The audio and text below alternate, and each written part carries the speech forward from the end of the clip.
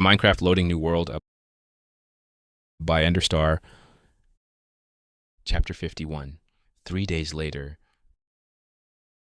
3 days have passed since I made that commission.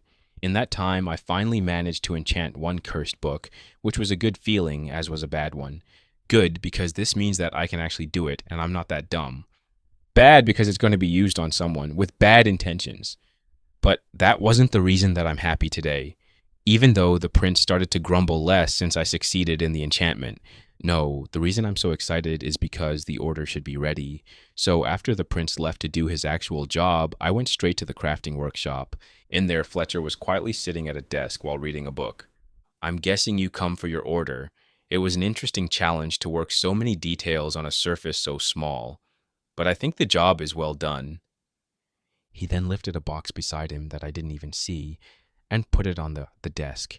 Inside, I could see small wooden tablets with a letter on top of each other. There were a lot of them. The whole enchanting language had 20 characters, and I requested 30 of each letter, so that in the box there were 600 small wooden tablets. That was actually a lot once I put it in perspective. And he managed to do that in just 3 days? This guy must be a machine with how much he worked. I took a letter from the pile and looked closely at it. Once again, I was taken by surprise. The details of the lines were closer to what I wrote on the paper than what I made chipped on the wood. Not only that, but everything was flat, which means the letters will have the right thickness without me having to fill anything after the print. Thank you. This is beyond what I expected. It's perfect for what I need. I took another 2 golden apples from my inventory and placed them on the table. The villager was taken by surprise by the sudden tip, but took the apples without saying anything. "I'm glad it's to your liking. I hope it's a fun puzzle," he said with a smile. A puzzle? I guess you could see it like that if you don't know the true purpose of it. It's also a good cover story. Oh, I almost forgot the wooden plank. Here it is. Unfortunately, I couldn't do an even surface with only one piece, so I had to cut it in half. Hope it won't ruin it too much. From his inventory, he took out 2 planks of wood that put together had the space of a page where the letters would be placed. "It's okay, thank you again. Can I take the box with me?" Since there were over 600 pieces of wood in the box, I couldn't fit them in my inventory, especially since the system won't recognize them as an item made by him, which won't stack. The villager nodded in affirmation, so I put the 2 planks on top of the pile and went back to the enchanting room, where the guard by the door looked weird at me but didn't say anything. Inside the lantern-illuminated room, I put the box on top of the desk where I flipped it, letting everything fall all over it. Let's see if this will actually work. And funnily enough, it's actually going to be a puzzle with how I piece the letters. I flipped all the pieces with the curving up, and took out a piece of paper with the enchantment. Everything was written correctly, but the font was harder to replicate, which is why I hoped this one would work. After 10 minutes of work, 1 page was ready. Now, time to see if it would print. I put red ink all over the letters, then took out a blank paper and carefully placed it on top of it, trying not to accidentally smudge anything. I then took out an iron pressure plate from my inventory, placed it over the paper, and pressed hard. Quickly after that, I took it off and carefully peeled the page. It actually works. This might actually help me with enchantments. I only need to make 4 more pages. The rest of the pages took about an hour to finish. Between the rearranging and cleaning of the latter, it took more time than I expected, but less time if I've actually written it by myself. With 5 pages in my hand, I take out an empty book and place them at the beginning. Then I feed the enchanting table some lapis and throw the book while holding my breath. Then slowly the book started to float, followed by being surrounded by a holographic letter and becoming a cursed book. It worked. It actually worked. I'm a genius. And I got the experience as well. Time to use this cheat system until there are no more lapis. For the rest of the day, I kept enchanting books like there was no tomorrow. I could only do around 20 books an hour before I had to use the grindstone, since there were no more empty books left for me to use. 6 hours later, I enchanted 120 cursed books, and then erased the progress through the grindstone. I didn't want the prince to find out about this method of enchanting. No reason to give him more power. With all that work done, I decided to finish everything for today, so I went to the kitchen to get some food and search for Froggy to see what's he doing. To my surprise, he was actually in his room relaxing on the bed. Did a teacher get sick, or how are you finished so early for today? Froggy didn't seem surprised by my sudden arrival. He only glanced at me with one eye before getting back into his comfortable position. Hello to you as well, trader. Finally got a break from lessons with the prince? Yep. I managed to do a proper enchantment this time. I think he'll go more easy on me now that we have some success. I still can't figure out why he would need your help to do an enchanted book. He's a master at that skill. Unfortunately, I can't tell you much, but the reason he tells me it's something about the mark left on the book. But with all enchanted items, I haven't seen a mark that I can call my own. And the prince didn't want to go into too much detail about finding the mark either. Anyway, how are you finished so early? Well, since the party is getting closer and closer, everyone is very busy, and nobody wants to waste time on me that much. And the best part about this is that I don't even do the morning exercises, so that means I can sleep however much I want. But isn't the head guard a strict person when it comes to consistency? Did something happen with the head guard? Not really. I think he's actually the busiest person of them all since he has to break open the people from the factory. And he does that out in the open like that? I mean, only we know what he's actually working towards. The others think that he's preparing for the party as well. That was an interesting perspective to know. But this could help me with spying, perhaps, since everyone would be too busy preparing the rooms. They wouldn't notice a few valuable things disappearing. With a sly smile, I let the day pass while I talked with Froggy. It was a very productive day. POV Enderwoman. Another day has passed without me finding my human. Since one of the useless ones came into the world, he suddenly disappeared while I was looking away. That frustrated me more since he was the one most likely to find my human. While exploring the surrounding area and asking the other Endermans if they had seen a frame made from unmovable blocks, I found nothing. I gave up and decided to get back into the hot dimensions to look for more clues at the skeleton fortress. As I teleported back to the portal, I found that one of the residents of the other dimension was looking for a friend of my human. That's a good lead to where I will go next. They took the horses to move faster, but it was nothing in comparison to the teleportation of my people. I can't believe we were once the same as them. The following days were pretty boring, with the exception of one night when I had to intervene because of a stupid creeper. Finally, once we arrived at a city full of people, they stopped being in a rush. Fortunately, they didn't go inside since it would be hard for me to hide with all those people on the streets. Instead, they went into one of the biggest structures that I've seen built by humans. It was even bigger than the skeleton fortress in the hot dimension. Even though it was full of people, I could still be stealthy in here by teleporting onto the roof, which was never checked. I looked through some windows and finally found the friend of my human. I only needed to follow him until he found a lead to my human. I feel it in my ender pearl. He's alive and somewhere in this world. But I don't have a network of information like those humans do, so I'll have to use them to get what I want. That night I got the answer that I expected. My human was alive but captive in the desert. How dare they take what's mine? I should move that desert block by block if they've done something to him. They don't know what we were once capable of, but no. Father told us to forget the old life and embrace the new one. I decided to wait. I didn't know the place where my human was held captive, and the desert was a vast biome with not a lot of my people to ask for directions. Unfortunately, that would be in a few weeks, but I can be patient. Once an Enderman finds his block, only time can separate them. A few weeks went by, and finally a party with blue-armored people guardian, it left the big structure. They had a light glow from time to time over their armor, which meant their annoying armor just became more hateful. I never liked those people. They tend to exaggerate too much at my pranks. But I didn't have to fight them. I only needed to follow them from the shadows. While we were still in the forest, I could easily keep up with them. But once we got to the desert, I had to keep my distance from them since my dark skin was easy to spot on the empty dunes of sand. After a few days in the hot sun, we finally arrived at the biggest city I've seen in this dry desert. My ender pearl started to beat loudly. I could feel him. I could feel his presence in the biggest building in the center of the city. I didn't even bother to wait for the group to arrive. I teleported from roof to roof until one wall blocked my way, but it barely stopped me from getting where I wanted. A few people saw me and started to shout in panic, but I ignored them. The building started to get taller and more colorful, but I didn't stay too much to admire them until again I was blocked by a different wall. I tried to teleport past it like the other one, but for some reason it didn't work. This made me suspicious. The only thing that could stop my teleporting was the void or the unmovable block. And this wall didn't look like either of them. I wanted to take out some blocks to see what was blocking me, but I had to stop. The sound of the horn was crying loudly in the sky. Looks like my reckless teleportation got some unwanted attention. But there's no need to worry, they won't catch me. And soon I'll get my human back and no amount of army could stop me. Chapter 52. Time for the Party, Part 1. It's been 11 days since I made the printing discovery. Those were some busy days for me. I printed around 8 hours every day in the enchanting room, and over 1,000 books later, I managed to level up my enchanting skill once again. I think I'm the first person in history to run through so many levels in one skill. Maybe I'll find a way to cheat the other skills as well and be a master of all trades. Unfortunately, while I did have a higher level in my enchanting skill, I couldn't advance further. I didn't have a level 3 book that I could copy, nor did I have enough lapis to grind through the cursed book.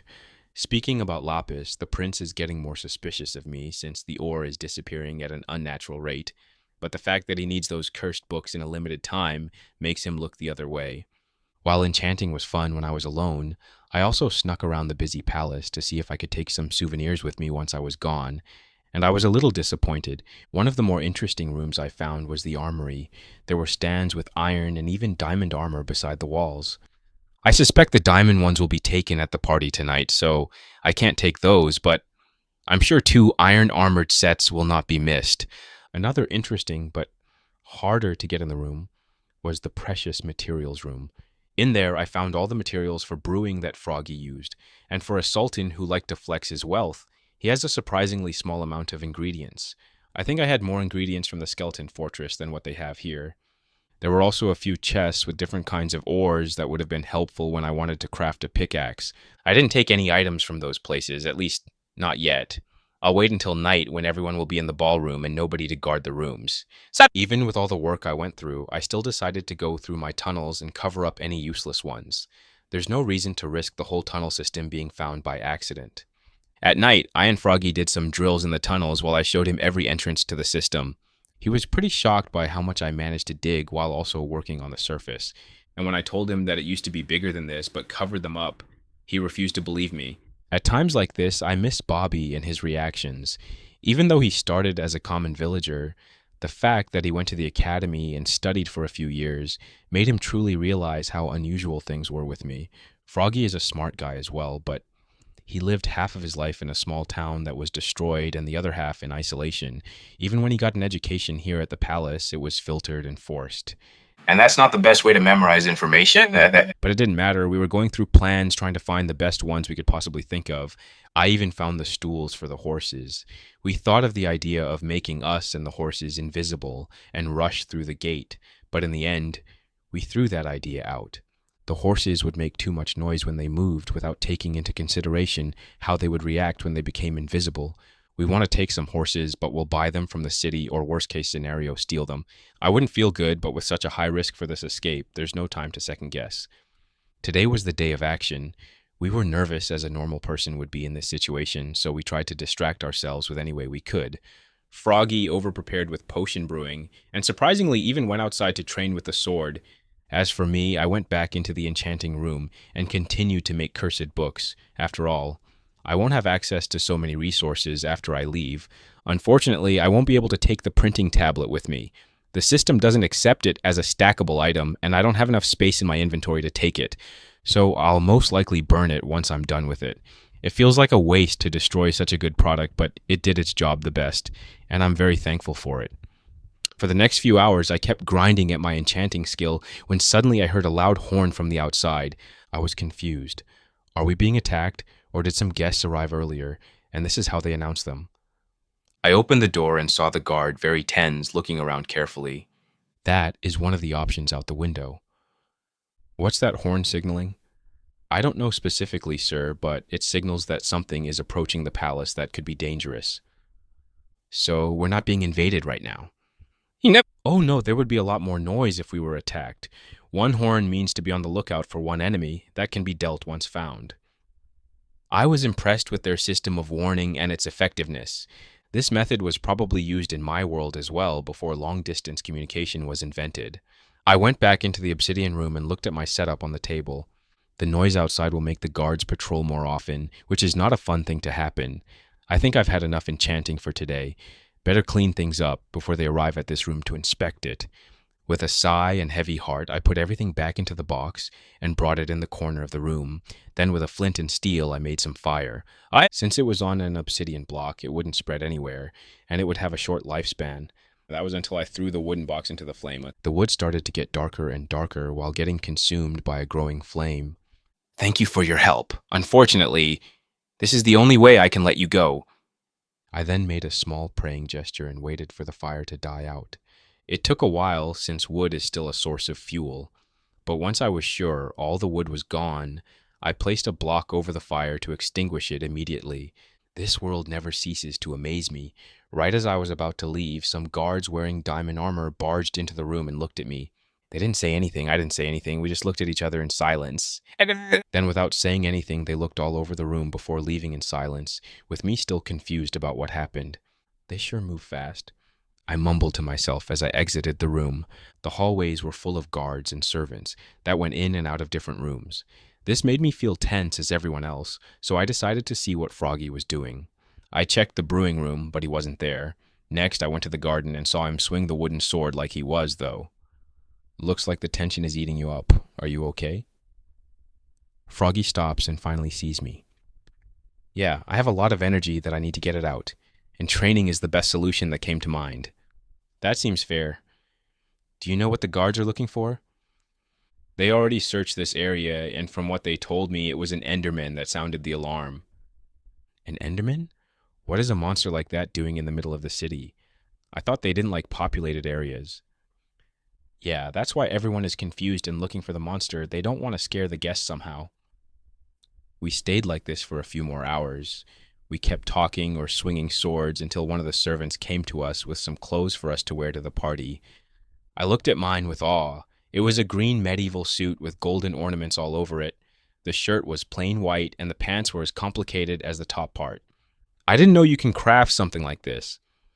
Froggy was as surprised as me with the complicated suit he got himself. It was a long purple robe that had the design of a potion effect, a hat that looked similar to his old witch hat, but this one more elegant and stylish. I tried to put the clothes on me, and that's when I realized how they managed to do this.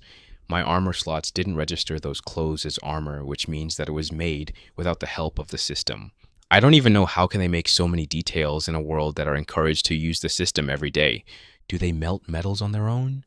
Do they build a furnace system different than the actual furnace? So many questions that I don't have the answer to. Maybe I'll look for some of them next time I'll get a chance to use a royal library. But since I can't use the inventory to get the clothes on, I have to use the old-fashioned way to do it. It wasn't a comfortable experience, especially when every part of my body had edges, but it was done. I brought out my inventory to see if there were any changes in the armor slots, but it was as empty as I expected it to be. Does that mean that I can make myself into an onion of clothes and equip the armor to have more defense than usual? Maybe a test for later. Froggy looked satisfied with his outfit. He looked like an elegant witch, if that even was possible. I think we should go to the party before we start the plan. Once the other nobles will see us, they'll be satisfied enough not to look when we disappear.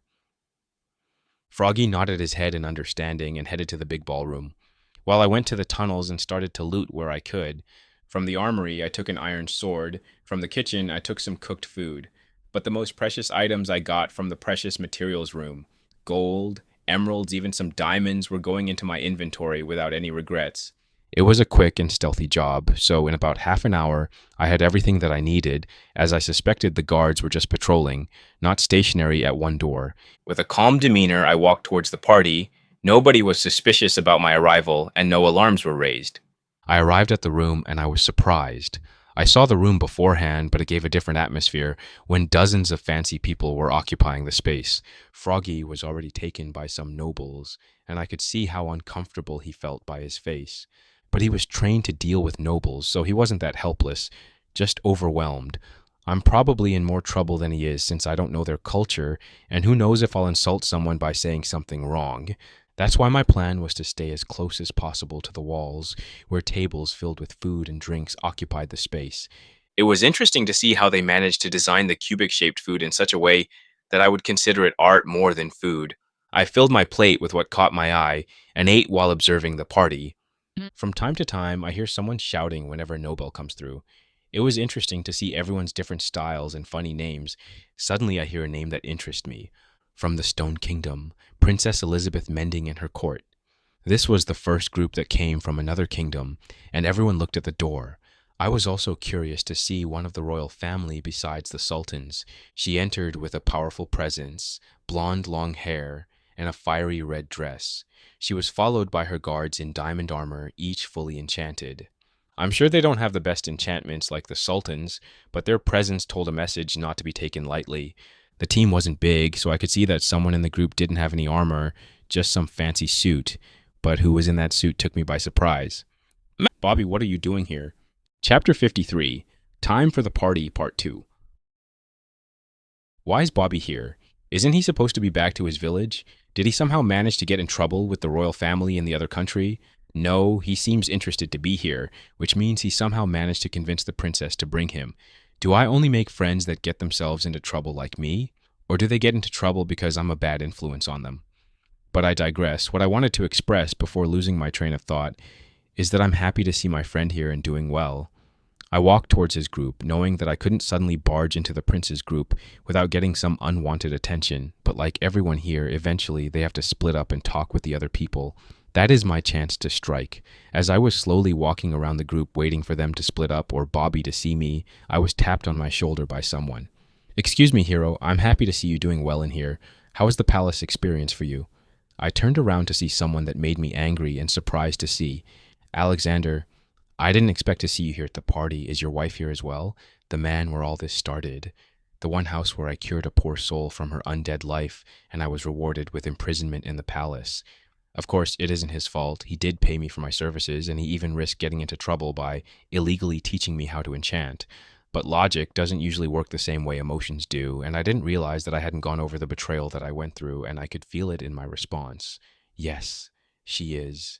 She is back to her old self, like nothing ever happened. She was furious when she heard you were taken by force by the palace. We managed to pull some strings, and I think we can force the royal family to send you on the field to get some experience. Once outside, it would be easier for us to help you disappear in an accident." I wasn't expecting this response from him. Alexander is not a man of words only. With this action, he shows me that he's sorry for the betrayal and works for a way where it would free us, which I respect, and lessens my anger at him. It was something out of his control. He couldn't predict the Sultan would react like this, so he was in the position of choosing his family over two people. And how long will we have to wait? It would still take 1 more month. That is awesome to hear. Unfortunately, we don't have that much time. The prince has a dangerous plan that he plans to use tonight and probably blame it on me, and even if he doesn't do anything, the prisoners that are about to escape will make the too much of a mess, where the Sultan will play nice with the other nobles. Of course, I couldn't tell him anything about this, so I just nodded in understanding and we went on our ways. Finally, the princess group split up and I could talk with my first friend in this world. As I was sneaking closer to him, I thought, how should I greet? A normal, "Hey," wouldn't cut it after all. I put my hand on his shoulders, forcing him not to turn his head and see me, and whispered, "I have a message from your friend. He greets you from the afterlife and tells you to live your life in peace." He froze, then forcefully turned to see who was talking, and we could finally see each other face to face after months. His eyes were wide. He didn't speak. Instead, he punched me in the gut. "Ah!" He then lifted me back up and gave me a quick bear hug before looking relieved at me. "I knew you were alive, but I feel much better seeing you in person than only knowing." I was still panting from the punch. Was he always this strong? "You knew that I was alive? How?" "Well, that's the reason I'm here. I heard there's a weird-looking guy in the desert who managed to cure a zombified person, something that only in theory thought possible. And I happen to know a guy that has a lot of unknown knowledge, looks weird, and nobody knows where he comes from.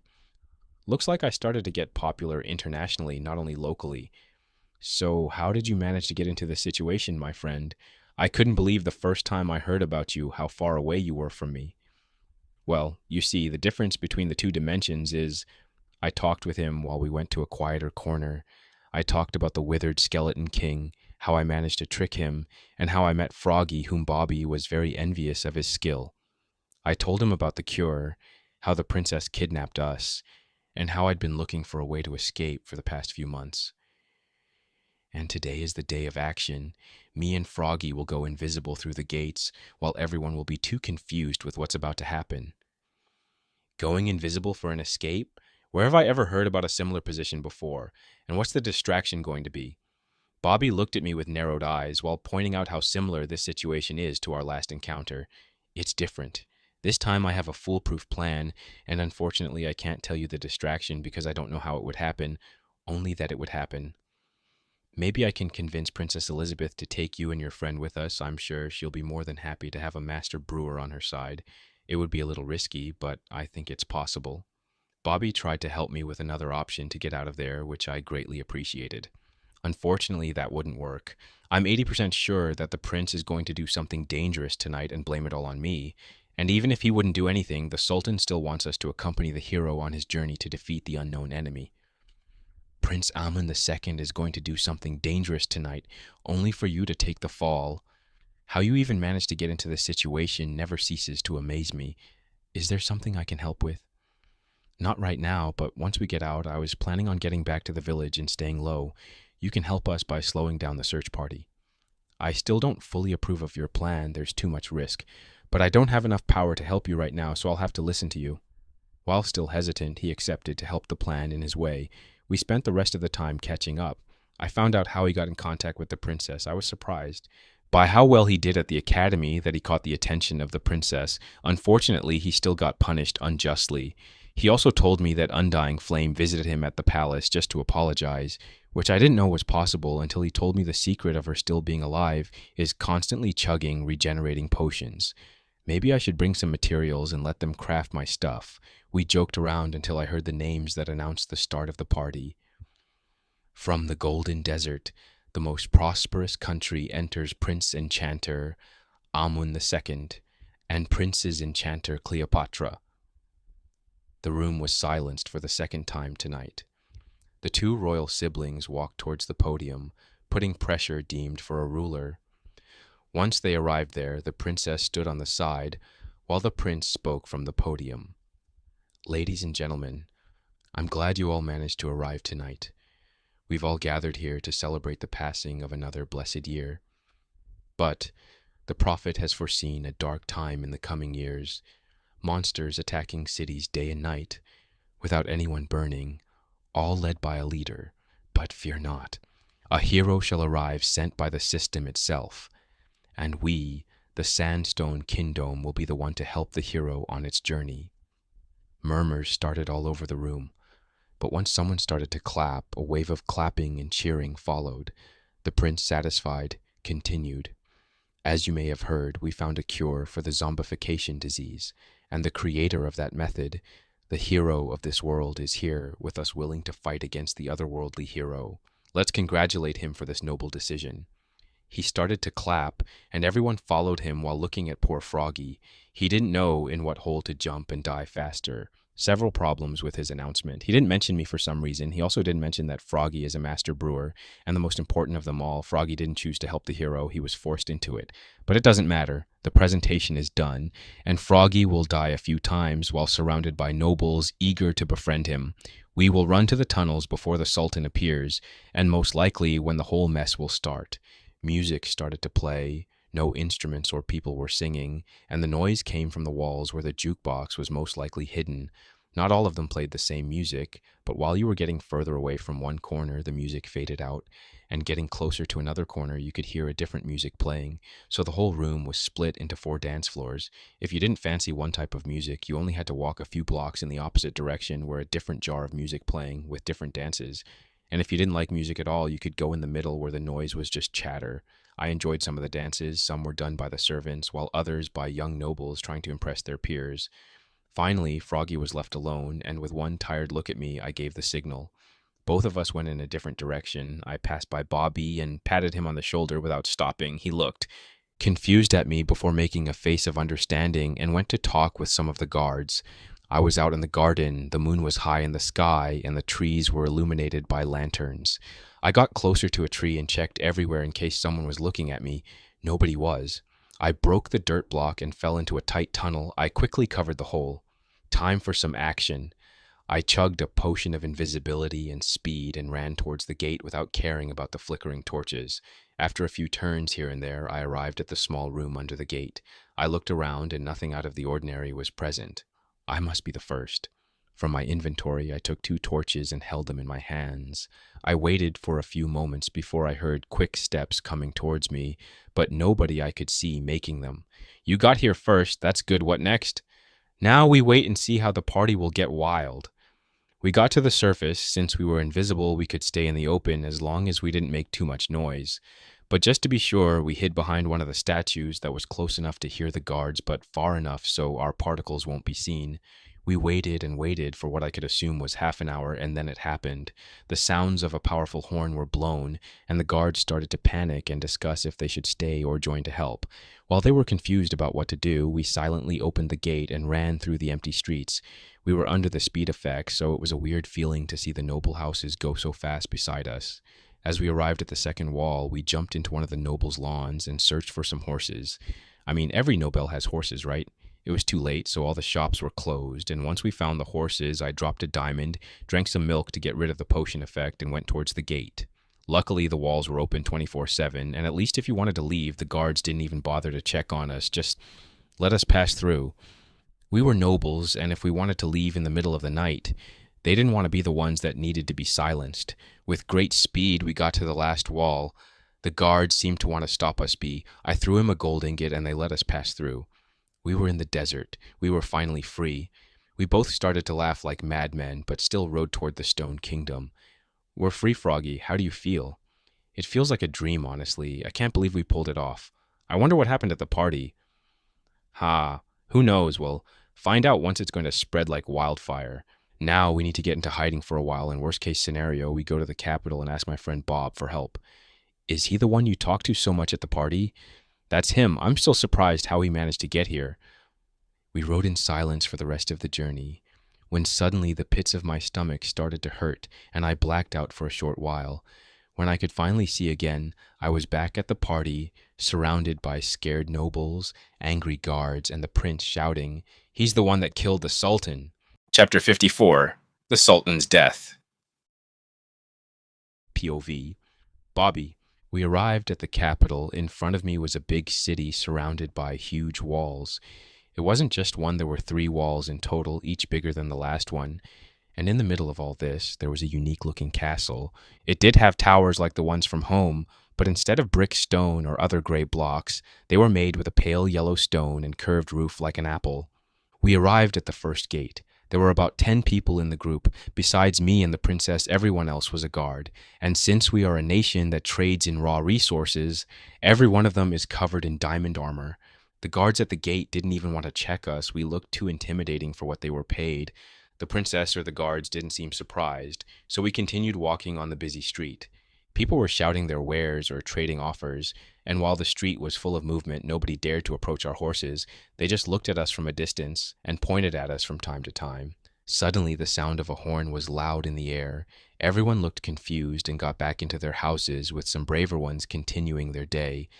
A few minutes later, we arrived at the second gate. This time, the guards did stop us, at least a guard did. The others were looking in panic towards the castle. They wanted to go and look for something, but they couldn't leave their post, not when this was the gate to the Nobel's territory. Who are you, and what's the occasion of the visit? We are the convoy from the Stone Kingdom, and we came for the Sultan's party. You may pass, but be careful. There's a rough Enderman that just went by a few minutes ago. A rogue Enderman? Why would such an intelligent monster go in a populated area? Yes, they like to play pranks on us, but don't like to risk their life for them. It was a weird thing to happen, but it was also unusual how easily they let us pass through. I mean, isn't this an emergency? They know they can't stop us, even if they wanted to. I looked confused at the princess. From your expression, I could guess your confusion about why we passed through so easily. I nodded my head in approval. While there's a unique thing to happen that a monster managed to get this far into the city, their job is to keep the common people out of the noble area, and we look nothing like common people. They would have probably tried to hold us with the excuse for protection, but we're better equipped than them, so they could only let us through. I nodded my head at the new insight, and we kept walking at a slow pace towards an inn. Guards were running through the streets from time to time, but nobody bothered to check on us. Finally, we arrived at a big building with greenery at the front and wooden blocks mixed with brickstone as the walls. With how fancy it looked, I wouldn't even dare to look at it for too long.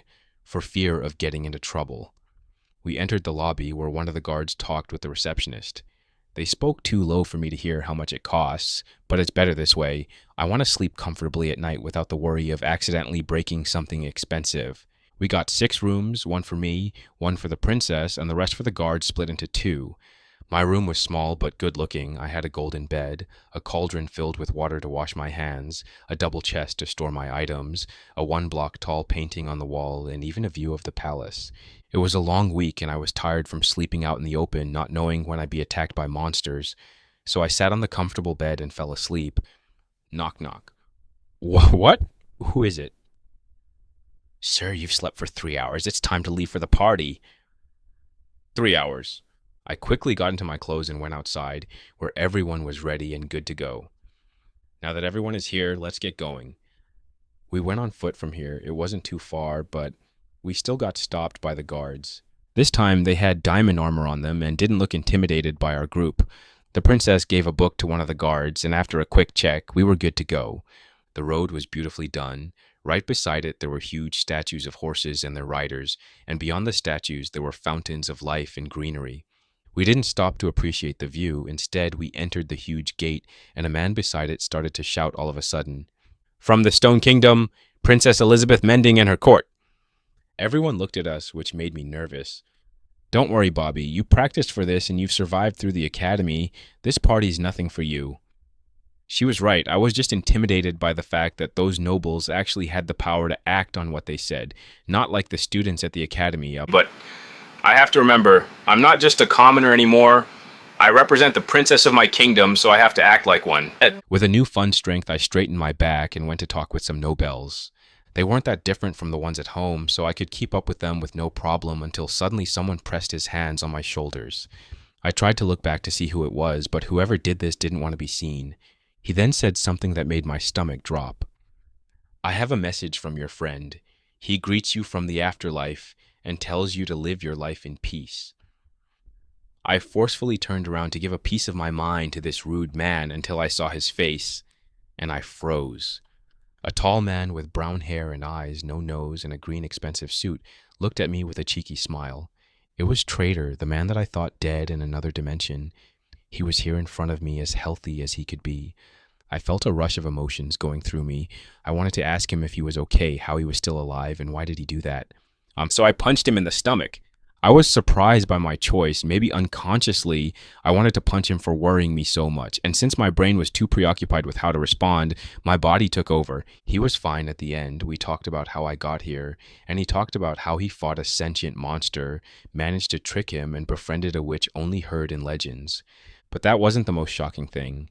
He somehow knew the cure for an infected person, one of the 2 most dangerous diseases in the world, and just did it for the price of 1 mount. I don't know if I should strangle him for giving it for such a low price or thank him for actually giving it and not keeping it to himself. That got the attention of the Sultan, and they became guests of honor, or more exactly, the witch became someone important. He was just there to ride along and keep Froggy in line. Unsurprisingly, they wanted to escape. Surprisingly, they managed to keep Trader in here for so long. I've seen what he was capable of doing, hundreds of blocks in tunnels just in a few days, but everything made sense when he told me that we were in an obsidian box only decorated nicely, and they want to escape tonight when everyone will be too busy with a mess that is about to happen. I tried to offer him some help of my own. I'm sure the princess will be more than happy to take the only master brewer from this country to ourselves. Recently, they tried to test our borders and people. There's a high chance a war will come soon if nothing changes. Unfortunately, they had to do it tonight because somehow, unsurprisingly, he was involved with the mess, and the prince would blame it on him. I wanted to ask more, but he said he couldn't tell too much, so I didn't ask. Bet kept an eye for the prince that hasn't arrived yet. We talked some more until the royal children came and made an announcement. Trader left to prepare, and I went back to talking with the nobles. A few minutes later, I was tapped on my shoulder, and when I turned to see who wanted my attention, I understood that the plan was in action. "Excuse me, is there a place more private around here? My social battery has run out, and I want to rest somewhere." I talked with the guard who had a view of the garden where Trader went. He was polite enough to point me to a more isolated room, and I stayed there for a few minutes, trying to process everything that I've been through today. I didn't stay too long and went back to the party, and it was at the right time when the music stopped. A few of the lanterns were broken, leaving light only at the podium where everyone was looking. Slowly, step by step, the Sultan climbed onto the podium. He wore all white with different precious stones to give some color. Even his cape was not simple. It had the symbol of the Sultan embedded in golden strings. My people and guests of honor, I want to thank you again for coming tonight. I want to announce with this occasion that we, the Sandstone Kingdom, will help the upcoming hero. We will defeat the evil. He raised his hands, and out of nowhere, a golden armor appeared on him. It wasn't one made by the system, it had diamonds and emeralds on it, which made me wonder how he equipped it so fast. Suddenly, out of nowhere, 6 arrows were shot at him. The Sultan didn't even flinch, but somehow he still died. Or so I thought. A tower of light rose from him in the form of a person with wings. I heard something breaking, and the light returned to his eyes. But why didn't he move? He was just attacked, and he was still with his hands up. Probably the assassins got spooked by their failure to kill him even with the surprise element. But once again I was taken by surprise when black potions were thrown at the standing Sultan. I felt great danger coming from them. Even if I was so many blocks away, I don't want to know how they felt once they splashed on you. 1 potion, 2 potions, 3 potions, each as powerful as the last one. But surprisingly, the Sultan kept regenerating and slowly started to move. Like a signal, the assassins threw more potions at him, and nobody saw who threw them. The guards started to panic looking for the source, but the criminals were most likely invisible, so they wouldn't be found out anytime soon. After a few potions, the regeneration couldn't keep up with the acidic potion, and the skin started to melt until the almighty Sultan died a second time, and the last time. We all were in shock. Even I, who knew something would happen, did not expect this. At the drop of a bucket, everyone started to panic. The guards were still looking for the assassins, but with how everyone was running towards the exit, they had no chance. Horns were blown, making a loud noise. Everyone shut up! The prince shouted, and everyone stopped with all eyes on him. The killers are still with us, so nobody dare leave this place. Guards, block the doors! Everyone started to move like a well-working piston. Some tried to sneak past them, but they were thrown right back into the room without caring about their status. I didn't want to be involved in this, so I went towards my princess, who was surrounded by the guards, looking intensely at everyone. Bobby, come here quickly. Who knows what's about to happen? I didn't object and went in the well-protected circle. You don't seem too surprised by what happened. The princess commented after one look at me. My friend told me that the prince had plans to capture someone tonight, but I didn't expect the Sultan to be the one. I whispered to her, and her eyes went wide, and looked at the prince with suspicion. The 2 royal siblings were examining the body, or what was left of it. The potions had an acidic effect on the body, so there wasn't a lot to work with. One of the men took the armor from the Sultan, and his eyes went wide and told something to the prince. Afterward, he went in a hurry somewhere else. Everyone listen. We found out the armor of the Sultan was cursed. We will find the one who enchanted this and bring him to justice. Maybe this is the way Traitor expected to be betrayed. Good thing he left a while ago and won't be able to catch him. With that, he took out an enchanted compass and placed it on the golden armor. Soon a light came from the compass and a floating sign appeared. The prince looked surprised but didn't say anything. He just made a sign to one of the servants who quickly moved. After a few minutes, the man that first saw the armor arrived with a thick book in his hands. Quickly, they went through every page and looked at the floating sign from time to time, only to shake their heads. There's nobody in our library with that signature. Murmurs started to wash all over the crowd. Is this the end? Will they all be interrogated one by one now? While everyone was preoccupied with the new information, a servant went to the prince and passed him an enchanted book. The prince took the compass from the armor and put it on the book, making appear the same signature as the armor. It's as I feared. This enchantment was done by Traitor. I did wonder why he wanted to level up as soon as possible on his enchantment skill. The crowd once again started to murmur. Who was this Traitor guy? Why did the prince help him? Where is he? Traitor, get out here and face the consequences. Everyone looked around to see the man who connected all of this, but of course, nobody came. Search for every room in the palace. Don't let anyone leave this place. The guards did as they were told and searched every room in this place, but the place was huge, and nobody found him even after 2 hours of searching. It got so bad that frustrated the prince went on a search as well. While everyone was preoccupied with the new information, a servant went to the prince and passed him an enchanted book. The prince took the compass from the armor and put it on the book, making appear the same signature as the armor. It's as I feared. This enchantment was done by Traitor. I did wonder why he wanted to level up as soon as possible on his enchantment skill. The crowd once again started to murmur. Who was this Traitor guy? Why did the prince help him? Where is he? Traitor, get out here and face the consequences. Everyone looked around to see the man who connected all of this, but of course, nobody came. Search for every room in the palace. Don't let anyone leave this place. The guards did as they were told and searched every room in this place, but the place was huge, and nobody found him even after 2 hours of searching. It got so bad that frustrated the prince With no results, we could only assume that he escaped. The prince got back, but in his hands, there was a pillow with an ender pearl on it. What was his plan? Since that killer is not here, I will bring him here by force. This is the ender pearl we made an oath on. I promised to teach him enchantments as long as he worked with justice. But since he broke the oath, he shall be summed. With that said, the prince took out his diamond sword and sliced the pearl.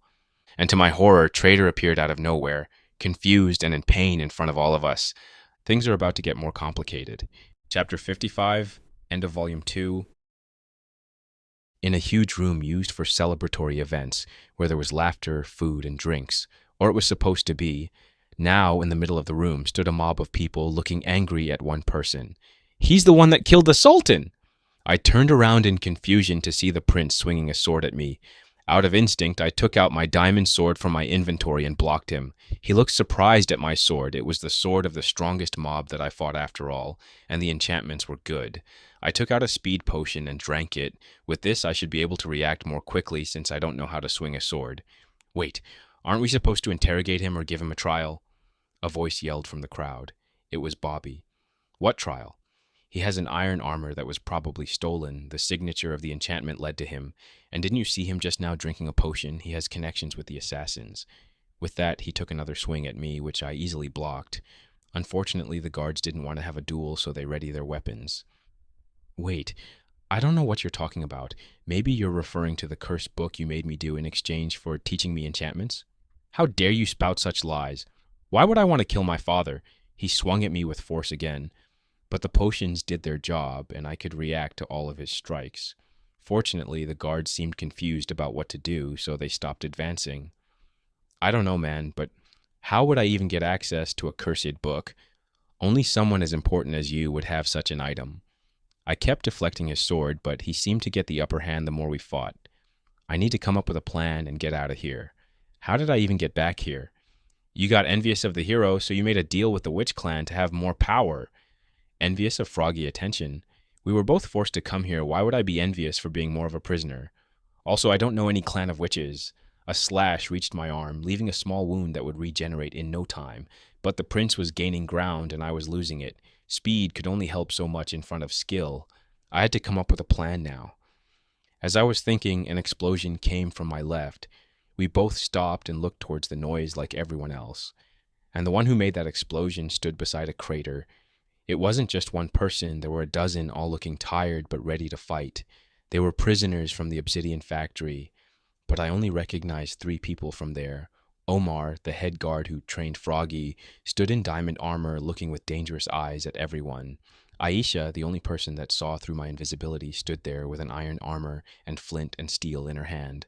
She was probably the one that ignited the TNT, and Princess Cleopatra, surprisingly, was there confused but with determined eyes. Since the ruler of this kingdom died, we need to have a new leader. We, the Knights of the People, chose Princess Cleopatra the Enchanter to be our new ruler. Cleopatra looked confused at the sudden news. Looks like she didn't know about their plan. She can't be the ruler. I'm next in line to the throne, the prince shouted back with anger, but from my point of view, I could see fear as well. The plan got off the rails, and he was losing control. We don't want a ruler that works with the pillagers. I've been thrown in prison because I found out about your deals with them. Everyone gasped in surprise. It was taboo to talk with the pillagers, never mind working with them. Baseless accusations. Do you have proof of such a heavy claim? The prince bit back with fury, but this time I could feel that he was confident. And I can see why. Even though Aisha found out about their deal, she didn't have fiscal proof, and what she knew was years outdated, and they made sure to patch any leaks. Some proof against the prince. Do I know some? I started to think about anything that caught my eye while sneaking around or when I was with the prince, and there was something. A secret room in his office. You can find proof in his Suddenly I heard a splash on my armor and my skin started to melt, ignoring what protection I had on me. Splash. Another potion hit me again. Pain flew through every nerve I had. I needed to run. I was in danger. I turned around to see the attacker, only to see a floating sword coming towards my head. In a panic, I swung my sword as well, and I felt something. But the enemy sword reached its target as well. Light started to fade from my eyes, and the last thing I saw was a shocked villager with gray skin holding his neck while falling. You died, or POV Enderwoman. A few hours passed, and they weren't pleasant being constantly on the run. But those foolish humans are too young to catch me. I only need to teleport on one of the roofs and wait them out. I can feel my human on the other side of the wall. I can be patient for a few more hours. I only need an opportunity to pass the huge wall, but I think I can only do it through the gate, or worst case scenario, I'll go on the walls, but there are too many armored people there to risk it, especially now when they're on high alert. A few hours passed, and with no luck on their side, they gave up, which finally let me get out of my hiding spot. I watched the gate as people passed from time to time, and when I saw the guards preoccupied with a certain group, I teleported past them without anyone noticing. The view was beautiful with all kinds of blocks all over the place. I'm sure this would be a place where a lot of my people would find their soul block, but I wasn't interested in them. I was interested in only finding my human. I don't know if this is normal. I will have to ask the father once I get the chance. I felt an ish coming from my pearl. It was coming from the huge building, so I got closer to it, keeping it out of the human's view. Finally, inside, I teleported to one of the empty balconies and watched over all the humans that gathered in the huge room. And there he was, in a beautiful green costume, my human enjoying himself with some food. I felt like a part of me came to peace. I could see him in front of me once again. I'm curious how he'll entrain me now. What kind of fascinating stuff will he show me? The music was all in the air. I looked at one of the blocks that made the noise and saw a jukebox. I remember one of my people bounding with one of those blocks that he found in an abandoned temple. He chose to spend the rest of his life finding all the discs, which is a stupid goal. Why would you want to go through so much trouble just for something that's not part of your block? He did get some envious looks from others, though, which did make him too popular.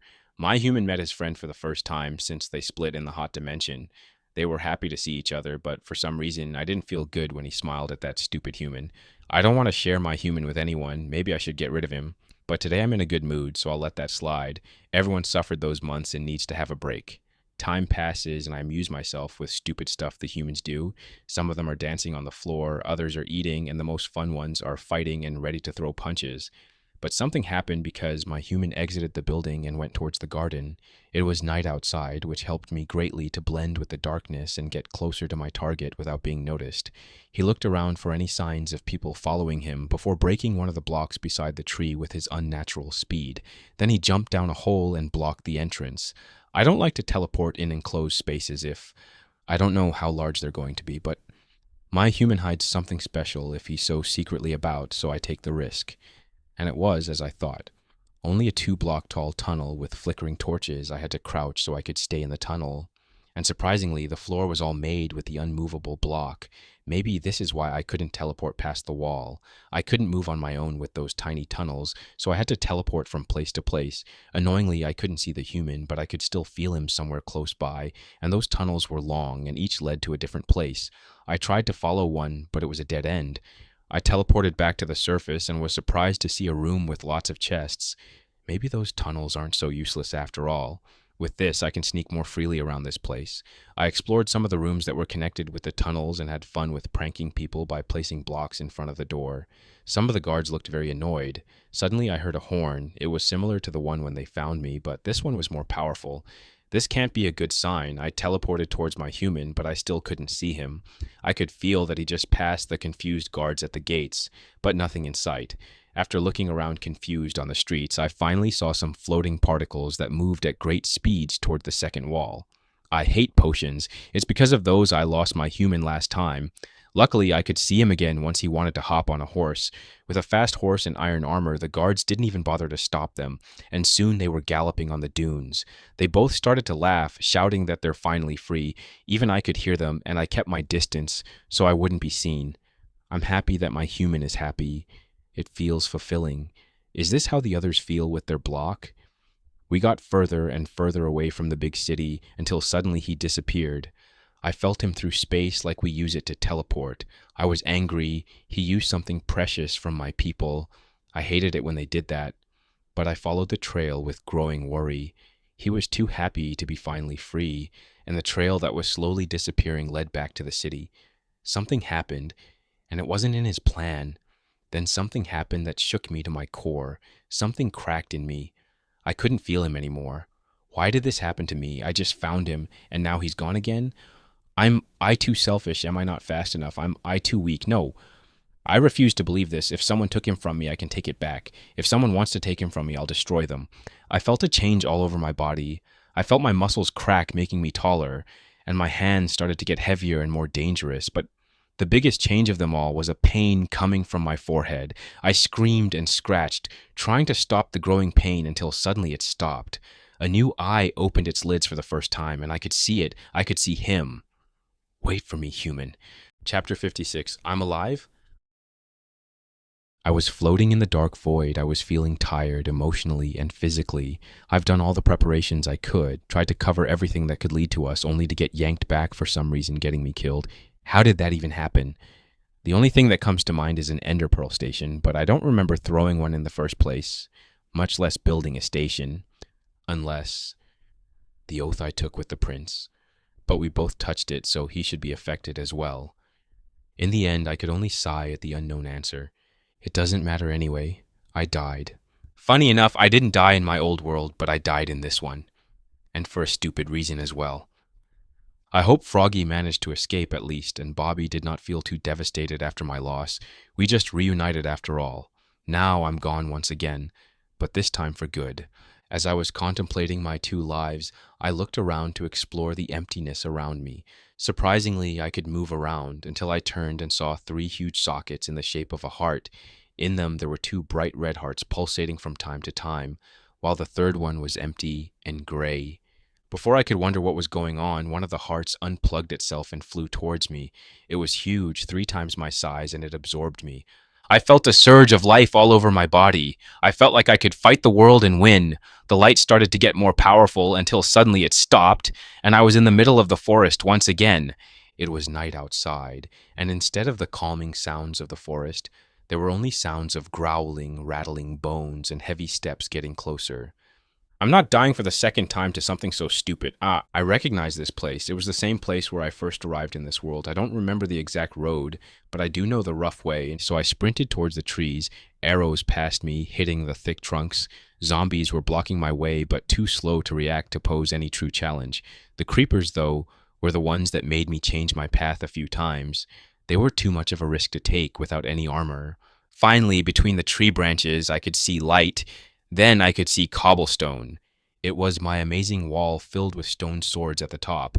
The monsters here were more preoccupied with the lights beyond the wall to care about me sneaking behind them.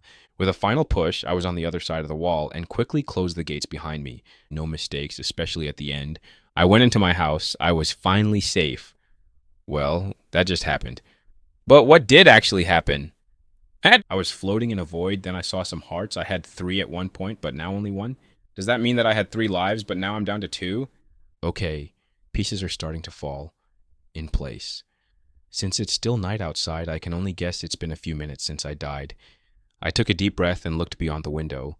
There were 3 big cows, some chickens, and a lone sheep. It didn't seem to bother them. The noise made by the monsters was a regular thing for them. I saw from time to time a spider trying to climb over my wall, but stopped by the stone swords and fell down with a painful hiss.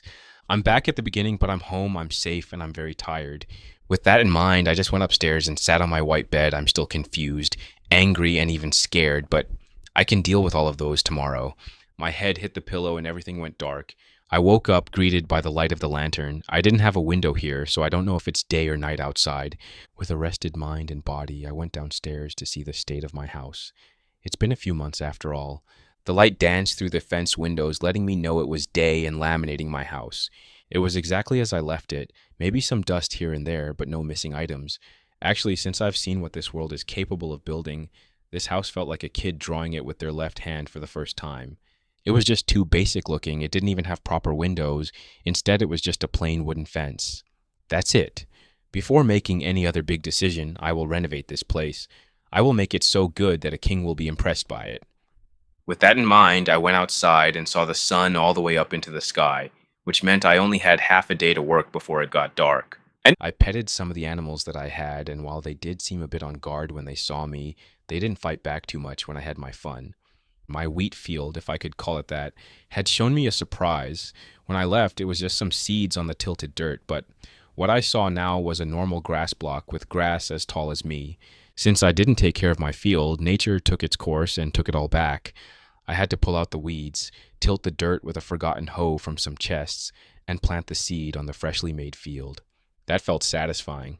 I don't have a lot of food with me right now, but I can gather some apples from the trees and I still have some milk to drink.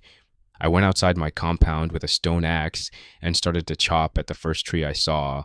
I wanted to expand my base. If I wanted to make something that I could be proud of, I needed to have a lot of space, and to defend that vast space, I needed a lot of materials. I chopped and chopped the trees and picked up the sticks and apples while enjoying the simple tasks at hand. Should I actually stay and process the fact that I died and now I'm back to life? Probably, but I shove it back into the box together with the fact that I'm in a new world without an explanation or purpose. Should I hurry to connect with Bobby and Froggy to tell them I'm alive and safe? That would be a great thing to do, with the exception that it won't solve anything. The reason I got in so many messes, it's because I didn't know enough about this world or knew too much, gaining me unwanted attention. But most importantly, the reason that I suffered so much was because I was not strong enough to defend myself, in case someone with more wealth decided that I'm too noisy in their kingdom. If I want to meet my friends and actually stay with them, I need to be strong enough that nobody can force me to do anything. If words can't solve problems, the one with the most enchanted sword will come on top. Am I saying all of this because I want a distraction from the fact that I'm actually living in this world and it's not just a game without consequences? I don't know. Maybe. Yes. Who are you? My therapist. Just leave me alone and let me collect my blocks in peace. Tress started to disappear around my base. I now had a lot of wood, apples, and sticks in my inventory. Unfortunately, I took all the iron I had to trade with the villagers, so I couldn't make lanterns to light up the new perimeter. That means my next course of action will be to mine for iron and other resources. I need many kinds of blocks to decorate my new home. I also need to grind my crafting skill so I can at least make myself some diamond armor. I almost died twice because iron armor wasn't enough to stop a diamond sword. I'm also wondering if there's an enchantment that resists the effect of potions or magic in general. So many projects that need attention, but only one person to work on them. I have to do everything in order. First is my house, and for that, I need a lot of materials. So I'm going back to mining now. With the help of a minecart, I had a smooth ride towards the deepest parts of my mine. It wasn't big in comparison with what I did at Bobby's village, but it did have the starting setup ready. By some sheer luck, I even managed to get 3 iron ingots forgotten in the furnaces. With this, I had my iron pickaxe, which greatly increased my speed of mining, but not the same if it was enchanted. I spent the next few hours mindlessly mining. I used the same system I made at Bobby's village, rows of tunnels 2 blocks apart from each other for maximum efficiency. I liked this mining session. My brain just shut off while blocks were breaking under my pickaxe, and time flew by until my stomach started to complain about the lack of food. So I ended it there for today, made a few extra furnaces to run while I was on the surface, and then left the mines. Outside was dark already. Monsters were gathering at my walls, making horrible noises. I went back into my house and ate some good old-fashioned apples and a bowl of milk. That night I slept wonderfully. I only woke up 2 times without a reason. The next morning I gathered all the bones at my walls and grew my wheat farm with their bone meal. My animals greatly enjoyed some wheat as a treat, and for some reason, the cows weren't too interested in multiplying, but I'm in no rush to get some lather, so that's a problem for the future. With bread in my stomach, I was ready to continue the expansion. I made a lot of lanterns and placed them all over the ground. Then I started to build up the wall around my new perimeter. This time I wouldn't use just fences, I'll build something similar to what the cities have. I can't make it as tall as them, but 7 blocks tall should be more than enough to stop any kind of monster.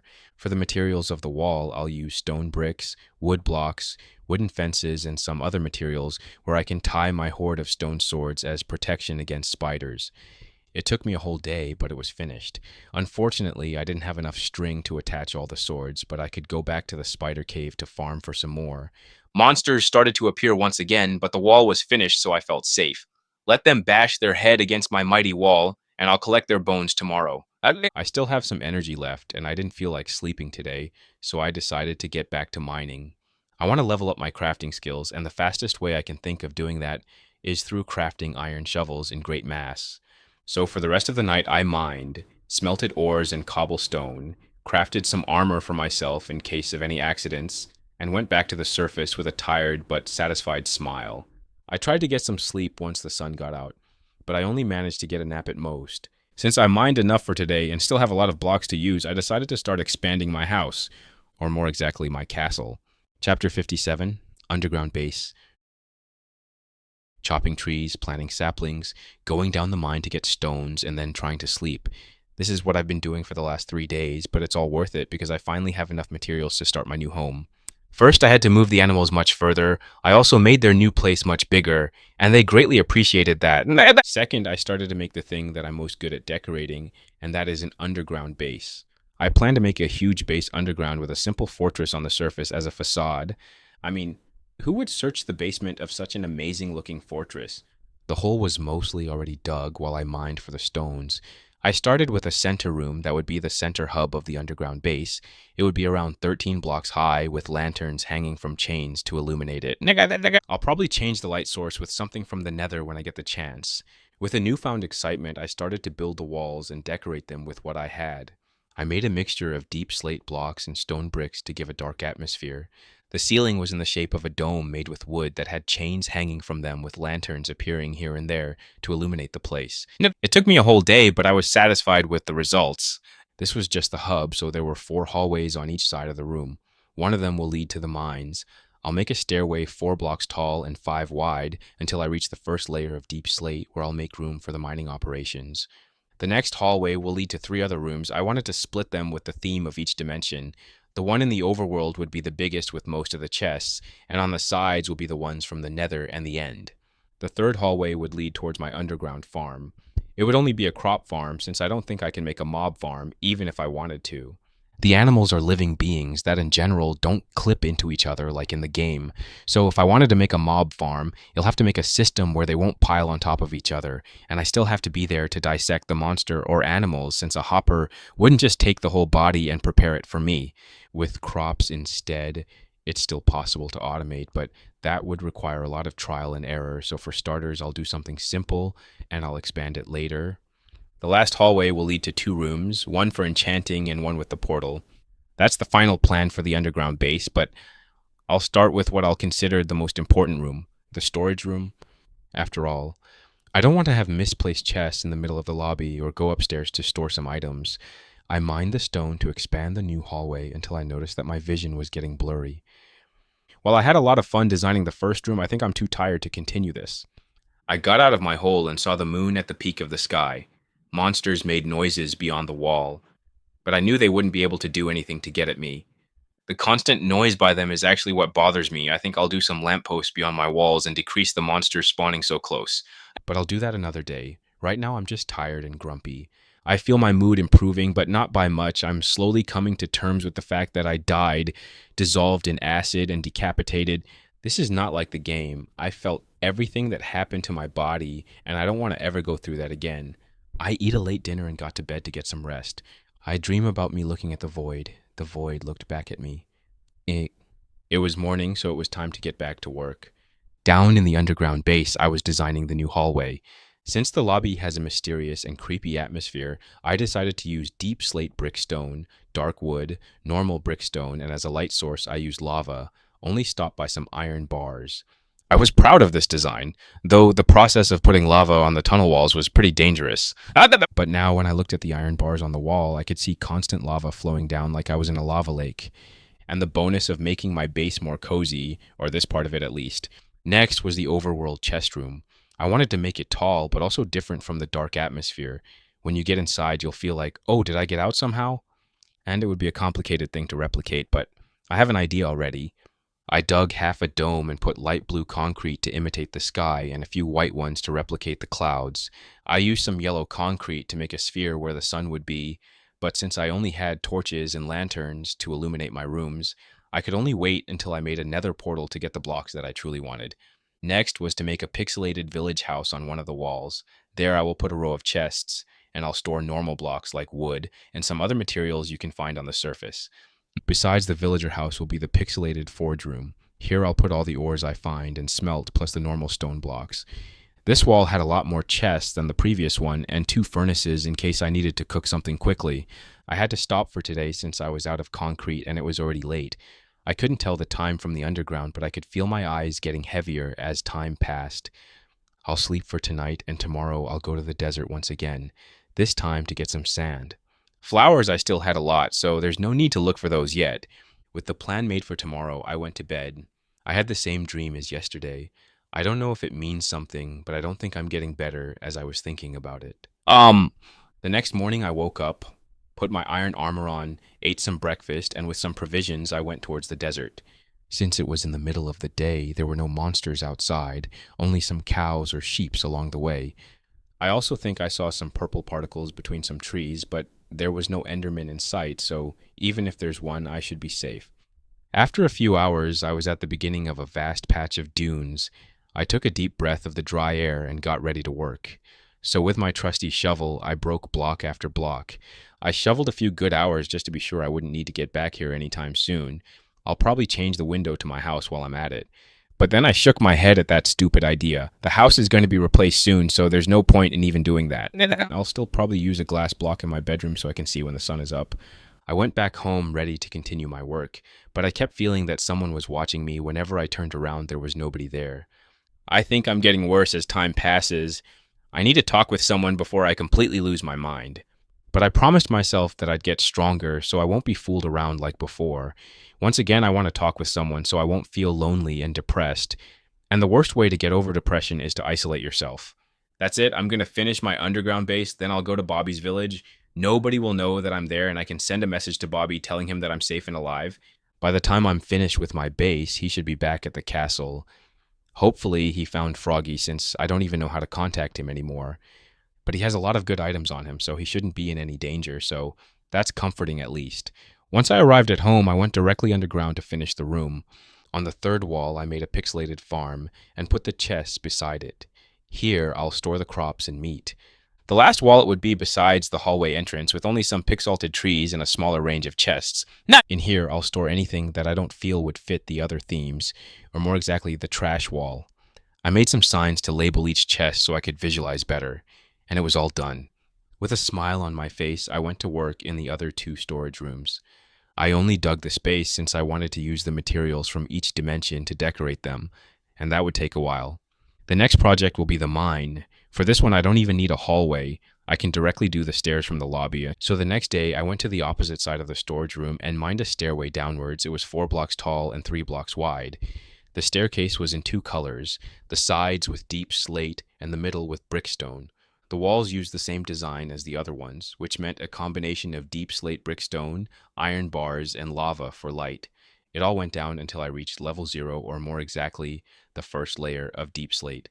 There, I made a huge room with different tunnels that went either more deep underground or expanded on this level. I didn't want to complicate myself too much with the design here, so I only made the walls with brick, stone, and wooden beams to give the illusion of support. A wall was filled with furnaces and 1 double chest to easily store them. I only needed to move all the stuff from the old mine to the new one. It was a quick project. It took only 2 days to finish, so the next one on the list would be the portal room. I want to have some nether blocks for the nether storage room, and I need some shroom lights as a light source. I like that texture more than glowstone. So I started the third hallway of this base. I wanted to make it a bit longer. The other ones, it would be taller as well, but I was already used to digging those, so it wasn't too hard. Now the room itself would be the interesting part. I want to make it 10 blocks tall, 10 blocks wide, and 5 blocks deep. While it sounded easy, it took me 2 whole days to empty that space. I didn't have scaffolding, so it wasn't that easy to make. Next would be the fun part. I want to make all the walls with white concrete like an experiment chamber. On the wall, there will be a portal 7 books tall and 5 blocks wide, and on the wall with the portal, there would be tentacles of blocks from the nether like the other dimension is trying to take over. It was an ambitious project, mostly because it was hard to make so many white concrete blocks and get all the obsidian. I had to go through several cave systems so I could find that much lava for me to use. And even when I had enough, it's not a pleasant experience to say the least. But after 5 days of digging, searching, placing, and even mining some diamonds, it was finally over. With flint and steel, I lit the portal, and purple particles started to attack the newfound flame. Then a vortex appeared, and suddenly I could see another dimension over the obsidian frame. Time for some exploring. Chapter 58. New World. POV, Unknown Player. It was a beautiful day outside.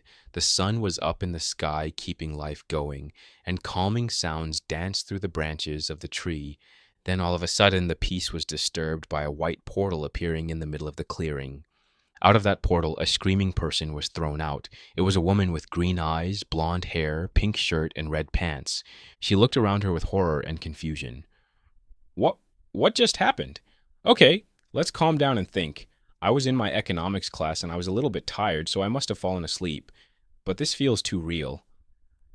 I tried to pinch my arm only to realize two things. One, I didn't have fingers or palms, and my whole body had edges like I was made with geometric shapes. Second, even without fingers, I somehow managed to pinch my arm and to my horror feel the pain.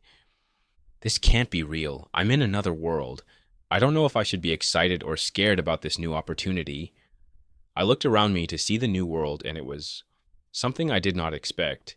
Everywhere in my sight looked exactly like me, made of squares. Well, I'm not in a fantasy world with elves and dwarves, that's for sure. This feels more like a game world.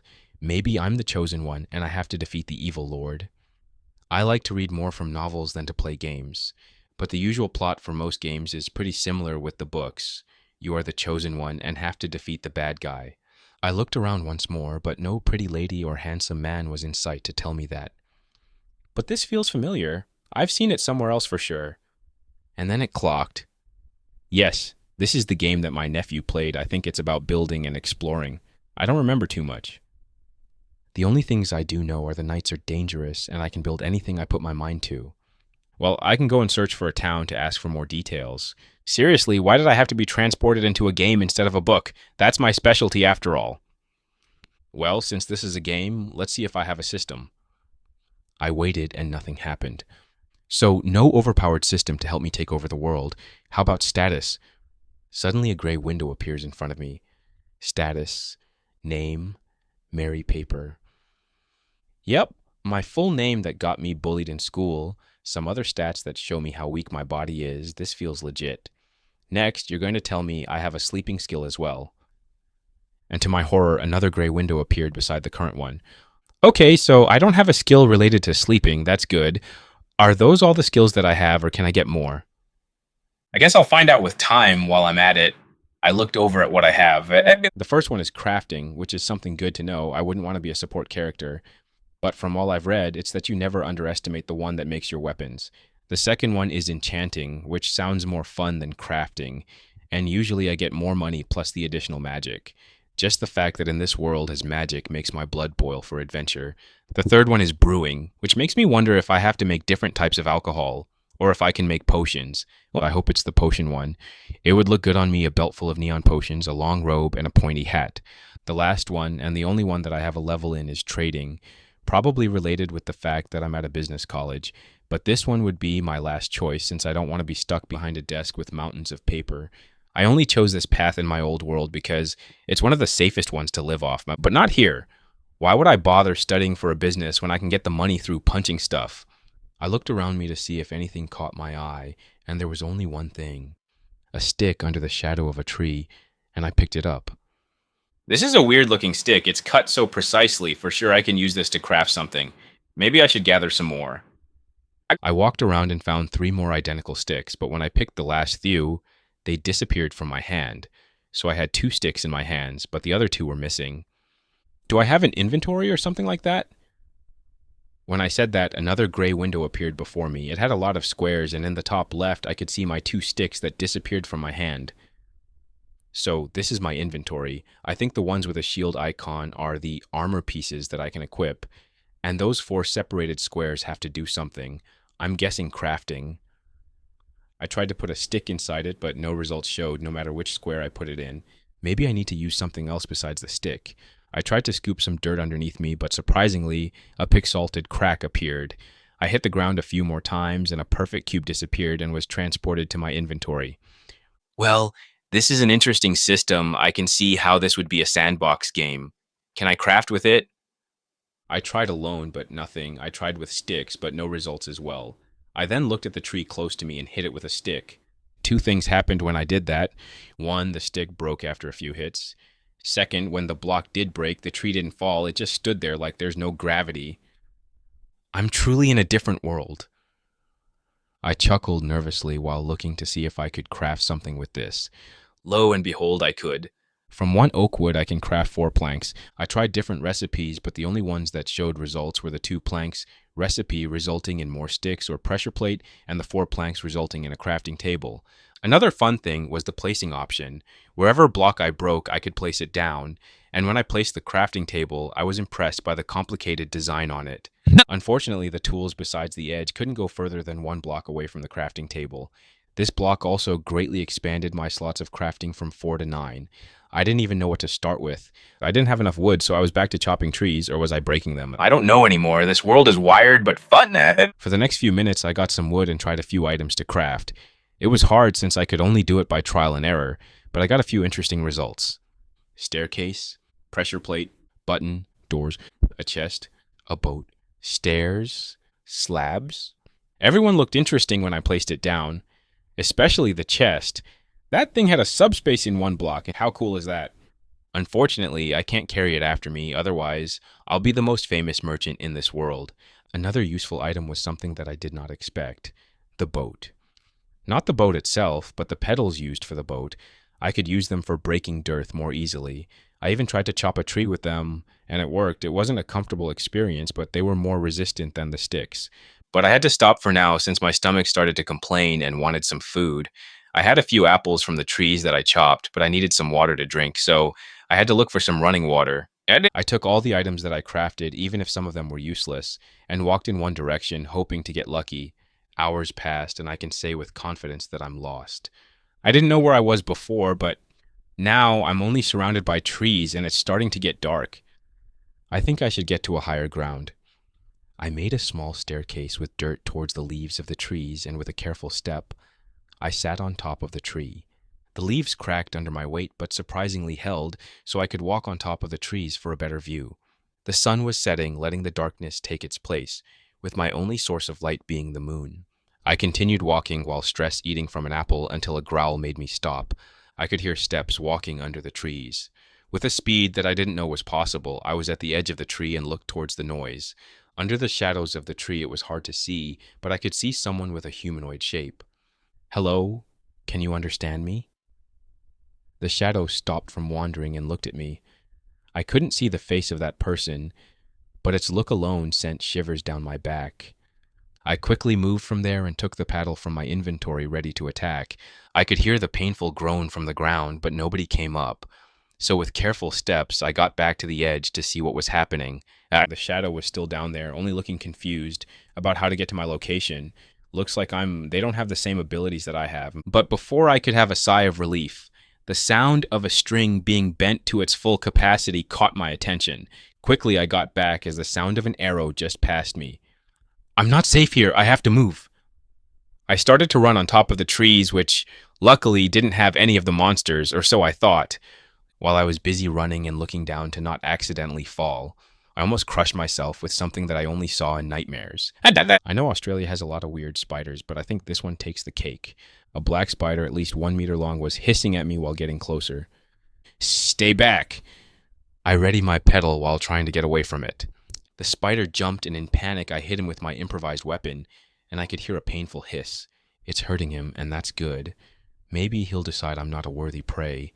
But no such luck for me. He looked back at me, and I could feel the anger in its many eyes, and made another jump. I hit him once again. This time 2 of his eyes were closed for good. The adrenaline was running through my veins. I felt like I could do this, but the spider seemed to learn a lesson and got closer to me, and instead of jumping towards me, he sprayed my weapon with his web, getting stuck with the leaves of the tree. He didn't wait for me to struggle and jumped districtly at me. I let go of my weapon and rolled to the side to not get hit. I then took the other pedal from my inventory and hit the confused spider. I could feel his exoskeleton cracking under my weapon, but I heard another sound that brought me horror. My weapon broke, and the spider in one last attempt jumped at me. Panicked, I just shaved the handle in his head right as it was about to touch me, and I could feel him getting limp while letting a final hiss. My breathing was rough, but I won the battle. Unfortunately, I couldn't stay for too long.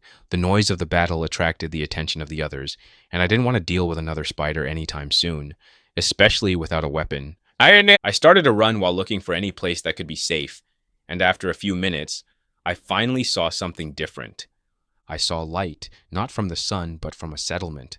So, with a newfound speed, I ran towards the light until the trees stopped and I could see a huge wall surrounded by what I could guess were zombies and surprisingly walking skeletons. When I studied them more closely, I could see that they had a bow. One of them probably shot at me. I don't know how this is possible, but I don't have time to think of this. I need to get past the wall and get to safety. The monsters seemed more interested in the light after the tall wall than me, so I could walk around the walls until I saw the entrance of the compound. I was careful not to attract attention to me, even if I was on top of the trees. And I had to say that the defense was pretty solid.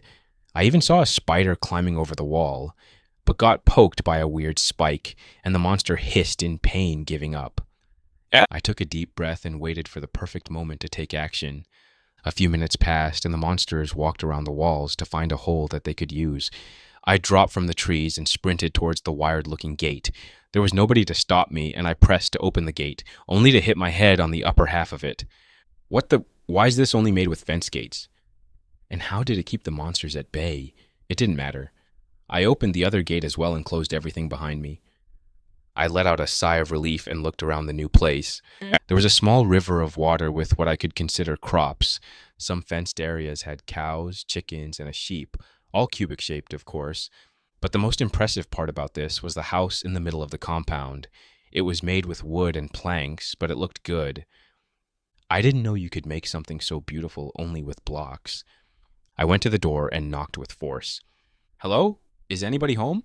Chapter 59. Stranger's House. POV Mary. I sat in silence, waiting for anyone to respond. The occasional growl or painful hiss told me the passing of time.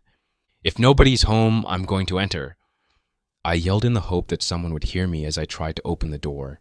To my surprise, the door was unlocked and I could see the interior of the house. It was a short hallway with some chests on each side, but those chests were different than what I made. It was 2 blocks wider. I opened one of them and saw that the storage had double the space as well, with some interesting items in it. There were some cobblestones, dirt, wood sticks, wheat, wooden bowls, and a lot of stone swords.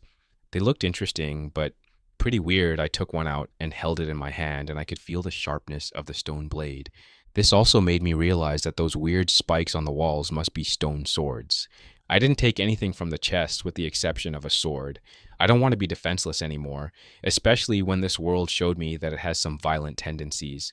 I don't know who the owner of this house is after all, but if they have so many swords, it must be a reason. I walked alone in the hallway until the end, then it split into 2. On the left side was what I could only describe as a living room, with poorly imitated furniture blocks. Towards the right, there was a large room with wooden floor, and on the walls were some cobblestone-looking blocks that had some holes in them. And when I looked closer at one, a gray window appeared, telling me that this was a furnace. And luckily for me, it had some bread already in it. I took it out and ate it right then and there until there was nothing left. Oh wow, I was much hungrier than I expected. Do they also have some water? I went through chests until I found a bowl of milk of all things, and it was a delicious one. Now with a belly full and a safe place to stay the night, the fatigue made its presence known. My muscles were sore. My heart calmed its beat, and my eyes were getting heavier. Today was too much of a crazy day. I got transported into a new world without a warning. At night, monsters appeared everywhere, and I fought a giant spider. And I won. While the experience was scary for me, the adrenaline rush when I pierced his head with a broken handle made me want to do it again. Oh God, I think I'm an adrenaline junkie. I sighed at that realization and explored the small house in hopes of finding a place to sleep. Fortunately, I didn't have to search for too long. I only needed to go upstairs into the attic where there was a lone white bed. I didn't even bother to wait for the owner of this house and went to sleep. Deep down, I'm afraid that this is only a dream, but if it is, I don't want to wake up. I woke up looking at an unfamiliar ceiling. In a panic, I quickly got up only to hit my head on the low ceiling. Ouchie, oh yeah, I'm in another world now. There's no need to panic. I was kind of excited that it wasn't all just a dream, so with a little stretching in the little space I had, I followed with going outside. The sun was on top of the sky, warming my skin and calming my mind. I didn't hear any monsters banging on the wall, which was a great sign. I was afraid that I was in an apocalyptic world. I appreciate the scenery around the house. I saw a river coming out of the ground and stopping into a random dirt block without overflowing from its bounds. The water came out of nowhere and disappeared without any logic. And on top of all that, it was running water. This world is fascinating to say the least. Besides, the small river was some patch of yellow grass. When I got closer, I could see that this was wheat and ready to be harvested. There was also the fenced area where I found some weird looking chickens that didn't care about my presence there. The next one was a lone sheep, which creeped me out a little. I know sheep and goats have weird shaped pupils, but it's a different sight when the sheep itself is all squares. So I didn't get too close to that. The last one was a family of 4 cows, 3 big ones and a small one. It was actually a cute sight to see, and they were getting closer to me. I reached my hand to pet one of them, and it was the same texture as a real cow. I felt my body and soul calm as my hand felt the airy texture, until I felt something unpleasant. The freaking cows were eating my blonde hair. I just left them alone and washed my hair of any cow saliva. After I was done, I looked around to see if I missed anything, and it was a good thing that I did that, since I found a hole in the ground in the middle of the yard. Upon examining closer, I saw a ladder that went down for a good while. With my sword ready to be taken out any minute, I went underground. The light started to fade and the temperature began to rise, not a lot, but enough to be noticeable. Once I arrived down, artificial light guided me to what I could only admire in awe. The house above was an impressive sight to see, but I could tell it lacked a certain elegance, like the person who built it had a specific palette to work with, and it did its best. But this took my breath away. It was like I entered a dungeon that was under construction. Pillars made with black and gray stone supported by dark wood made it look creepy but charming, and the lamps that hung on some chains truly made a good atmosphere. The room was big and it split into 4 other hallways, but only 3 were made with the last one still under construction. One of the tunnels led to 3 rooms, 2 empty and one that tried to imitate the outside world with a pixelated drawing. It was a different vibe from the entrance of the dungeon, but what caught my eye were the many double cheats that seemed to be separated based on a theme. I looked through each and every one and I struck gold, literally and figuratively. There were chests with food, wheat, and flowers. Some others were filled with different stones and ores. I saw stacks of iron ore, gold, and even diamonds. Is this a safe in construction? Or maybe it's truly a dungeon and this is the big storage before it gets distributed in other rooms. As much as it was tempting, I didn't take any precious ores, but I did take a full iron armor, which surprisingly adjusted to my body. With only this, I got back to the main room and explored some other paths. The next one was a staircase that went down very deep underground, but everything was well lit and beautifully decorated, especially the lava that was falling beyond the iron bars. How did they even build this? Why was it even built like this? It seems so unsafe. I arrived at the last part and saw a huge room made with gray blocks supported by wooden beams. On one wall there were a lot of furnaces, some of them running while others were not. I opened one up and saw that it smelled of some iron ore in an iron ingot. How convenient. I looked at the chest beside it and it was full of cobblestone and other ingots. If this is how people in this world live, I don't think I'm that special. I think I'm less special than I thought I was. I'm sure we use the same crafting system since I recognize some of the items. I truly here just because of a freak accident? I decided to not think too much about it and looked at the smaller tunnels leading to this room. I think this is a mining operation. Maybe I'm not in a dungeon after all. But the owner of this place left not too long ago since some of the ores are still smelting. I've seen enough of this place. Let's go and see the last room, and I'll wait for the owner on the surface pretending that I don't know about the secret bunker. I climbed the stairs, which were less enjoyable than going down on them, but my legs only hurt slightly from the small workout. The last room was one of the weirdest ones. It was a tall white room, like it was an asylum, and on the wall was a huge frame made with dark blocks. In the frame, there was a wall of red blocks that seemed to reach toward the white walls. This is an interesting choice of design, but let's see what's in there. I stepped past the dark frame and was hit with a wave of heat. It was so bad that I actually had to throw my iron helmet down so I could breathe more properly. I quickly got out of the red room and was back into the white one. What was that? How can the temperature change so drastically? And why would you want something like this in your basement? My heart was calming down from the sudden shock, and I started to theorize about what it could be. Usually in novels, a gate like this would mean either a dungeon or another dimension, but both of them are the same thing in a way, so I'll stick with a dungeon.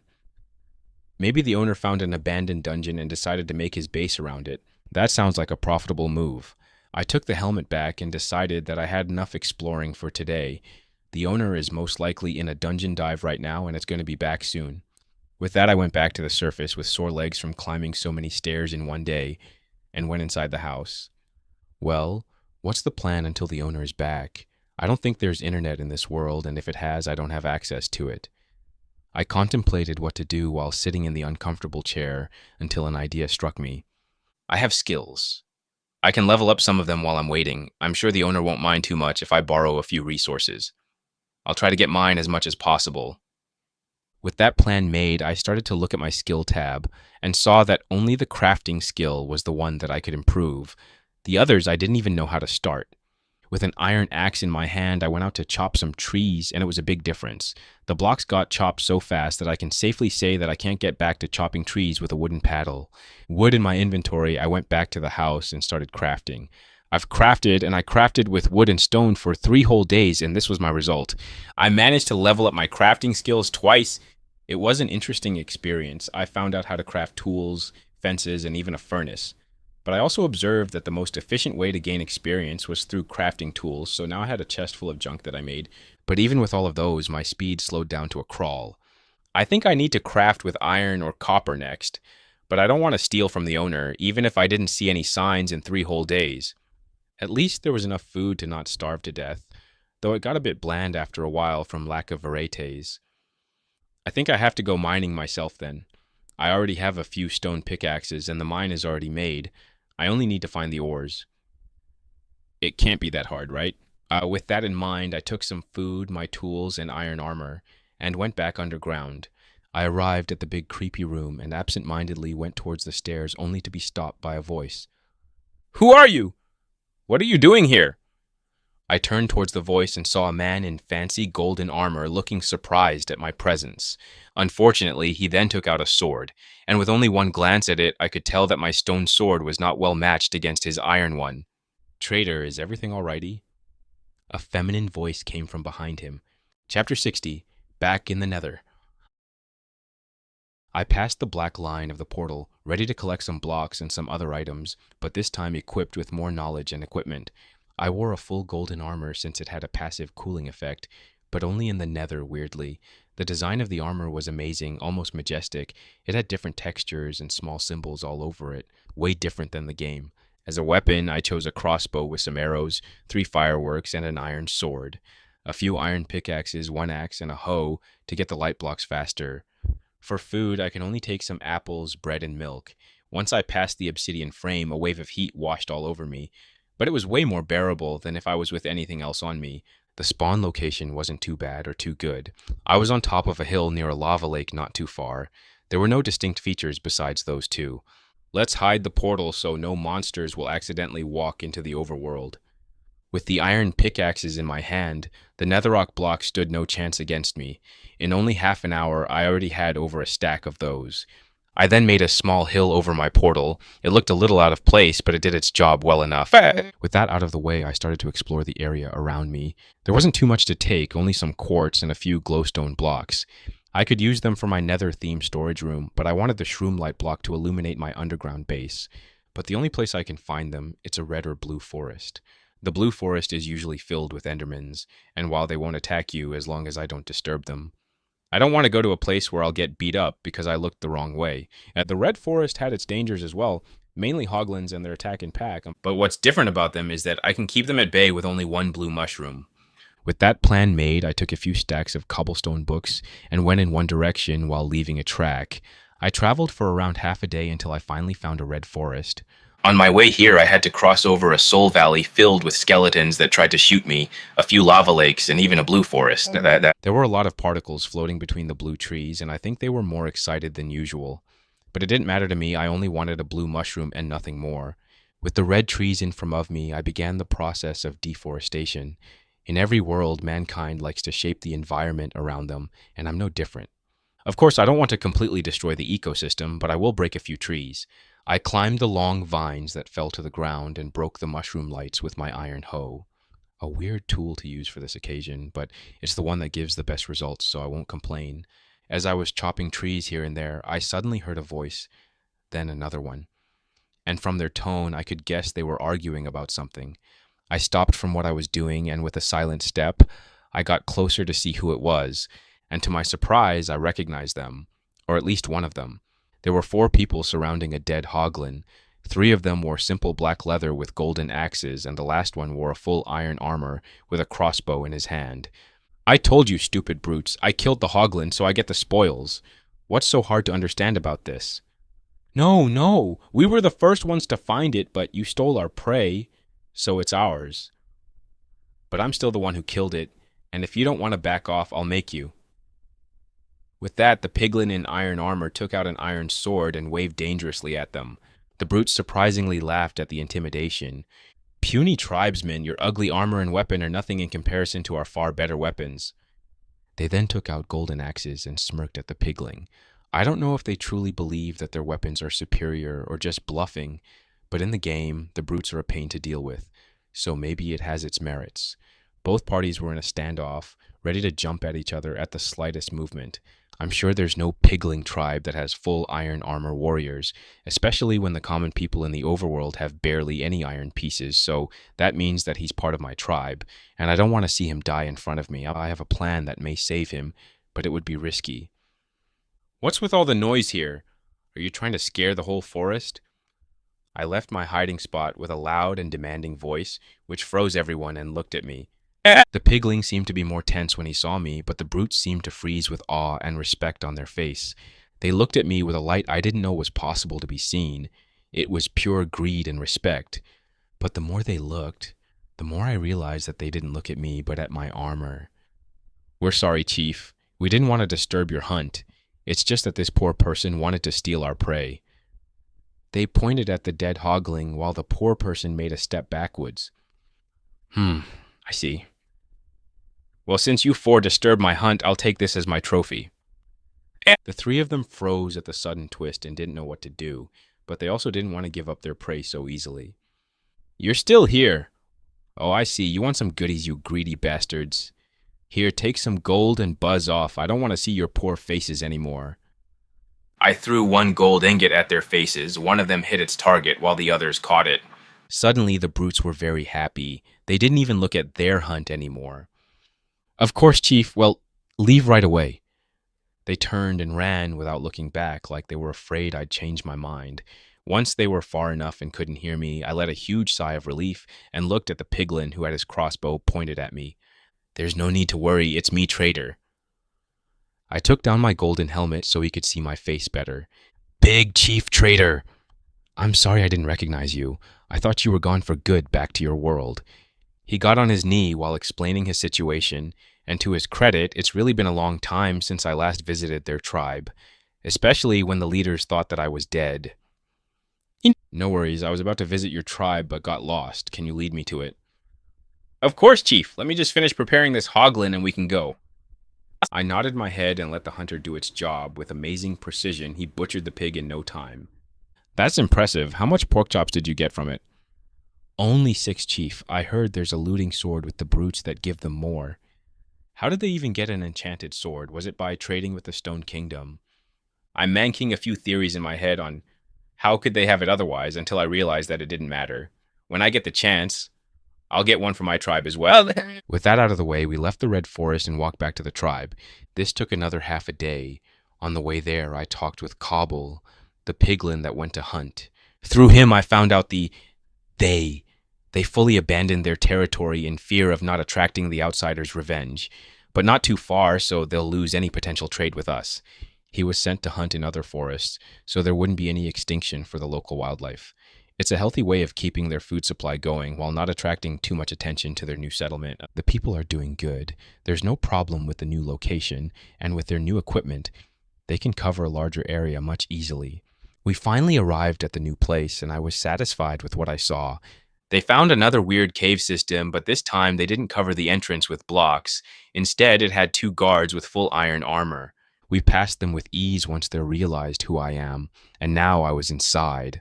Some of their houses were made of gray stone, which I can only assume they got them from trading with Bobby or getting permission to use the portal. With this, their defense was more resistant, especially against the gassed fireball.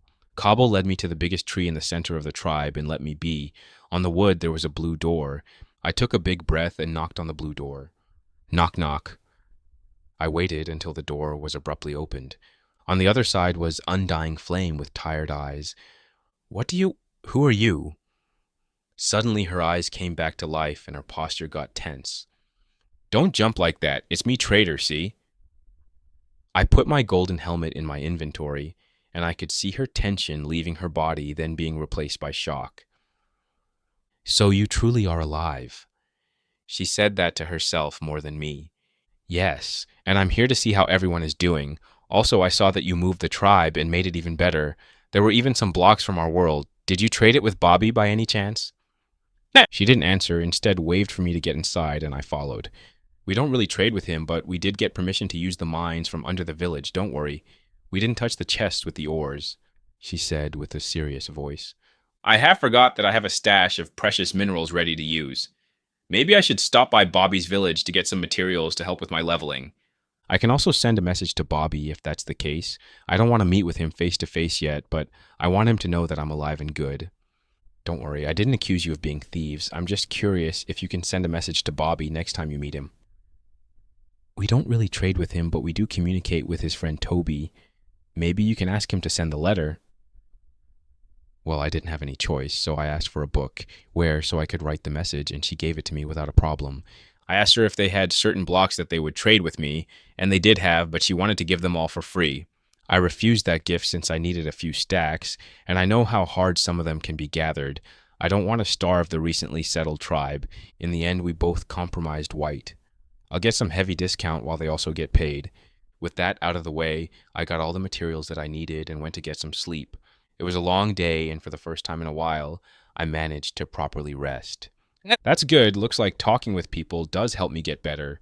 The next day, I talked with Undying to give me a guide to Bobby's portal, and she agreed quite quickly, which surprised me until I heard the reason. Last time you went to the fortress without a fighter in your group, that ended up in an awkward situation. And from what little things Bobby has told me about you, is that you like to get yourself in trouble one way or another. At least if you do that, get yourself a good guard. I wanted to complain that I'm not that difficult, but realized that I almost died at the skeleton fortress and actually died a little over a week ago. So I accepted her deal and sat down while she gave me something to eat. Half a day later, we talked about what happened in the past few months. I told her a few bits from the palace without the ending, and she told me that her tribe was doing well. The outsiders were looking for them at the beginning, but gave up after not finding any results. At this time, they gathered resources, built homes, and marked territories. It was a very busy time for her, but she was happy to do it since it showed the progress of the tribe. On the way there, I also thought about how I should use their ability to bypass the system skills to craft some items, but first I needed to get some diamonds. And since I'm visiting Bobby's village, why won't I use that mine? Chapter 61. Intruder. Back into the overworld, cold air ran through my golden armor, and a pressure that I didn't know existed suddenly disappeared from my shoulders. It never ceases to amaze me, this world. It's so different from ours. Yeah, I don't know too much about other dimensions. I only know 2 more, besides what you know. And they're as weird as you think they can be. Unfortunately, I only know how to get to the end dimension, not my own dimension. We walk along the empty tunnels before arriving at the entrance. There are a few chests filled with riches waited us. Said that I should have come here instead of starting another mine. Oh well, what's done, it's done. Undying, can you do me a favor? I interrupted her gaze over the chests that had most of the gold. Maybe I should give her some extra gold when I'll pay for the recently made debt. Sure, how can I help you? Can you craft me a diamond pickaxe? Set. I can help you with that, but I don't have those diamonds to craft with. From her reaction, I can tell she doesn't know what diamonds are or how powerful they can be. I wonder how she'll react if I tell her it's the second strongest ore in the game. I'll leave it for another time. For now, I gave her the few diamonds that were in the ore chest. She got to work quickly and crafted my new diamond pickaxe. With this, I can mine obsidian and get 2 important items: the enchanting table and the ender chest. Unfortunately, I lost all the items upon my death, and with that, all the valuables that I had. But I was wise enough to store some of my extra items in the ender chest. In there I have a few rare ingredients, especially the book with all the enchantments that I learned. I'll go to the surface to see if I can send the letter through someone. Do you want to come with me or get back in the nether? I just drank the regeneration potion not too long ago, so it would be a waste not to get out. Up! With that, we both climbed the ladder and basked in the sunlight. It's fascinating how that ball of light it's so powerful that I can feel its warmth from anywhere in the world, but it's not as uncomfortable as lava heat. That's most likely because you live inside the planet unlike us, on the planet's surface. What does that mean? It's very different from what I know, but what I do know is that I can see the sun in the sky, which means there's a star bigger than the Earth at the perfect distance for life to thrive. In your world, you can't see the sky, and if you try to mine upwards, you'll arrive at the true unbreakable block. But this only makes me wonder how the planet came to be in the first place. It almost feels like the nether is actually a cage that nobody is supposed to get out of. You can't get too high or too low, and from what little theories were, I'm my old world. Is that something changed when the first human made contact with this dimension and exploited it too much? I didn't know that, but this does sound like something Blue will love to hear. Blue is more of a scholar type indeed. Unfortunately, he was busy with a business trip with the brutes, so we couldn't meet. While they don't get along usually, as long as you have gold to exchange, they will go from your worst enemy to your best friend. That's why they don't trust them, but also trust them at the same time. As long as they know you have enough gold to keep coming back, they'll be on your side and protect you if needed. But if they smell the lack of gold, they won't hesitate to sell you to someone for a better price. And from the recent trade with me and Bobby, they have lots of gold to trade with, so they'll be safe for now. I walked around the village in reminiscence of a simpler time, talked with the people here, and even said hi to the iron golem, which only returned an empty look as always. In the end, I didn't find Toby, so I had to trust one of the villagers to give it to him when he'll visit this place. There weren't a lot of great options to choose from, unfortunately. The only one that I could somehow trust was the second in command for this village, Bob the librarian. Of course, I didn't forget to trade with all the villagers at least once. I didn't want to waste such an opportunity to gain some experience and some precious emeralds. We went back to the mines and stopped in front of the portal. Oh yeah, I almost forgot to get some obsidian. If you want, you can wait in the nether or come with me on this mining trip. Is that the block the portal is made of? You can use it for other stuff as well? It didn't escape my ears how excited she was about the source block of the portal. Even though her curiosity about the recipes was genuine as well, it was a good cover-up. Even though she most likely wanted to know how to make a portal, it didn't bother me too much for a few reasons. One, and the most straightforward one, is that she doesn't know how to open a portal. She knows the frame for one, but doesn't know that it needs fire to open up. Even if they found out about the process by accident, that leads me to my second point. They can't walk normally in the overworld. Sure, they can chug regeneration potions to keep them safe since they're not obstructed by the system and everyone can do it. Gas tiers are not easy to farm. Only a select individual can have this kind of luxury. But even if by luck they manage to spawn right beside a village to trade with not needing to explore the world, this brings me to my third point, which is in her mind as well. They won't find people as stupid as us to trade with.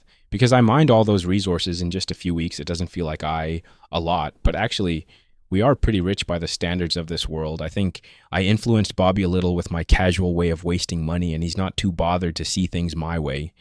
The only way to find a similar customer is a high noble or royalty.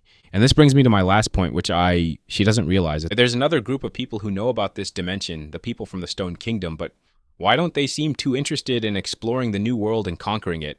It's a new world just for them to take after all. That's because they don't see a point in doing that. They have most of the things they need at the fortress. They can farm most of the potion ingredients in their home, and if they need some exotic items, they can be traded simply with the locals for them.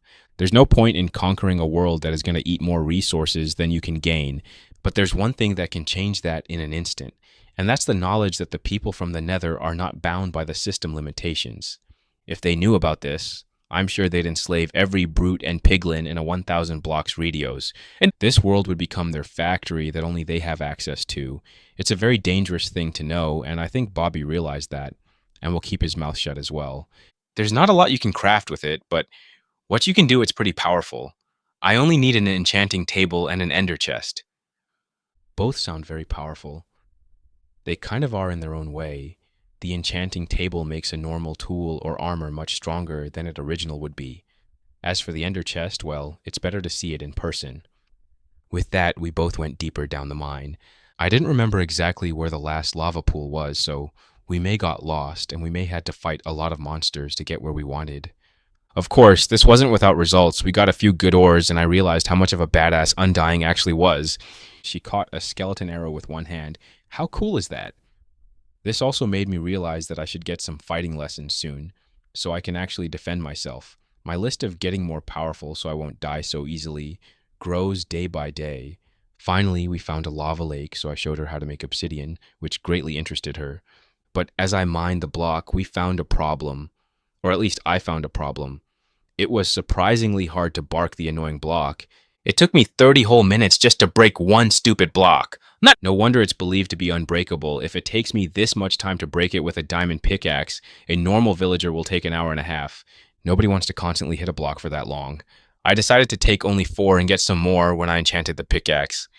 After that long mining session, we got back to the tribe in the nether, of course not forgetting to craft the enchanting table before we left. I traded for a few books with the villagers so I could make the whole setup at home. On the way back, nothing too eventful happened, so I was in the tribe in no time. I think I'll sleep here for today, and tomorrow we'll get back to my base. Can you send me a guide to help me get back to where I met Cobble? Actually, I think it's better if you know where my base is in case you want to contact me. Sure, I'll send someone tomorrow. With that, I went to get some sleep. Mining that much at one stupid block made me more tired than I thought. The next day, I went to get back to my base, only to be surprised by my guide. It was Undying once again. Aren't you supposed to be busy with taking care of the tribe's management? Yes, but I managed to do most of the urgent stuff since we got here, so now I'm going to take this as a mission to escort the great tribe chief and expand our hunting area. 2 ghasts with 1 arrow. I didn't want to argue over this, and she knows how to fight better than anyone I saw, so I couldn't be in a better position than this. So I kept my mouth shut and went on our way. It took half a day to get to the Red Forest and another few hours to follow the cobblestone track back to my base. Undying was very vocal about how bad of an idea the track was and broke every block while showing me what signs their tribe used to mark their routes. But in the end, we arrived safely at a small netherrock hill. At least you were smart enough to cover your portal with a blending rock. Thank you, I learned that from your people. She just nodded and we crossed the portal. A blinding white room greeted us as we stepped once again into the overworld. This is an interesting choice of design for your base. Undying walked in once she drank the regeneration potion. It's not just this room that represents my whole base. Also, it's not finished yet. It would have a certain theme where your world will try to take over mine with corruption. I don't know how to feel about that. Oh, sorry if it sounds bad. I only made this since I thought it would be a cool theme. Sure. We walked along the long hallway where she seemed to be impressed by the designs over the walls, especially the lava flowing beyond the iron bars. As I calmly walked towards the lobby, I suddenly stopped. My heart started to beat faster. My head was suddenly a mess. Have they found me? But that's impossible. There's literally no lead that would bring them here. But the proof is right in front of me. A person with full iron armor was in my secret base. Who are you? What are you doing here? I shouted more threatening than I expected. I also unconsciously took out my sword, ready for a fight. The armored person turned towards me surprised like I was not supposed to be here. Time seemed to slow down, and I could make more details from the sudden intruder, and something specifically caught my eye. This person didn't have a big nose like a normal villager. Actually, there was no nose at all. But who could it be then? Traitor, is everything all right? Undying was right behind me with her full iron armor and a golden enchanted axe, ready for a fight. Wait, I can explain. A feminine voice yelled back in panic. Chapter 62. The hero is here? Wait, I can explain. A feminine voice yelled in panic while raising her hands with the stone sword still in one of them. Well, I'm waiting. I got lost in the forest and night caught up with me, and this was the only place safe from the monsters. What's your name? And why are you so far from any settlements? From what I know, this is at the very edge of the monster's territory. Bobby's village is the border between the Stone Kingdom and the Lost Land, so I'm curious where she is from. She doesn't have an iron sword, but she has a full set of iron armor. So she's either a stupid rich kid who went to explore the unknown, or she is running away from someone and can't afford a guard or a good sword. My name is Mary Paper, and I came with a caravan to trade with your people, but I got separated from the group and now I'm lost. And that story sounded awfully suspicious. It's like I heard a similar story somewhere else. What happened to your nose? What's wrong with my nose? That's how I was born with it. Yep, that settles it. She's from another world like me, which means she's a player and most likely the prophesied hero to save the world. Why is it here? Isn't she supposed to spawn somewhere in the desert since that's where the Pope lives? With a sigh, I put my sword back into my inventory, taking off my golden helmet as well.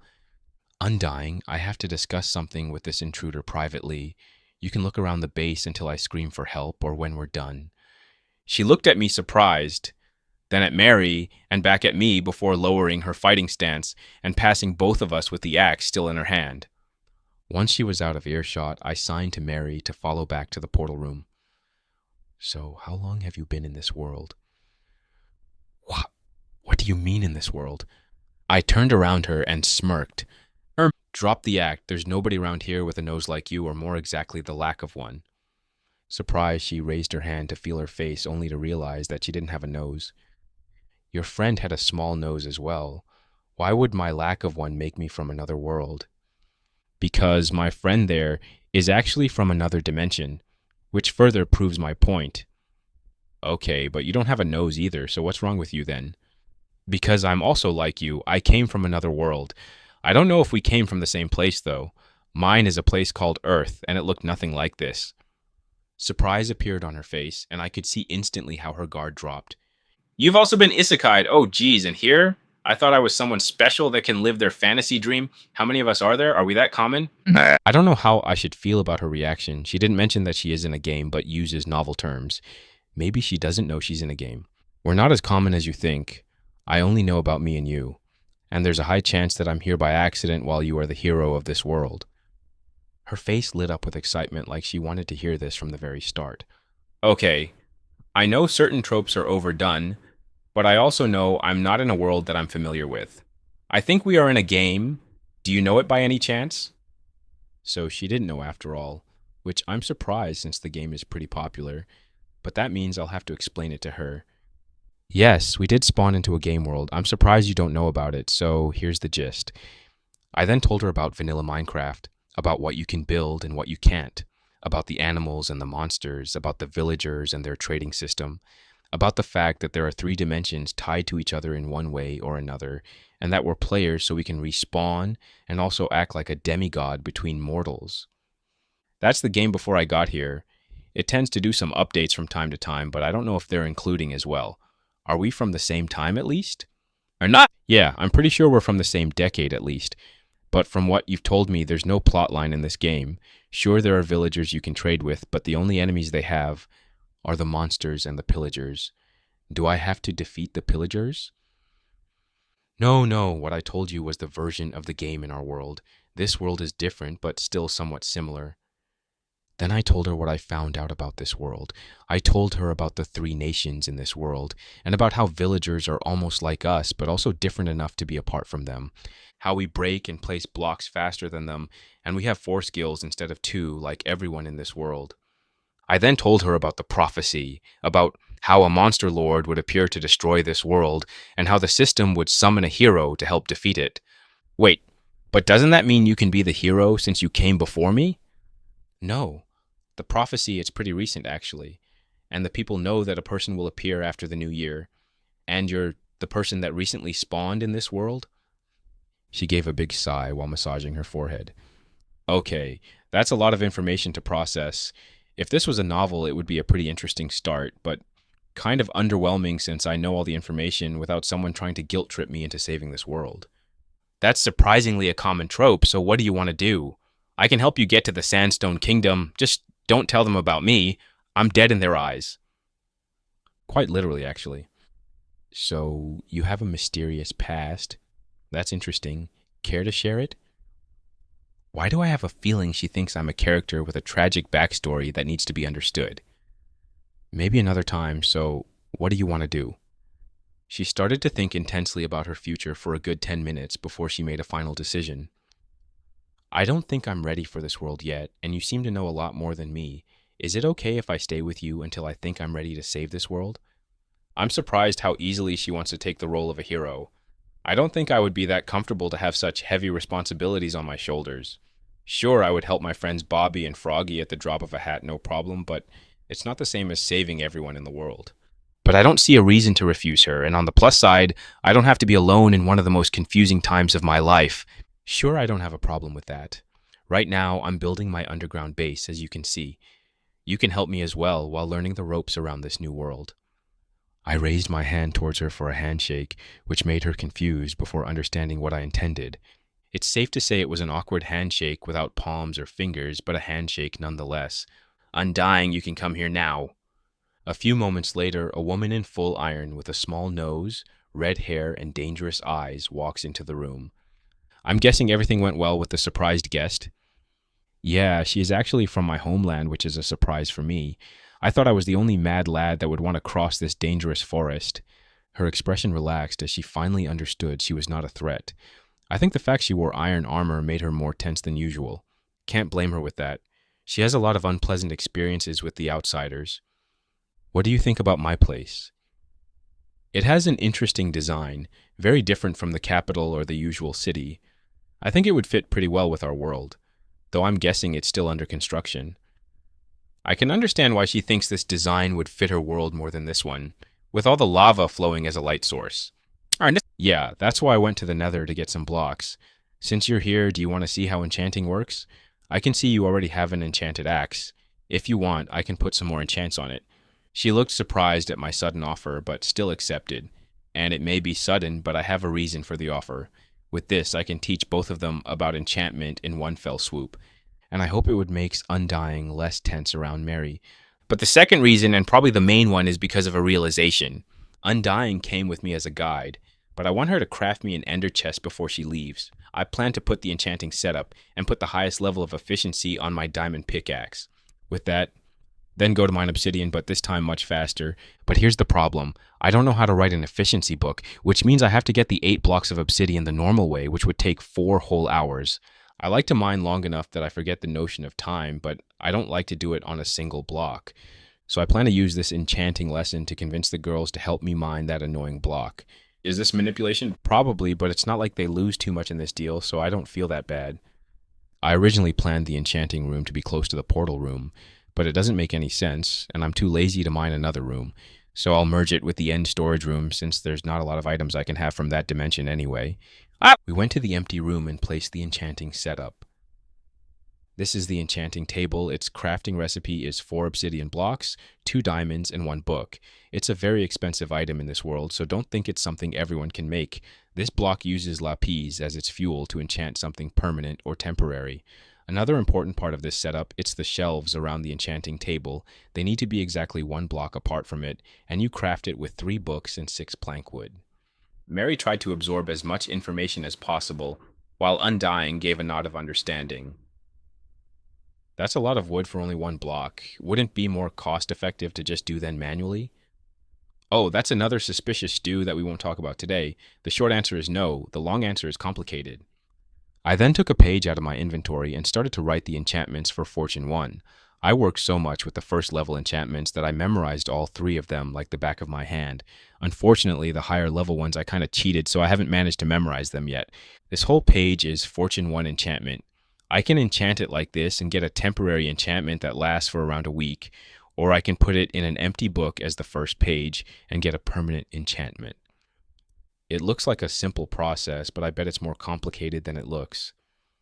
Mary seems to be the talkative type, while Undying just listens in silence. I gave them the page to study before putting it in a book and throwing it at the enchanting table.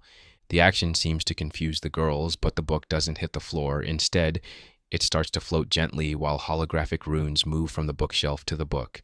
It was a short process, with the end leaving a closed book with pulsating light. This is a Fortune 1 enchanted book. It increases the probability of getting multiple ores from 1 block by a certain percentage.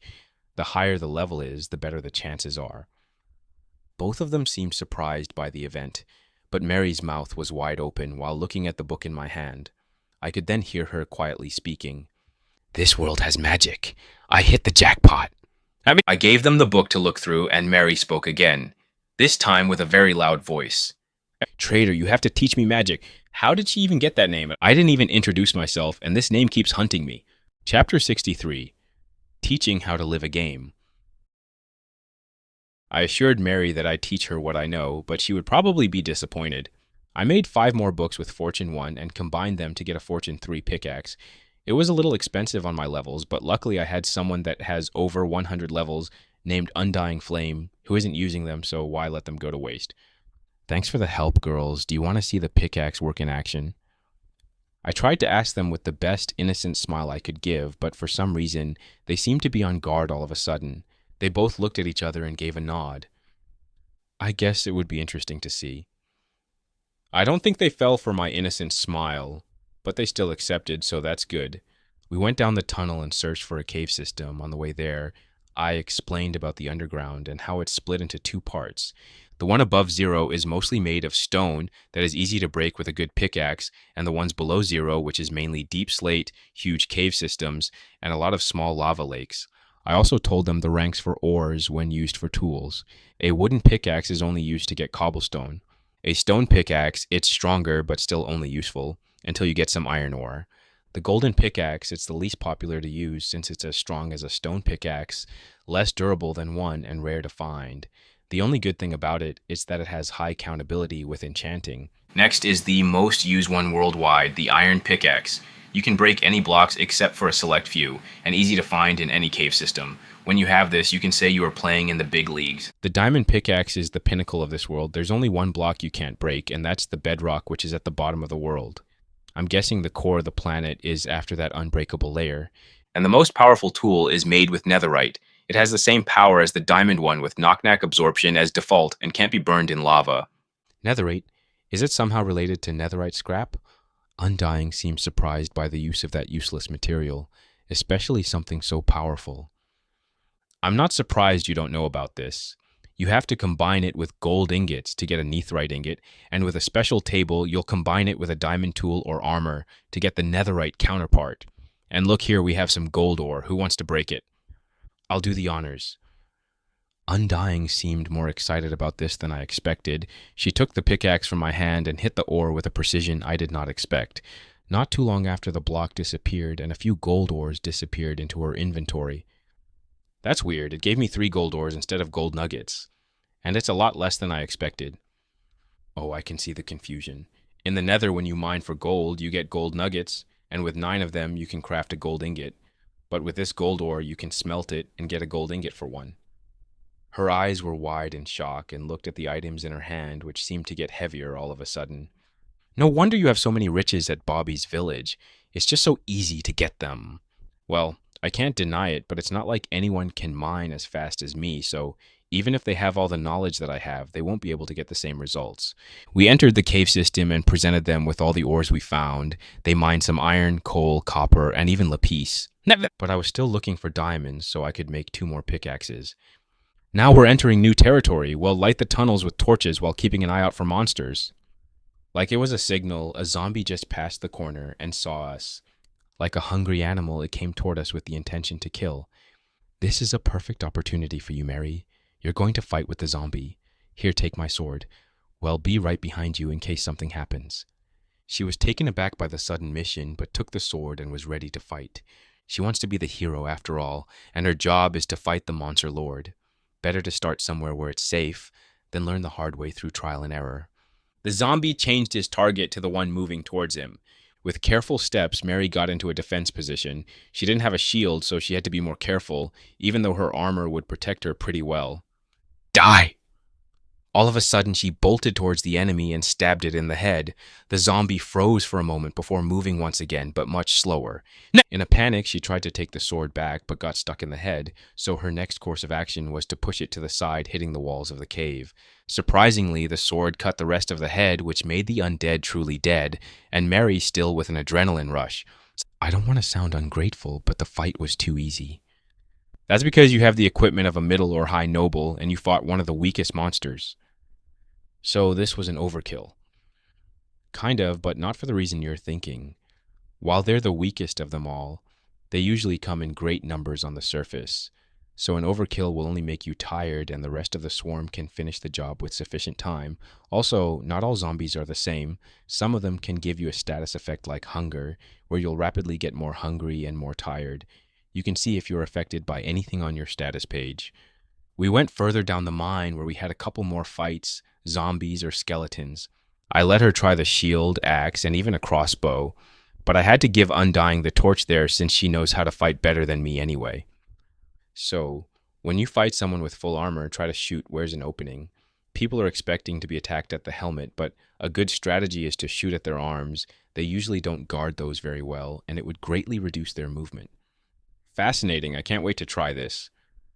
Both of them seem to be bound over the art of fighting, and it makes me happy, but also scares me since it was a violent topic. Finally, we arrived at the place I wanted, a lava lake with a diamond vine not too far from it. It's here, ladies! In front of you, it's the most valuable ore in this whole world, the diamond. They look in amazement at the gray block with a few pixels of light blue squares. Perfect, now go check the perimeter while I dig around the block. I don't think there's anyone here to steal the diamonds. We're pretty deep underground after all. I'm not worried about someone stealing the diamonds. I'm more worried about... Oh, not you don't. A creeper ran from the dark part of the cave full speed towards us. I took my crossbow out and shot it right in the temple, which made him stop his dash. Before the girls took out their weapons to attack it, I ran towards it and kicked it away. The kick was powerful, so he flew back while getting bigger and bigger before exploding with a powerful boom. A small crater was created, but everyone was safe. What was that? That is the creeper, one of the most annoying mobs in this world. They tend to blow themselves up with their enemies, and for some reason, they always find you when you're too distracted with shiny diamonds. It looked quite familiar, but the explosion helped me remember it as well. Your world is dangerous as well if you have this kind of monsters. Looks like Undying has some experience with them. I wonder from where. They're not that common, but if you manage to kill one before they explode, then you can get gunpowder, and with that, you can make explosives and fireworks. They have guns here as well? Not really, at least not that I'm aware of. But the name... Don't know what to tell you, it's just its name. Undying looked weirdly at the interaction between me and Mary, but didn't question anything. Instead, she looked around the area, so we didn't have any more surprises. While they were busy doing that, I mined around the diamond vein, and I was in luck. No surprise lava underneath, and it was a 4-vein block. I needed a few more to make the last 2 pickaxes, but with Fortune 3, there's a high chance of getting it. The girls came back and looked at me as I mined the diamonds with a wide smile on my face. Any player, no matter how old or new they are, will always feel excited to mine diamonds, and I'm no exception. I didn't have a lot of luck this time, unfortunately. I got 7 diamonds from this, but it's enough for what I need, so I'm satisfied. Undying, can you craft me 2 more diamond pickaxes? Sure, no problem, trader. I put the crafting table down and gave her some sticks and diamonds. After a few hits later, I had 3 powerful pickaxes in my inventory. Now that we got that out of the way, I'll show you how to make obsidian. I took a bucket of water from my inventory and let it flow over the lava, instantly making it obsidian. Wait, how's that bucket holding so much water? Why is it still flowing? There's no more water in the bucket, but it's still flowing water. What's going on? Mary started to be more and more confused as the process was going, and I didn't realize how weird the concept of infinite water and lava is because I'm too used to the game logic. Well, I usually don't try to think too much about this world system and how it works for the good of my mental health. What you see in front of you is a source of water. You can pick it up with a bucket and move it somewhere else. You can also do this with lava, but it moves slower and has a smaller range of spreading. That's... why? How? She seemed even more confused after my explanation. It was so bad that her brain shut down when there was no logical to answer. Poor girl. She better get used to this quickly or she won't survive the rest of the world. Anyone curious how a normal diamond pickaxe feels like? We have some obsidian blocks to test it as well. From the look Undying gave me, she must have realized what I wanted to do, but accepted the pickaxe with a smirk on her face. She saw how much I suffered mining it last time, so she knows what to expect. Joke's on her, it would be much worse on her part than on ours, so it would still be a surprise. I mean, it's the second strongest pickaxe. I'm curious, what's the difference when it's not enchanted? So she took the tool out of my hand, not seeing my hidden smile. We started to hit the dark blocks with excitement. A few swings later, it slowed down to a normal pace, and a few more swings later, a confused voice spoke. I think we got scammed, trader. The last blocks got broken after a few good swings, but I don't see any progress with this block. Don't stop swinging or you're going to lose the progress. And no, we didn't get scammed. That's how it's supposed to work. Do you remember when I said there are a few blocks you can only break with a diamond pickaxe or netherite? Yes. Well, this is one of them, and I also kind of lied. You can theoretically break it with anything, but you won't get the drop. Okay, but that didn't answer my question. Well, this block is considered an unbreakable block for this world because a few people know how to break it, but the reason most people think it's unbreakable is because it takes a lot of time to break it. How long are we talking about? Half an hour for me and you, and an hour and a half for Undying. Both of them stopped from hitting the block. You tricked us! Don't stop mining or you're going to lose your progress. Ugh! The mining sounds continued through the cave, and I amused myself with the idea that I wouldn't be suffering alone in this. Maybe I should do this more often. It's kind of fun. Cheaper 64, chosen path. We've been mining for an hour in silence. The only noise was the echo of our pickaxes hitting the dark block. Trader. Yes? I'm bored. How many blocks do you need?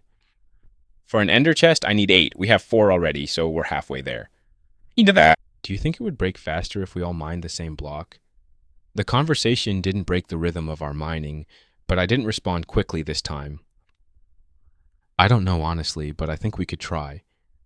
Finally a break from this monotony! Undying doesn't stop mining your block. You're 2/3 done. It would be a waste of time if the experiment doesn't work. She didn't say anything but nodded her head. Surprisingly, she didn't seem bored or tired. She needed to take another potion of regeneration a few minutes ago, but the pickaxe was still moving. Okay, I'll do wider swings and you'll time it, so when I'm up, you're hitting down and vice versa. Mary just nodded her head, fully concentrating on the block. I started to hit more towards the edge so it could be easier for her to join. A few seconds later, 2 people were working at one block. Slowly, we got used to the swings and we didn't have any problems. Around 10 minutes later, the block surprisingly broke. I can't believe this worked. The time must be halved since we both have the same power. I'm a genius indeed. She spoke with a smug on her face. A genius indeed, but we still need 3 more blocks to get back to mining. 1 hour later, we were finally done with gathering the materials and ready to craft. I gave everything to Undying and told her the recipe for the Ender Eye and the Ender's Chest. As instructed, she placed everything on the table, and with a few hits, I had an Ender Chest in my inventory. So what's so important about this chest that we had to work so hard for? While her body seemed a bit tired, Mary's voice did not show it. I'll show you once we get back to my base. I don't think you want to stay here for another 15 minutes to break it. So we went back to the surface. While we were tired, we did stop from time to time when we saw a dark tunnel with the potential of monsters. When the monsters appeared, I let Mary deal with them. She will need a lot of combat experience for what is about to come, and she seems to enjoy it, or maybe she lets out the pent-up stress. I also taught her how to get items recognized by the system. Wait, so you're telling me that people from here will only take the string from a spider and its eyes just because it's the only item you can stack in the inventory? That's so wasteful and stupid. That's what most of the people do. From what I heard, only the Coral Kingdom trades for other parts as well. But you have to understand something. Yes, you use 8 blocks of plank wood for 1 chest, but it's so easy to grow wood here with the help of some bone meal. And even if you want to make one yourself, it would take hours of working for something vastly inferior to what the system can do. But if you master the craft, I'm sure you can do something better than the system. That's probably true, but it won't be as quick or as cheap as the system will make. This is a weird system. We slowly progressed through the caves until finally we got back to my storage area, where I put down the Ender's Chest. Well, it looks cool at least, so what's so special about it? Go look into the chest. Mary opened the dark chest and tried to look for something, but its inventory was empty. It has the same storage as a normal small chest, but it's empty. What do you mean it's empty? With a shocked face, I went to open the chest and took out a golden apple while looking confused at Mary. While I died and lost all my items in the stupid desert, I still stored some that I didn't need in the Ender chest, most of them being alchemy ingredients. Well, how? I just looked through it and there was nothing. How did you find a golden apple? She quickly went back to check the chest in case she didn't see a second page or something similar, but it was still empty. Okay, you're playing with us. You took that out of your inventory. Why would I do that? Look, I'll put the apple back so you can try it as well. I then put it back into the chest while she looked confused about why I did this, but still went to check the chest. Only time find it empty. Am I seeing things? Undying, please check this chest as well. I think I'm losing my mind. Curious to see what was all the fuss, Undying went to check the chest as well, but had an interesting reaction. I see, I think I get it now. Did you see the apple? No, the chest is empty. Okay, that's it. Sorry, trader, it does look pretty, but I think this chest is sexist and it needs to be broken. Wait, don't do that. We just got it as well. I don't care, it's getting broken. She took her pickaxe and was ready to hit, but Undying spoke first. This chest gives you an inventory only you can use, right? That's why we can't see the apple since it's in your storage area. Exactly, and not only that, but whenever I break the chest or place another anywhere else around the world, I still have access to the same storage.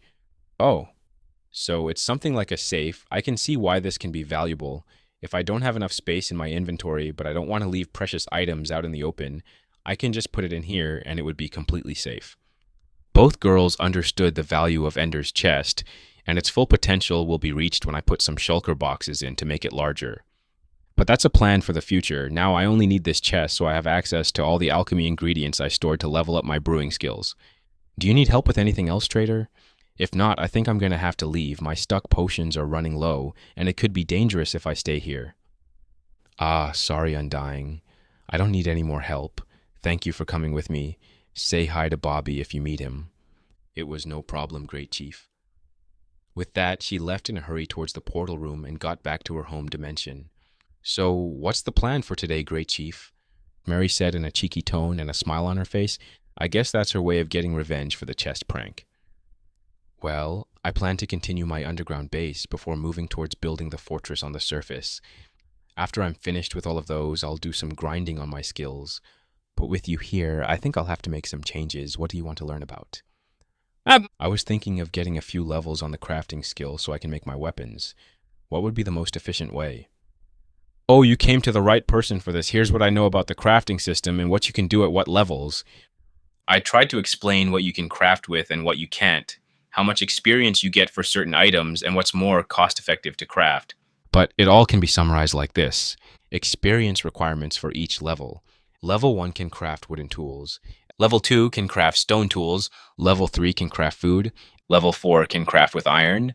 Level 5 can craft with redstone. Level 6 can craft gold tools. Level 7 can craft diamond tools.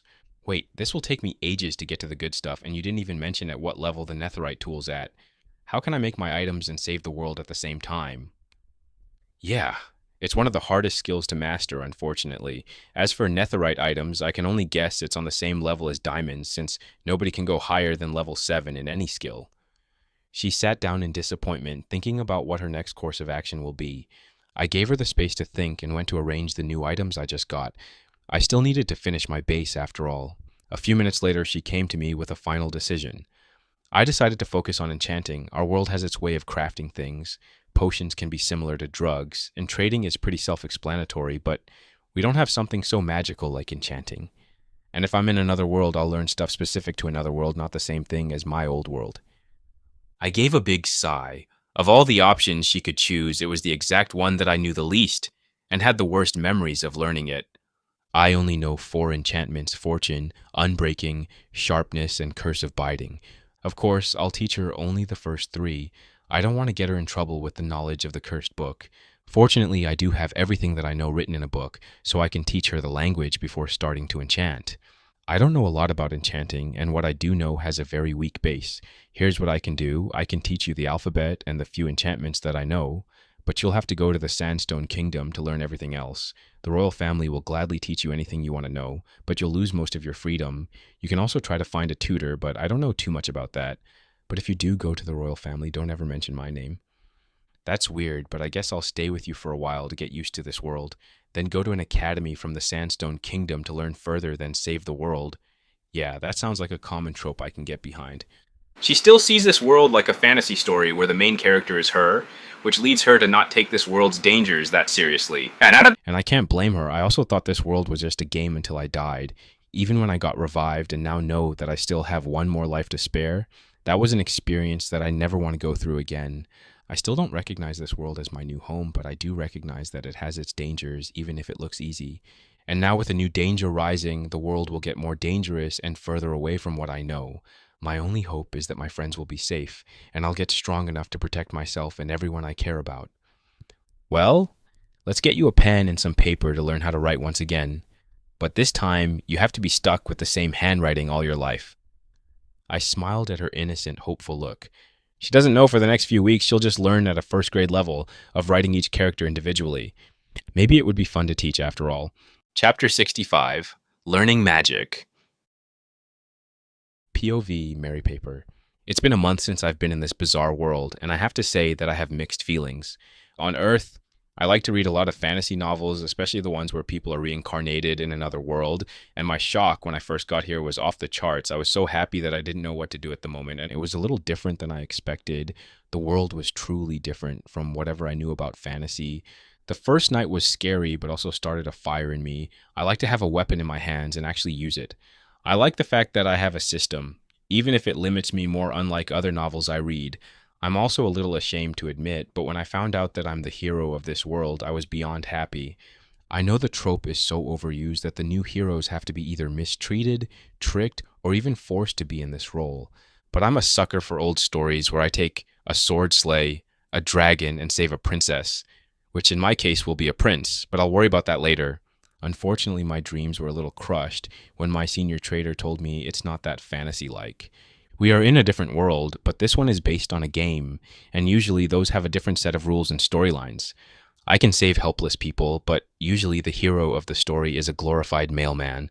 Not so much fun. I asked him about this world, about the adventures he went through, to see if I could see a pattern. Maybe this could be a romance. And he talked a lot about the world, but a little about what adventures he went through. But the little stuff he told me was entering enough for me that I wanted to go and explore the world now. This world is weird, but has great potential.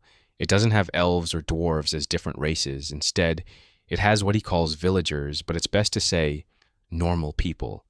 I can easily recognize one of them by their big nose and big head, but otherwise you can communicate normally with them. We share the same system, but we have something extra than the average villager. We have more space in our inventory. We can break and place 3 times faster than them. We have 4 skills while they have 3, and while we have access to all of them at once, a normal villager can have access to 2 skills in one lifetime.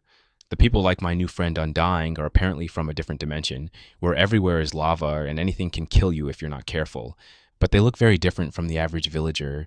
They have smaller noses, but still visible. I'm also curious about Trader himself. I'm not going to lie, I'm a little disappointed that I'm not the first person to be transferred in this world, but I think it's for the best. This world is a game he knows about after all, and even if it's a little different than what he remembers, he's likely an overpowered character who's isolated himself in the mountains because he doesn't want to deal with the rules of society. Nobody knows he's here except for a few select people, and if a foolish Nobel makes the mistake of angering him, he'll unleash hell upon this world. So it's a good thing that my first teacher is someone who knows forbidden knowledge about the world and doesn't mind sharing it with me. The combat in this world is also fun, and the enchantments on my weapons also add to that feeling. What's not so fun about that is learning the actual enchantments. Sure, I got into a college that requires me to memorize pages upon pages of financial data, but learning how to write it's something I did not expect to be so hard. I specifically chose this skill so I don't have to craft the same stuff hours upon hours only to see some numbers go up. Instead, now I have to write the same character hours upon hours and my numbers won't even go up. What a fun challenge I choose for myself. But it doesn't matter anymore because I've memorized everything I could and today I will start enchanting. Finally, I'll see that magic happen right in front of my eyes once again, but this time I'll be the one to do the honors. I looked around the enchanting room, the place I spent most of my time in the past month. It's greatly changed from the first time Trader put the enchanting table down.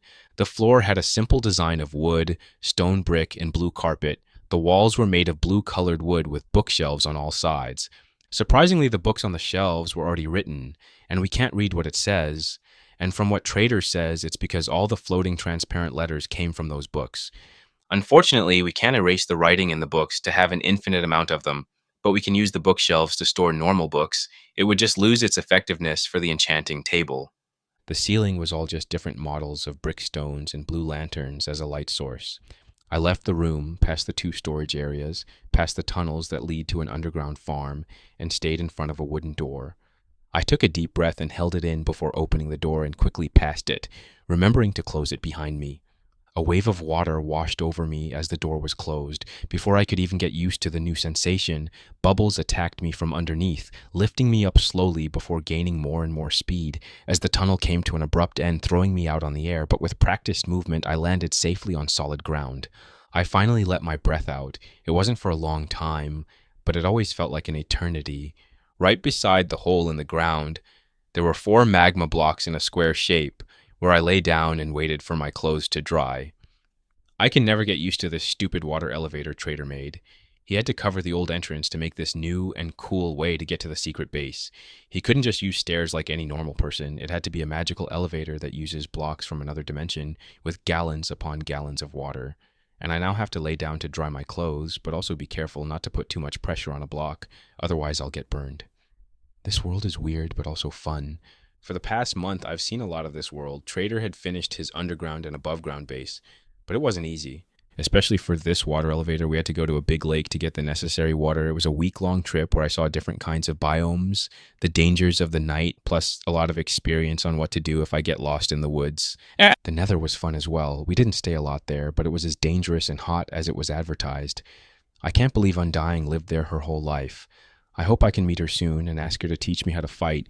Trader knows how to fight, but I don't like his style. It's too under the belt. He uses potions whenever he can, builds a defense wall so I lose track of him, then shoots me with his crossbow from the top of the structure. It's very annoying to fight against him, and I haven't won once, but I'm sure I can if I get a good grip on that guy. I just let out a sigh. My clothes were dried, so I got up and pressed a button on the wall. Suddenly the sounds of pistons working broke the silence, and the wall before me split into 2, letting me enter the fortress. I walked along the empty hallway while the walls closed behind me like it wasn't even there. While annoying, it's always cool to see. I looked around the fortress and finally found Trader in the brewing room, where 6 brewing stands were almost always running with potions of any kind. He sat on a chair while reading from a book without a worry in the world. Trader, I'm sick of doing the same pages for hours. I'm not in college, anyone. I wanted to escape that reality when I came here, not getting back to it. The book disappeared from his hand like magic, and with a big sigh, he looked at me.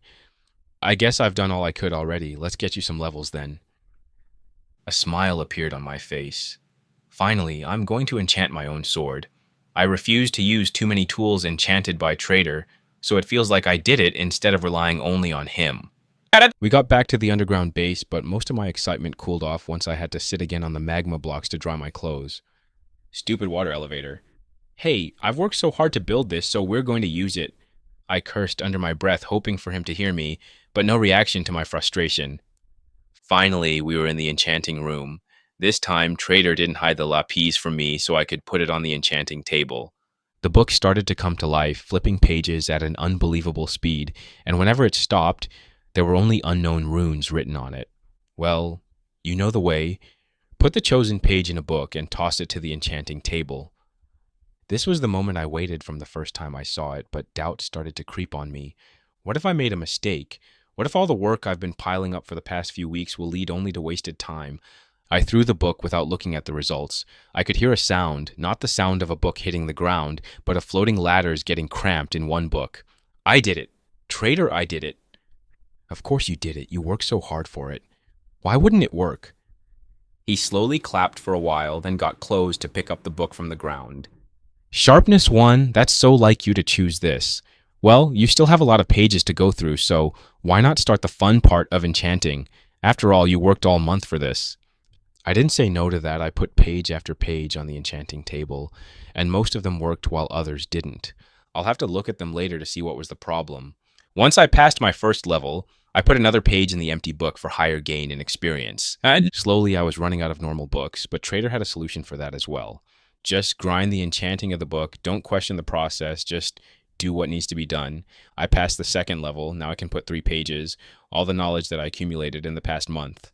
It's not a lot from what Trader told me, but it's enough to get through the early levels. The process took a while. I tried to look more closely at what was happening, why the enchanting table needed bookshelves to produce higher levels of enchanting, and why it used lapis as its fuel.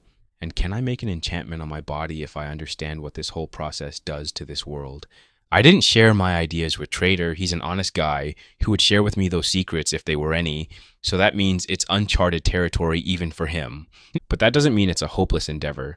Most fantasy books juggle around with the concept that you can use magic in an unconventional way if you think outside the box. And I want to do that. I want to find something that even Trader doesn't know. I want to prove that it wasn't wasted time when I read all those books. Chapter 66, Lord of Monsters.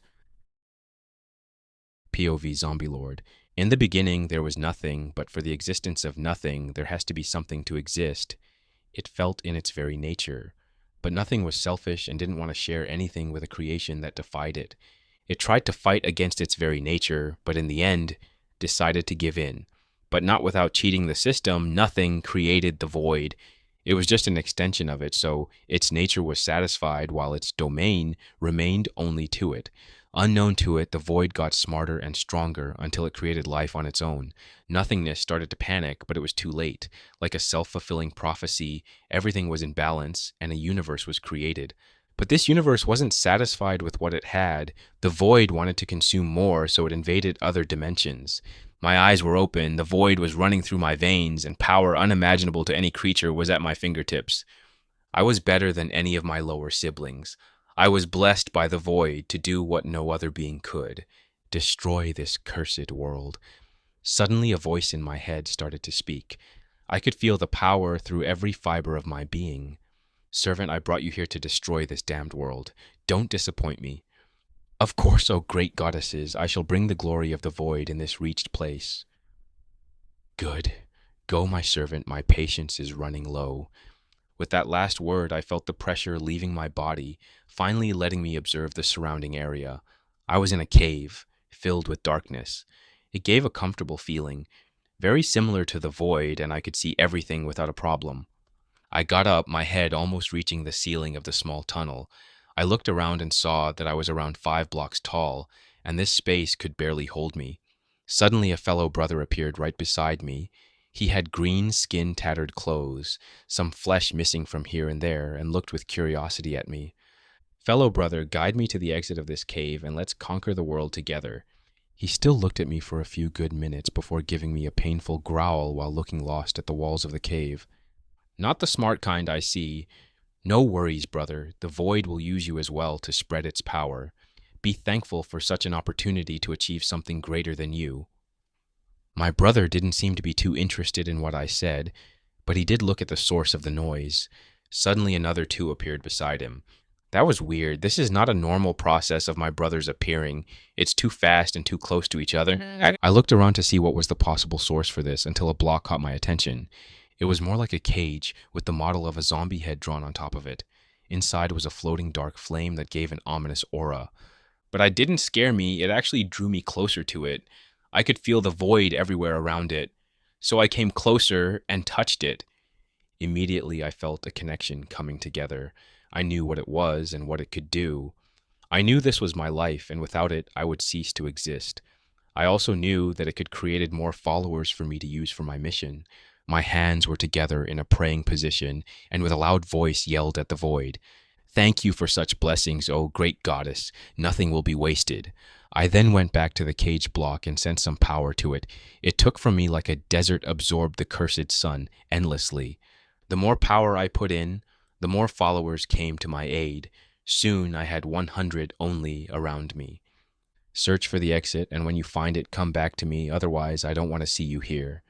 They all moved along the tunnels with a clear goal in mind. The spawner, as I understood through the bond, told me about my powers. I could jump high. I had great regeneration and strength. In my presence, the sun had no power, and I could control zombies. It also told me about my brothers as well. They were dumb, but could follow simple commands. I could control the ones that spawned naturally, but I didn't have the same control as the ones made by me. My range was pretty big, so my plan was to make an army and march against the world. With the power of the void, nothing could stand in my way. One fellow brother came back, which means the exit was found. I lifted my hand from the spawner, already feeling like something was missing from me, but I had a sacred mission that couldn't be delayed. Bring me to the surface, fellow brother. With a low growl, he slowly led me through a few twisted tunnels before we finally arrived at an opening that showed something truly terrific. The rays of the sun pushed the comfortable darkness towards the deeper parts of the cave. What a cursed phenomenon indeed. Can't wait for the great goddess to get rid of it once well take over. I made a few steps forward and let the uncomfortable feeling wash over me. I didn't feel the weekend, only a little weird, but that shows the blessing is working. Join me, brother. The zombie gets beside me soon, while he growls more often. He's otherwise fine. With this confirmed, I got back to the caves where my precious spawner waited for me. I made more followers, but as time passed, the place started to get crowded, so I had to order them to go to the surface. Since they still followed my command, they wouldn't burn under the sun. My body didn't need rest, food, or water, so time passed by me, but all blended together. I wasn't an inferior being like the living. I'm a champion of the void. I am undead. Finally, after an unknown time, the only thing I could hear was the constant growling of my brother and sisters. Silence! It is time to take over the world. Prepare to march. Like a machine, everyone left with me at the front. The sun was high in the sky, annoying me and my fellow followers, but it wouldn't be for too long before it would lose its powers. Yard be calm. Days passed and nothing stood in our path. Unfortunately, we hadn't found any settlements to destroy. The only thing that I saw was green trees and running rivers. Suddenly, a baby zombie came to me at great speed. Did you find anything, fellow brother? I only heard a growl instead. The decision to send my fastest followers as Scots was a genius idea. It's been a few days since I last sent the group, but the results are starting to show. My dear followers, we have found sentient life. Time to bring it in our own ranks. A collective growl was heard from the whole army, and it marched towards the way the baby came from, leaving only the skeletons of dead animals. My power does help my fellow followers walk under the sun, but it drains a lot from me, until I found out that if they feast on living flesh, they can resist longer without my guidance. So whenever we passed some lowly animals, I ordered them to eat everything, which made me use less of my power to protect them. Another day passed, and in the middle of the night, a light dared disturb its presence. We finally arrived at a settlement. It was a small one surrounded by some wooden fence. Beyond that, I could see a few small houses, but no activity was seen. The weak flesh of the living can't handle life without getting constant sleep, such lower beings. But fear not, for soon you shall join us. March my army, spread the void. Everyone started to move towards the buildings, but suddenly stopped once they reached the fence. What are you doing? Jump that stupid thing. They all tried to jump one way or another, but nothing seemed to work. Noise started to appear from the settlement. A few people with big noses came from their houses to see what the commotion was all about. But once they saw our greatness, they screamed in terror and fear. Some of them started to run while others barricaded themselves in the house. I walked towards the fence to see what was the problem and saw the world working against us. Sure, it was only a block tall, but an invisible force seemed to stop my army from passing. This won't be enough to stop our glory. I easily stepped over the annoying barrier, too weak to fight against me, and I punched one of the wooden poles with my immense strength. Cracks started to appear on the pole, and after one more punch, it was completely gone. The wall was breached and my followers started to pour in, slowly but eager to feast on the flesh. I broke a few more places in the fence so it would speed up the process. Not too long after, the place was filled with the undead. Terrified screams were heard across the village. Screams of pain and begging quickly followed. But it was no use. They either became one of us or got eaten too quickly to transform. It was a brutal process, but a necessary one. All the houses had their doors broken, but some of them had blocks blocking the newly made entrance. For those, I needed to personally come and break the blocks so my followers could finish the mission. Suddenly, I heard a scream, and then my followers started to catch on fire. I looked to see who dared to fight back, only to see a person in a ring of fire, with a flint and steel in one hand while the other held an iron sword. While under my protection, the zombies didn't burn under the sun. That doesn't mean they're immune to fire, so the fire circle was quite effective. My followers walked towards the warrior, catching them on fire, and when that happened, their instincts took over and looked for a place to cover, which resulted in spreading the fire towards the others. I had to intervene, otherwise we'll take embarrassing losses. You destroyed my village. I'll take you down with me, even in my death. The man kept putting up more fires if some of them died out, and whenever someone ran towards him, he used his sword. But he froze when he finally saw me. What are you? I am your salvation. Rejoice, you'll soon join us. I stepped over the ring of fire. It tried to burn my undead flesh, but my regeneration was too powerful to overcome. The fire was extinguished under my step. I was 3 blocks taller than the man who looked in horror at me. My hand was almost touching him when by instinct he slashed it with the iron sword, leaving a decent cut. But it didn't last for too long before it healed like it was never there. Monster! He tried to run, but I already caught him, and under my immense strength he couldn't move anywhere. I didn't need to scratch or bite him for the blessing to spread. I just sent the power of the void through my hand and into him. He fell on the floor, trembling nonstop. His mouth screamed in pain as his skin fell off, and a new healthy green appeared instead. It was a quick process, but a painful one. Now he was one of us. He got up and looked at me. But his look was different from the others. His look was filled with hate-red and resentment.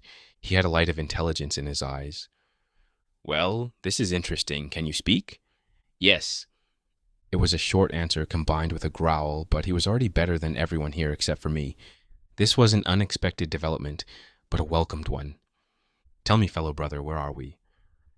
We are at the edge of the Stone Kingdom. He said every word with hate.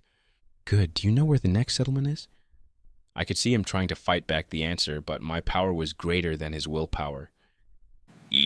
Yes. I smiled at our new find guide, and with authority in my voice, I gave the next command. Lead us to it.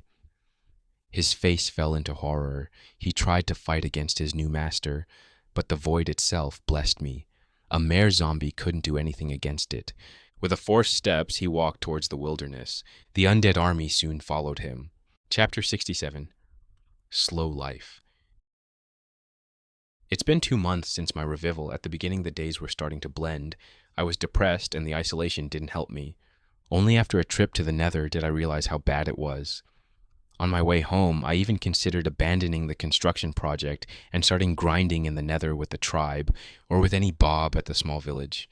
But fortunately or unfortunately, I didn't have to change my plans, because my home was broken into by a woman I didn't know. It was a rough start, but we managed to talk out the confusion. Here's the good part. She was another player just like me from the same planet, and probably at the same time. So I got the chance to have someone to talk with about my old world without trying to hide it. It surprisingly helped with accepting my recent death, and I even managed to finish my base project. The basement was almost finished anyway, so it didn't take a lot of time. What instead took a lot of time was the fortress on the surface. I wanted to make it intimidating and majestic. So a combination of deep slate, brick stone, and other gray-colored blocks went into the construction. They were 5 towers each, taller than the other, all hugging each other with no space in between. The tallest tower was in the middle, while the other ones surrounded it from all sides. It was only 5 stories high with a pointy roof made of dark wood. It had a medieval style to it, and I loved it. Lots of rooms inside and could easily hold more than 5 people in their room. If we're not picky about the space, that it could surpass 50. With such a great fortress, how can it not have a great defense? That's why I dug a ditch around the outer wall and filled it with running water. It was leftovers from my water elevator, so I had to use it. It was 3 blocks wide. You could theoretically jump over it, but you'd hit your face with the wall and fall down into the water. And even if jumped where the gate was, it didn't matter since nobody lived here in the middle of nowhere besides me, Mary. So it was more of a way to work against monsters than actual people. It's hard to build something against anyone who can build over any trap you make. That's why I have a secret base. You can loot the surface, but the real treasure is underground. Of course, since it was running water, the mobs were pushed away until they fell into a deep pit, where they would die for good. If it's a zombie, the sun will burn the flesh, and the droppers from below will get the bones. If it's a skeleton, then the sun won't be necessary. The only problems were the creepers and the spiders. That's why from time to time I have to check the pit and get rid of any cadavers. I also didn't forget my old tradition of putting swords on my walls to put some extra protection. I even put a few iron swords to spice things up. I'm very satisfied with how my base turned out to be, and Mary was impressed as well. Speaking of her, I talked about the good things that her presence brings, and now I'll tell the bad things. It's not something she does, it's more what her presence means here. She's the hero brought by the system to fight against a giant monster with an army. Now we could all believe it was just the talk of an old man that needed attention and lives out happy lives, but her getting here not too long after the New Year's party means the monster lord is here as well, probably ravaging a few villagers already. But a person who came from another world only to meet someone in the wilderness to teach her about the world is the exact plot where I'll die to give her motivation to fight against the evil lord. I know I can come back to life, but I don't want to do that anymore. I'm traumatized enough already with my last death. Don't want to be paranoid on top of that. So I'll teach her what I know as quick as possible, then send her against the world. She won't be my problem anymore. Hopefully. There you are, trader. Guess who's leveled up on her enchanting skill? Congrats. I think you're doing better than me now. Are you ready to go and learn some more? Actually, trader, I think I want to learn more about combat. Can we visit Undying so she can give me lessons? What? My sparring sessions are not good enough? I said that with a smirk on my face. No offense, trader, but that's not a style that I have high affinity towards. She was right. I'm not the best teacher for her when it comes to combat. I don't know how to swing a sword properly. Sure, I learned a few tricks with Froggy when we were stuck at the palace, but that is not something I can use against someone that knows how to fight. My style consists of taking advantage of what I'm good at, more inventory space, and placing blocks faster than anyone else. Oh, you know how to swing a sword? How about I run from you, get 3 blocks higher, and snipe you from there? You have been surrounded by all sides. A potion of speed and strength can do wonders in blocking, attacking, and building over anything. Do you have a shield to block all my arrows or my speedy sword? Well, I have just the thing for you, a firework on a crossbow. Can't get any better than an explosive after every shot. With all of this, it's safe to say that Mary didn't have fun while sparring with me, but if it keeps me from losing, I won't change it anytime soon. No offense taken. Sure, we can visit Undying and her tribe. I'm also running low on some materials that I could use. Get your golden armor and let's go. We're going now. Why should we wait? I have everything that I need in my inventory after all. Okay, let me get the armor quickly and I'll come soon. With that, she quickly runs through the door towards the armory to get the only armor with a cooling effect in that furnace of a world. I smiled at her enthusiasm and went towards the ender chest to get my armor as well. After a quick equip, my next destination will be the water elevator, one of my most annoying but proud projects. On the way there, Mary came running down the halls towards me, a little surprised that I didn't wait for her in the room, but still got beside me. We stopped in front of a normal-looking wall where I dropped a redstone torch to the ground. Like magic, it disappeared through the floor, leading to the wall in front of us to open up to a secret entrance. How did I make that happen? Well, it's a simple mechanism, but not so simple to find. The whole floor of this hallway was made with wooden slabs, specifically the lower part. Underneath a certain slab, there's a hopper that surprisingly works. Like in the game, it can absorb items through the slabs. So I only need to drop the key in a certain place, which would start the mechanism of the door. As we passed it, the pistons closed the wall behind us, leaving no trace of the secret entrance. Do we have to use the water elevator to get there? Can't we just use normal stairs like every normal person? When you have your secret base, you can have as many stairs as you want. Ugh, I'll go first then. She went towards the right hole and made a stiff jump, hands stuck to her body, too afraid to hit the walls by accident. I counted to 10 before I jumped as well. Water surrounded my body, but strangely, bubbles that defied their nature pulled me downwards. It quickly caught some speed, giving me constant flashes of light from the glowstones put on the walls. Soon I got to the bottom. The ground was hot, ready to damage me. But I quickly jumped, opening the only wooden door with force. Before I could even take a breath, I closed the door behind me. No water was going to flood my base. I took a breath and looked with amusement at Mary, who was on the ground waiting for her clothes to dry. I didn't wait for my turn, instead walked towards the portal room, leaving small puddles behind me. Where are you going? Aren't you going to dry yourself first? The nether is hot enough for my clothes to dry without me sitting in one place. Why didn't you tell me this? She quickly got up and ran to catch up with me. Soon we were in front of a huge portal that had red tentacles trying to cover the white room the portal was in. Of course, everything was a visual effect. We both crossed the obsidian frame and the temperature quickly rose, but the armor was still doing its job. The other side of the portal didn't have a red room. Instead, It was a mirror room on the other side. The only difference was the temperature. We only need to go back to the portal to see the red blocks. Why did I do this? It's because of paranoia. The entrance to my base, it's pretty hidden on the overworld, but someone from the nether could get inside easily if they found the portal. Sure, the portal was hidden under a netherrack hill, but in case a ghast accidentally blew it away, I made a safe file. If you look from the overworld, you'll see the same white room, but if you look from the nether, you'll see just a normal red wall. The portals in this world don't have the same texture as in the game. Once the portal is lit, you could see the other dimensions. But if you go around the portal and look back at it, you'll see another perspective of the other dimension. And I only played a little with the illusion of that mechanic, which I'm quite proud of.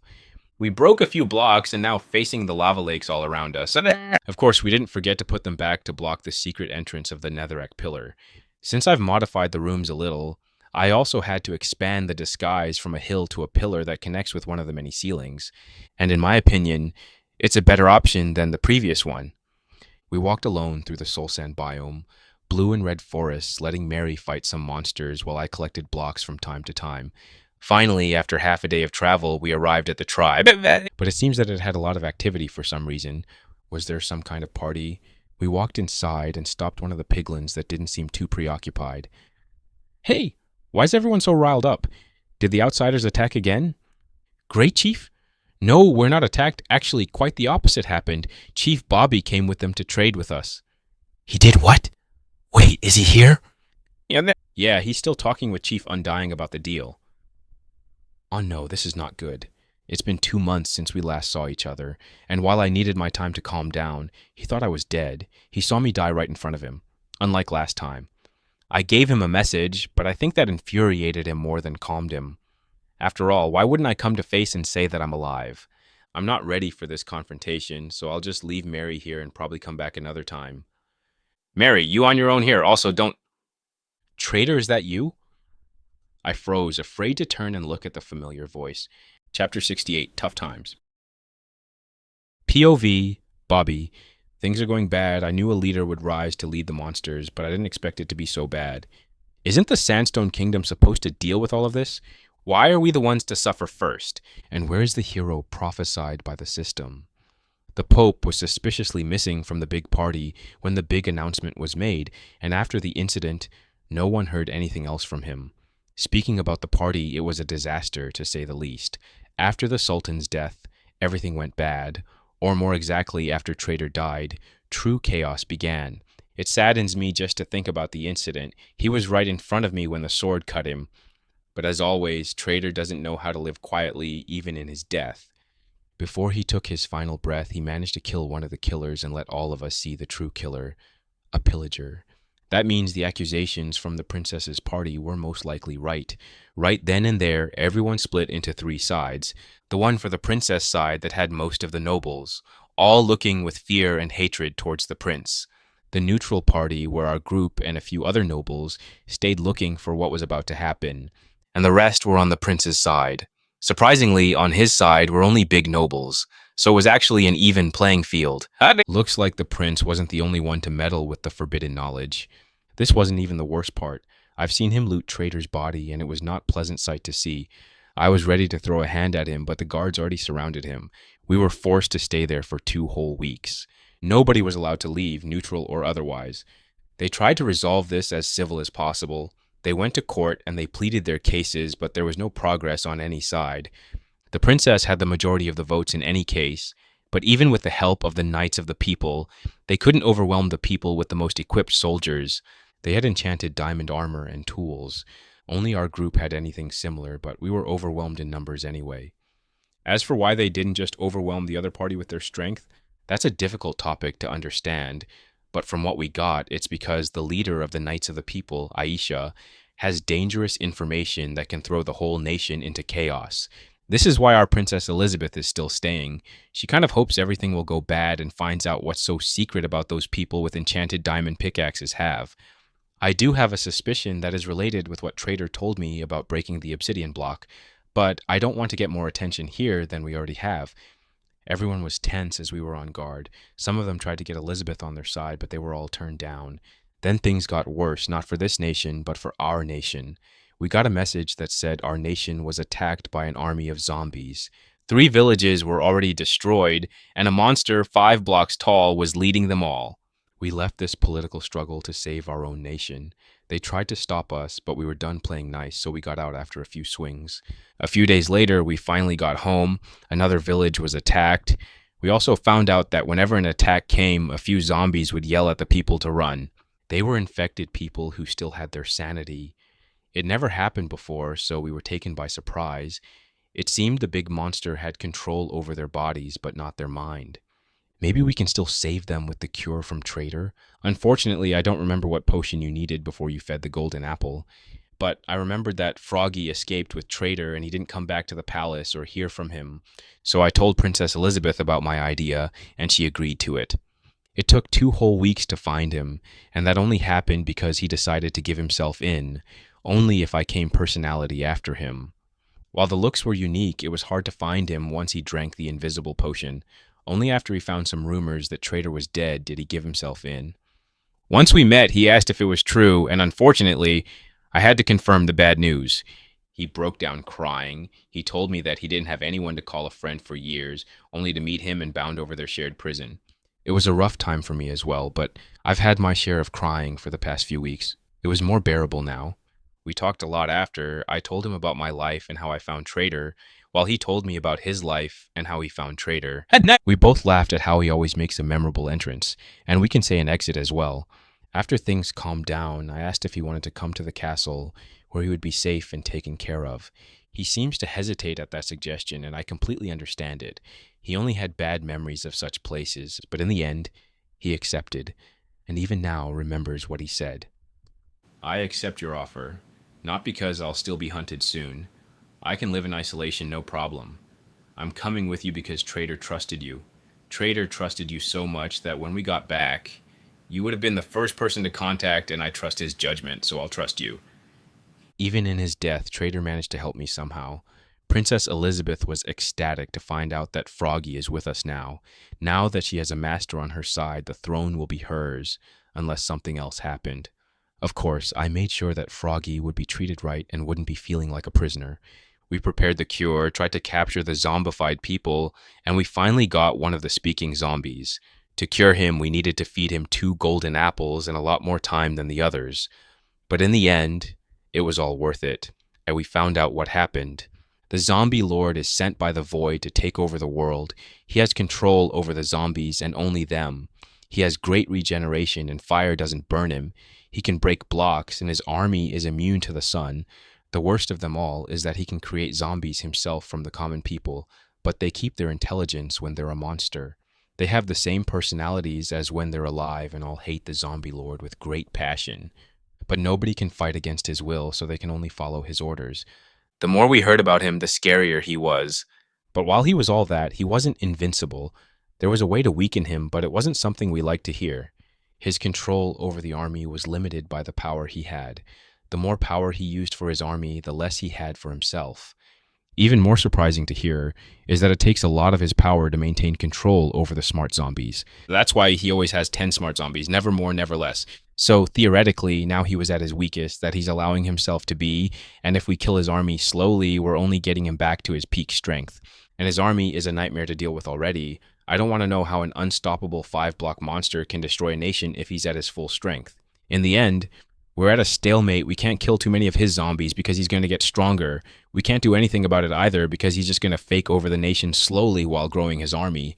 And we were like that for a few weeks. We evacuated every village that was in his path and tried to rescue any zombie villagers to cure them without killing the normal zombie.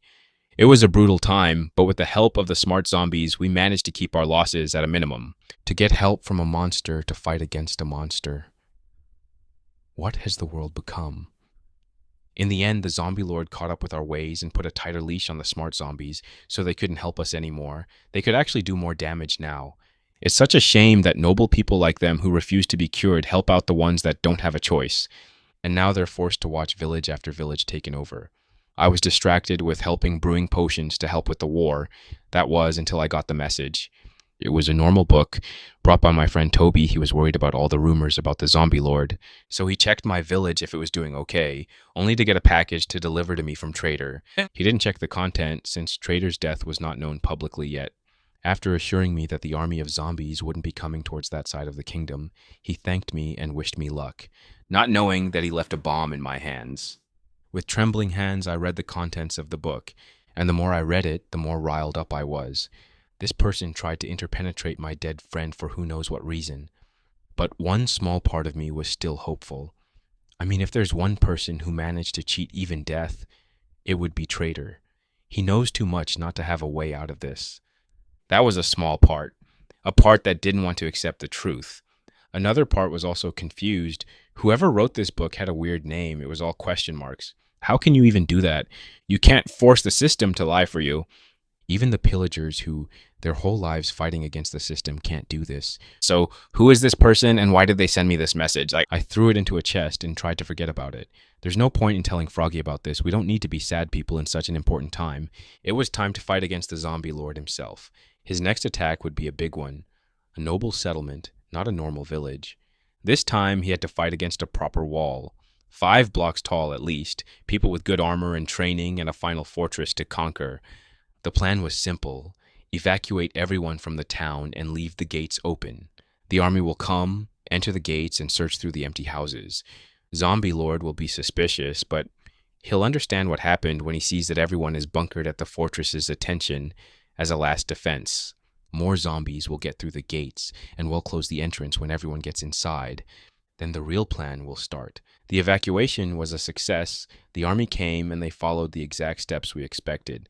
That was the last report we got before losing contact with the attack squad. Over 100 men died in that battle. We didn't know how did that happen. We only knew we lost the fight. A week later, while we tried to send spies to see what happened, a smart zombie managed to tell us the events. The plan went perfectly. The invisible people threw a debuff potion over the zombie lord, and he was greatly weakened. Arrows with healing effects were shot at him. The knights attacked him with the sword, and he was screaming in pain. Wounds stayed on his body until suddenly he healed up like it was nothing. After he yelled something about the true power of the void, he attacked everyone. For the first time, the smart zombies felt that they're in control of their bodies, and the army started to catch on fire since it was day.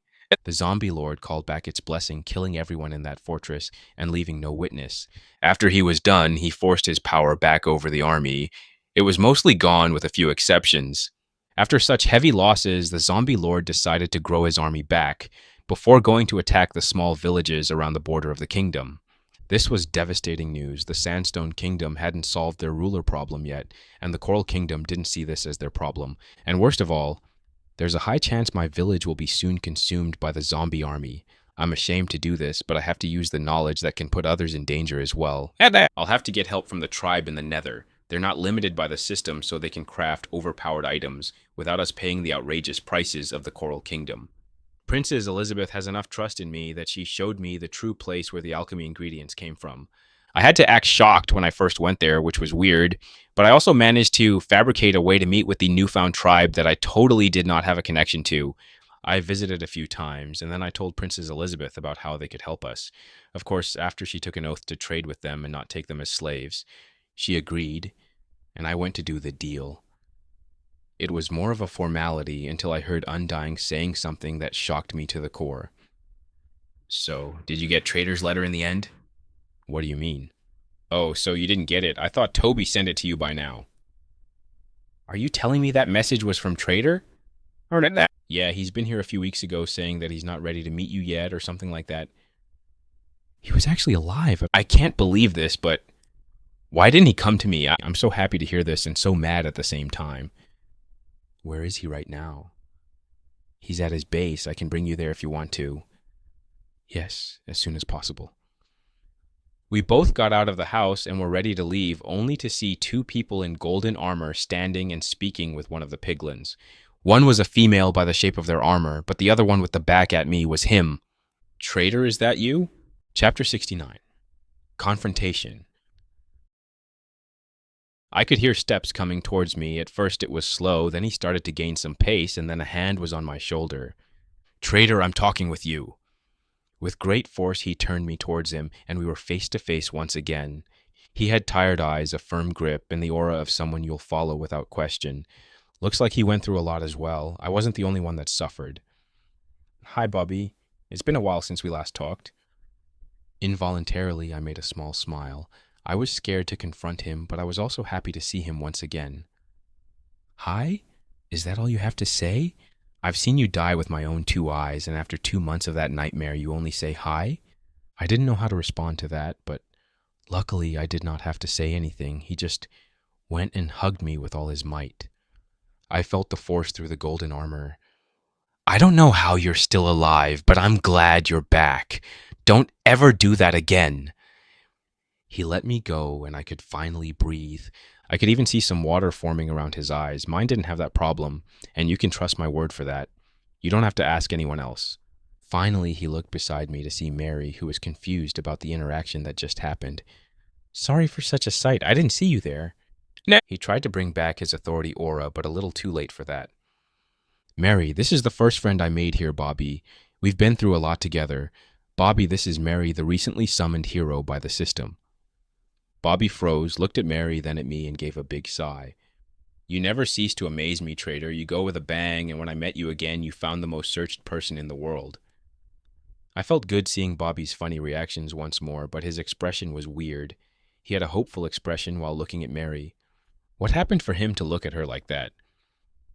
Hero? It's great to finally see you. The zombie lord gave us a lot of trouble recently, and we lost hope on what to do. But with you here, we can finally fight back. The more he talked, the more excited he was. What happened that even Bobby is looking for the hero? I'll try my best, but I'm still in my training phase, so don't expect too much of me. Training phase? He looked confused at me, so I had to give him the explanation, since I'm sure I'll do a better job. Remember how I'm not from this place originally and very different than anyone else? It's pretty hard to forget, even if I want to.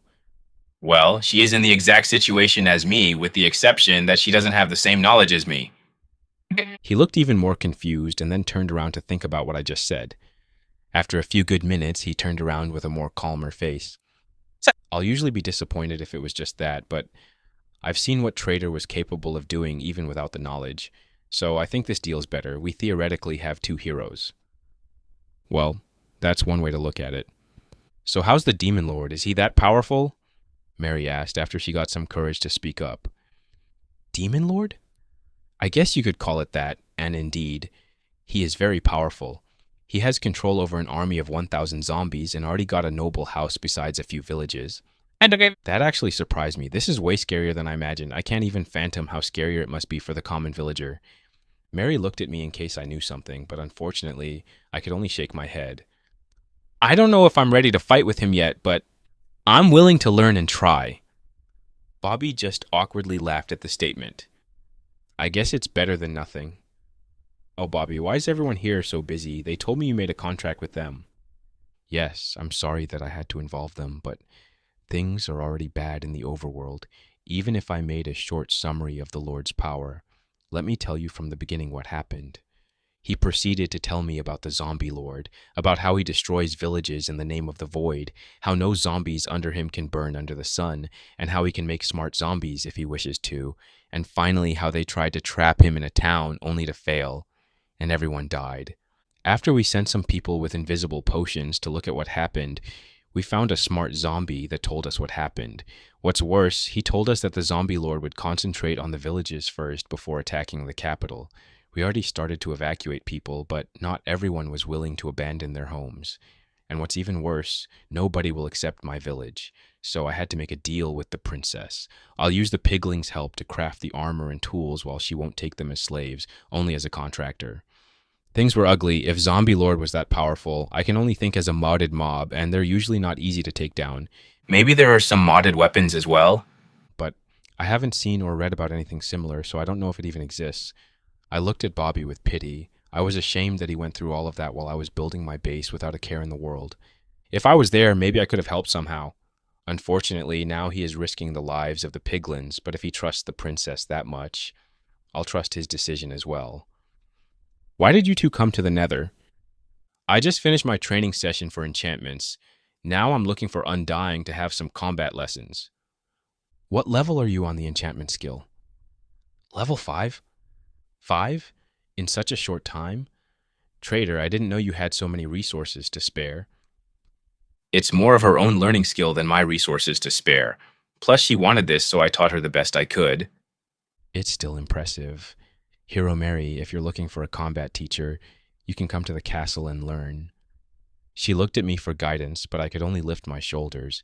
It's her decision on what to choose. If she wants to learn from her friend Undying, she can try asking her. If she wants to learn different kinds of weapon styles, she can take Bobby's help.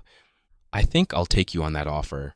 After all I'm seeing here, I can only guess how busy she would be. Glad to hear that, Trader. You're coming as well, right? Froggy will be more than happy to see you. This is complicated. Bobby now stays at the castle, and I have really bad memories with the royal family. Sure, I trust Bobby's word when it comes to my safety, but he answers to the princess, not the king. And I don't want to be in another situation where people want to use me or put me in uncomfortable scenarios. This is what I've promised myself, after all, to get my skill levels higher so I won't be limited anymore. But at the same time, I can't let Mary and Bobby deal with the problem alone. Mary is not ready yet, while Bobby is trying his best already. I'll meet with Froggy, but I don't want to be at the castle, somewhere outside, and preferably where nobody knows my name. That's understandable. You're supposed to be dead after all. If Elizabeth sees you again, she'll have some questions that I think you're not comfortable answering. Thank you for understanding. Here's what we'll do. We'll go to the town where the zombie lord stays so I can see if we can use something against him. Then you'll get back to the castle through the portal in the nether, and we'll be going to the capital on foot. Once there, I'll give a signal, and Froggy will accidentally recognize the hero and invite her to the castle. That's way more complicated than I would have thought, but it's also more plausible for others to believe it. But before we go, let me talk with the princes about my extended stay. I'll also get some potions for this journey. We will need it. We both nodded in understanding. Bobby went back to the fortress with lifted spirits, while me and Mary went to visit Undying and Blue. I knocked on the red door. Come in, Trader. How did she know it was me? I opened the door and saw Blue looking over a book that had drawings of different crafting recipes, and Undying hitting her hammer over the crafting table. Did you finish the reunion with Bobby? Yeah, it went way better than I expected. How's the new work going?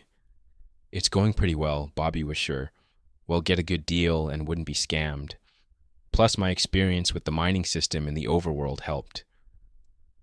Glad to help the tribe I sponsor. I even smirked at my last remark, which didn't get any reaction from the others. Trader, I think Blue Flame wants to tell you something.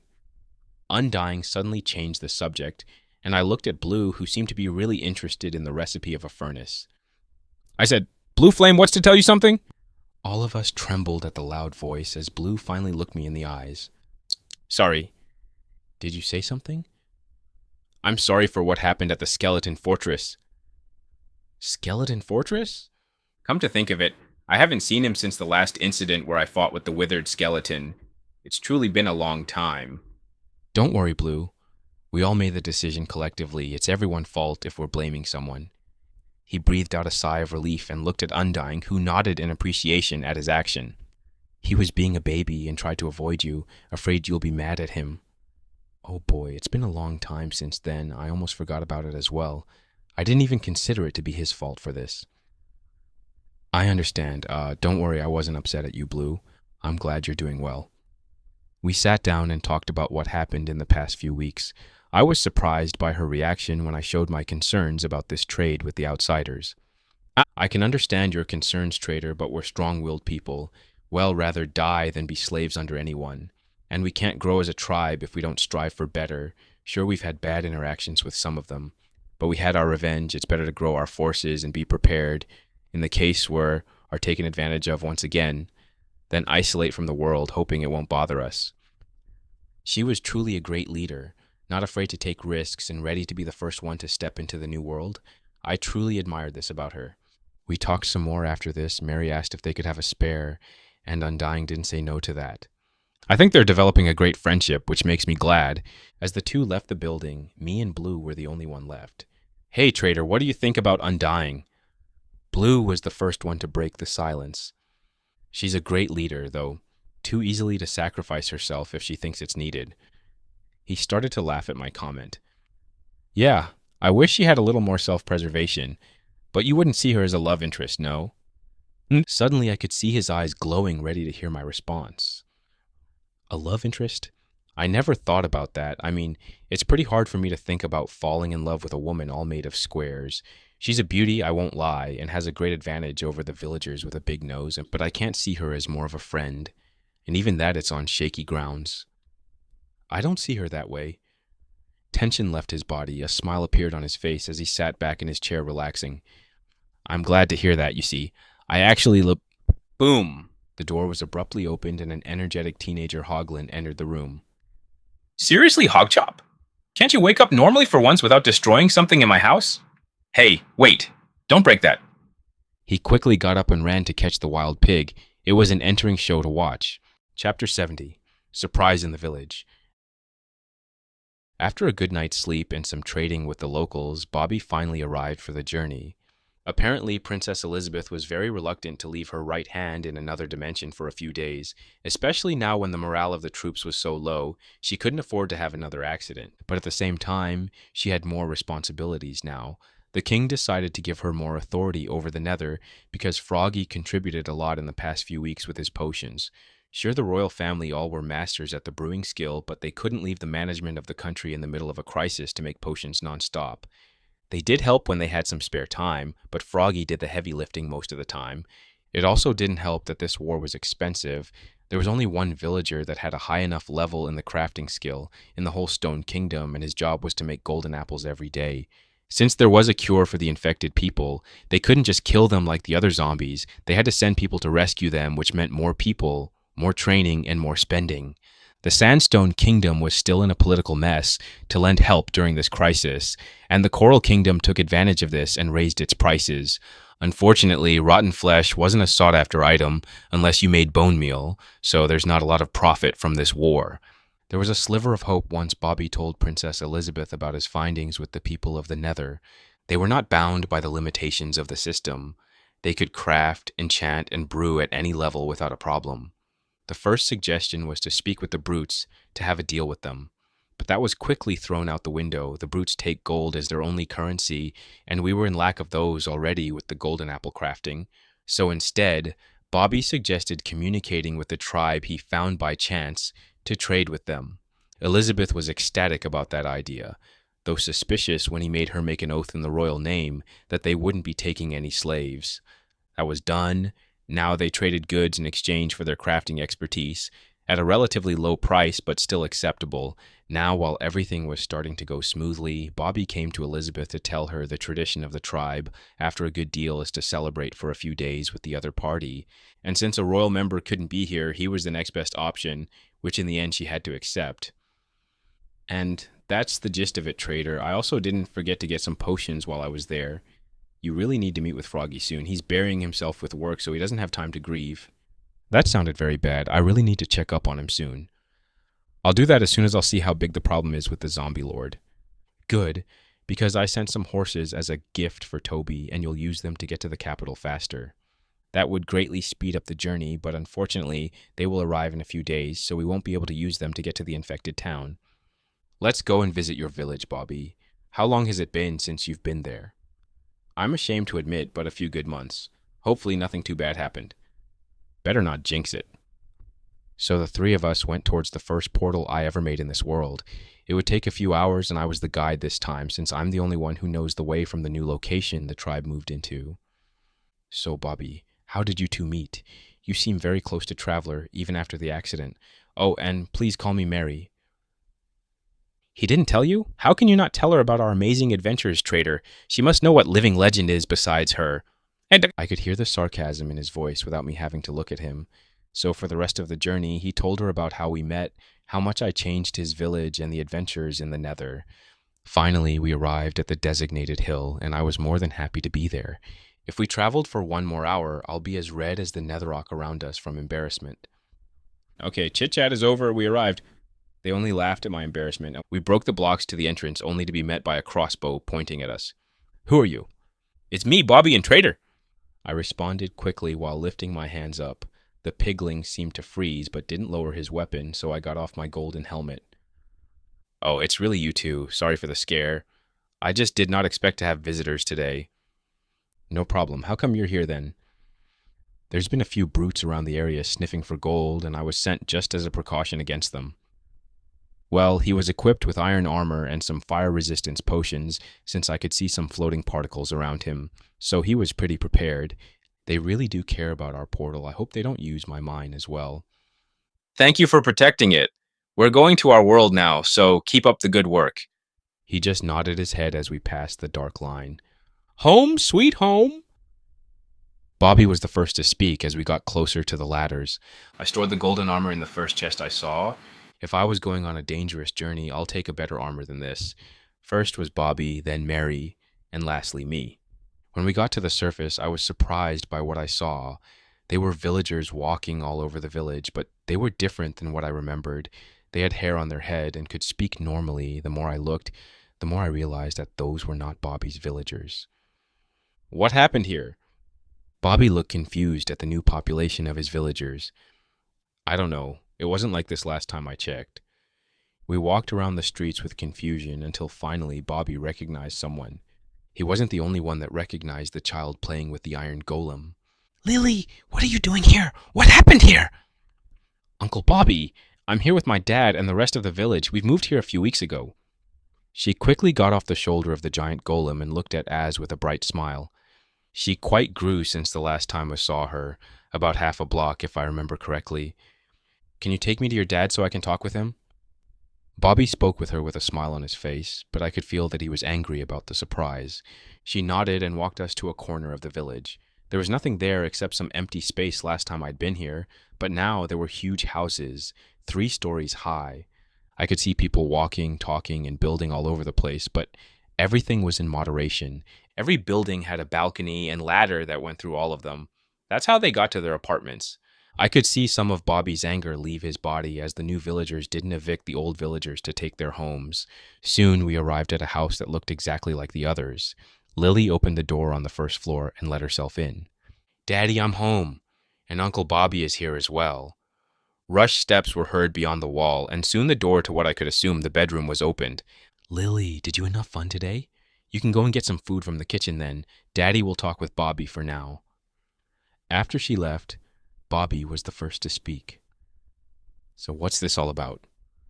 Sorry about the surprise, but I thought the letter had everything explained in it. Bobby looked confused once he said that. From your expression, I can guess you didn't read it. I've sent it a week ago.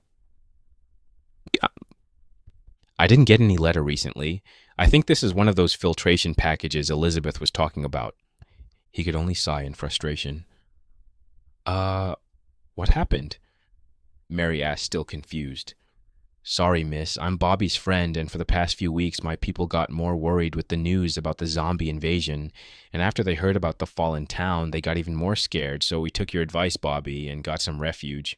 But I couldn't leave your village alone, so instead, we decided to move here. We have high walls and a guardian to protect us in case of anything. This is better than some other towns. So that's what happened. I kind of got scared once I saw all the changes in the village. Where did you move my villagers then? I didn't move them anywhere. We just made our houses separately to not bother them. Bobby seemed to be pleased with everything now, so he went to more light-hearted topics, while Mary whispered something to me. So I'm guessing the giant with the kid was the iron golem? What is he, a monster, an animal? It's not a natural spawning being, at least not in this world. I was the one that made him. You can make something like that as well? Why don't you have an army of them? It seems powerful. It is indeed, but it requires a lot of resources to make, but at least there is no maintenance for it. It's more like a robot, honestly. Can I also make one? Yeah, there's no restrictions like the skills, but why would you want to make one? Are you kidding? How badass would I look with that walking into a town? I could see the fantasy magic all over her eyes. I don't think you'll get the reaction that you want. From what I know, I'm the only one that knows how to make something like that in the whole world. So I think you'll get more in trouble than admiration. Though, I think we could use some golems to fight against the zombie lord, even if it would be an expensive idea. Ugh, that's a shame. While the conversation died down, I remember something from my old world. Hey, remember that most of the time the hero does small jobs for the villages before fighting the big bad guy? Recently, they're more of a game genre than a book one, but yes, I know about it. Why? I didn't respond to her. Instead, I turned towards the 2 friends talking. Hey, Toby, I feel that this village is getting cramped with all those new people here. He stopped his conversation with Bobby and looked at me. That is true, unfortunately, but we're trying to expand up to have more space to move around here. Why won't you expand the walls? I've seen the work you've done, Trader, and I don't think I can replicate it as well as you. A lot of resources went into that wall after all. What would you say if me and my friend here would help with the construction? I've managed to do it in one day with the people here. Imagine how much we can do with so much manpower. I would love that, honestly, but this is still Bobby's village, so you should ask him. And I looked at Bobby, who seemed to have a complicated expression on his face. Do you really want to do this? Yes. I mean, I've already bonded with some of the people in this village, and if Toby can protect it while you're preoccupied at the palace, why shouldn't I help him be more comfortable? Thank you, Trader. I really appreciate it. Both of them smiled, and I looked at Mary, who seemed to be bewildered about what just happened. Well, looks like we got your first quest. Isn't this exciting? Yeah, but I expected to slay some monsters, not build a wall. We all laughed at that while she got embarrassed, but with a sigh, she accepted her new quest and went outside to gather the materials. I was not too far behind her. Chapter 71. Let's build a wall. First thing, when building something small or big, you have to set the perimeters, and for that we had to tear down a portion of the already built wall. With some iron axes in our hands, we demolished everything in our path. People started to wonder what we were doing, but Toby and Bobby calmed everyone down, telling them the plans for expanding the village. Once they heard that, the worries left their expression. Some of them were even eager to help us. Looks like they really wanted some space in this village. But as we continued to work together, the villagers started to realize something. Me and Mary worked fast. I mean really fast. It took 3 of them to keep up with one of us. They were surprised by this, but didn't ask too many questions. With the extra help, we managed to tear down half of the total wall. Since the new wave of people was more than the original residents, we have to triple the perimeter so everyone can live comfortably. It was tough work, but with everyone's help, I think we can manage this. Okay, everyone. Here's what we do. The new perimeter will be 3 times bigger than the original. So for that, we need a lot of wood to work with, so go do some chopping while I craft some axes. People cheered and took out wooden or stone tools to get to work. Mary, you'll come with me for this work. But I can't craft iron tools yet. We won't be crafting. I'll show you how to use the trading skill. Seriously? I traded with the people from the Nether, but it never gave me any experience. Nether! We walked towards the old part of the village where it was more isolated and some bald villagers started to appear. I'm not surprised this didn't work. This skill can only increase with a villager from the overworld. Also, this is a skill exclusively for us, so there are no records anywhere in the whole world. But it's also one of the most broken skills to have, so don't go around telling people about it. That sounds exciting, so what does it do? How do I increase it?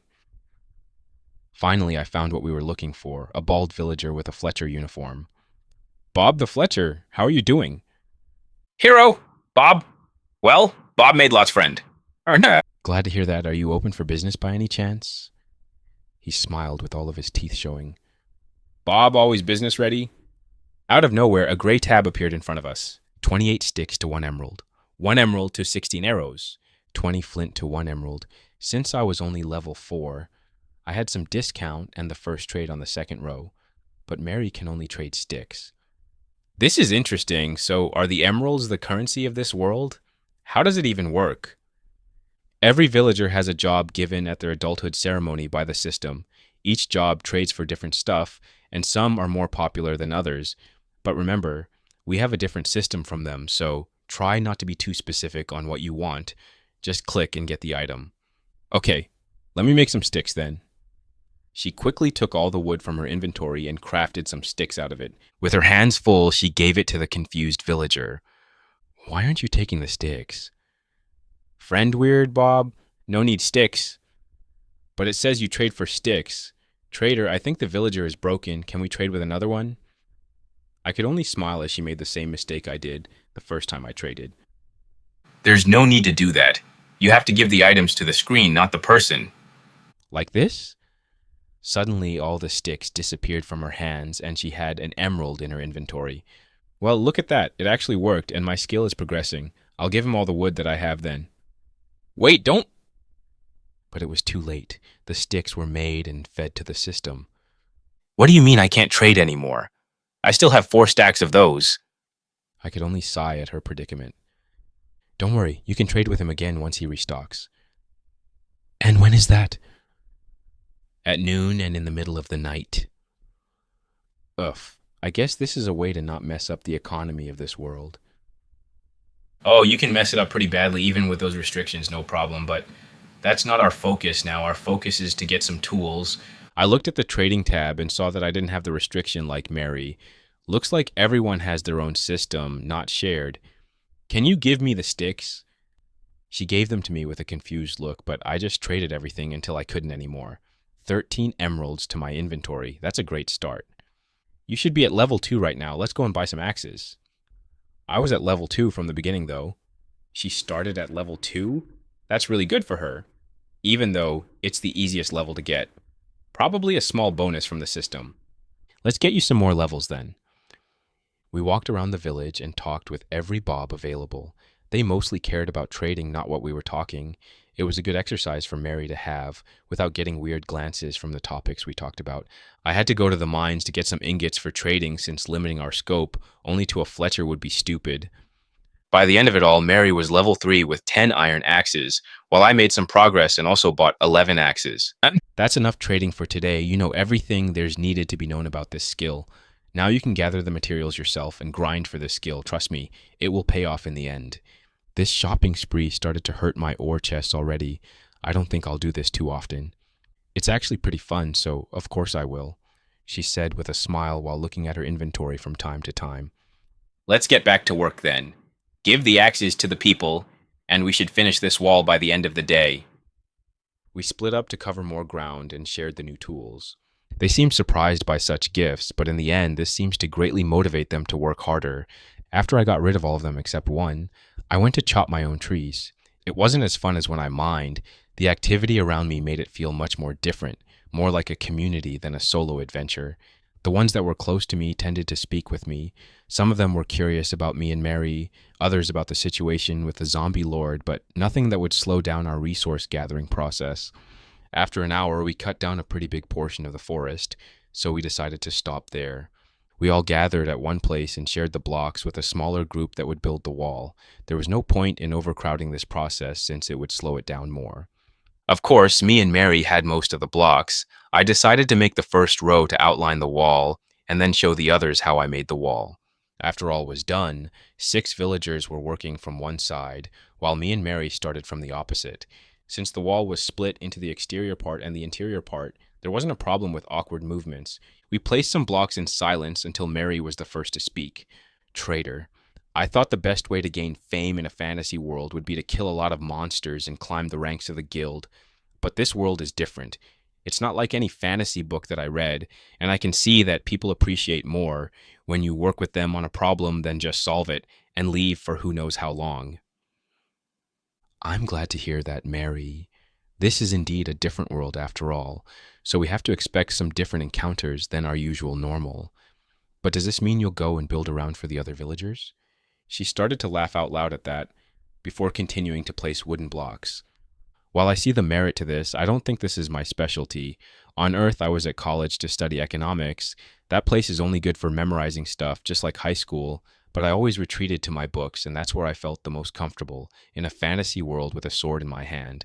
And ever since I came here, my desire got stronger, not weaker, but this also made me realize not to concentrate only on the combat. I should learn how to build as well. I'm glad she's starting to get used to this world. At this point, I'm not even sure if she wants to go back. But I haven't given up. She knows what her role is here, but why I'm here in this world. I was pretty satisfied with my life on Earth. I don't think I'm here only to be a teacher for the hero. That would be pretty sad, actually. We continued to build in silence the rest of the day. Finally, after a good few hours, both sites met and became one. Once the last block was placed, the whole village cheered with happiness. The sun was starting to set, so we put some emergency lanterns over the new ground and prepared for the party. We made a 5-block tall bonfire with solid wood to hold the flame more.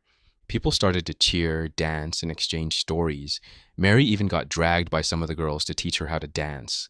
I was on the sideline with Bobby, laughing at her attempt to do a wheel move because she knew how to do it since she was a kid.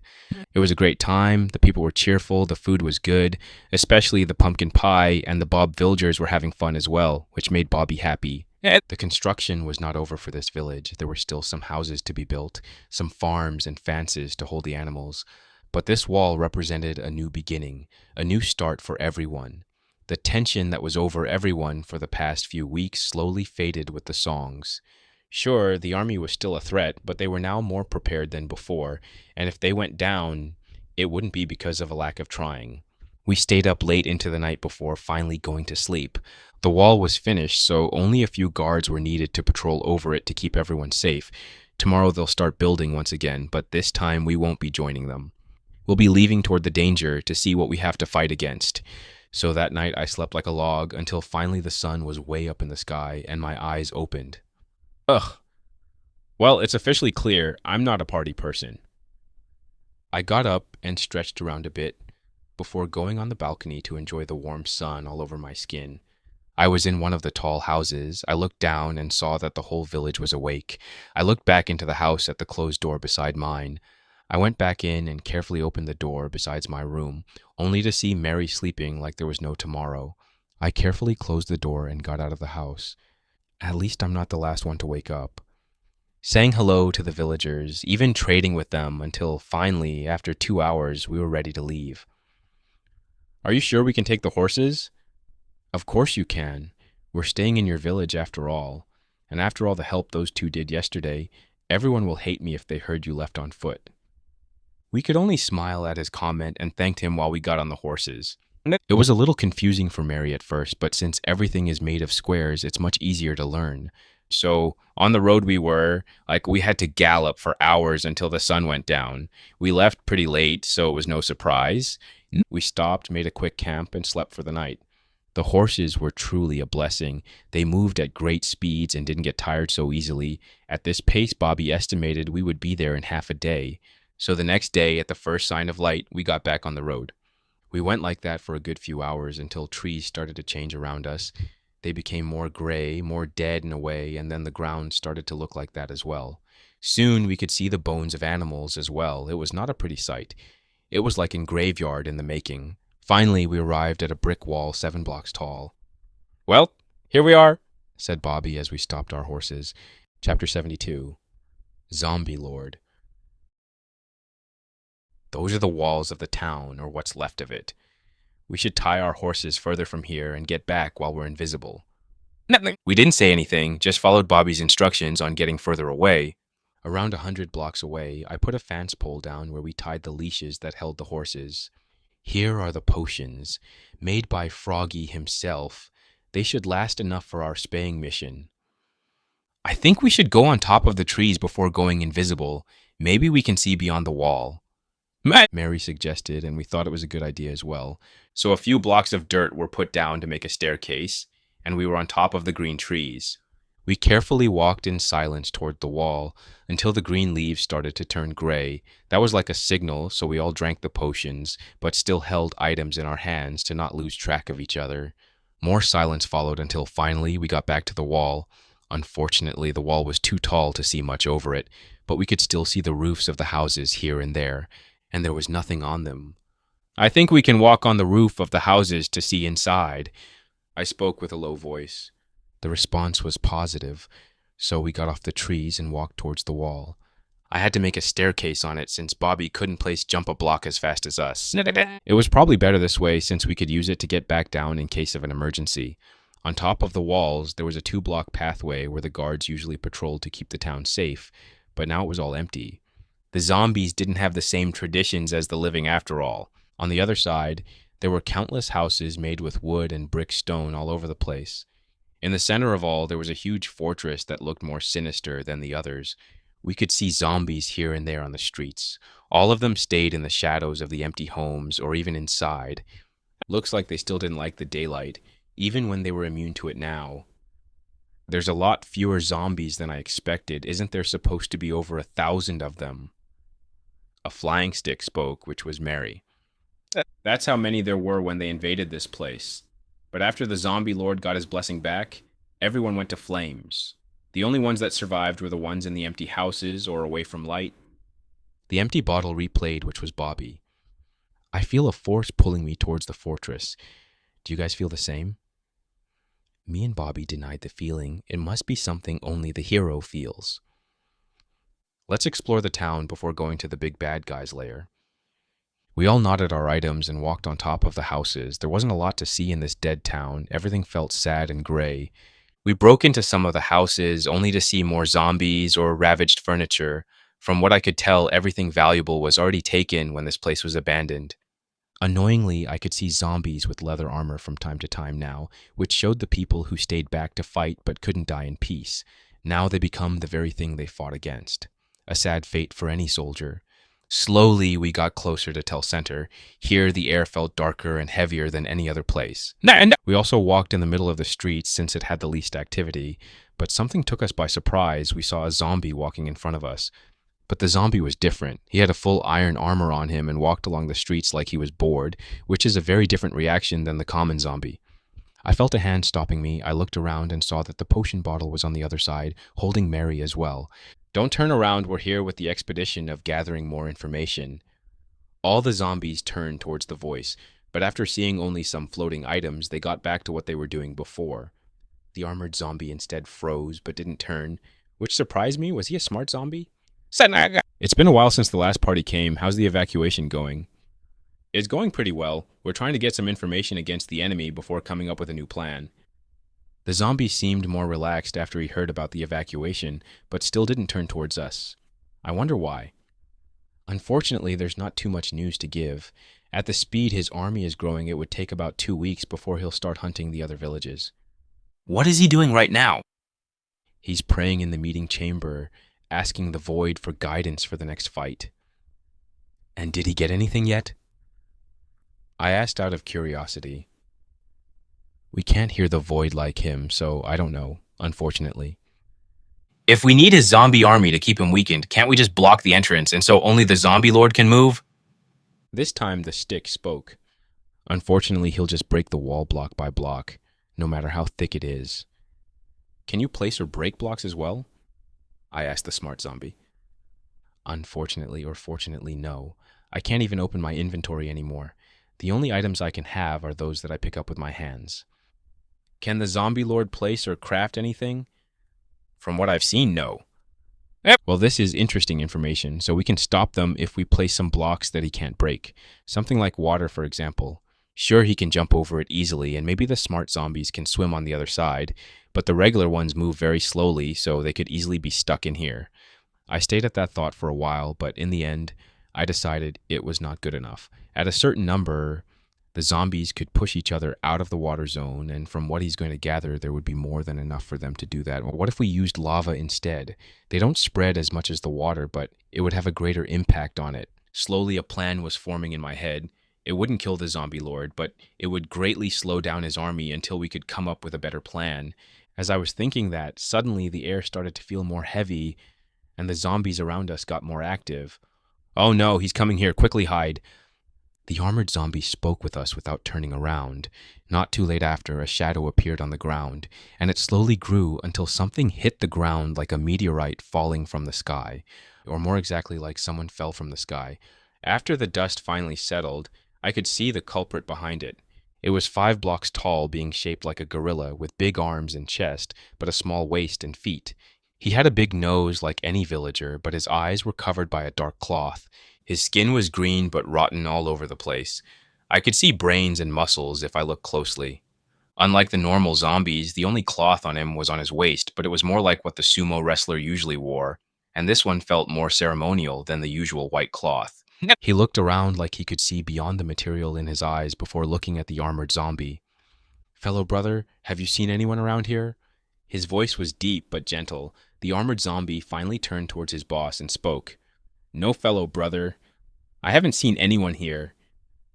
Every word he spoke was full of venom, like he'd rather do anything than speak with him.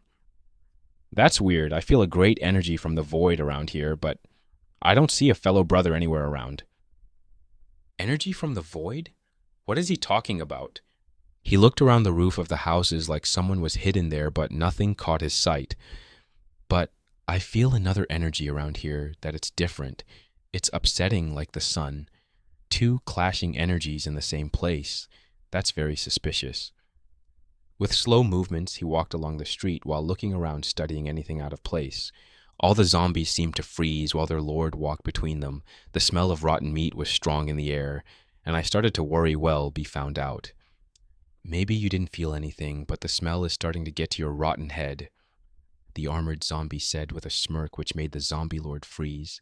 Slowly, he turned around and looked at the zombie who spoke. The air seemed to freeze and nobody moved. Bet even with all the pressure building up, the armored zombie still looked disgusting at his lord. The monster moved further away from us, now getting closer to his new target. I thought he was going to kill him right then and there, but instead he only spoke.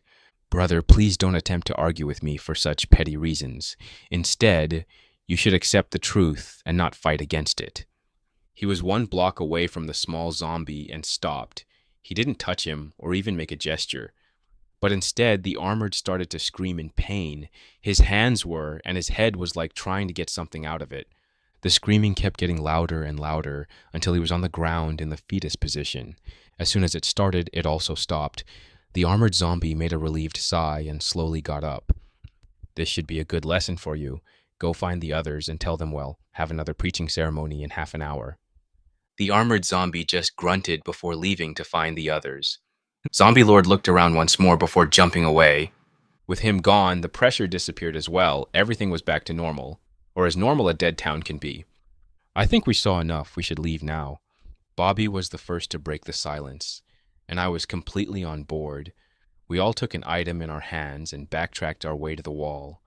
Soon we were on it and then past it. Finally, a place without a zombie in sight. Let's drink the milk when we get to the horses. No need to risk it now. We put our items in the inventory and went completely invisible, but it was okay since we knew where to meet. So with a sprint, I went towards the place we tied our horses, which was a mistake since when I got there, I couldn't get enough air into my lungs from all that running. A few seconds later, I was relieved to hear that I wasn't the only one who made this poor decision. After a few minutes passed to catch our breaths, we finally took our buckets of milk and chugged them down. It always makes me wonder how a bucket full of milk will make me as satisfied as a bowl of milk, even if it has such different size in comparison. Soon everyone was visible, and the horses got a little scared by our sudden appearance. I have to fight that? The system must be crazy if it thinks that would die to a sword. Where are my special powers to fight against that monster? I feel cheated, system. I want to be compensated right now. Mary starting to yell at the air with her fist raised, and from her reaction I could guess she didn't get a response. It's one thing to hear about that monster in a report and another to see it 3 blocks away from you. I have a lot more respect for the soldiers that fought against him. That is indeed true, but what scares me most is that he can sense you as well, Mary. And what did he mean an energy of the void? Was it with us? Are we being spied on? Is this why I always feel followed recently, or am I the source of that void energy? I don't know, but I hope not. So did you get an idea on what to do, Trader? Bobby asked, hopeful. I do have an idea how we can slow him down, but I'll tell you on the way back. We all got on our horses and went back. Not before I quickly turned to look behind me, but the only thing I saw was a single purple particle. That sent shivers down my spine, so I quickly went to catch up with the others. Chapter 73, Teaching How to Mine. We arrived at the village safely. The sun was about to go down, and I could see some houses already being built. I know it's only been a little over a day, but the experience of the dead town made it feel like we spent a lot more time there. But we were back at the village, which is starting to get bigger and bigger. Soon enough, I think we can call it a town. The guards on top of the wall soon saw us galloping towards the gate, and since we didn't have any aimer, we were easily recognized and let in without a problem. Welcome back, village head. Sir Toby is with the construction crew if you want to talk with him. Thank you, and please call me Bobby like everyone else. With one final salute, we were back with the living. Most of the people were busy building their new houses or gathering more materials for those houses, but not all of them did that. The ones that already had a place to live set up shops instead. It wasn't much, just some bread and other foods to the hungry workers at low costs, or stationed to repair tools that have been overused recently. Soon, we were at the construction site where Toby was yelling at everyone about what to do, and to keep things organized, it was not a place to live in yet, but in a few days, everything would be done. This is one big advantage in this world. A project can take days to be finished, even hours if you have enough people to work with. The fact that there's no safety structure or waiting for the concrete to dry helped a lot. After Toby was done yelling his instructions, he finally saw us. "Oh, you got back pretty quickly. How was the expedition?" "It wasn't the best, but we got what we wanted." "That's good. Anyway, my people asked me if they could use your mine to gather some ores, or if they should start a new one much further away." Bobby looked at me instead, since I was the one that used it. "I don't have a problem with them using my mine, but I think I'll have to show them what system I use. And to hide the portal room better, or at least keep them away from that part." "That's great to hear. I'll call the miners to meet you in front of the mine soon. You can talk with all of them then." Toby then walked away to look for the miners. "I think I'll trade with some of the villagers here and maybe get another quest." Mary informed us of her plans for today. "Well, I finished everything here, so after I take some items from my place, I'll get back to the castle." Since he had to prepare for our meeting, Bobby was leaving soon. "See you in 4 days then. I'll send you a message. Keep a lookout for it." With a final hug, we split up once again. And for the first time, it wasn't because of an accident. Mary went to trade with some of the villagers and grind her trader skills. I don't think she realizes how powerful this skill can be, but I do think she likes to see numbers go up like me. As for me, I was in front of the mine, or at least a small hut to hide the hole so nobody would accidentally fall in. Around 15 minutes later, 3 villagers were in front of me. One old man with a dark beard and no hair on his head, but his eyes didn't back down from any challenge. The second one was also an old man with small eyes with a white beard that was well kept, while he looked a little hunched. His arms were full of muscles. The third and the last one was a young man, younger than me from his looks. A beaming smile was on his face, and his eyes were full of curiosity about his future job. While his appearance looked young, his muscles were nothing to scrap off. He wasn't a greenhorn in this domain. "Gentlemen, this is a mine that I did it in a few weeks. I don't know how you usually mine, but since you're using this one to get some ores, I'm here to explain what system I used in here." I got a different reaction from everyone. The 2 old villagers gave me an annoyed look or a polite smile, while the young man had his eyes full with excitement, ready to see the secrets of the underground. But in the end, it didn't matter what they thought about my mine. I was only worried about the portal being found out. I went down the stairs and waited for the others to arrive. The temperature was already a little higher than the surface. Even if the furnace room hadn't been running for a while, everything was still isolated in there. Soon, everyone was down, and I could see their surprised faces once they saw the huge room already at the beginning. This is the largest room in the mine. As you can see, there are a few chests on the walls. They are all full of materials that I got from mining. You can take anything from there except for ores. The villagers started to wander around the room, sometimes opening a chest to see what was inside. But the more chests they opened, the bigger their eyes got. There were a lot of blocks in each one of them, after all. This is the furnace room. You can use it as well if you want to, but restock the fuel from time to time. I don't suggest you stay in here when everything is running. "Why are there so many furnaces?" the young villagers asked. "I usually work with a lot of materials that need to be smelted: iron, copper, cobblestone, and even gold. So I need a different furnace for each one of those. But if I leave it like that, it would smelt too slow, so I'm splitting all the stacks into smaller numbers and I can smelt a lot faster." "I see, fascinating." All 3 of them seemed to appreciate the efficiency of the furnace room and probably would use it themselves later. "Okay, this is more impressive than I thought, so what is the tax of the mine?" The bald man spoke with a heavy voice. "A tax of the mine? I haven't thought about a system like that. And they seemed used to this kind of deal, so it's not like I'll give to them the permit for free now. Unlike Bobby and other friends that I have, I don't know them that well, so I can't really sympathize with them that much. Sure, they're in danger of being attacked by the army of zombies, but we're already working against that, and unlike Bobby's villagers, they can take care of themselves if times get tough." "How about 1/10 of the ore you mine?" All 3 of them seemed surprised by my offer. "Is this the final price, or will it rise with time?" "Looks like it's way lower than they expected it, but I know if I want ores, it's faster to get them myself than to wait until the tax chest gets full." This is that final price. The older generation seemed more smiley all of a sudden, and didn't look at me with the displeasure that was on their eyebrows a few minutes ago. Okay, let me show you the mining system, otherwise you can get lost. This is not the full tour? Oh no, this is only the beginning. So we went in one of the larger tunnels. On each side, there were other smaller tunnels, but 2 blocks apart each. Since it was so close to the surface, it only had around 10 tunnels, 100 blocks deep each. My strategy when it comes to mining is to dig until I find a cave system, or make new tunnels every 2 blocks.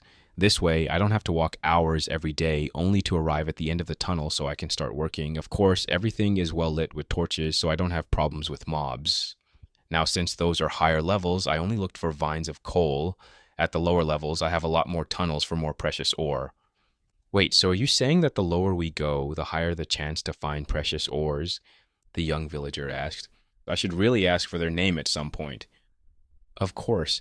I mean, at this level you won't find any diamonds no matter how much you mine. You have to go past the deep slate layer to have better results. Diamonds? You mean the legendary ore only nobles have seen? Yeah?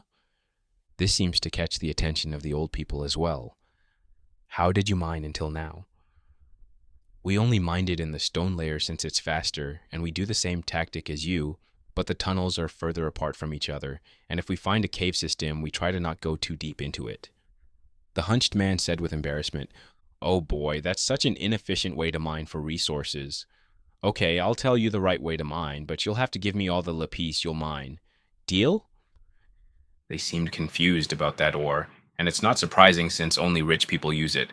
But the system will tell them which one it is once they find it, so I'm not worried about that. In the end, they accepted the deal, so I proceeded to tell them about the strip mining strategy. Even the one black tall is they're not too claustrophobic.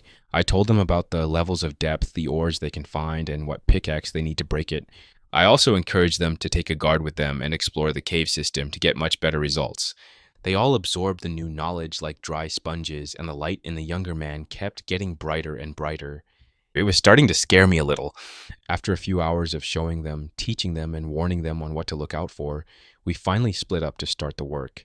They already had their iron pickaxes with them, ready to put to the test the newfound knowledge, and they all swore to repay me later for the shared wisdom. With that out of the way, I went up the staircase and stopped at a small tunnel. I walked inside, and soon I was at the portal room. Okay, time to work a little bit on you so there won't be any accidents in the future. I didn't work a lot for this room and its design, but now I have to do something so the other won't accidentally mine into it. Any resistant block is either too hard to get or would get more attention than deter people. So that's why I'm going to use a strategy I use for my secret base, lava walls. First I made the room a little bigger, and then decorated it with a few blocks so it wouldn't look so plain. A few chests here and there. In one of them I put different stone blocks, and a sign that says to leave the money in exchange for the stack. Hopefully the piglings will understand what I'm talking about. I then got out of the room and mined a layer off beyond the exterior of the walls. With a few crafted buckets, I went into one of the deeper cave systems to get some lava. Fortunately, I didn't see any miners, so the operation was still a secret. The next step was the hardest and the most claustrophobic one. I had to get on top of the room on my belly and put 9 buckets of lava in all corners of the exterior of the room, so it would flow and look like a natural lava pool. It was an awful experience that I don't wish to recreate anytime soon. The entrance of the room would be blocked by an iron door that would have a laver only on the inside. I crafted a few more and put them in the chest, keeping one to myself so I can give to Toby once I'm done. I also made a sign that read Village Head Property and put it on the small windows of the iron door. Now you truly couldn't see what was inside. Hopefully, this would keep people away. With this work all done, I finally went to the surface where I saw that it was getting late.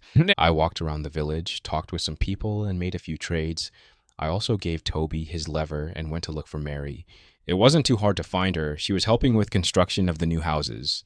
She hasn't developed her inner builder yet, so she only follows instructions for now. It looks like she found her new quest. Mary, don't forget to get a good rest. Tomorrow we'll be leaving early. She looked away from the walls and saw me waving at her. She didn't yell back, instead gave me a thumbs up and got back to work. But since she didn't have thumbs to replicate that gesture, that whole action looked more like she called for a taxi. I smiled to myself and went into my temporary home. I needed to be well rested for tomorrow. Chapter 74, Reunion with Froggy. The next morning I was in front of the gate with Mary. We both were on our horses and had full iron armor, so we wouldn't be bothered by the common guard. A few villagers were there to send us off to my surprise. A few moms gave homemade food to Mary and wished us a good trip.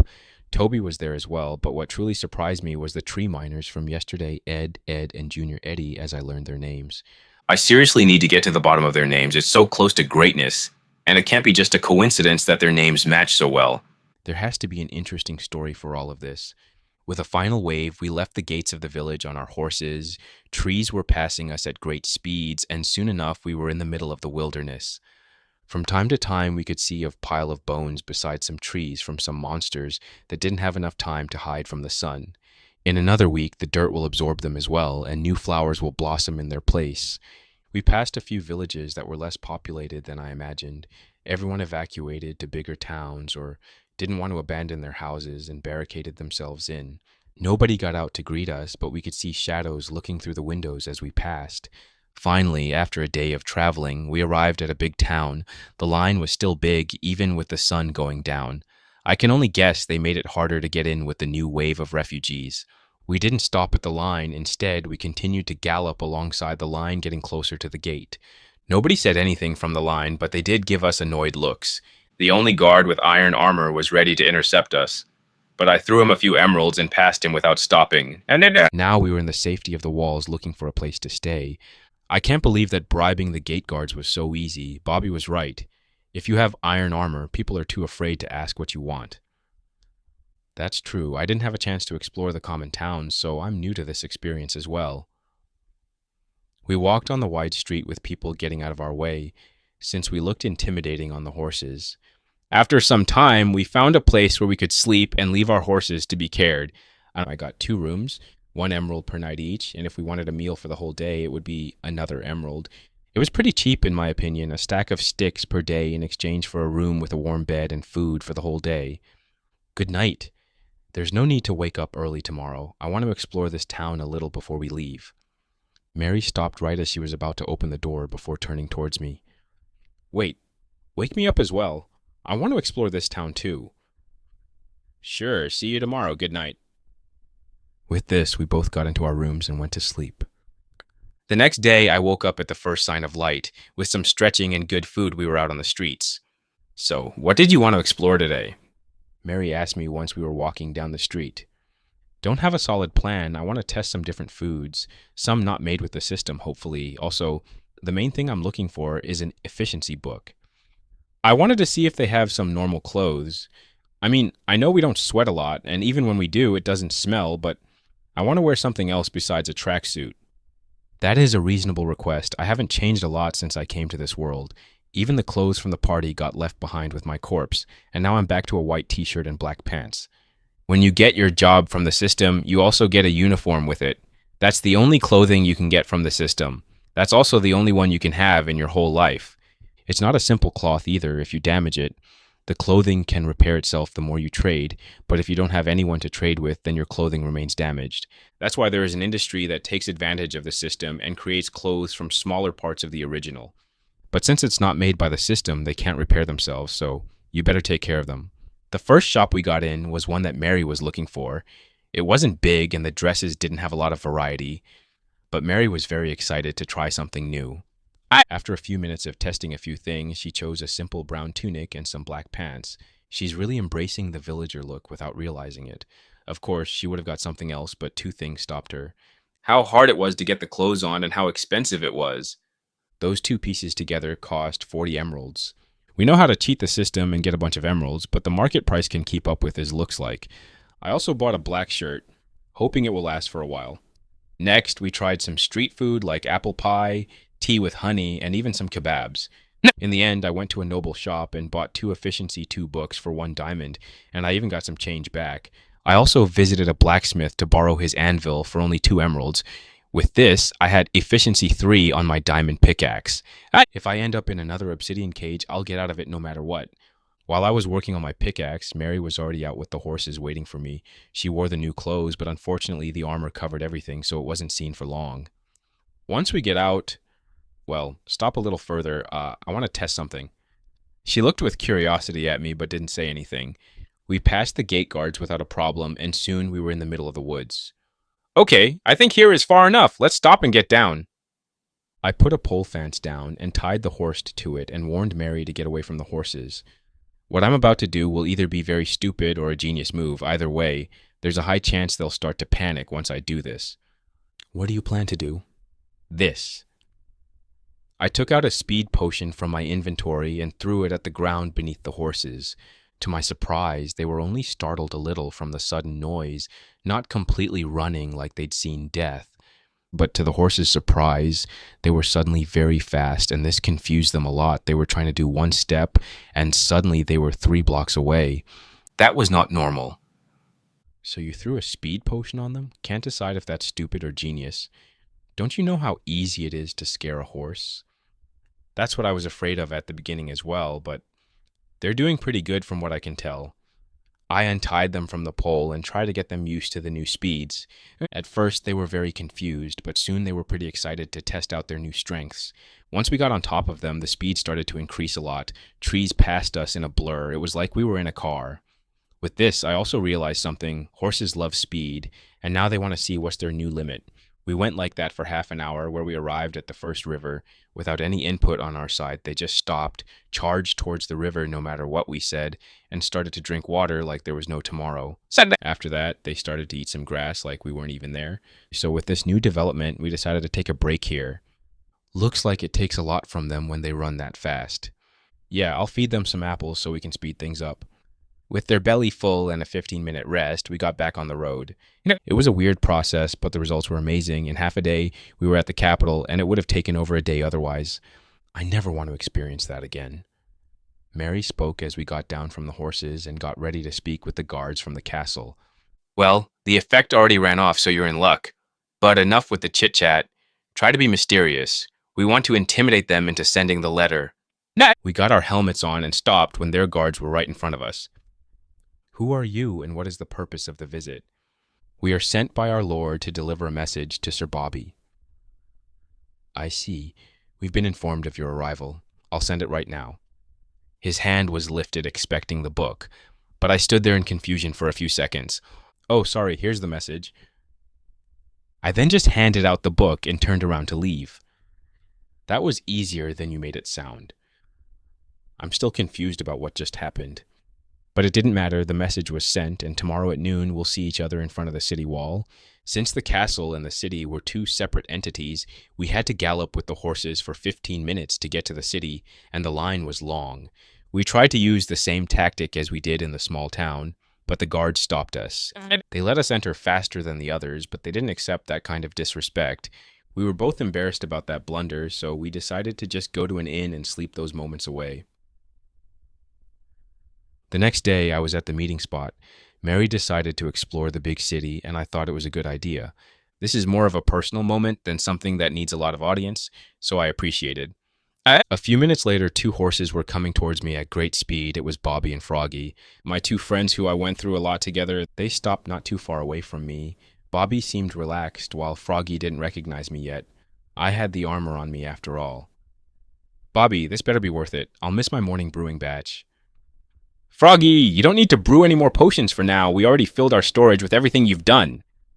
Yeah, Froggy. I thought you would have wanted to meet your old friend.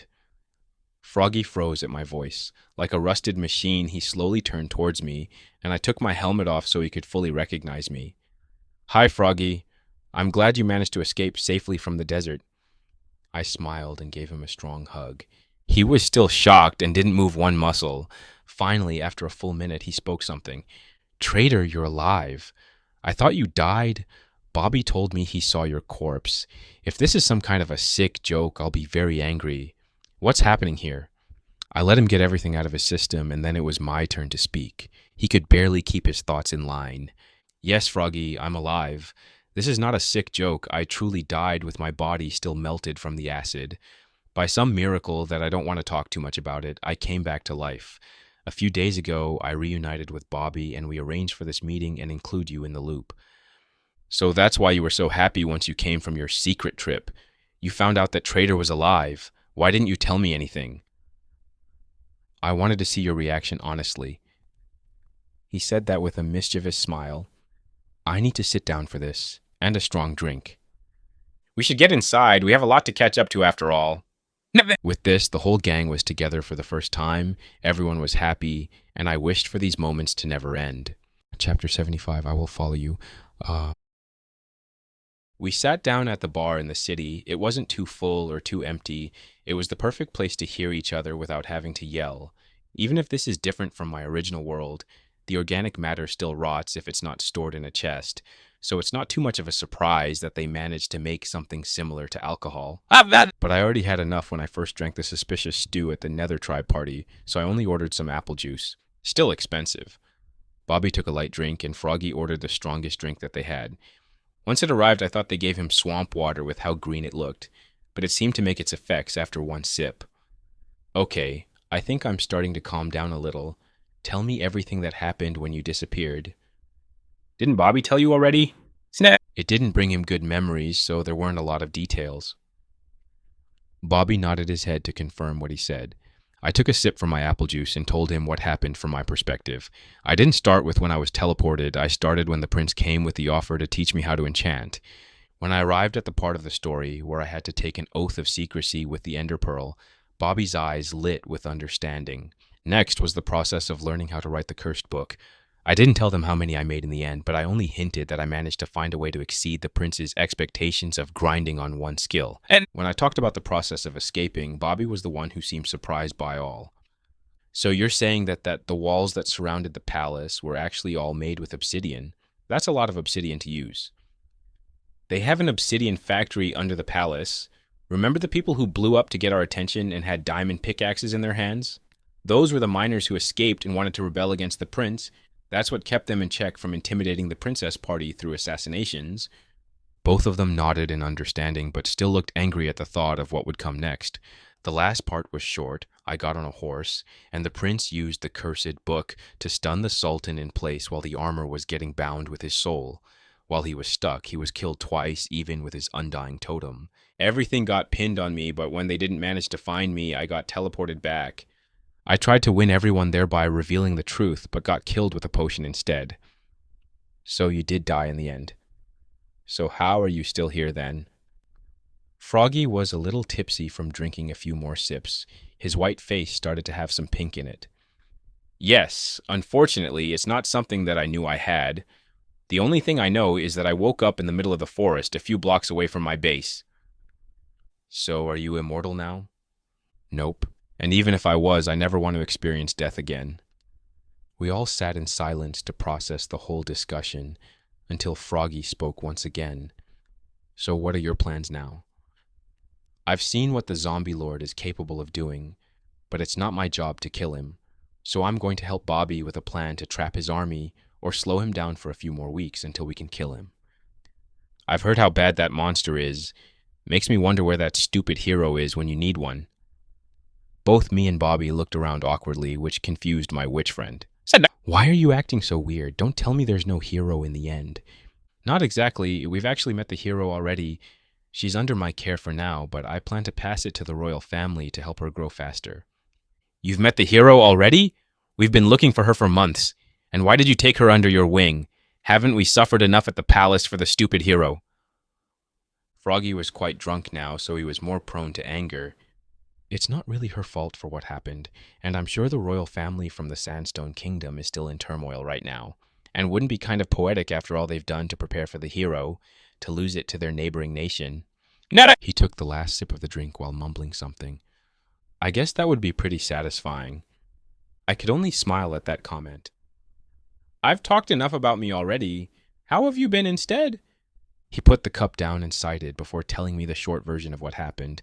When I disappeared without a warning, he stayed in the same place for 3 straight days. But after no results, he decided to risk it and get back to the city and ask if something happened at the palace. He didn't find a lot, so he changed his tactic to searching for Bobby in the Stone Kingdom, but no luck on that side either. He got really depressed since he was alone and lost on what to do, so went from bar to bar to drown his sorrows away. That was until Bobby sent a search party for him. This made him panic that they wanted to imprison him once again, so he went invisible for a few days. With time, he found out what happened, met with Bobby, and decided to bury himself in work to not think about my death anymore. That was until a few days ago when Bobby came and excitedly invited Froggy to go to the city for something amazing.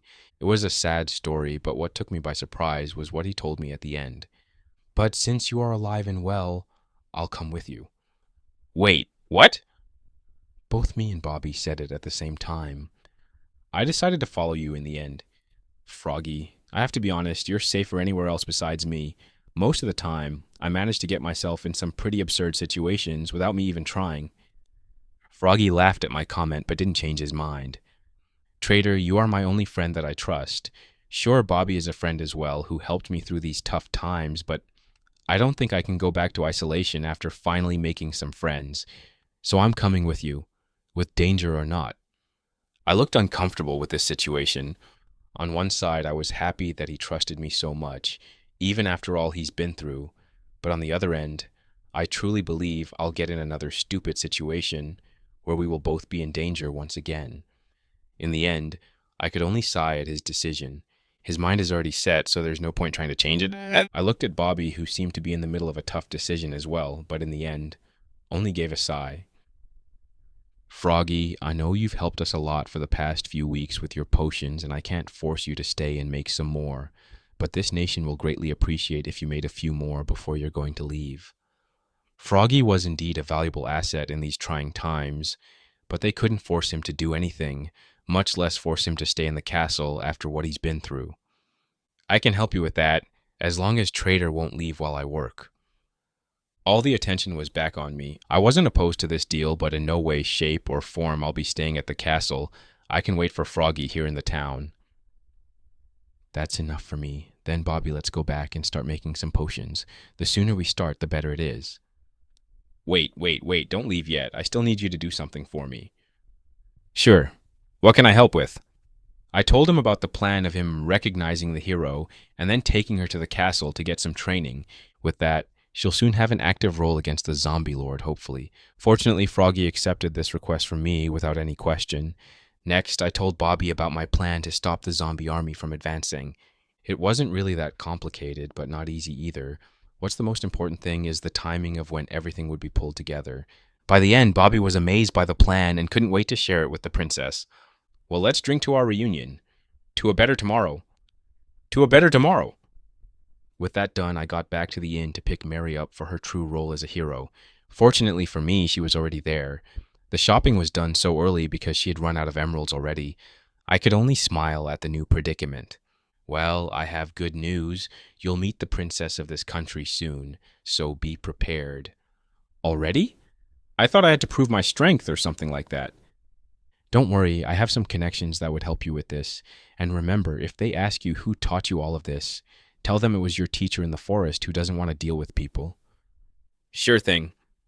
She suddenly smiled like she understood something hidden in what I said, but as long as my name is not mentioned, I don't care what she'll do. My job is finally done, and I hope I don't have the curse of dying teacher now. Only time will tell. We both went downstairs where Froggy seemed to be confused when he saw Mary. He looked very intently at her face, more exactly at the place where her nose should have been. Trader is the hero related to you somehow because you two have the same distinctive features. We came from the same place. It's a long story that we'll talk about once you're done with the potions. While suspicious, Froggy didn't ask any more questions. Instead, he introduced himself to Mary and went on to explain the plan in detail. With a final bye, I left back to my room while the sun was still up. The reunion with my two friends was awesome, but still tiring. Froggy was still a mess from my death, and Bobby has more responsibilities on his shoulders than he ever thought he'd have. And while I've been feeling a lot better in the past 2 months, I still have some wounds that need more time to heal. So with everything done for today, I decided to take a nap to recuperate my strength. Once I woke up, the sun was already down, and the moon was high in the sky. Oh no, I think I overslept.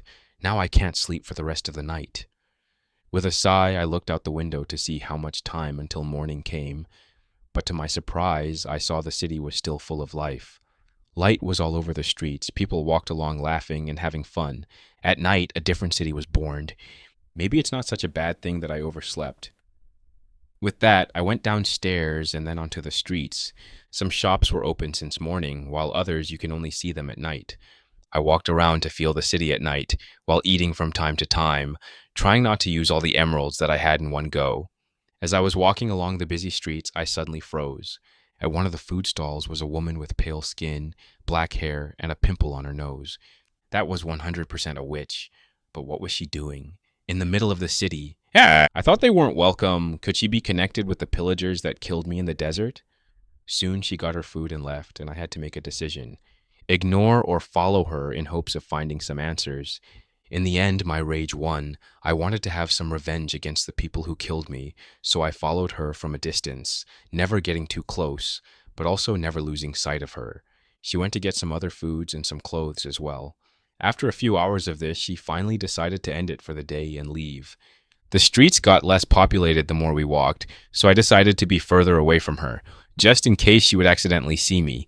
In the end, she arrived at a dead end and stopped. I was after the corner, waiting for her next action item. She turned around with something in her hand and looked at me. Who are you, and why do you keep following me? Why do I always get busted? Chapter 76. Follow the Witch. Who are you, and why do you keep following me? I froze in place, waiting in case she was bluffing. I was after the corner. She shouldn't be able to see me. My worries were proven to be true, as an arrow passed the corner I was at. That was a warning shot. Come out with your hands up, or I'll take more drastic measures. In the end, I had to come out, but I wouldn't show any weakness like other times. I equipped my iron armor fully, and in my hands, I had a shield and a crossbow, ready to respond to any action. When I was in full view, the witch became more tense, a crossbow in one hand and a potion in the other, ready for any movements. After a few tense minutes of silence, I was the one who broke it. Why are you here? What do you mean why I am here? I have the right to be here like every normal person. That would be true if you weren't a witch. She froze for a moment before eyeing her shot to hit me at my most vulnerable place possible. That's not a way to talk with a lady, young man. Hasn't your mom taught you anything? You have pale skin and a mole on your nose. The only thing that's missing is a purple robe and a pointy hat. The witch realized that I was serious and knew what I was talking about, but she relaxed her posture a little while, still pointing her weapon at me. You seem to want something from me if you haven't attacked yet. Has a rouge witch killed your loved one and you're looking for him? I'm sorry, but he's someone that works on his own, and even the witch clan has no clue about its warehouse. What? No, I wanted to know if you had any connections with the party from the Sandstone Kingdom. We don't have a lot of connections in that place. Can you tell me what happened more exactly? Someone killed the Sulatin in public with potions while invisible. Once I said that, she seems to freeze in place before getting nervous. Shit, this is bad. This is no longer a small matter that we can brush it off. It must be those pillagers again. Do they plan to have a whole crusade against us? This is bad. We have to go in hiding again. She looked panicked by the sudden news and wanted to leave before remembering the situation she was in. Stranger, you have to believe me. My clan has nothing to do with the Sultan's death. We actually have a pact to not harm anyone unless attacked. We strive to have a peaceful life isolated from all the problems of the world. This whole move would be counterproductive. She sounded sincere enough, but maybe she's not high enough to know about the big plans. How can I believe you? You could just say this to me so I'll let you go. Maybe we started on the wrong step. My name is Catherine, and I'm a second rank in the witch clan. I swear on my life that my clan has nothing to do with this. She looks honest enough, but I don't know if what she said is true. I don't really care about Sultan's death, really. That's not even on my list. I just want to know who killed me and get my little revenge, and Prince Amun would be last to suffer the consequences. Here's what we'll do. I do believe you for now, but I want to speak with someone with a higher authority to see if it's true. Next week at night, I'll be here roughly at the same time. If you're not here, I'll tell my friends from the palace to look out for witches in their city. Was I being too harsh with those conditions? No, most likely, but I found a clue that could lead me to the people that killed me, and I don't want to miss it. But I still remember the deal with Froggy, and I didn't want to suddenly disappear right when we had our reunion. This time, I'll plan things out. I'll make a safe file in case anything goes bad, and prepare for anything that I can think of. Catherine bit her lip with frustration, but after a few minutes of silence, she decided to give in. Well, be here next week. I don't want to create more problems for my people than we already have. I already feel bad about this, but I won't back down after coming this far. See you next week, then. With that, I went back the way we came. I changed a few streets in case she was following me, before finally unequipping my armor. She couldn't see too much of my face because of the armor, so even if she looked for me, she wouldn't know where to start. Just to be safe, I'll try to stay as much as possible with no armor on me while in the city, even if it's useful. After walking around the streets to see if anything caught my eye, I decided to get back and try sleeping. I have a lot of preparations to do, and tomorrow I need to be as energetic as possible.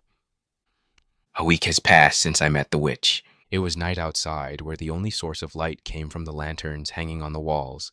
I was back on the street where we last made the deal, waiting for the other party to appear.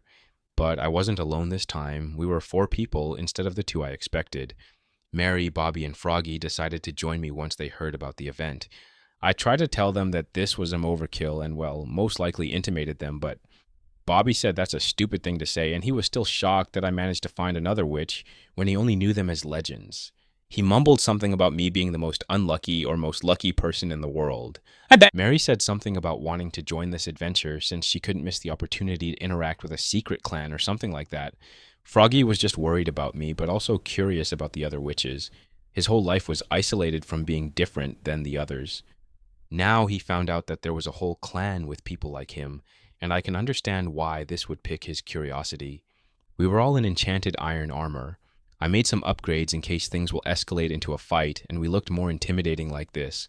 Of course, if we somehow managed to get captured, I made a failsafe at the castle. It's something that brings back bad memories, but I couldn't deny the effectiveness of the method. We all have an ender pearl safely stored on a pillow at the castle, and Bobby instructed a servant if he didn't come in the morning to break all of them. With this, we can safely return wherever we are in the world. We waited for a little while, thinking that they won't arrive at the end, when suddenly steps were heard from the other side of the street. Soon, 4 people were right in front of us. All of them wore some enchanted leather armor, with the exception of one that had an iron chest plate. While we were better geared, they still had crossbows pointed at us with colored arrows. If it hits any of us, they will hurt a lot. You called us to talk, but why do you look more ready to use the sword than your words? The witch with the iron chest plate was the first to break the silence. Everyone was tense now and ready for a fight, but I didn't want to arrive at that point, so I made the first act of pace by taking off my helmet and lowering my weapons. Sorry, I have some bad experiences with surprise attacks, so I came prepared. I want to talk, not to fight if possible. My name is Trader. The others lowered their weapons as well, which seemed to calm down the others. I'm glad you asked first before hitting. It's a rare trait among the nobles. Catherine told me about what happened at the Sandstone Kingdom, and I was shocked to hear about it. After some digging around, we found out that the Sultan died, but there weren't too many details about it. Looks like she confuses me with a noble. I think it's better that way since she won't make any drastic moves. Yeah, I was unfortunate to be at that place when it happened. It was at midnight when the Sultan came and equipped a cursed armor, and then out of nowhere magical arrows were shot at him. After all of that was done, a potion of instant damage were thrown to finish the job. That doesn't explain why you think it was us that did the attack. We're not the only one who knows how to brew potions. Before another guest died, he managed to kill one of the invisible attackers, and it was a pillager. We also think the prince worked with the attackers to kill the Sultan. The people started to talk among themselves worriedly, while the leader somehow managed to become more pallor than she was. Those bastards! They really want to kill us all because we didn't sell them potions. Don't they know how dangerous it is to meddle with any nation's politics? Lunatics! Sir Trader, my clan had nothing to do with this. We actually tried to stay away from those lunatics and their attempts to use forgotten knowledge. She sounded sincere, and I leaned towards trusting her for now. I believe you, but maybe we could work together to solve this mystery. This could benefit both parties from what I can tell. The people from behind started to whisper something between them before looking at their leader and waiting for her decision. After a few minutes, the decision was made. I'll talk with the others to see what the next step should be. As a token of trust, I'll leave one of our members with you. Catherine, you'll stay with the gentleman until tomorrow. One of the members from behind seemed confused about the new role, but with small steps, she came towards our group. Hi again, please take care of me. She sounded more shy than the last time I met her, while I was also confused by the sudden predicament. Tomorrow night we'll meet at one of our hideouts. Catherine will be your guide. With that said, the group turned around and left us alone. Congrats, Trader, you managed to bag another waifu. I'm kinda jealous how easy it was for you to get such an awesome quest. Mary finally spoke after she was forced to stay silent, and I could only sigh at her comment. Mary, don't confuse the others more than they are. Plus, you're already in your training arc. You'll have your fun afterwards. Nah, I thought once she got to the castle, she would be more aware that this was a new reality, not a story where she's the main character, but instead she got worse. Apparently, once the royal family found out about her, they got super entreated in her. With the help of Bobby and Froggy, she got the super soldier training. They also seem interested in her ability to have 3 skills at once and how quickly she can break blocks. So, for the past week, she's been training nonstop with the sword and she doesn't seem to mind. Today, she caught on about the plan to meet with the legendary witches and she wanted to be a part of it as well. We didn't see a reason to refuse her, so here she was. Yes, I think we should leave before we're teleported to the castle. Trader, you can stay with Catherine until tomorrow. Froggy will send his last batch tomorrow morning. Bobby spoke with a tired voice. The princess wasn't too happy about Froggy leaving, but he did too much for them to say anything else. And after he told her that he could work 1 more week before leaving, she's been working him nonstop. Froggy didn't seem to complain about this. Bobby even saw him smile while he was brewing. I'm glad he's getting better, and I hope I won't drag him through too much trouble with this sudden adventure. We all unequipped our armor and split up to our own ways. Catherine seemed shocked by our casual display, but followed us without saying anything. The other 3 left with their horses towards the castle, while me and Catherine went to the inn. She seemed distracted for some reason. I bought her a separate room and wished her good night. Good night. Get some rest tomorrow will be a busy day. Without waiting for a response, I closed the door and went to bed. Chapter 78. Shopping Trip. I woke up with a loud banging on my door. Who is so active this early in the morning? With noises that only an old man will make, I got off my bed to open the still noisy door. What's the problem here? On the other side of the door was Froggy with a smirk on his face. He was in a purple robe similar to one of a witch, but this one was more customized than the one given by the system. He had gray bags under his eyes from the sleepless nights of the past week, but his expression was so full of energy that I thought he would explode soon if I didn't take him on a walk. Is this how people feel when they wake me up? This is kind of fun. Why are you always complaining about it? My response was a little slow since I was still sleepy. It's because you usually don't wake up so easily, so why are you here so early? Did you not sleep at all last night? Froggy seemed on edge. His attention wasn't on me, more on the room I was in. It was like he was looking for something. Or someone. I rented another room for our friend. She's not here. That seemed to catch his attention, and he looked at me. Oh, I wasn't looking for her. I was just looking if your living place was good enough. He quickly tried to come up with an excuse, which only made it more embarrassing. I don't think he's fallen in love with her. It's more likely that he's curious about people similar to him. We could check up if she's awake now, since I'm already up. If you insist. I could only shake my head at his attempts of not looking too interested. We walked a few steps down to another door and knocked on the door, but this time it was gently unlike other people. A few seconds passed with no response. I knocked for the second time and waited a few more seconds. Froggy started to get nervous. Maybe we came too early. Before he could finish his sentence, the door was opened, and a person with long black hair, a big nose, pale skin, and sleepy eyes greeted us. Morning, did something happen? She looked at me for a few seconds before finally seeing my friend and froze. Looks like she was also curious about my witch friend and didn't know how to act about it. This could actually be some fun to see. Morning, Catherine. I'm sorry if I woke you up too early, but I and Froggy wanted to do some shopping before we meet our new friends. Do you want to join us? And both of them looked at me with surprise at the sudden proposition, but accepted the deal. Of course, this was not true. I already have everything I need taken, but this is a great excuse for Froggy to make a new friend. I hope that they're not evil in the end. I didn't want to kill them after we got close. After a little preparation, we were back on the streets with the sun shining down upon us, making all of us truly awake. Since it was a casual shopping trip, we didn't wear any armor on us, so all the people could see the very pale villagers hanging out with a person who didn't have a nose. To say that we caught some stares was an understatement. First, we decided to eat something. We sat down at a table and got some food from the nearby stalls. Since I was the one that made the suggestion, I was the one paying as well. I got some chicken and a pumpkin pie, Froggy ate some steak, and Catherine seemed to be satisfied with beetroot soup. I had never seen anyone eating that, so I was surprised when I heard her order.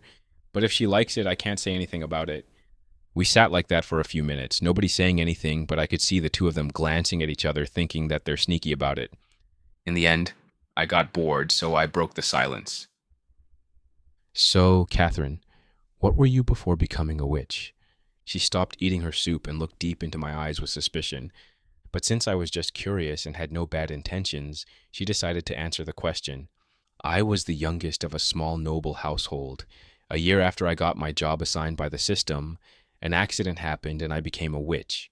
My family decided to abandon me since it would ruin their reputation. Oof, that must be rough. Struck by lightning and then abandoned by the family. I'm sorry I made you bring this up. She seemed to freeze when I said that, and quickly looked at Froggy. Did you tell him about the lightning? I didn't tell him that. He knew about that before we met. Even I didn't know about this process until he told me about it. Her eyes were back on me, but this time with curiosity. Looks like the process of becoming a witch was a close secret for the clan members only. My experience was not too pleasant either.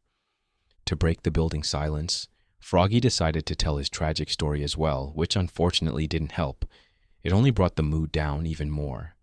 This was my fault. I asked a sensible question without thinking about the consequences, so I had to think about something else. I had to break out of this poor mood. So, what's your clan's relationship with the pillagers? This seems to bring her back to normal, maybe a little too energetic now.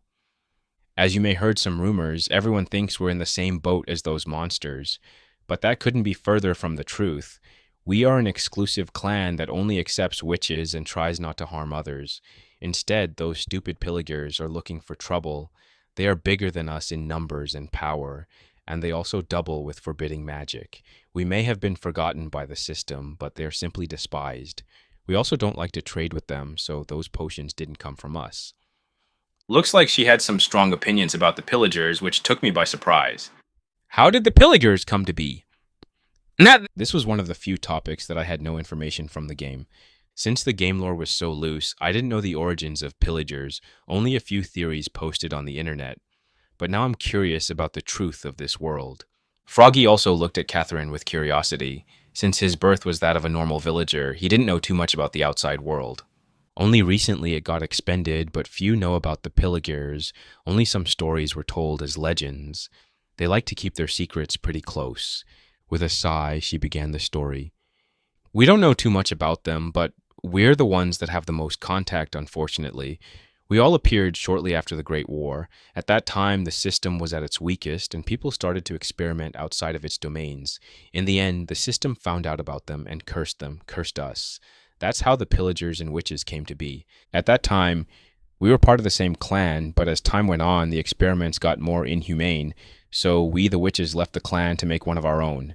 The rest of the people didn't forget about us, and the constant kidnapping of the villagers didn't help us in any way. And now we're once again here suffering because of those damned pillagers. I didn't expect to hear such a great tale about their history. Once again, the Great War comes up, but this time, even the system itself has suffered. So this is not a simple invasion by some dumb monsters. No, the true battle was over who would rule over this world, and the system managed to defend its home. The question now is, who attack it? The nether dimension or the end one? There was also a mysterious portal in the game that couldn't be opened. The dimension where the warden came from. But from her story, I can tell she doesn't know anything about the war. She most likely knew these from mouth-to-mouth stories, not something written down. Enough about me. I thought you hated witches like all the others, but you seem to have a witch friend. What's that all about? She seems angry about the way I treat her people and how I treat my friend Froggy.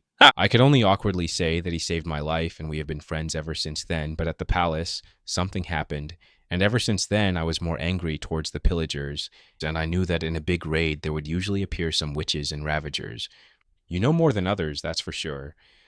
I haven't heard that beast's name in a while. They are crazy strong and hard to kill, but they haven't appeared in any raids recently. Catherine was starting to feel more comfortable around us, and her strong reactions seemed to be filled with new information as well. I got some information from here and there while I was traveling. It's nothing too impressive. I tried to downplay my knowledge, but she didn't seem to believe it. So, what's the life in the town? Froggy, who was silent this whole time, finally spoke. Catherine moved away from me and looked at Froggy with a sad look in her eyes. I'm sorry we didn't contact you before. From what you've told me, you're from the Sandstone Kingdom, and we don't have a good network there to look for other victims like us. It must have been hard for you to live on your own, isolated by everyone. I'm surprised you didn't lose your mind from lack of brewing potions. Froggy looked away like he was shy, but I could see him trying to hold his cry to not appear weak in front of our new friend. Don't worry, I don't blame you. It's not like you had an easier time than me, and it's not your responsibility to look after every witch in the world. Catherine bit her lip at what Froggy said, but accepted his statement. If you want, you can come with us to the clan. You'll be more than welcomed. That took both of us by surprise. I didn't expect her to invite him so easily, and she has a pretty high position from what I heard, so her beliefs represent the whole clan. Froggy, on the other hand, didn't know if he should accept the deal. If he accepted it, he finally would be with other witches like him. But he recently made a promise that he will follow me anywhere. Of course, I didn't want him to lose this opportunity just to hang out with me. I had a few friends here and there, and it's not like I had a problem making more. Instead, he's not really liked by the others, and me and Bobby are his only friends. While thinking about this, I also made a realization. While I and the piglings look different from the normal people in this world, nobody seemed too interested in our looks. The only difference a witch has from the common villager, it's the color of the skin. But it's not as simple as a different skin color. The head knight from the desert was dark-skinned after all. No, it seems to be programmed by the system to instinctively be wary of them. Is this also part of the punishment? But why would it cart new witches if it kept the normal humans away from them? Was the system angry at those people for some reason and decided to punish them by lightning? I lost myself with this train of thoughts, even when I knew I wouldn't arrive to an answer. While I had my internal battle, Froggy gave his answer. Chapter 79, On a New Journey.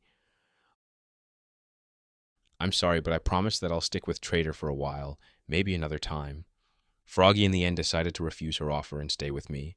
A part of me felt relieved, while the other one felt bad for losing such an opportunity. But he's a grown adult, so he can make his own decisions. Catherine looked at him, then at me, and in the end, sighed in defeat. You managed to take care of yourself until now, so I trust you can keep doing that whatever path you choose.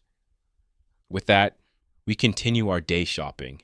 We slowly started to warm up to each other until the sun was coming down and the meeting time was getting closer.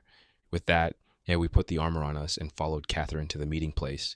The streets were starting to get more empty, except for a few people who started their day now. We were walking towards one of the entrance gates. After a few small streets, we arrived at an abandoned inn forgotten by time. And in there, I could see a small light through the remaining window, and soon the other witches greeted us. Good to see you again, Sir Trader. Good to see you as well, Miss Elder. What's the final verdict? The witch looked past me to Catherine, who only nodded her head before looking back at me. We decided to bring you to our clan and search for some answers, but only you are allowed to come with us, no other friends. I did not expect to develop in this way, but this could be a great opportunity as it would be a great danger. I felt that I could find some answers about the system and the war if I talked with a few important people, but at the same time, this could be a trap for me where I'll be killed. The fact that I wasn't allowed to bring my friends with me didn't help with my worries. As I was about to comment on this, someone else spoke before me. I think we should make an exception with this person and bring him along as well. Catherine said that while pointing at Froggy. This surprised all of us. I didn't expect her to stick up for us. And why should we? Suspicion was in the air, and it was getting more tense. Froggy, sorry that I'm asking you this, but can you take off your helmet? Froggy didn't say anything and took it off, letting everyone see his pale face in the dim light of the streets. Everyone started to gasp, as if not believing what they were seeing. After a few minutes of silence, I decided to break this awkward moment. So, is it okay if my friend will come with me? Yes, we can make an exception this time. Good, so when are we leaving? We wanted to leave now, but we only have an extra horse, so you'll have to share it. That was not going to be a fun. While horses are a great method of transportation, it's only meant for one person. If another passenger is on, it would greatly slow down the house while also having an uncomfortable raiding experience. I'm not going to do that. I'll buy a horse now, or tomorrow morning if I have to. While the witches were uncomfortable about me changing the plans, they could only accept it as it was in their interest as well. We checked a few shops, but everything was closed at this hour. But the witches didn't want to wait until tomorrow, so Catherine chose another option, the black market. While I have been in this world for over a year and visited some big cities, I didn't get the chance or interested to search for such places. Meanwhile, the witches didn't have a great start when they first came here, so they had to start their business in the black market until they could go in the open. The black market looked pretty much as I expected. A huge cave that held some shops and people with hoods that covered their faces. This place was underground. We had to go through one of the sewer systems to arrive here. It was an interesting experience, to say the least. It was deep underground, so nobody could accidentally mine into it. While we walked around the large streets with cloaks to cover us, I managed to see what people in this world would consider illegal. I saw some caged monsters, ender pearls, items made without the help of the system, unknown potions, and purple particles. We didn't walk long before arriving at one of the shops. There, the leader of the witch group haggled with the owner for the horse. In the end, she managed to buy one for a stack of emeralds. Animals were not that cheap to buy. With this, we left the underground place. It was fascinating in its way, and I intended to visit it again once I was back. With this, everyone had a horse now, and surprisingly, I wasn't the only one that came up with the idea to enhance the horses. From what I could tell, the horses were pretty excited by this. They were truly interesting animals. While we were speeding through the forest at night, some people would consider it a foolish decision to trust someone after one meeting, and that would be a reasonable doubt to have, but my gut feeling was telling me that I could trust them. But of course, I didn't put all my trust in that. I also made some backup plans. If I didn't give any signs to Bobby that I was okay every 2 weeks, he had permission to break the Ender Pearl and bring me back to him. Of course, that is the last plan. I still have an enhanced diamond pickaxe to break any blocks, potions of healing, speed, and invisibility if I needed to run. And even if I couldn't do any of that, I was not afraid to fight for me and my friend. With that, we galloped throughout the night. No monster could keep up with us. Soon it was daylight, and we decided to have our first stop since the horse needed to have some rest. We got off and started to set up the camp. Since me and Froggy were the guests, we didn't need to help the others. We could just take out the food and eat, while they took care of everything else. A few minutes later, the others sat down with us. While we were eating cooked chicken and milk, they only took out some bread and water. From what I could guess, they didn't have enough time to buy some other rations. Instead, they were left with some basic food. Funnily enough, Catherine had better food than them since she was shopping with us, and now she didn't know if she should eat it or take some bread out like her friends. In the end, I decided to share some of my food so we won't have this awkward lunch. Thank you, Sir Trader. We were in a hurry, so we didn't manage to buy too much. You don't have to call me sir anymore. Trader is enough, miss. Oh, I'm sorry about this. I haven't introduced myself yet. My name is Anastasia. Those are my clan members, Andrew and Catherine, that you already know. Nice to meet you all. While you know my name, I want to present you my friend Froggy. As you can see, he has very similar features as you all. I said that last sentence with a smile. Since we were eating, we didn't have our helmets on, so we could see each other's faces. Yes, I can see the similarities. Were the others the same by any chance? Not really. They are unique in their way, but they are not witches. I was curious how you didn't come with them yesterday. Did something happen? They're preparing for a big battle, so they don't have time for this. This seems to offend Anastasia for some reason, but also worries her. What could be more important than the Pilgear plotting something? Looks like I struck a nerve, but I could understand why. The Viligers are enemies of every kingdom, so it should be a top priority to stop them when they plan to do something big. But this time, the new problem was more urgent than the unknown plans. They preparing to fight against the zombie lord and his army of zombies.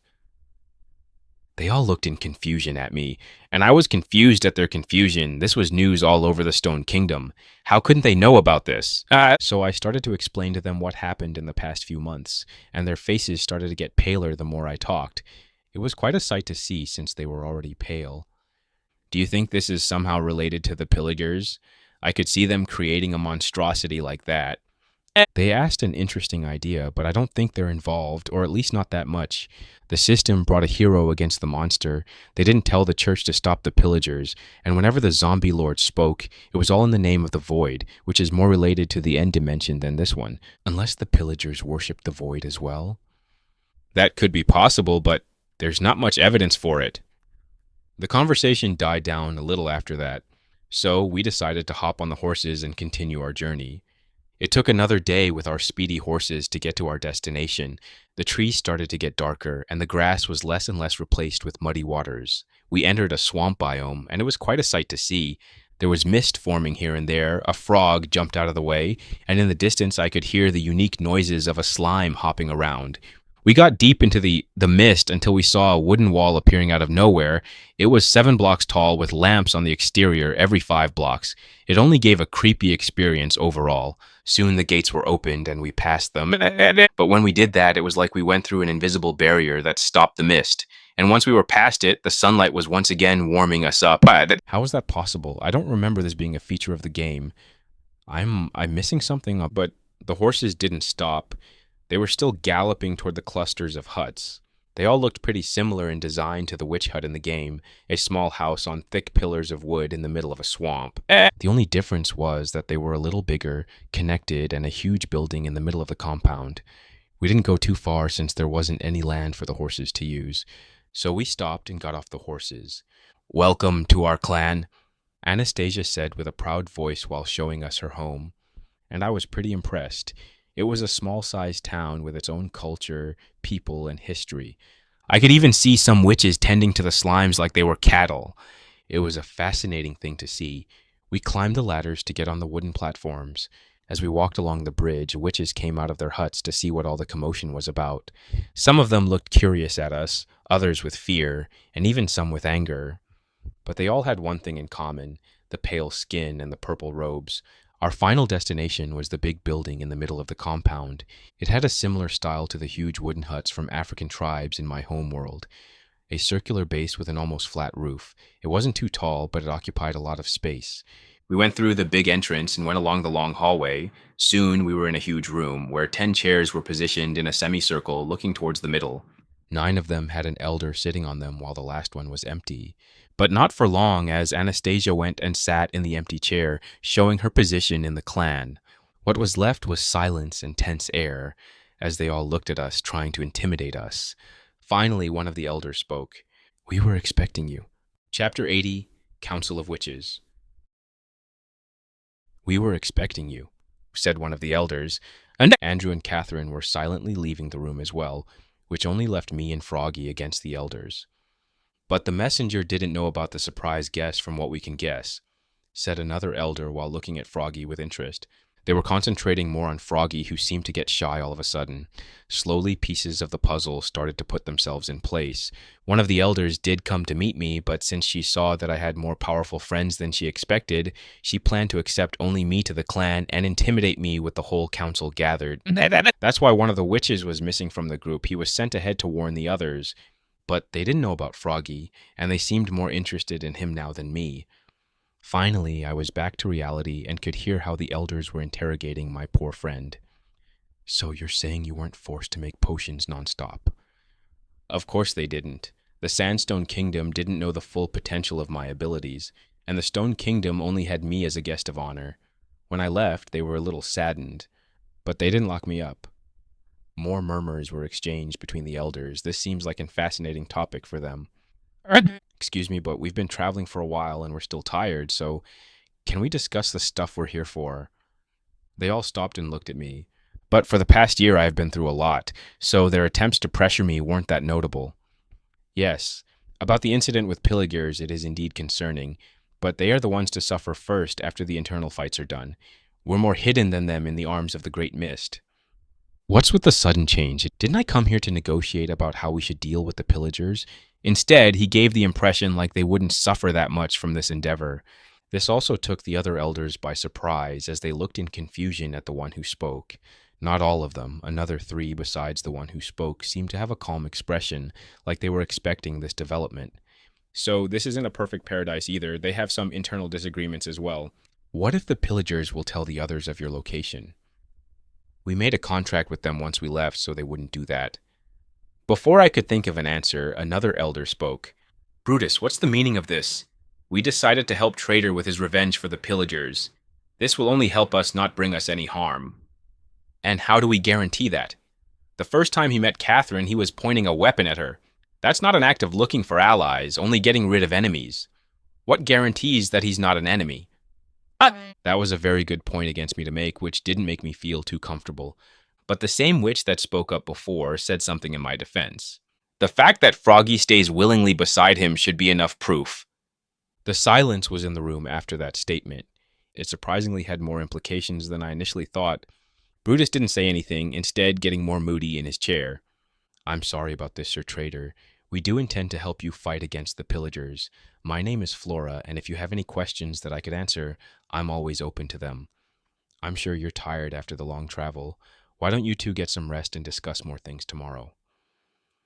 I could only accept the offer and left the room, still confused about what just happened.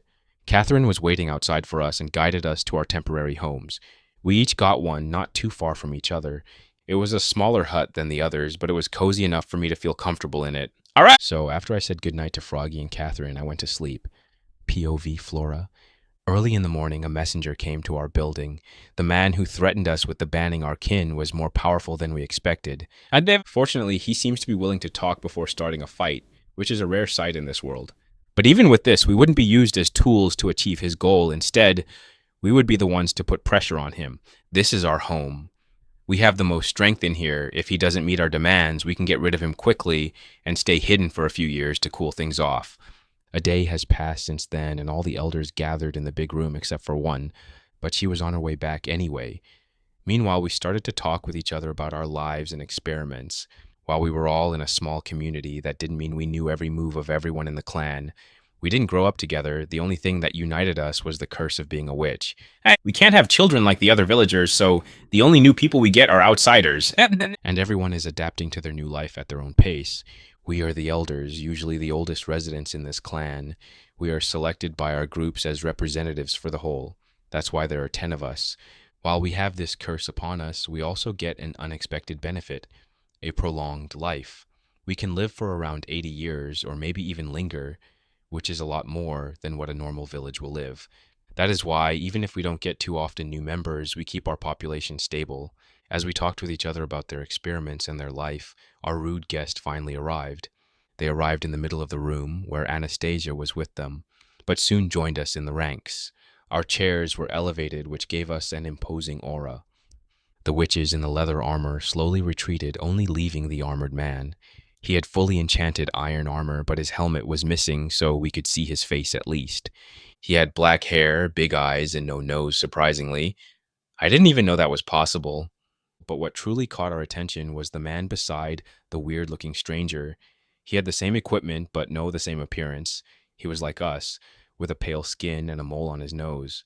He was a witch. This was a shock for all of us. He seemed important to this trader person. Otherwise, he wouldn't have gotten such precious items. The meeting started, but I didn't pay too much attention, and others seemed as distracted as me. In the end, Trader was lost in his world, so we spoke with Froggy for a little. How long have you been a witch? Were you forced into this position? What's your relationship with this guy? Do you want to join us? At first, he was hesitant to answer the question, or maybe shy, but the more questions he answered, the clearer his voice became. In the end, we could all come to one conclusion. He was truly a friend to Trader, and there was no discrimination between them. He has some connections with some pretty important people in the Stone Kingdom. This was shocking for all of us. Since we couldn't show our faces everywhere, it didn't make our attempts to know important people any easier because of the curse. We tried to in the Sandstone Kingdom, but pillagers have a good grip on that place. Luckily, the most important place for us didn't have the same degree of problems. Stone Kingdom was important to us. It was the main place where we got our brewing ingredients from, since it was the capital of potion making. We tried to have a higher connection, but to no avail. But Froggy was a ray of light in the middle of the night. With his help, maybe we can break this curse and join a kingdom, and our seclusion could finally be over. I'm sure everyone had the same idea as me. We have to get Froggy on our side no matter the cost. But apparently some elders had a different idea. Yes, about the incident with Viligers. It is indeed concerning, but they are the ones to suffer first after the internal fight is done. We're more hidden than them in the arms of the Great Mist. What was that madman doing? Couldn't he see this great opportunity for us to finally be accepted? Sure, we decided to pressure Trader a little to get some rights in the city, but this is beyond what we previously planned. Now he will think we only brought him here to silence him. This is not an impression we want to leave on Froggy. He cares about Trader. I knew he started to act weirdly in the past 10 years, but we all thought he was having a midlife crisis. We all tried to help him in our ways, but he didn't accept any, so we just left him alone. But he wasn't the only one who seemed interested in this fight. That means they have a different agenda alongside the council's. This was not a good sign. In the end, I had to step up and stop this madness. Whatever plan they had couldn't be more important than our chance of befriending Froggy. I reminded them of this opportunity, and Brutus decided to wisely stand down. After a few minutes, Trader and Froggy left the building, not too late after the rest of the elders as well. Some tension started to appear in the air. This was not a good sign. Only Anastasia stayed behind since I asked her. What was that old geezer thinking about? Does he want to make enemies with everyone? This is why I think the council is a stupid thing. We're not even that interested in politics, but we still manage to get in each other's way. Calm down, Anastasia. Others may hear you, and you don't want to be sent on a mission once again. While she was still angry, in the end she didn't speak anymore. So, what do you think? Do we have a chance to befriend Froggy? After the change of topic, she could only sigh. He's been through a lot like all of us, but he didn't have anyone to share the burden with. We can easily befriend him, but our worth won't be higher than Trader's. I think it would be wise to befriend him as well. He has some interesting connections that could greatly help us. We can do that. I only hope we didn't leave a bad impression with a sudden surprise. They mentioned that they had connections with the royal family. Do you think they're sent to spy on us? I don't think so. They're more preoccupied with another problem of their own. She then told me about the zombie lord and his destruction in the kingdom. This was horrible to hear, and also made me question myself if we would be safe. Sure, the monsters seem to ignore us when we pass them, but only the mindless monsters. Endermans are smart enough to realize that we are different. They don't attack us, but they do like to play pranks on us from time to time. But if an intelligent monster appeared with an army nonetheless, this could endanger us as well. What do you think we should do, Anastasia? She stopped for a few minutes to think about the answer. While Anastasia is the most hot-headed in the council, she is the youngest of all of us for a reason. She came here 20 years ago, brought by one of us. At first she seemed confused about what her life came about. But after everything was cleared to her, she started to search for a way for us to prosper. She's the one to come up with the idea for the slime farm, which greatly helped our economy and our contact with the outside world. Quickly, she became a popular witch with the residents and voted to become an elder. Not everyone was happy to have such young blood in their ranks, but the people have voted, so it couldn't be changed for another 10 years. Once in power, she gathered people like her, ready for change and striving for more. Her group is the one that has contact with the outsiders the most, and we all benefit from it no matter how much the others complain. We don't have enough information, unfortunately. I say we keep them as long as possible here and gather what we can. Then we can decide how to tackle this problem. I nodded my head in approval. I would pull some strings to get more information from outside as well. The conflict came too quickly one after another, which wasn't a good sign. I felt like something was about to happen, something big, and we have to be ready for it. Chapter 81, Slime Farm. I woke up feeling fresh and ready for the day. I looked outside the window, and to my surprise, I could see the sun rising. Didn't we arrive a little after noon in the village? Did I sleep through the whole day and night? I must have been truly tired then. But now I felt fully rested, so after I had my early breakfast with whatever food I had left in my inventory, I went outside to explore the place. The first thing that stopped my movement was the safety rail 2 blocks away from the door. Since everything was built on wooden beams, I could see the swamp all over the place.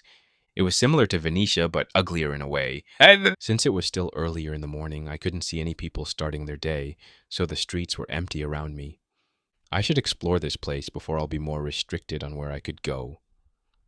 With the plan made, I slowly walked along the wooden path. I passed houses of similar style, but different sizes.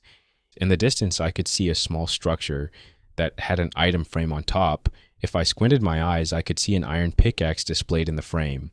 That must have been the mine. I wonder how deep they go. I walked some more, and now I saw their farming area. It was a total copy of a farming field from any village in the game.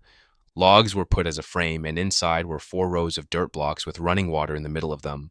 It was a funny sight to see, something that I'm so familiar with in an unfamiliar place. They mostly grew potatoes, carrots, and wheat, and with the size of those farms, you could easily feed 100 people.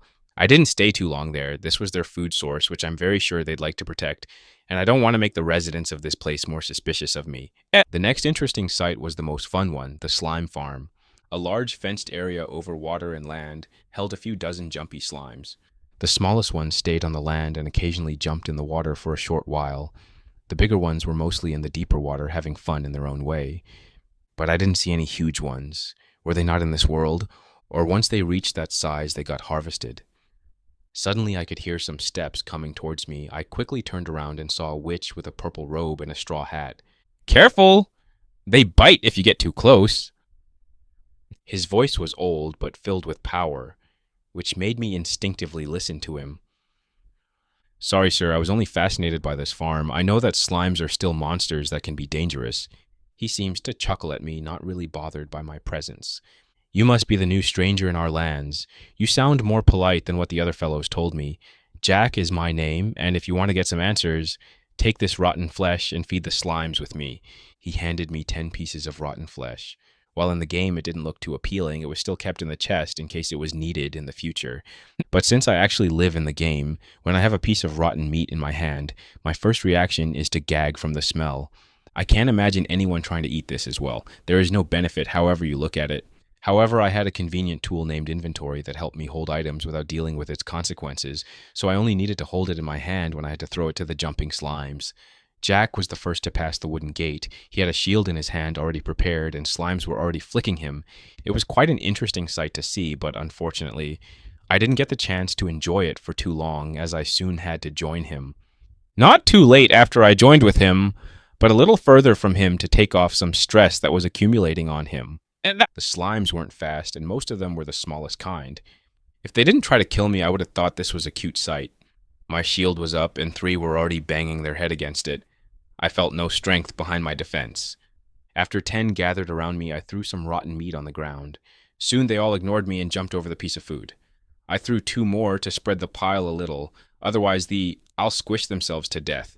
It took around 4 small slimes to fish 1 piece of meat, and after I threw 1 more, they seemed to be satisfied and left me alone. The little ones just sat calmly on the piece of meat, and I could see through their transparent body how the food was getting dissolved. Looks like you can hold yourself. Let's feed the bigger ones now. Careful now, those can pack a punch, Jack said and gave me another 10 pieces of rotten flesh. The little ones seemed satisfied, so they didn't follow us anymore, but it wouldn't make a difference since we had to go into the water. The first 3 blocks away from the shore, I could feel a slab under my foot. My theory was that they were placed there for the little slimes to not get drowned, but still had enough water to wash themselves. As we got into the 1 block tall territory, the other 7 slimes seemed to notice us, so they all jumped towards us, eager to get their breakfast, or eat us if necessary. Our shields were up, but we didn't wait for them to reach us, as we already started to throw the rotten flesh towards them. Since they were bigger, they could each eat a whole piece of rotten flesh, so once food was thrown to them, they stopped, and I could see with the naked eye how it got dissolved inside them. Some of them reached us, and I could feel some force after each hit, but nothing too hard. After we gave them each 2 pieces to eat, they seemed satisfied and left us alone. But one of them seemed to freeze in one place. I thought that even those slimes couldn't live on a diet exclusively of rotten flesh, so this one was having a tummy ache. But no, instead it started to pulsate, and after each time it got bigger and bigger. It felt like a Pokemon was evolving right in front of my eyes. Once it grew to my eye, it finally stopped and finally moved. Its face was looking towards us, and it was weird to see its eyes after a layer of green mucus. He jumped towards us, and I could feel the force behind that attack. It was heavy. We had to actually brace ourselves when he did that. Well, I'll be damned. Looks like you'll see how we get slime balls as well today. Follow me. With moderate speed, but still ready with our shields, we brought the slime back to land. On one side of the fence, I could see a wooden box 3 blocks tall, and we got the slime in there.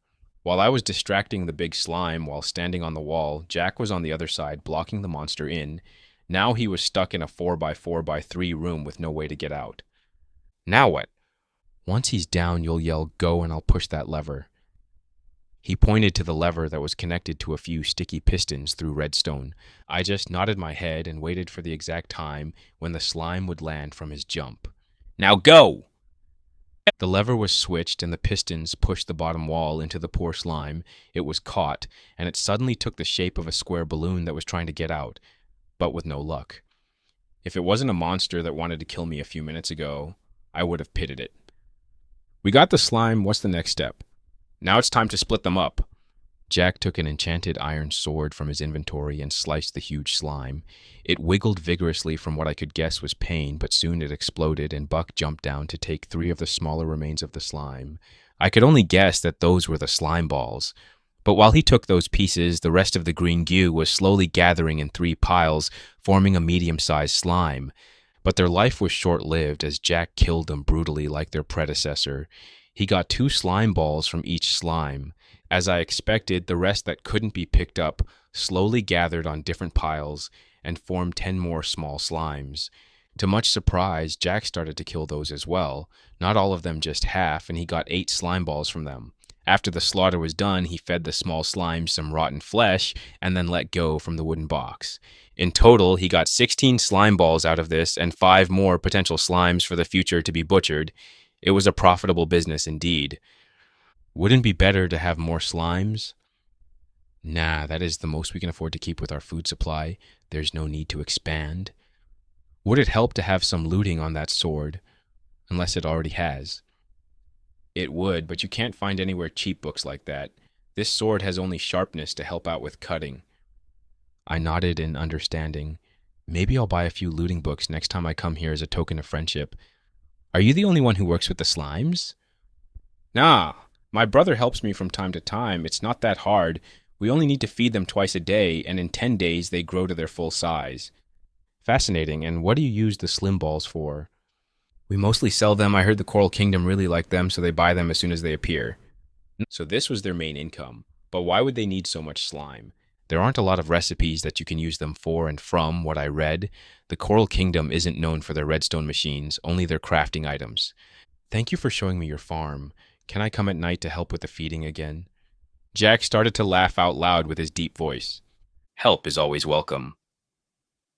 With that, I said my goodbyes and went back to explore the rest of the place. But when I got back, I saw someone familiar. Catherine was waiting in front of a door. It was Froggy's place from what I could remember, but she looked like she'd been waiting in front of the door for a while. Morning, Catherine. Did you manage to rest well last night? Oh, traitor, I didn't see you. Yeah, I was pretty tired from all the movement I did in the past few days, so this sleep was well deserved. I was sent to check on you two if you were awake. How long have you been waiting at the door? Catherine decided not to answer my question. Did you knock on the door? 5 times already, but I can still hear him snoring on the other side. I could only sigh at Catherine's rookie mistake and passed her to open the door. You can't wake up my friend with a gentle knock. You have to be rougher. Soon I could see Froggy sleeping in his bed without a care in the world.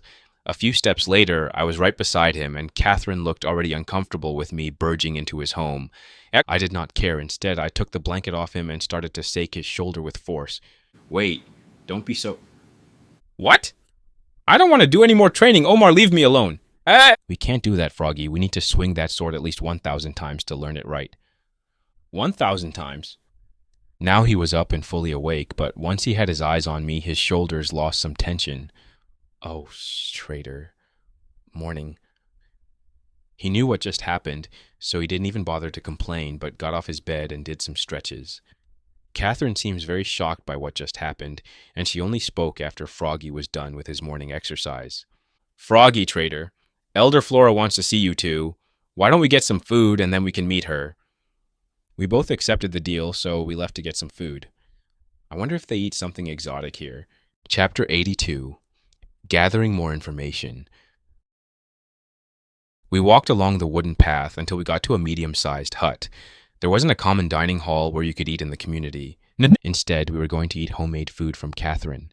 The inside of her house was cozy, to say the least. Cow's leather was on the ground like a rug from my world, a one-block painting on the wall with an image of a family of 3. There were some chests here and there, but it all felt like a warm home. We sat at the table and Catherine gave us some bread, bowls of milk, and some jam. Since this can't be crafted, I can only assume she made it with her own 2 hands, which made me curious about other types of foods. One bite from it, I could tell it was berry jam. I like to have this every morning for breakfast if possible. After some casual chatter and our bellies full, we went to meet one of the elders once again. This time we didn't go to the big building in the middle of the settlement. Instead, we went to one of the bigger houses besides it. It was 3 stories high, all made with dark wood, tinted glass, and a brick chimney on top of all of that. We arrived at the entrance. It was a double wooden door. Catherine knocked on the door and waited. Not too late after someone opened both doors at the same time. It was a butler with a dark coat, white shirt, and an elegant pose. His face was pale like everyone else in this place, which meant that he was also a witch. Ah, Miss Catherine, I've been informed about your arrival. Master Flora is waiting for you in her study room. Negative. Thank you, Sebi. I know the way there. You don't need to guide us. The butler made a small bow before going back to his work. Follow me. Catherine walked inside the house and went upstairs. On the walls, I could see the portrait of the owner and other witches that I didn't recognize. Red flowers were chosen to bring life to the house, and I loved how it looked. We stopped in front of a wooden door where Catherine knocked a few times. Come in. A voice yelled from the other side, and with her permission, we opened the door. Inside was a big room with shelves all over the walls. The floor was filled with red carpet, and at the end of the room stood Flora behind a desk, while a big window illuminated her from behind. She had books stacked on top of each other and some writing utensils not too far away. From the messy desk, I could tell she was busy for a few hours at least. When all of us got into the room, she stopped writing and looked up. Good morning, gentlemen. I hope you had a good rest. Good morning, Elder Flore. I feel much better after a good night of sleep. Now we're ready to start. I'm glad to hear that. I've been doing some reaching about our times with the Viligers and found some interesting information. While it's vastly outdated, it still holds valuable information. Here, have a read for yourself. She gave me and Froggy a book to read. Mine had the title, Creation of Life, while Froggy held the Forgotten History title. Both of them were thick books, which means it's going to take a while to read through them. So I opened the book and started to read. Meanwhile, Catherine has silently left the room since her job was done here. Experiment 210. Of all the ores and items we use, lapis seems to have the most effect on the human. If we dilute the ore with water, we can see the color of the skin change. Further tests need to be done. Asterisk. Experiment 290. Mixing lapis with redstone and inject it into the bloodstream seems to give the person the ability to use a small amount of magic. This is revolutionizing. We only need to find out what's the correct ratio, so the test subject will have a longer lifespan than 10 minutes. Asterisk. Experiment 510. The test subject Iron Skin is going through a major operation today. Plates of iron will be fused with his skin in hopes that his iron-fused blood will accept the superior skin. Experiment 889. Today we have a party. Our first living experiment is a great success. The higher-ups are very pleased with the results. Even though the beast keeps ravaging his cage, this is not a problem for my department anymore, so I don't care. Today we're only drinking like there's no tomorrow. Asterisk. That was the last thing written in this book. There are still a few empty pages after this, and I can only guess that something did happen after the party. This was horrifying to read. No wonder the system had to step down to shut everything off. I wonder, how did it do that? It seems like those kinds of experiments had a big budget and a lot of resources invested into this. I do remember the Skeleton Fortress was weirdly built from the other places. Was that one made by this organization? Even on the other side of the portal, the room was all made with iron, which is not that easy to get even for me. And those experiments sounded brutal. What did they try to achieve after the war? Did they try to recreate to Iron Golem? There's so many questions that I don't know if I even what the answers, but one thing is clear. The Viligers are something not to be messed with. They played with fire and now they have guns. Half a day has passed since I got this book, so we decided to get something to eat and then continue. Froggy hadn't finished his book yet, and I could see it didn't interest him that much, so we exchanged books. Catherine left us a while ago. She didn't seem too interested in those stories, and she probably had some other work to do. Flora instead stayed with us the whole time. She was still at her desk reading books and papers. I thought she would be busier after having such a high position in this compound, but apparently I was wrong. She was an important person and allowed to laze around and do her own projects. How convenient. If you want to eat something, you don't need to leave this place. I'll call my servant to bring some food. She then got off her chair and went toward the bell that sat on a shelf. With a light touch, the bell rang, and all of a sudden I could see the outline of everyone around me. I knew about this mechanic in the game, but from what I remember, you could only see the outline of the villagers, not all the moving entities. I looked around some more and saw some witches walking calmly on the wooden road, some frogs calmly hooping under the man-made structures, and how a certain servant was coming in a hurry to answer to call. He was the only servant in the house, which I guess was logical with how small the population was here anyway. Soon he was at the door and opened it. "Miss Flora, did you call for me?" "Yes."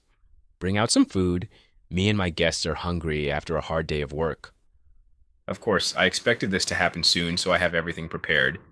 With that, he took some food items out of his inventory and placed them on a wooden plate. We got some cooked chicken with beetroot soup and some green jello as a dessert. Flora got a cup of milk besides everything else. It was convenient to have an inventory where you could store items stopped in time. It's the best thing a butler would want. While he was leaving the room, I could see the outline of everything slowly disappearing. The effect only lasted around a minute. Froggy didn't have any change in his expression. He seemed more interested in the green jello than this fascinating effect. Either he's used to seeing this or he doesn't see it at all. A weird but interesting ability to have as an outsider. Maybe I can use it to see invisible beings next time. While the beetroot soup wasn't that good on its own, in combination with the chicken, it got a pretty good taste, and I could see why they would keep farming those useless crops. Now came the main treat of those meals. The inventory described it as slime jelly, and I was afraid I knew what the main ingredient was, but I still took a bite to taste it. It was chewy but sweet, with no other distinct flavor in this. I think they mixed sugar with something from the slime and poured it into a shape. It's an interesting recipe, but not something I would eat too often. Froggy seems to love it and even asked for seconds. With the meal break over, I opened up the history book. Weirdly, it was empty most of the beginning, like someone erased all the text but left the pages. The first photographs that I saw said something about a weapon powerful enough to break even the legendary bedrock, but I couldn't know what kind of weapon they were talking about since everything was erased beforehand. What happened with the first half of the book? I don't know. Unfortunately, from what my predecessor said, it was like that from the beginning, but it still had enough important information that it's worth keeping it. And the more I read from the book, the more I understood the reason. While it was only half written, the rest described how the system fought against the rebelling nation. For a few years, nobody was able to connect with the main system, no matter how many achievements they got, so this caused them to rebel against its nature.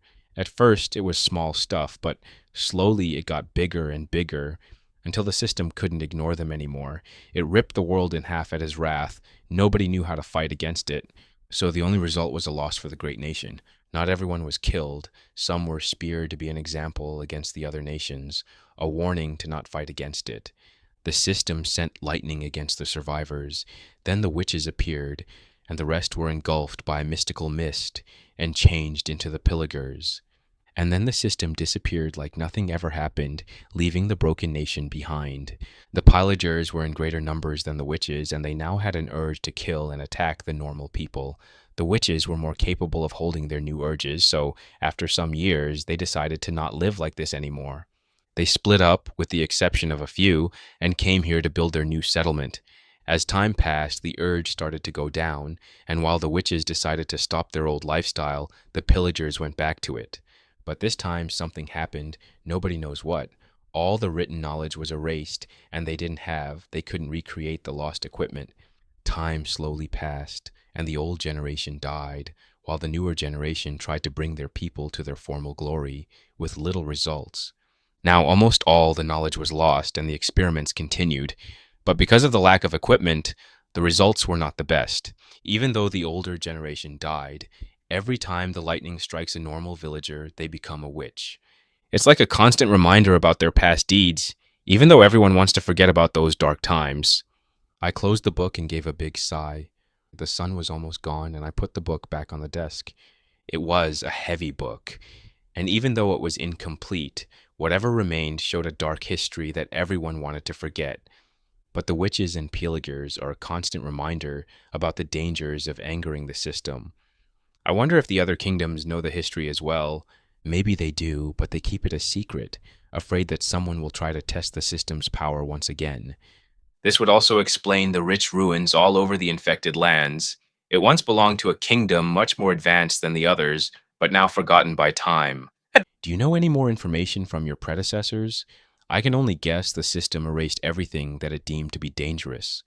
Unfortunately, it's been a few generations since that happened, and since we usually appear in this settlement when we're much older, most information was lost to time from the lack of trusting the newcomers. I'm only lucky to get those journals with those crazy experiments because it was stored in an ender chest. Apparently, even the system doesn't have access to its inventory. I learned too much information in one day, and this information could be more dangerous than even what I knew about the game. I know only about glitches that can break the bedrock, not a whole weapon. I'm kind of glad that this super advanced nation got wiped out. Otherwise, this world would have been a much more dangerous one than it is now. I continued to talk with Elder Flora about some things I didn't understand. Meanwhile, Froggy got bored a few hours ago, so he decided to leave us and get some sleep. He's not the type to be overly curious about history, even if it's such an amazing topic to read in a fantasy world.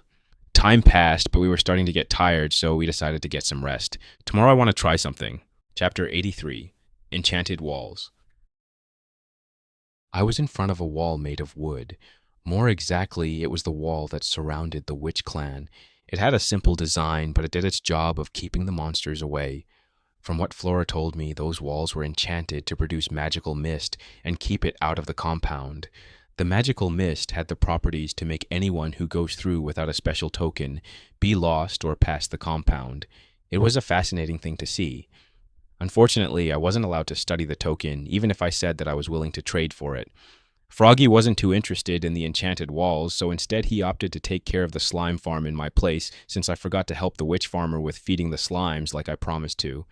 I wasn't too bothered by this, since I'm already pretty used to working alone, and this was more of a personal project than something that needs to be urgently done. The wood in front of me looked like any other wood I've seen in my life. There were no writings on it or any glow effects, as I've seen in any other enchanted items. I walked along the walls in case I saw something that caught my eye, but even after 100 blocks, everything looked normal. The next patrol of guards will arrive in an hour, so I'll have to be careful with the time to not be found out. I didn't get permission to study their secrets after all. With one look around me to see if I had any audience, I decided fee break the wall, hoping no defense mechanism will start attacking me or the whole enchanted wall will break. With my iron axe in hand, I broke the wooden block in no time, and beyond the new hole I could see a dirty blue block. It was a laspis block, but on a closer look I could see small writing all over the block. Those were red enchanted letters. They looked pretty similar to the floating letters that appeared when I used the enchanting table, which means that it's the highest language you can use when enchanting something. But it's a lost language. Not even the Sandstone Kingdom understood what those letters meant, and that was their specialty. Not only that, it was all densely written on one side of the block. It was written with redstone ink similar to the cursed enchantment, which showed once again that this was designed by a human, not the system itself. Each ladder was 1 pixel tall, and they used every pixel of the block to write something on it. I was afraid of what enchantment it would have if I managed to somehow get the block to my inventory, but I wasn't crazy enough to break the enchanted block. I don't know if it has some defense mechanism or something similar to that, and even if it doesn't, for sure the enchanted wall will break, which will put me in hot waters with the rest of the witches. So I only studied what I could see. One careful touch with the blue block showed a glowing ripple like an invisible barrier. This got me curious, so I broke a few other blocks from the wall, and to my horror, every block was the same as the first one. All the lapis blocks were filled with red writing, and on closer inspection, I could tell that it wasn't imprinted like what I did with the cursed book. Instead, it was all handwritten by someone. It was scary to think that hundreds of similar blocks were all hidden under a layer of simple wood. I put the wooden blocks back in their place since everything was similar to the first one I saw. There's no point in risking getting found out if I only needed one block to study. I had to get back with the others after a few minutes to get some paper and writing tools. There was no way for me to memorize everything on that wall. But with everything ready, I was constantly trying to copy everything that I saw on paper. It took me a whole day for me to perfectly copy what I saw. It's not because I'm a slow writer, it's more the constant threat of being found out by the guards. Every time I got immersed into writing, I heard steps walking on top of the walls. And then I remembered about the guards and blocked the hole before hiding somewhere. The second reason, and the hardest one, was because I was writing an enchantment. And when you write man-made enchantment, you can't make any mistakes. In the end, I wrote 4 pages that I'm pretty sure are correctly calibrated. Theoretically, I could put those pages in a book and place them on the enchanting table and see what they are. But I don't know if I'm at the right level to be able to enchant those. So I put everything like before I was here and went back to bed. The next day, I went to have breakfast with Froggy, and of course, I had to wake him up first. Otherwise, I'd only be able to see him at lunch. So, how was your meeting with the slimes? It was pretty fun to play with the little ones, even though it's hard to believe that they're able to eat that kind of food and still walk afterward. The farmer told me he'd show me how they butcher the slimes later when they get a big one. I don't know how I should feel about killing such cute creatures. Don't worry, you'll be taken by surprise once you see what this mob is capable of. Is it a good surprise or a bad one? No comment. Did anyone ask about me yesterday? Yes, Catherine asked about you since she didn't see you together with me, but I told her that you were busy studying the book that Elder Flora gave you. That was a pretty good excuse. That wouldn't raise too many eyebrows, but Just to be sure, I'll visit the elder today and request a book to study. After a good night's rest, a new idea came into my mind. What if there are other enchantments on the rest of the block? That would be a crazy idea, since one face already had a complicated enchantment. If any other face of the block had another enchantment, it would be madness. But it's better to be sure and check than to ignore the possibility of that happening. I told my plans to Froggy after we finished eating, and asked him if he wanted to join me. Said, "Sorry, trader, but this is a great opportunity for me to learn about my people. And I don't know how long we're going to stay here, so I want to learn as much as I can." That's a fair point. It's not like I need him to accompany me to stare at a wall, and from what I could remember, he doesn't have any knowledge related to enchanting, so I don't think I will be able to even bounce off the ideas that I'll get. So, in the end, we said our goodbyes while I walked towards the elder's house. After a short knock, the butler opened the door while inviting me inside. I couldn't go directly to her study room since I wasn't theoretically invited, but after a few minutes, the butler was back and told me that I was allowed to go upstairs. And with that, I was back to the study room with the elder, but this time I was alone, and the top of her desk was clean of any excess books. "Trader, what brings you today here? And I see you alone this time." "Hello, Elder Flora. I came today to borrow a few books so I can study some more. As for my friend Froggy, he's too excited to explore this place, so I don't think he'll be back here anytime soon." The elder seemed to smile at that and permitted me to take any book from her library with the promise to take care of them. With the permission given, I looked over the shelves filled with books, all written by people and not made by the system. After an hour, I decided to take 3 books: Life of a Witch, Enchanting for Beginners, Monsters Encyclopedia. Elder Flora was interested in what I chose, but didn't stop me from taking them. I planned to read them while I was taking a break from copying the enchantments. Enchanting for Beginners had some actual level 1 enchantment inside, and I want to copy them. Initially, I came here in search of information about the Viligers, but instead, I found a treasure trove filled with ancient information. I'm sure the palace in the Sandstone Kingdom had similar information, but they made sure to keep it away from my reach. But here I could learn something, and I was excited. I took some food on the go so I didn't have to come back anytime soon, and walked to my previous spot on the wall. But this time, instead of breaking the wooden block, I started to dog down.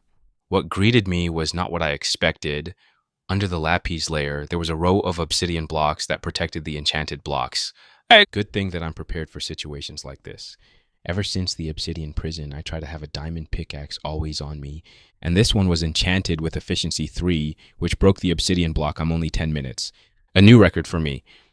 As I looked over the enchanted block, I could see the tiny red writing, and as I theorized, it held a different enchantment than the previous one. Whoever did this was a madman, but I have to respect the work. It's nothing like I ever seen. Just to be sure, I dug the walls on the exterior as well to see if it had another enchantment, and it did. I think every face of the cube has a different enchantment. I'll have to move to the corners of the walls if I want to see more. But 2 new enchantments were already more than enough to keep me occupied for a few days. There was no need to rush things up.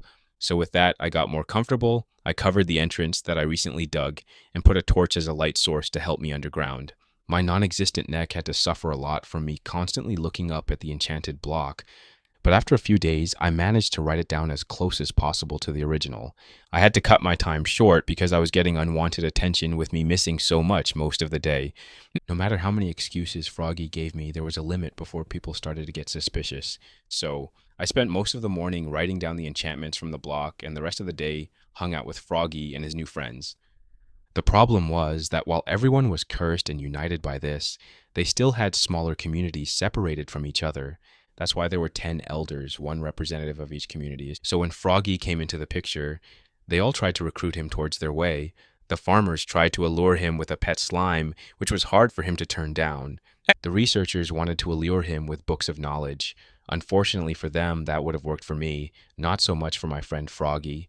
The miners showed him the riches that they mined, which got his attention, but not for long, since he didn't want to stay underground for hours upon end. Instead, I was the one who spoke most with them and exchanged tricks of the job. I told them about strip mining, and they told me about their method of drinking night vision before entering a cave system. The monsters won't bother them, and they don't have to constantly put torches down. For me, I could drink an invisible potion on top of that to have the same effect for a few hours. More people talked with Froggy. Some of them he liked, while others didn't catch his eye. But for the past few days, people started to notice Froggy's presence, and with him, I also got a reputation. A week passed, and I managed to get 2 more enchanted faces of the Lapis block. While this lifestyle is similar to what I did in the Sandstone Kingdom, it was more lax with no deadline hanging over my neck. I was starting to have fun. Chapter 84, Froggy the Witch. POV, Froggy.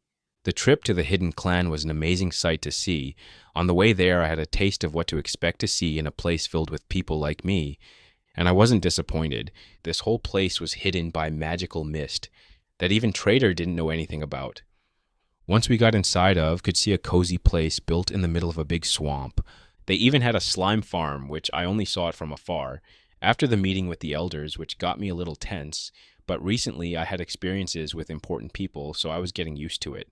They seemed much more interested in me than Trader for some reason. I could see in their eyes greed, surprise, and anger, but what all of them had was hope. I'm not as smart as Trader or Bobby, but I knew those people wouldn't want to hurt me. Quite the opposite. They wanted to know more about me, and so after everything ended on a tense note, I felt hopeful for the future. We got placed in our new homes, where I slept soundly. That was until Trader decided to rudely wake me up.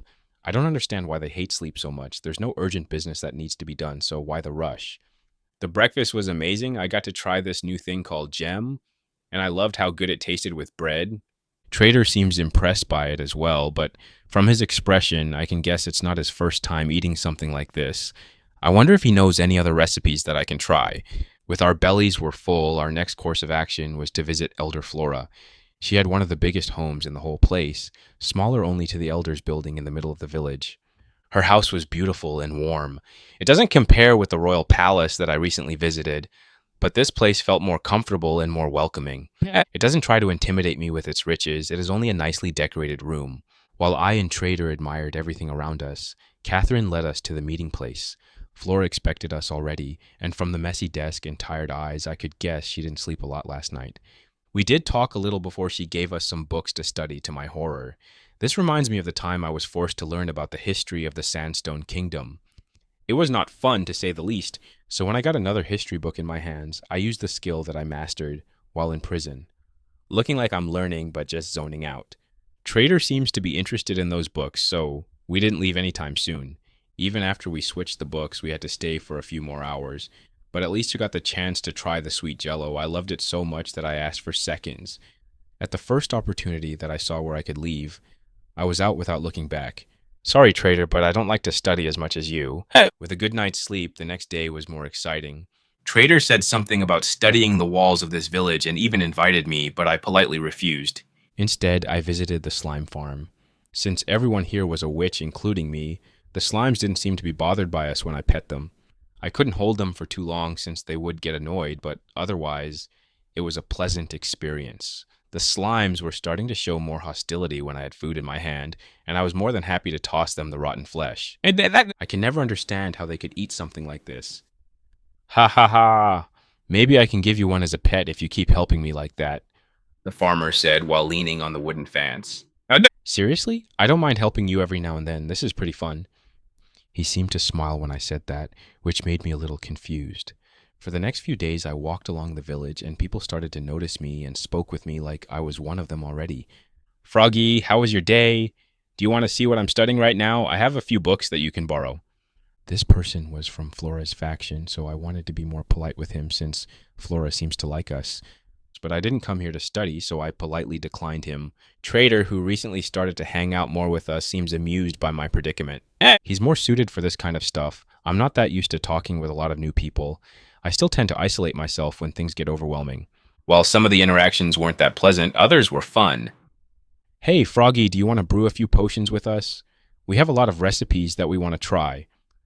While I didn't like to study that much, ever since I became a witch, I was fascinated with potion making.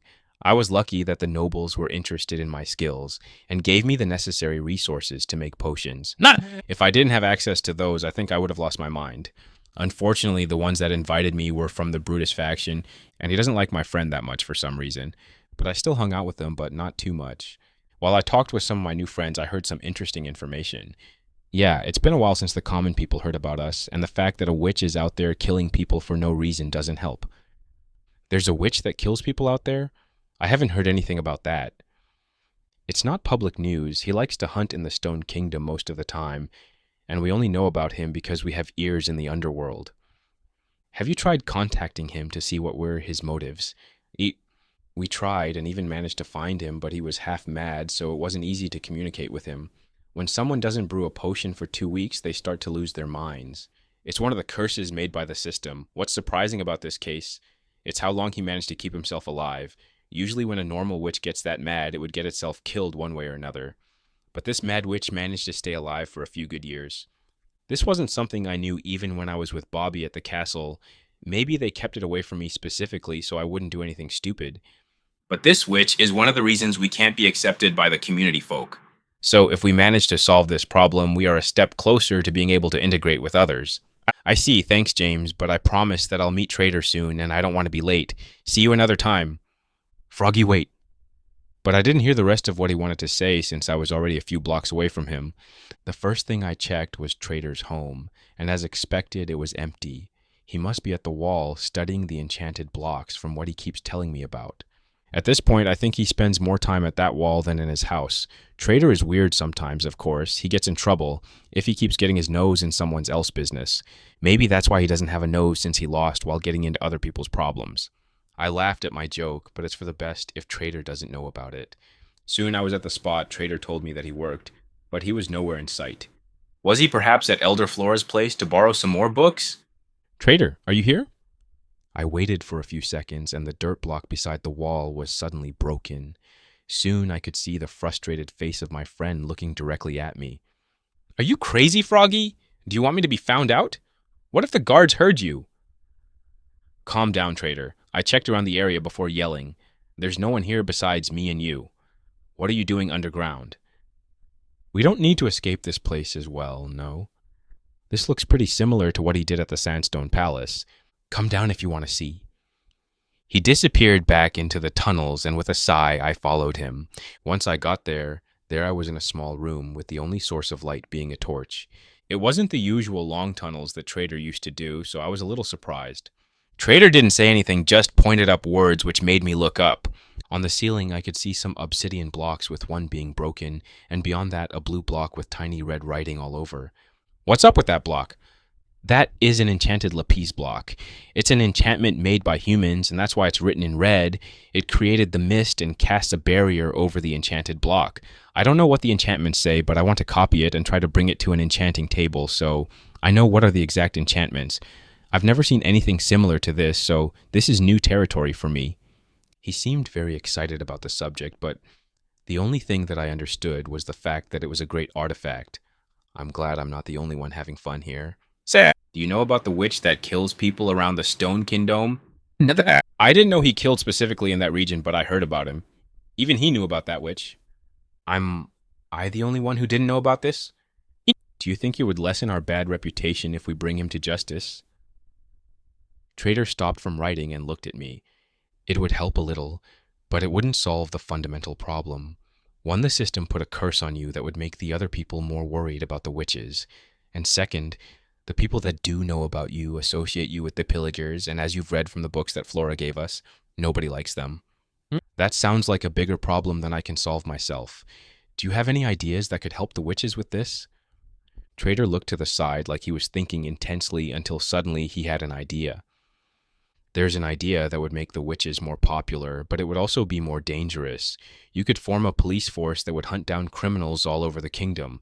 People will start associating you with justice instead of fear. That was an interesting idea, but as he said, it's also very dangerous. I'll have to talk with the others about this. I don't want to be the only one that works to make our image better, but this also made me realize something. If this goes through and we'll make a police force that would hunt the criminals, I'll have to leave Trader's side, even after I promise that I won't do that anytime soon. This made me uncomfortable to think about. On one side, there was my first friend that I made since I became a witch, and on the other hand, it's the people who are exactly like me and understand my problems. And I could only sigh. There was no need to make a decision right now. I'll tell Trader's idea to Elder Flora and see how things will go from there. Chapter 85. Let's make a deal. Froggy left my cozy hole thinking about the proposition. Looks like the people from here managed to worm their way into his comfort zone, which I had mixed feelings about. On one hand, they do it because he has a connection with the royal family in the Stone Kingdom, so they try extra hard to be friendly towards him. Fortunately, while Froggy is a little naive with certain social cues, he has great instincts to compensate. Otherwise, he wouldn't have survived for so long in the desert while getting offers to join the nobles. But even if they have ulterior motives, that doesn't mean that witches are bad. Quite the contrary. From what I read in the Life of a Witch book, I can tell that they're quite forgiving and friendly towards the new witches that join them. Even the grumpiest witch will be gentle with the new members. They know what they're capable of, and they also know how easy it is to suffer from this mistreatment. So, even if they want to befriend Froggy at all costs, it's not all with ulterior motives. It's what they usually do when someone new comes, but just a little extra. But enough about Froggy. I have my own challenges that I need to overcome. I finished everything with this enchanted block. Soon, I'll have to change my location to one of the corners of the walls since I can't break the enchanted lapis books without lasting consequences. After I finish on one corner, I'll quickly have to change it to the opposite corner to see one more hidden face. The worst one would be when I'll have to be on top of the wall, risking myself with being found out by the guards. But this enchantment, it's too fascinating to leave it be, so everything will be worth it in the end. By the end of the day, I finished everything that I could copy from this spot. So I covered everything behind me, leaving no trace, and went back towards the houses. Everyone here was living comfortably in their isolated lives. Some people recognized me and gave me a greeting, but I could tell that there was a barrier between us. And I could understand the reason. Only Froggy was more welcomed, but that doesn't mean they didn't treat me with respect, which I appreciate. Back home, I sat down on the bed and opened one of the books that I borrowed from Flora. In my old world, I wasn't too interested in studying that much. It's not like I was a dumb kid, it's just I didn't want to go over and beyond. The minimum grade was something that I was satisfied with. Even when I was stuck in the Sandstone Palace, I didn't fully use the huge library, which now I kind of regret. And Sure, there wasn't a lot of secret information that I could find at the lower levels, but at least I could find out more about the difference between my knowledge of the game and the actual world. But now I started to enjoy learning, and that's why I want to fully use this opportunity to get more knowledge from Flora's collection. So now I was reading Monsters Encyclopedia, looking to see if there were any new mobs that I didn't know about. This book was different than the others. It had hand-drawn pictures of the monsters, which was pretty impressive.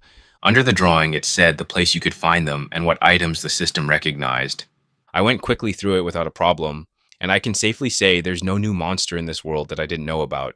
At least in the overworld, there wasn't a lot of information about the others' dimensions and their monsters. The only mob from the Nether that I saw was the zombified pigman. However, the author didn't know anything about how it came to be or why it was such a rare occurrence. Of course, if this is like in the game, it appeared once lightning struck a poor pig. There was also mentioned a legendary glowing creeper that brought massive destruction whenever it appeared. Once again, there wasn't a lot of information about this monster since it was so dangerous to be around. Maybe I should make an encyclopedia of my own? No, it's too much trouble for no reward at all. It's better if I study something else instead. With that, I went back to the wall to study the enchanted blocks. A few witches saw me, so I bought myself a few good hours. For the next few days, I kept going like that, studying the wall, greeting some people, reading some books, and of course, I didn't forget to send a letter to Bobby to not break the Ender Pearl yet for another 2 weeks. When I was getting ready to try and copy the last and hardest square to copy, Froggy came to my house and delivered a message. "Trader, Flora wants to talk with us if you're free anytime soon." Did something happen? I hope I wasn't found out, and now I'm in trouble. No, she wants to talk about the idea of the police force, and since you came up with the idea, she wanted to ask you for more details. Oh, it was only that?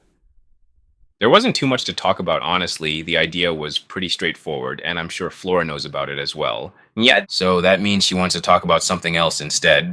The other witches already got comfortable with Froggy in the past few days, so I don't think we'll be talking about him. Hope I won't get in any trouble now.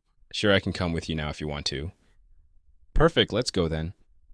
Froggy smiled as we both walked towards Flora's house. A few minutes later, I was once again in Flora's study room. I was already looking over the books to see if anything else caught my attention until I heard a voice that interrupted me. Trader, I heard your proposition about a way to improve our image. While taking care of the criminals in Stonekin Dome will give us a reputation, wouldn't that make us more scary for the common people than friendly? I guess that would be true. Whenever they get to a town, everyone will be either hopeful or scared about the bloodbath that's going to ensue. But she didn't call me here just to say that my idea was not good enough. She must have another reason. I guess that could happen, and I didn't think about that. Do you have another idea, perhaps? Yes. Froggy told us that you know a method to bring infected people back to their former selves, but he refused to tell us the details about it since it was your idea from the beginning, and didn't want to give it without permission. I looked towards Froggy, who seemed to really be interested in the books all of a sudden, but I could see some pink from embarrassment all over his face. I don't mind sharing with you the secret, but it won't be as effective as you think. The Sandstone Kingdoms and the Stone Kingdom already know about this method.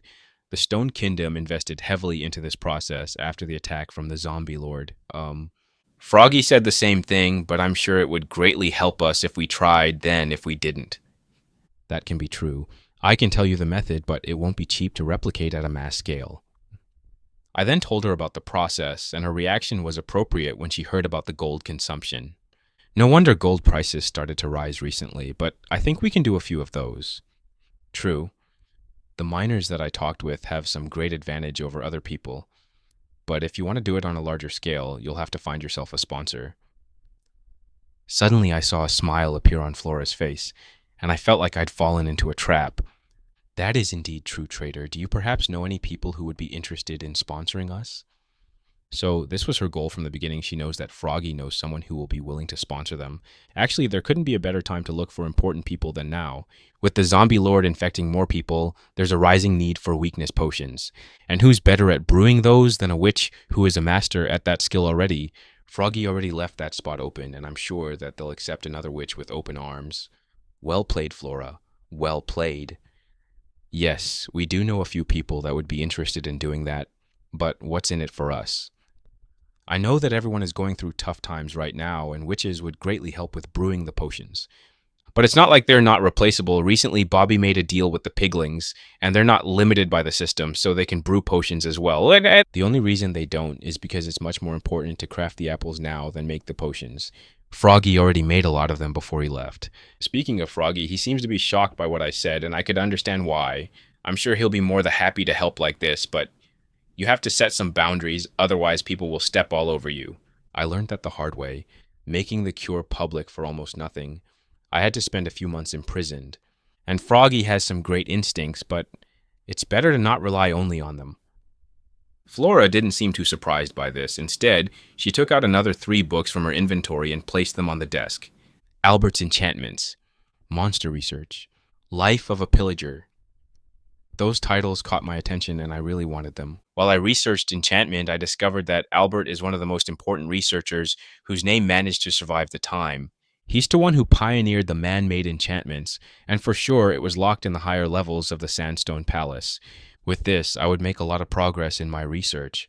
If Life of a Pillager is anything similar to Life of a Witch, it would greatly increase my knowledge of Pillagers' habits and traditions in case I want to infiltrate their territory. It would be hard, but the extra knowledge would greatly help me. As for the monster research book, I could only guess that it was another experiment journal, but this time on monsters. I don't know what I can do with that knowledge, but it's still valuable. I'll accept the deal. I'll write a message to my friend Bobby, and he will be able to help you out. You, in the meantime, can choose whoever would represent you as a whole and work with them. I'm sure the discussion with the elders will take some time, so we'll see each other in another few days. And in this time, I'll hopefully be able to copy the last enchantments off the lapis block in case anything happens. Flore gave a sigh, already expecting a lot of debate over who should be sent, but was overall happy about the deal.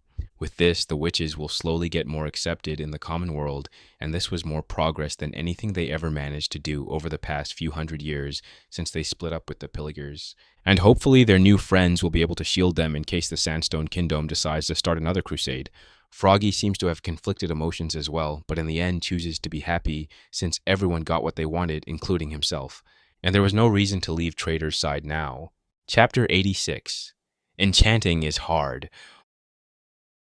While Elder Flora was busy arguing with the others who to send as a representative, I was busy copying the last enchantment of the lapis block. It was more nerve-wracking than other times, since I had to be extra careful of the guards because I was in plain sight. The only upside to this would be that my neck didn't hurt since I had to look down. After a few days of hard work, I finally managed to copy everything down. In total, I had 16 pages filled with enchantments. They were all separated, of course, since they were different enchantments that combined made the magical effect. I can't wait to get my hands on an enchanting table so I can see what they do. I'll even grind my enchanting skill once again if I need to do it. But on those days, the elders also decided on who to send towards the palace.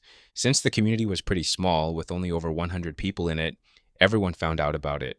Some of them wanted to volunteer, others were angry at the prospect of even helping the people who despise them so much. It got so heated with the arguments that the elders had to come back to their communities and shut them up. They were the elders, they were chosen by the others to represent them. So if they trusted them with that power, they should also trust their decision. It didn't satisfy everyone, but it was enough to calm most of them down. This was a big opportunity for the witches, and they wouldn't lose it because of some petty arguments. In the end, they choose their witches. Catherine chosen by Flora and Anastasia, Armin chosen by Brutus and his group. David was reluctantly chosen by the rest of the elders. All three of them were at the gates of the compound, ready to represent their people and help to make history. Besides them was Froggy, who would be their guide and help them get the audience with the royal family. I can say with confidence that Flora suspected wrong on who had the connection with the nobles. Froggy's words had more influence than mine. Sure, I know a few important people there, but the fact that I'm trying to stay under the radar didn't help me in any way to get more power up, but the deal was made. Froggy doesn't mind helping his people, and everyone is happy in the end. Besides us, a few elders also joined at the gate, mostly to pass some items to give them as presents to whoever they judged important. I saw some books, clothing, and even a diamond passed, which impressed me to say the least. Not a lot of people are willing to mine that deep after all. To Froggy, I gave him some messages to send to Bobby and reminded him not to use my name if possible. I'm still dead after all. With a final goodbye, they got on their horses and left for their new life.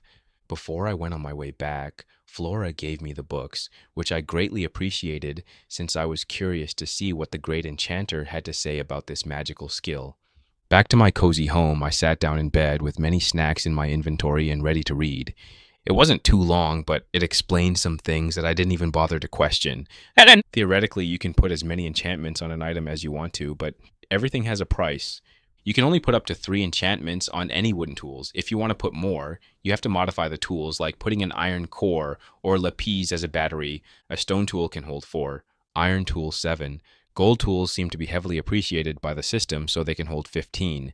And finally, the diamond weapons can hold 10 enchantments. But that is with enchantments made by the system. The ones created by man don't have the same measuring system.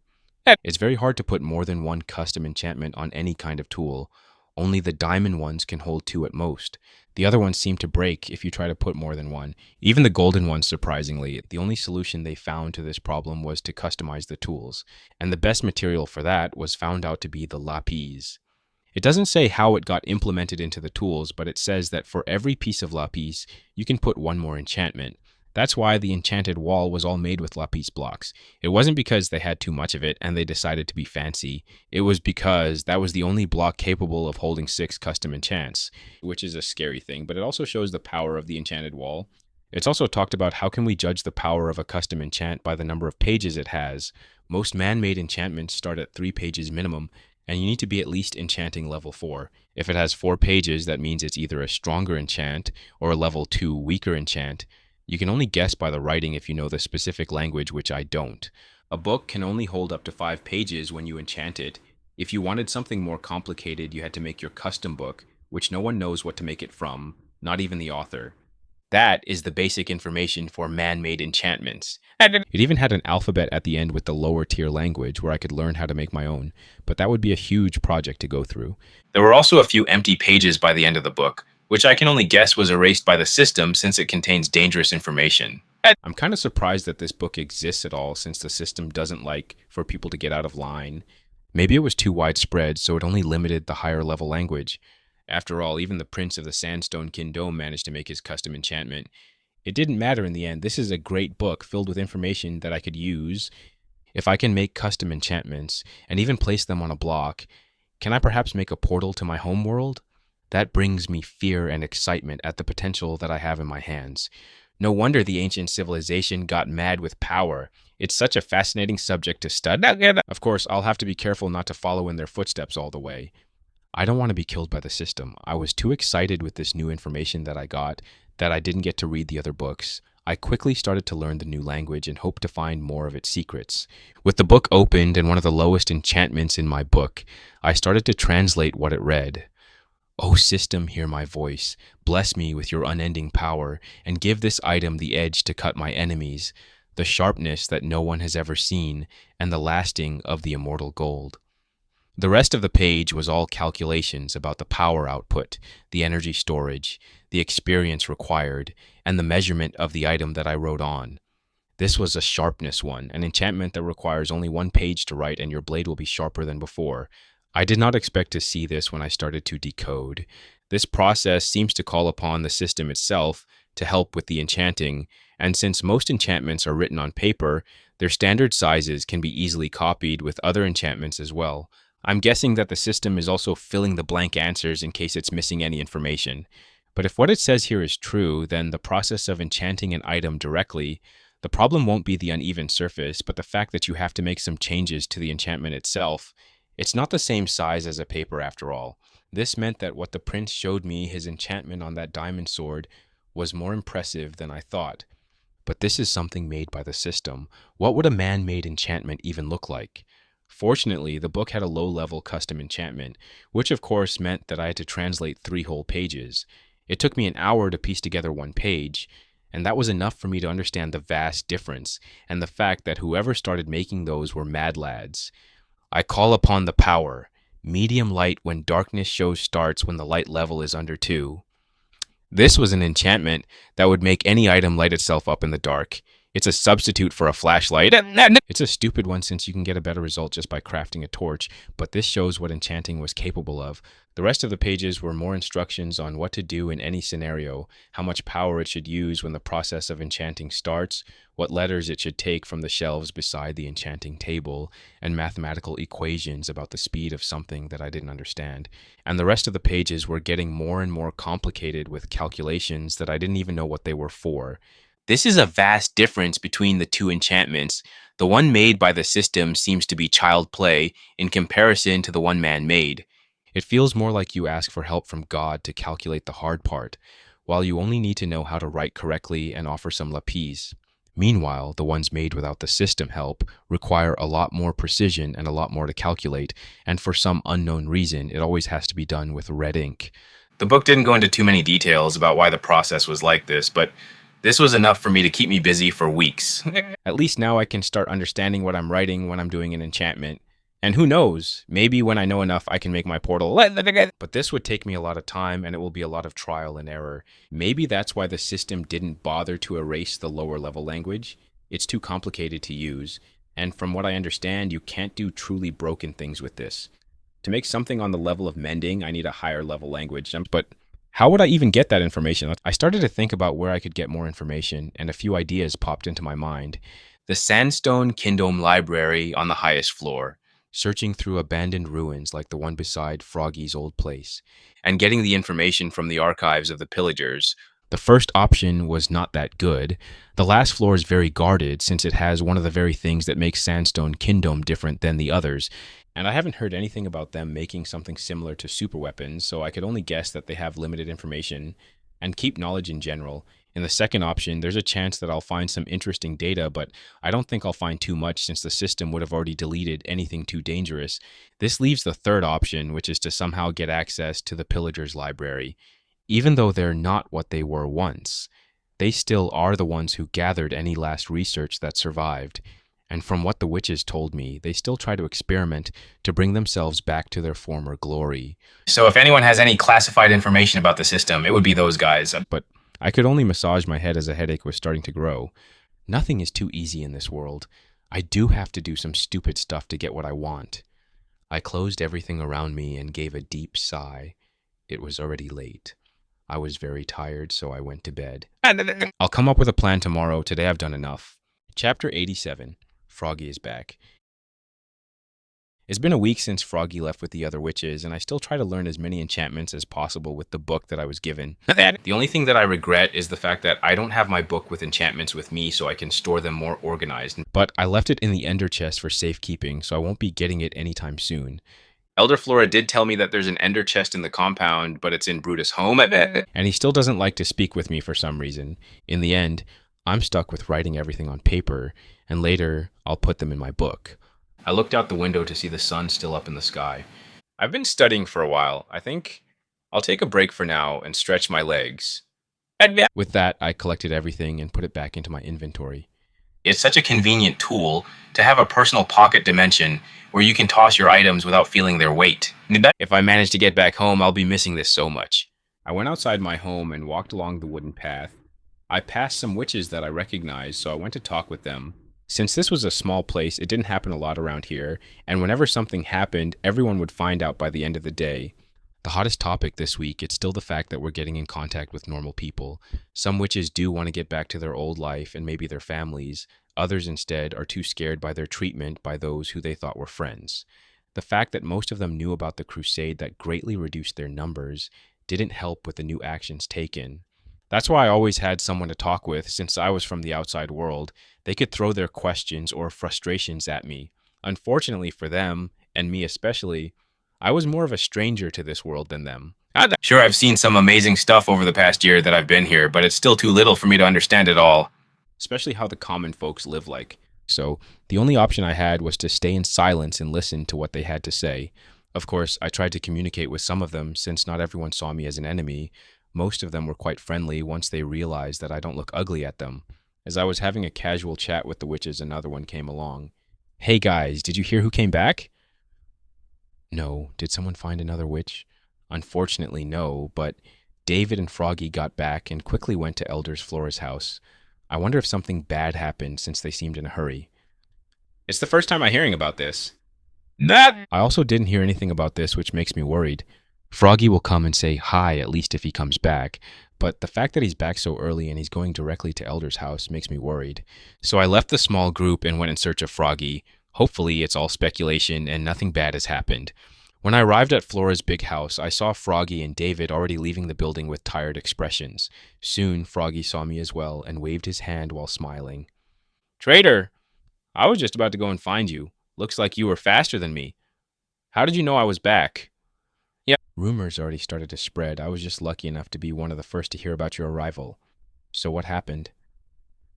It's a little more complicated, but nothing bad has happened. He then proceeded to tell me what had gone down ever since they arrived at the castle. In the beginning, it was hard for all of them to be let in, even with Froggy being present. Only after Bobby came down to see what was all of this about were they let in, and they were met with a little hostility, then confusion, and finally with opened arms. Since Froggy left, all the brewing process was left for the royal family to continue. Luckily, Froggy already made a lot of potions before he left, and since they were now busy with making the new trap that I told them about, they didn't use a lot of them. But now with 4 more additional masters at brewing here, they can make some more potions and bring back some emeralds into the economy. On the first day, they were left alone to rest and presented the facilities they were working with. They even had an audience with the king and talked about a deal to integrate the witches into society, which they greatly appreciated. After a good night's rest, the second day started strong with work, which the witches were unusually excited about. That time, Froggy realized how lucky he was with the raw material for potion making. Sure, he was isolated, but Nobels usually gave him whatever he added to make a potion. That's why he didn't go mad from lack of brewing. But the witch clan was a community. Only the elders and the higher ranks could brew potions more than once every 2 weeks. But here they are now with almost unlimited materials and a green light to get crazy. The servants could barely make them get off work to eat something. I think if they were not forced to eat, they'd either work themselves to death or starve. The next few days, the 2 princes tried to recruit them to their party. Since recently, Princess Elizabeth started to have a lot of power very quickly, which didn't make everyone happy. The first prince managed to pock Brutus with promises of more riches. The second prince tried to do the same, but lacked the necessary power to make any good promises. So instead, he got angry and worked against them. With a few more political friends who didn't like witches already, they managed to limit their movement since they were dangerous and weren't willing to give out information about the location of the clans. Nobody was willing to give that location, even with promises of riches. Even Bobby doesn't know the location since Froggy wasn't willing to tell him. Fortunately, most of them weren't going to look at the teeth of a gifted horse, but they couldn't entirely ignore the opposing party. So they decided on a compromise. 2 witches will be under house arrest, while the other 2 will get back to the clan and make a party to kill the rough witch that keep killing people in the kingdom. While they weren't too happy at the beginning, They could only accept the deal. It's not like the prisoners were treated badly. It was more likely that everything was said in the name, since they already chose to support one of the royal members to the Battle of the Throne. Even on opposing parties, they weren't treated badly. But now, Froggy and David got back from the big city and had to figure out a way to hunt down and kill or bring to justice a rogue witch that nobody knows where he is.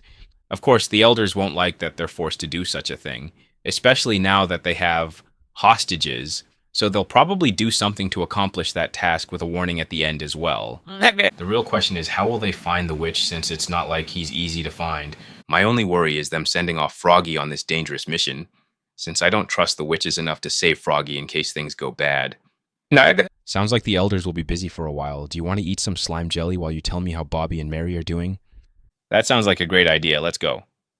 So we went back to the big house and asked the servant to give us some sweets while we talked about what happened for the past week. POV, Flora. I was back in the elders building for the 4th time this month with my colleagues, which is not something that usually happens. We tend to gather in small groups to talk about the clan and its management once every 2 months. We're a small community and we don't strive to get out there or to build something new. But ever since Froggy and Trader came, trouble kept arising. Fortunately, if the problems are dealt with, we will gain a lot in exchange, so we can't just keep them out of the clan. Plus, this is truly a unique opportunity to get out of the isolation, even if some of the elders are not too keen on that. I told you those outsiders only brought trouble. We should have just kept to our traditions and killed the annoying witch and kept the weird noble away. Brutus was the first to share his opinion once he heard the news, which got mixed reactions from everyone. It's not their fault that this happened. They helped us with an opportunity to get out of this cursed swamp. And it's not like we thought our journey to freedom would be easy. Anastasia was quick to bite back. Those two never got along. One was among the oldest and wanted to keep tradition, while the other one was the youngest and wanted to innovate. This is something that I appreciate, since before Anastasia became an elder, every meeting was monotone and boring. But at least with her, I can see something new. Then how do you suggest finding that damn witch? Like we did it last time. I know you limited our search parties to not look so deep anymore when it's about the Rouge Witch. If we ask them to fully concentrate on finding him, it's only a matter of time. Until then, we can organize an attack group that can hold him down. Murmurs started to go between the elders about the accusations, but it wouldn't be the first time Brutus abused his power. Luckily, most of the time he did that, it was for the well-being of the clan, so even if we didn't like it when he did that, we tolerated it. The search party is mainly used to find other newly made witches and lead them to us if they wish to. There are no witches among them. They are mostly family from our old life, or mercenaries that we usually hire. Since the beginning we had to trade in the underworld, we made a small reputation, and people were willing to sell information about a newly spotted witch. This is very convenient for us, even if we don't like to use too often that power. So we shouldn't talk about what already happened. Instead, we should concentrate on what our next action should be. Brutus was not happy with this. He was an old fox. He knew when to step down from a losing fight. For the next few hours, we talked about who should be going, what approach we should use against the rough witch once he was found, and what method of revenge should we sneak to those pesky nobles that wanted to oppose us. While we tend to be more passive if we get the option, that doesn't mean we'll let others step on us and take advantage from it. If we don't show them that we can fight back, they will only use us for their plans and throw us like rotten flesh after they're done. After a few good hours, most details were in place. We only needed to start looking for the rough witch. But before they all left, I said one more thing. I think we should put one more person on the attack team. What are you talking about, Flora? We all agreed that 5 were enough. Yes, but I think Mr. Froggy will be a great addition to the team.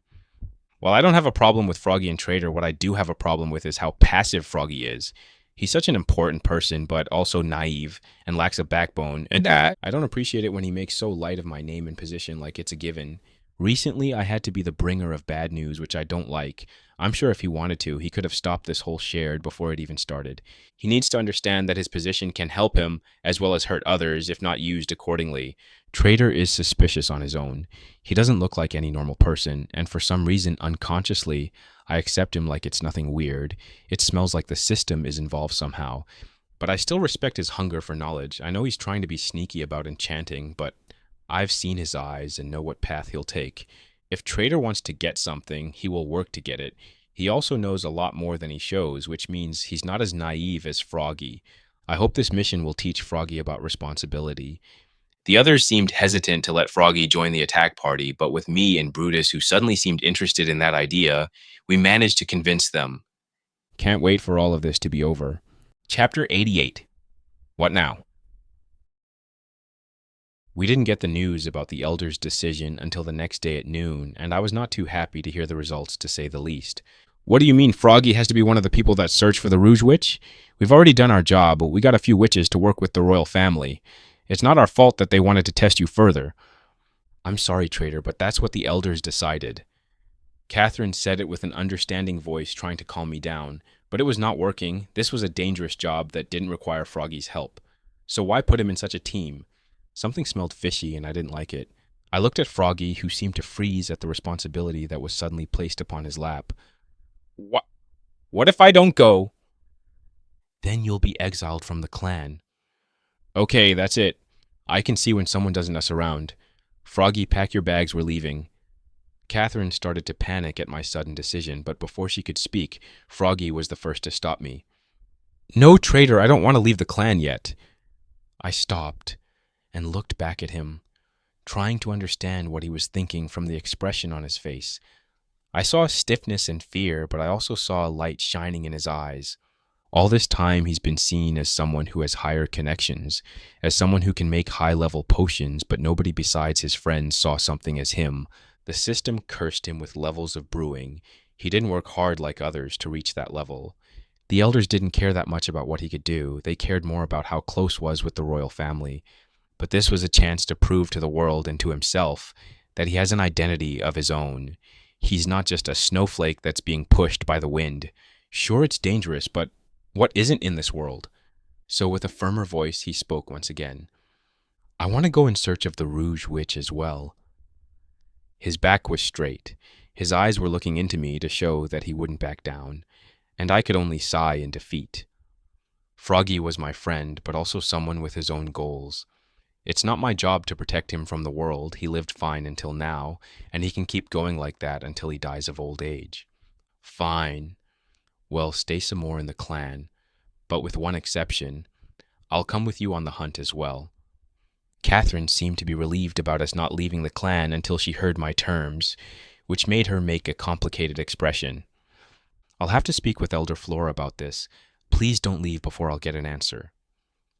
With that, she left to report the sudden news, leaving me alone with Froggy. Traitor, you don't have to do this. They only wanted me to join the hunt. Froggy, I'm your friend, and as your friend, I will help you if it's in my power to do so. Plus, this whole thing smells fishy, and I don't want you to face whatever they planned alone. Froggy only nodded in understanding as we waited for Catherine to come back with the response. It was only half an hour later when she was back. Traitor, Elder Flora wants to talk with you in private. Private? Was she planning on intimidating me into backing down? If so, I'll greatly disappoint her with my loaded crossbow. While it would be a shame to leave this place that is rich with knowledge, that doesn't mean I'll be passive like last time. This time I have the armor, I have the weapons, and I have the pickaxe to get out of any situation. There won't be a second Sandstone Palace incident. Catherine didn't need to guide me since I was already familiar with the place in the past few days. I still like to borrow some books when I can. Knock, knock. Come in, Mr. Trader. I opened the door and saw Elder Flora as usual behind her desk. I heard you were not satisfied with our decision to send Froggy on the mission. I don't see a reason for him to go at all. We already connected you with the people you needed. What happened afterward is not our problem. Flora got up from her chair and turned her back to me while looking out the window towards the compound. Mr. Trader, I know you are a very good friend to Froggy and you're only concerned about his safety, but I also think you realize that Froggy wants to have a connection to his people. And when he first came here, everyone wanted to be his friend, not because he was a social boy, but because he represented a promise for a better future. She stayed a little silent after saying that, before turning back towards me where I could see she had a serious expression. But as more people talked with him, the more they realized that he's not up to their imagination. The kid was isolated for a few years, only visited by people who wanted to exploit him, but he was too scared to get out of his comfort zone. He's too scared now to do something for himself. He's always looking for someone that tells him what to do, and the other witches realized that. They now think that Froggy got those connections by luck, and once his job is done, he will be forgotten or worse, taken advantage of.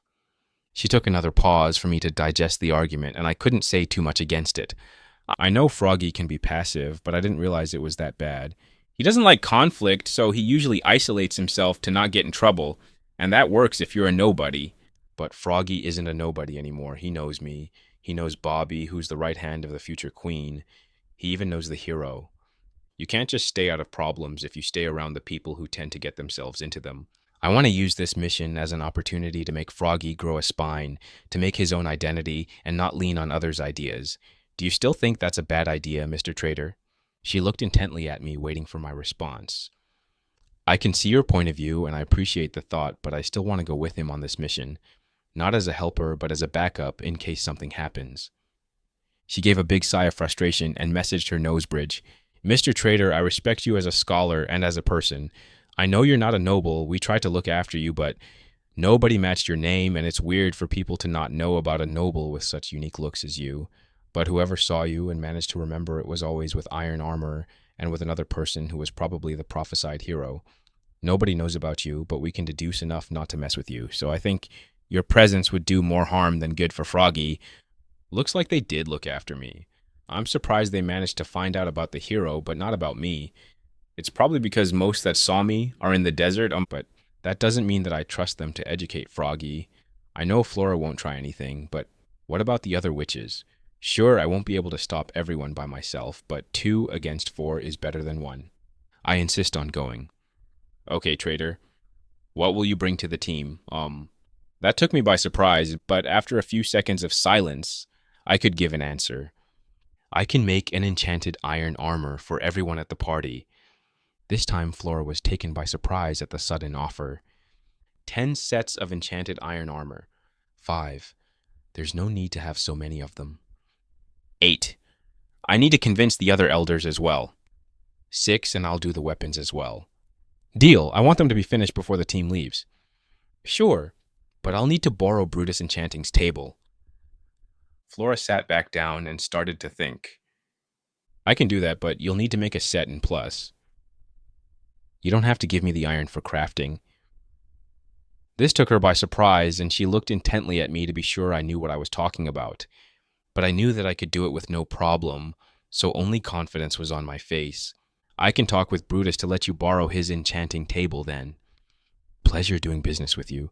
I held my arm for a handshake, and she started to laugh while giving me her hand. Your name fits you, Trader. I think we should do this more often. Only when I'll have the high ground next time.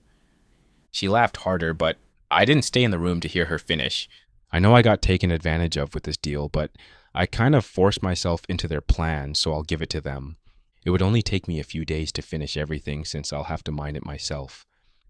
I wonder if I can buy some iron from the miners. My skill set was valuable after all.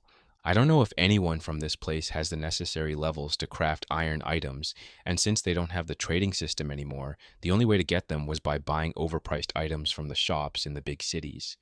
As for the enchanting level, I'm sure that nobody in this compound has it. After all, it got replaced with a maxed level of brewing skill. I do wonder why Brutus has an enchanting table with him if he can't use it. It doesn't matter anyway, I made the deal, and I'll make the most of it. Recently, I learned a few more enchantments from all the books that I borrowed from Flora, and I wanted to exercise my hand with them. I was back at Froggy's place to tell him the news, and he was surprised that I managed to get myself on the team and a little happy. But I won't be there to help you. I'll only be there in case anything goes wrong. Let's hope it won't get to that point. Flora was right. Even though it's probably not her full intention to let Froggy grow up, it's still a good opportunity for him to learn something. Who knows, maybe one day he'll be on the chair for elder. With how much he wants to befriend the people from here, there's a chance he'll decide to stay here in the end. I have a mixture of emotions about that, but I'll cross the bridge when I get there. There's no need to overthink stuff now. He seems less enthusiastic about this, but still happy that I will be with him. After I chatted a little more, I decided to get back to my home. I wanted to start mining tomorrow, but that doesn't mean I couldn't start working today at the enchantments. Unfortunately, books are expensive, so I can't use a lot of them. I'm not at the palace anymore where I could just get them easily, and I don't have a librarian here to trade with. So most of the enchantments will be at level 1 and a few 2s here and there. Good thing that she didn't mention how powerful they had to be. With that, I was back in my home with paper and pen on the table. I started to write everything I knew down and even looked through some books to be sure. I didn't have my book with enchantments after all, so I had to be very careful. When the sun was almost down, I already had a few enchantments ready, so I decided to stop for the day and go to sleep. Tomorrow I'll do some mining, so I needed a lot of energy for that. Once the blanket was over me, I slowly started to lose my focus before finally falling asleep. Chapter 89. Back to mining. The next day, I was in front of the mining entrance of the clan. Since people like those who worked such hard labor jobs tended to start early in the morning, when I arrived there, 5 people were ready to get to mining, and from what I know, they were the majority of the miners. Would you look who's back, boys, the expert in mining? Come back to argue again what's the best depth of mining. Ravi, I'm not here to argue. And as I said before, the best level of mining is above the natural lava pools, so you don't have to keep mining around them. They all laughed at me, but didn't continue to argue. This is their way of showing appreciation. I think it's called tough love. I'm not too fan of it, but as long as they don't outright insult me like we're old buddies, then I don't have a problem. They started to treat me much better once I shared some of my mining knowledge. Those guys were miners before becoming witches, so it didn't change their lives too much from their old ones. Actually, I could say it improves it since they're not afraid to explore cave systems anymore. And that's where you'll get most of the ores if you want to be efficient. So what brought you back, Fancy Pickaxe? They started calling me that once I made the mistake of showing them my enchanted diamond pickaxe. At least it's better than the old nickname No Nose. I want to do some mining today, and I want to know if I could use yours. Sure, knock yourself out. Just don't go on our tunnels and you'll be good. Andrew will show you the way. While they were 6 at most, they were too used to working alone, so the solution was to each have their own tunneling system, only working as a group when a cave system is found. Of course, that probably meant that they already have the best spots, and since this mine is a few decades old, it's very spread, to say the least. So I took Andrew as my guide since I would surely need one. It took us around an hour to arrive at one place that I was allowed to start mining. If this place didn't have any signs to show the way in, I think I'll never be able to get out on my own. Sure, I could use the old-fashioned way of mining my way up, but I'll just be out in the misty swamp with no way to get back to the clan, and that's not something I want to happen. You mine here. Andrew was a man of few words, so I just said thanks before starting my work. I had everything necessary with me, an enchanted diamond pickaxe, some logs, a stack of torches, some food, and some potions. I didn't have my armor with me today since I wanted to use the invisibility potions to explore a cave system if I found any. I did take a shield in case something bad goes down and I need some protection. In front of me was a wall of deep stone that probably hasn't been touched for who knows how long. So with my trusty pickaxe, I started to mine further away from the already built network of tunnels. I want to find an unexplored cave system, or at least get far away, where I can mine a little upwards and not clash with an already existing tunnel.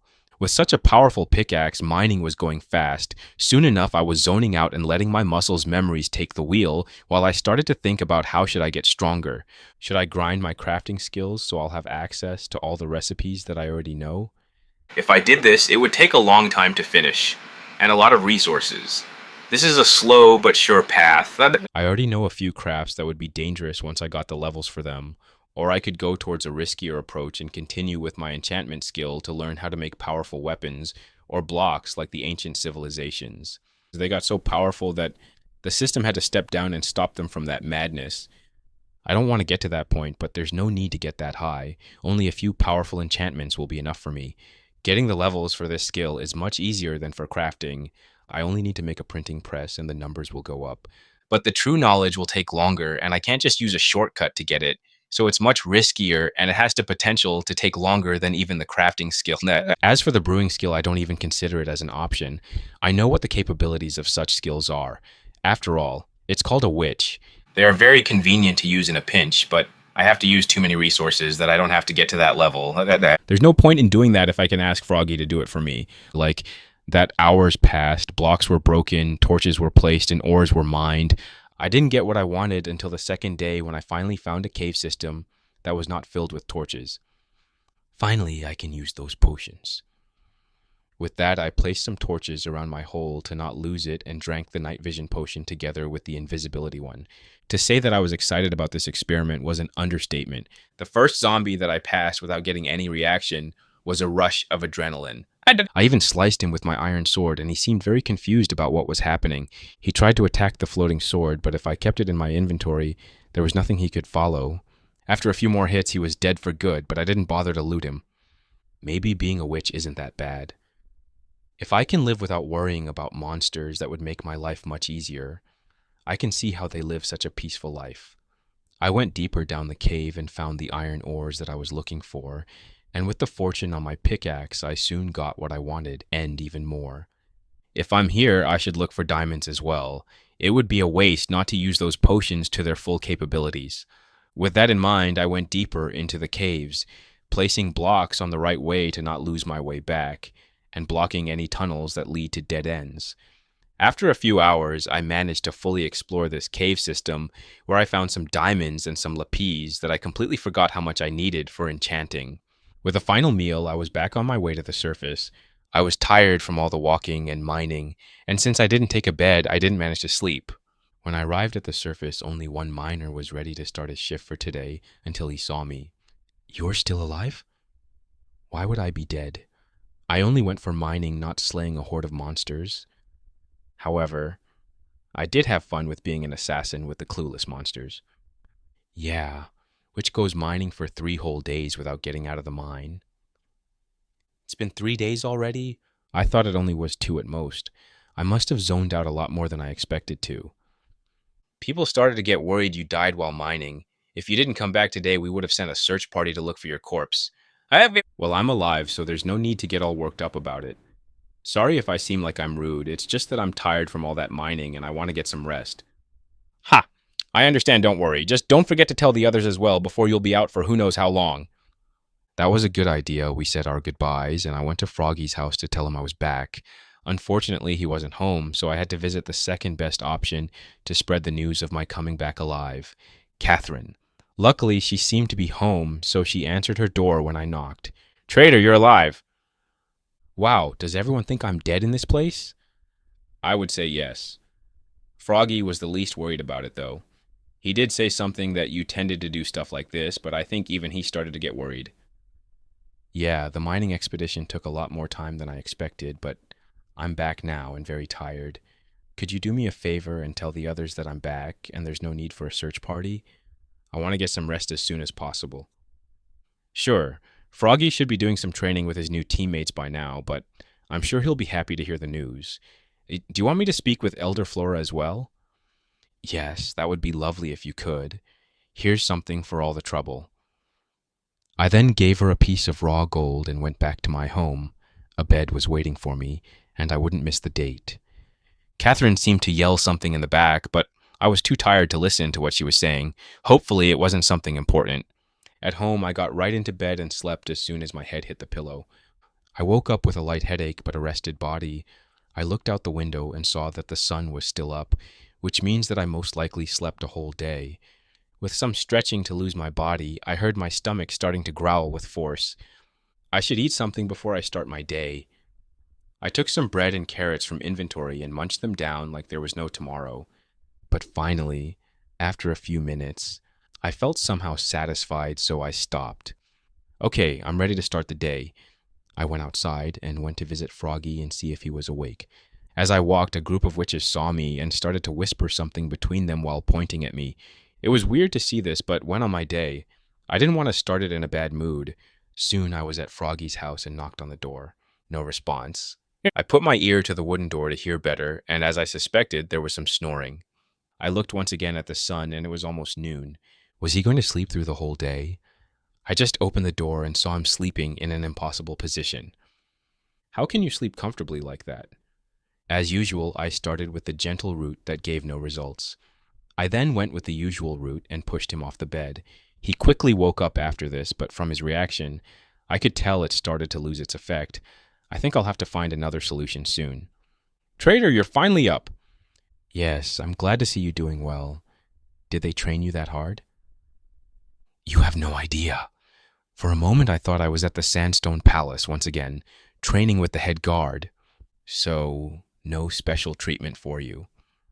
Unfortunately, no. How about you? You've been asleep for 2 whole days. You even get the nickname Lost Miner after this whole thing. Was I out for that long? I should really take a bed with me next time I'm going on such long mining trips, or at least a clock to know the passage of time. I'm good, thank you. I got all the materials necessary for the armor. I only need to smelt it and craft it. Cool. Elder Flora wanted to talk with you once you were up, so you should go and check on her as soon as possible. I wonder if she's worried about me as well. I'll put some ores to smelt while I'll talk with her. No time wasted. Thanks, Froggy. I'll be going now. See you later. Sure. I guess I'll have to get back to training as well now that I'm awake. Is Froggy willingly training? This mission is already starting to show results, but I'll check on him later. I'll first build my smelter room and get it going, then I'll have to talk with Elder Flora. Hope it's not something bad. Chapter 90. Preparing for the Hunt. I was once again in front of Elder Flora, but this time I wasn't in her study room, but something of a living room. There were 2 big chairs with red cushions on top, which meant it was a custom item, but it made me wonder how they made it 2 blocks tall. The chairs looked comfortable and faced a fireplace that was already lit. Unfortunately, I don't know what blocks were used as fuel since I didn't pass the big flames. Around the room, I could see a few paintings with people that I didn't recognize, even some interesting banners, which made me wonder if it had any meaning behind them. My observation of the room was interrupted by the elder, who was already sitting in one of the chairs, quite comfortably with a drink in her hand. Trader, I heard you disappeared for a few days and got everyone worried. I'm sorry, Elder Flora. I tend to forget about the notion of time when I'm working on a project, and I didn't realize that I was gone for that long. It's good that you're such a hard worker, but try to remember that our bodies need resting as well. From what I was told, you were out for 2 whole days. I didn't say anything since I was quite embarrassed already. Was there a reason for my calling Elder Flora? Oh, I see you know how to be polite as well. The reason for my calling is that your group will be leaving in 3 days. Do you think you can finish everything until then? 3 days? I think I can pull it off. The hardest part is already over. I only need to craft and enchant it right now. Yeah, I'll manage to do my part in time. Good. I spoke with Brutus and he agreed to let you use his enchanting table. That's great to hear. Could I bother you with a request of mine as well? I'm listening. Could I have a few empty books? The smile seems to freeze on her face for a few seconds before giving a sigh, soon followed by the empty books that I requested. Since each piece of equipment needed to be enchanted separately, I needed a lot of books. So this request, if mine, was pretty costly. Yep. But what kind of elder would she be if she wasn't willing to make a few small sacrifices for her clan? So I got the books free of charge, of course. With that, I left her big fancy room and got back to work. I guess she wanted to hurry me with the project, but didn't expect to pay a price for it as well.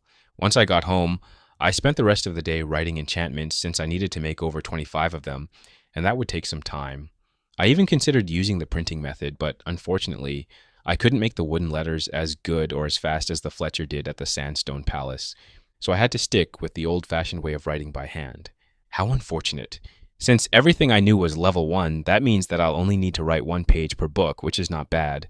Also, the number of books I got is sufficient for me to make more than 1 enchantment on some items, so the armor will have protection 1, while the swords will have sharpness 1, maybe unbreaking 1, if there are some books left. The rest of the day passed and the pages were written. The first step was completed. Good thing that I put the ores to smelt. Otherwise, who knows how long it would have taken before I could start. But the moon was already high in the sky, and I didn't want to spend another night working nonstop. It's very bad for my mental health, and I won't be ready to go on the mission if I'm tired. So after one last check at the furnace room, I went to bed to get some well-deserved sleep. The next day, after a good breakfast, I started directly on crafting. Since I had all the items in my inventory, everything went smoothly, and I finished all the crafting after 2 hours. Finally, the annoying part is done. Now, I only need to throw the books at the enchanting table, and I'll be done. I also made an anvil and put it in my home, since I didn't know if I'd get one at Brutus's residence. With that over, I went to see Brutus and his enchanting room. I had to ask a few witches for directions, since not everyone had big homes like Elder Flora. Soon I was in front of a wooden house similar in style to the others, just a little bigger. This surprised me since I expect all the elders to live in huge houses. I knocked on the door gently and got back waiting for a response. No response came even after a few minutes, so I knocked once again, but with a little more force this time. Finally, the door was opened and a grumpy Brutus was there to greet me. Oh yeah, you're supposed to visit me soon. Come in and don't make a mess. Without saying hi or how are you, he went back into the house where I followed him. I was ready to take out my shield and sword at a moment's notice if it was needed. Inside, everything was made of wood and gray carpet. There were no paintings on the walls, but I could see some potet flowers here and there, so it didn't look too bad. At the back of the house, there was a spiral staircase that went down, and Brutus was already on them. So he also has a big house. We didn't go too deep, but it was enough for me to know it was under the swamp, so everything was lit by lanterns on the walls. There were 2 rooms in front of me, both of them locked behind iron doors, and unlike upstairs, which was built with wood, here it was decorated with brickstone. It felt more like a dungeon than a cozy home. Elder Brutus took out a lever from his inventory and placed it beside the right door, which was open with a loud noise. He entered the room without looking at me, so I took a sneak peek at the door on the left, where I could see that it was a storage room without any signs on them. Since I didn't plan to rob the poor old man, I followed him in the enchanting room. It was a lot smaller than I expected, and a lot less decorated than what I'm used to. Everything was made with brickstone, and the wooden shelves were in the middle. Of course, the most important block was placed in the middle of everything, and gave a faint light before opening a floating book towards me. "How did you get the enchanting table?" "I didn't. It was my predecessor's. Now get to work and leave so I can continue on to my day." "Not one for small talk, I see." But if the old man wanted to live his life, I wasn't there to bother him, so I went towards the enchanting table to feed it some lapis as fuel. Brutus seemed to watch my every move with great interest but didn't say anything. I fed the enchanting table enough for what I needed, so I started to throw books at it one after another. Its magic was working once again after who knows how many years, and soon I got a glowing book back in my inventory before another normal book took its formal place. I looked at the floating letters that rushed towards the new book, trying to decipher the high-grade language of the enchanting, but unfortunately, there was nothing there that I could understand. Unbeknownst to me, Brute seemed to get more impressed with each book that I threw at the enchanting table that didn't fail. That means that I knew what I was doing and wasn't just a beginner. Soon the protection books were over, and the next ones were the sharpness ones. And after the 3rd book, I saw something different. Not all the letters were similar to the previous enchantment. So that means that the process of enchanting was not the same for every book. But soon enough I was out of books, and my deal was only to enchant in this place. So I took everything that was mine with me and looked back at Brutus, who still seems to be distracted by the enchanting table like he was hypnotized. "Thank you for letting me borrow your enchanting table, Elder Brutus. I finished everything, so I'll leave." His attention was interrupted by my voice and looked back at me.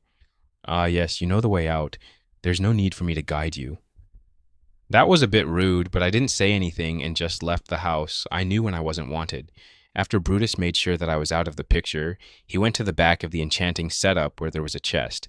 He opened it, still working perfectly, even if not used in decades, and from within he took a normal book. With a small fire in his eyes, he went towards the enchanting table that still had some fuel left. He threw the book like Trader did dozens of times like it was nothing, but instead of floating like traders did, it just passed the enchanting table and hit the floor. The small flame was once again extinguished like so many years before. He was not an enchanter anymore. He was a lowly witch. Without saying anything, he went back upstairs after closing the door. He needed a strong drink after this. I was back at my house with all the ingredients ready, only needing to be hammered together since that's how enchanting works. I took an iron chest plate, put it on the anvil slot together with a Protection 1 book, and let the magic happen. Sounds of a hammer hitting metal keep ringing in the air before suddenly stopping, leaving only a glowing chest plate on top of the anvil. I put it in the chest beside me and put the new pieces of equipment on the anvil, which was slightly broken after one use. I kept going like that until the anvil broke with a loud sound, leaving behind pieces of iron on the ground. Good thing that was the last sword. Let's give it to Elder Flora and get this over with. Tomorrow we're supposed to leave anyway. Just because I could, I also made 6 armor stands and took them with me. I knocked on the door of the big house, and the humble servant was the one to open the door. "Hi there. I'm here to drop a delivery. If you could sign here, that would be lovely." I presented him with a piece of white paper on a book, and he was too shocked to understand my joke. But then I realized that there's no such thing in this world, but surprisingly, the servant still wrote his name. "I'm sorry, Sir Trader, but Elder Flora is not home. If it's something urgent, you can leave the delivery with me." "Sure, let me get it out." I then walked inside the house, not too far away from the door, and put all the armor stands down before putting the set of iron armor on top of them. It was much harder to do it than in the game since I had to manually put them on. The wooden hands was pretty flexible and had fingers to hold any tool or item. It was interesting to see fingers in a world where everyone can hold stuff with their fists. With my job done, I left the house saying bye to the servant who still seemed overwhelmed by the sudden delivery. It's not every day when you see such an expensive package delivered. It was still day outside, and I didn't feel like going to sleep or working more, so I went to see how Froggy's training was going. Who knows? Maybe he found a secret talent that he didn't know he had. Chapter 91. Dirty Fight. I soon found out where Froggy and his new teammates were training. The other witches told me that they were at the grass patch, and since most of the place was covered in sluggish water, there was only one place that could be considered a patch of grass. I arrived there soon, where I saw some cows in a caged area with chickens not too far away, but on the rest of the grass there were 6 people doing exercises and getting ready for the mission of tomorrow. I sat down far away where they couldn't see me, but close enough that I could see them. I didn't want to disturb their training, only a small break from my constant work and some free entertainment. Unfortunately, I didn't have popcorn on me, so I had to improvise my snacks with some classic bread and milk. After a few minutes, they stopped their exercise and went to practice shooting. It wasn't something that I was used to, like crossbows or bows with arrows. Instead, they threw potions filled with water at the red target. Those potion bottles were very sturdy, and unless you brewed specifically for a splash potion, it couldn't be broken that easily, and so it was good ammunition that didn't need to be replaced. After the stationary target was done, they moved to a non-stationary target, also known as one of the team members that walked and tried to dodge all the potions. They all took turns being the target, even though I saw that Froggy was chosen more often than the others. I didn't feel like it was fair, but Froggy is indeed a rookie, and he needs to earn their respect before they're going to treat him as an equal.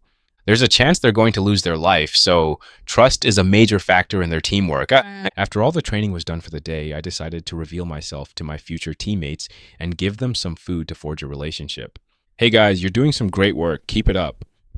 They all looked at me, but only Froggy seemed to be happy to see me, while the others looked with curiosity. I saw you training hard, so I thought you'd want some food to recuperate your strength. Most of them smiled at me mentioning the food, except for the leader who didn't seem too happy to see me. I gave everyone bread and milk, and everyone thanked me for my generosity, except for the leader who only took the bread but left me with the milk. Traitor, from what I've heard, you'll be joining us on this mission. Yes, but don't worry, I won't get in your way. I don't know your team or how you work together, so I'll only be there if things get bad. Are you saying that you are more capable than a team of 6 people? The leader seemed to be insulted by what I said, and I didn't realize that it sounded that bad. I didn't want to. I don't care what you say. I want to see your skills. I challenge you to a duel. If you win, you can stay with us. If you lose, you will leave us to do our work. No supervision needed. He pointed his iron sword at me, which I didn't appreciate at all. The elders won't be happy about this. Oh, I'm sure Elder Brutus won't have any problems with my method of recruiting people in my team. So he was in that team. I could see that he wouldn't be backing down on this challenge even if I didn't want to, but if I wanted to join the team, I had to go through this. Okay, let's do it. Everyone got curious about the upcoming fight. Only Froggy seemed to be concerned about my safety, but he didn't stop us. I went on one side of the grass patch while the leader was on the opposite side. We looked at each other intensely with no armor, just swords and a shield. One of the witches that was watching started to count down. 3, 2, 1. Go! I quickly took a speed potion from my inventory and chugged it down. Time was slowing down around me. The empty bottles went back into my inventory, and I ran towards the leader, who didn't quite get what I just did, but his instincts were good, and blocked my sword with his shield. I didn't expect you to use the same method as us. I'll have to fight with you more seriously now. He backed away slowly with his shield where I couldn't see his next action, but soon I realizing what he's done as I could see blue particles rise around him. He drank a speed potion as well. We both went at each other with our shields and swords, but since we're both under the effect of a potion, the one with better swordsmanship would win it all. I was not good with the sword, so it was clear that I was about to lose. But this is not how I fought. I don't like to play fair. So once he pushed me back with one of his attacks, instead of going back to attack once again, I instead opted to build a tower 4 blocks tall, out of reach of any sword swings. How did you build so fast? The leader stopped in shock at my ability to build so fast. I didn't give him the satisfaction of an answer. Instead, I started to load my crossbow and shot him. Since he was under the speed influence, he quickly raised his shield and barely blocked the arrow. He didn't stay in one place. He moved in a zigzag, trying to get to me, but I was too far for him to reach. In the end, he chose to stay in one place and raised his shield. I kept shooting at him, but only a few scratches appeared, and while I tried to get a better angle to shoot him, he started to put a block down not too far from my tower. His placing speed was way slower than mine, and it was clear that he couldn't use the same strategy as me. He had to build a staircase instead. I kept my shots consistent, making his job harder. But after a few awkward minutes, he finally managed to build a 2-block high staircase where he could jump at me. I could have just built my tower higher, but that wouldn't accomplish much. Instead, I loaded my crossbow once again, but this time with a surprise. He started to sprint towards the newly made staircase with great speed, but when he was about to jump, the sounds of a fuse being lit made him stop, followed by a loud shriek that ended up with an explosion. The fireworks exploded into the shield, but the blast was too powerful to be blocked by such simple items. He was lying on his back before hitting the ground with force. The damage was done, and what followed was a scream of pain where the leader was trying to figure out what just happened. I didn't let him get up. Instead, I jumped off my wooden tower on his staircase and stopped my sword not too far from his neck. I think this is my win. What was that? A secret weapon of mine. You cheated. Would your enemy care to fight the right way in a life or death situation? He sat down for a while, trying to gather his thoughts that were blasted by my firework. You're right. It doesn't matter how you fight as long as you win. I'm sorry about my outburst. You won fair and square. Only a loser will find excuses. The sudden change in tone took me by surprise. I didn't expect him to be so forgiving. I helped him to get up and gave him some bread to speed up his regeneration, and this time he took it without giving me dirty looks. The others were shocked with how the fight turned out. They had never seen something like this, and soon I was bombarded by questions. Shut up, everyone. My ears are still ringing. Remembering that someone was injured between them, they all backed off and left me alone as well. We all sat down and continued to eat the meal. Everyone was full of energy, but we were considered enough to not yell right beside the leader. As for the leader himself, he was getting better already. He spoke with me normally this time, with no smirk, bad comments, or any angry glances. This made me change his opinion about him. While he was from Brutus' party, the leader wasn't Brutus himself. He was a competent leader who was worried about his team being supervised by an unknown party. I didn't fight fairly with him, but this kind of fight would help the others get out of a pinch, which was more than enough for him to accept me. As I talked with the other, I slowly found their name. Sarah, the only girl in the group, was a simple farmer before being struck by lightning. Luckily, her family still cared about her, but encouraged her to get here in the clan since it was safer for her. She still keeps contact with her family through letters, and they even help the clan with any news of new witches. Danis was lucky enough to get the alchemist job, which was a great deal in the small village. With hugs from his family and friends, he went to the academy to learn and hopefully become a noble. But on the way there, he was cursed by lightning and became a witch. He was too ashamed to get back to his family, so they all think he's dead. After a few months of living in the wilderness, a witch spotted him and brought him to the clan where he lives now. Brian was a crafter in a small town before becoming a witch.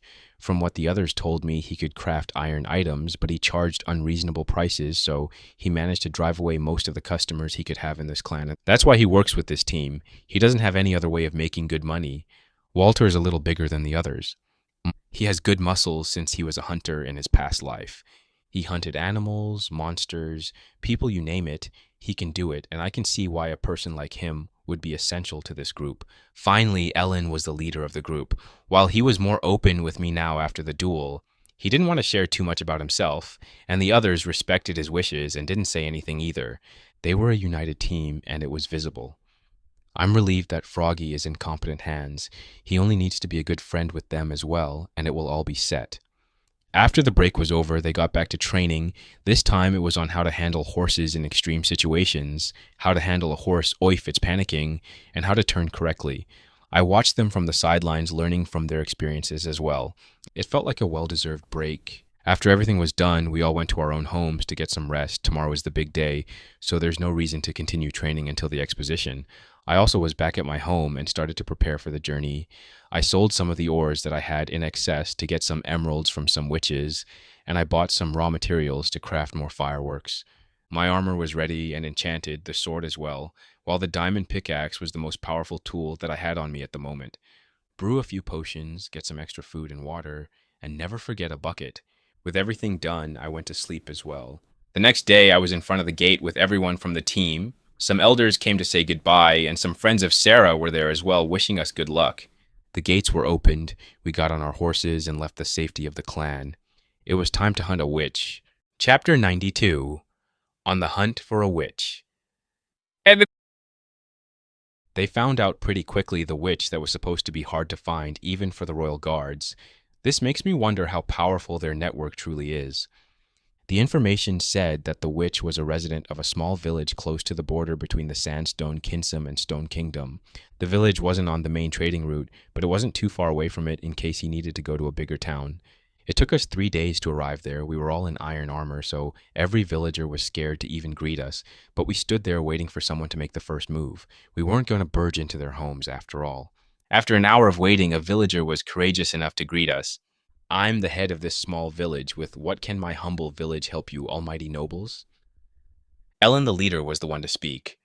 We're looking for someone with pale skin and acting suspiciously. We got some information that he's visiting this village pretty often. The head village was starting to get nervous the more Ellen spoke. We do have someone that fits that description, but he doesn't live here. He's about 100 blocks that way.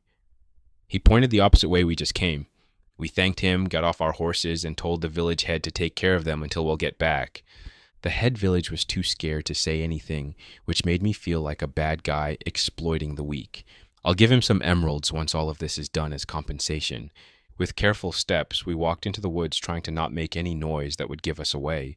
The grass was getting more dense and was taller than other places, so we walked some more. But soon the color started to turn gray, which reminded me of someone with similar powers, but way stronger.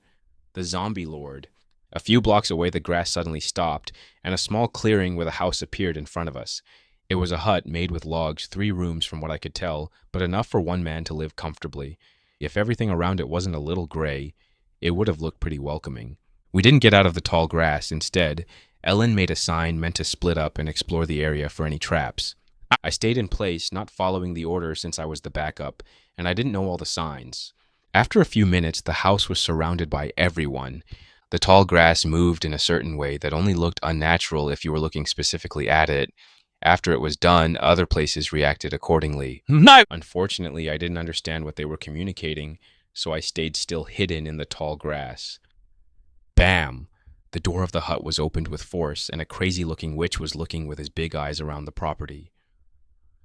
"Master, I didn't know you would visit me today. If I did know, I would have brought a few sacrifices for you." He looked towards me for some reason, like he already knew where I was. "Why are you hidden, Master? I could feel your aura of darkness for a few minutes already. It feels even more powerful than usual. Did you have a breakthrough?" His eyes were still looking in my direction, but I realized that it wasn't at me. Something on my left side caught his attention. I slowly turned my head to see what he was looking at, but it was only tall grass and nothing else. And this started to scare me a little. Was he sensing me, or was someone following us this whole time while invisible? "How did you turn off your dark aura, Master? Wait, are you even here? Did I imagine all of that?" But no, the sky is still red, so something is going on here. "Whoever you are, get out this instant so I can kill you." He took out a sword and a potion from his inventory, ready to attack. While previously he looked like a crazy person but acted like a normal person, now he was acting as a crazy person as well.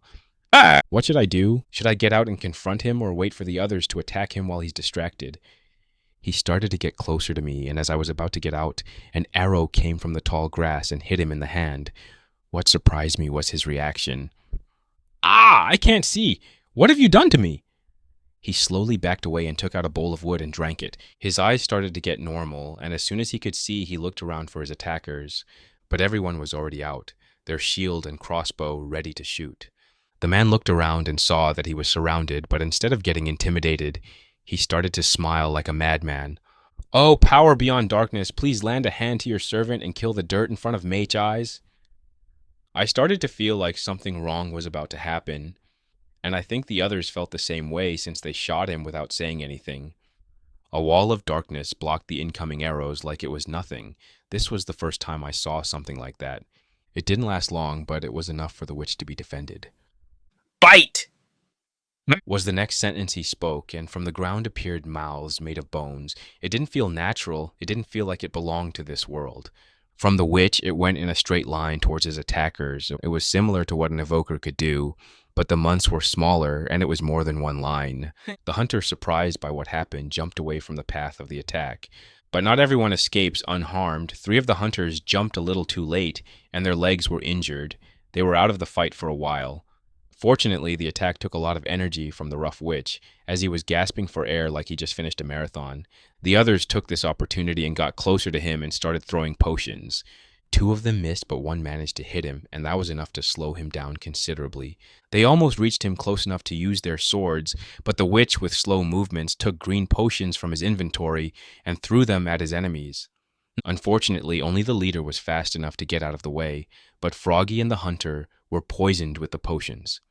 Quickly, drink milk. The leader ordered the poisoned victims, and they retreated to drink off the debuff. The witch didn't stay while they were busy. He took out another potion, and this time he chugged it. Soon he disappeared right in front of our eyes, and only a floating bottle remained that was thrown at the leader. He's trying to run while invisible. Look for his particles. We could all hear hurried steps on the grass, but nobody could pinpoint his location. The door of the hut was suddenly closed with a loud bang, making everyone turn their attention towards it. He's inside. Proceed with caution.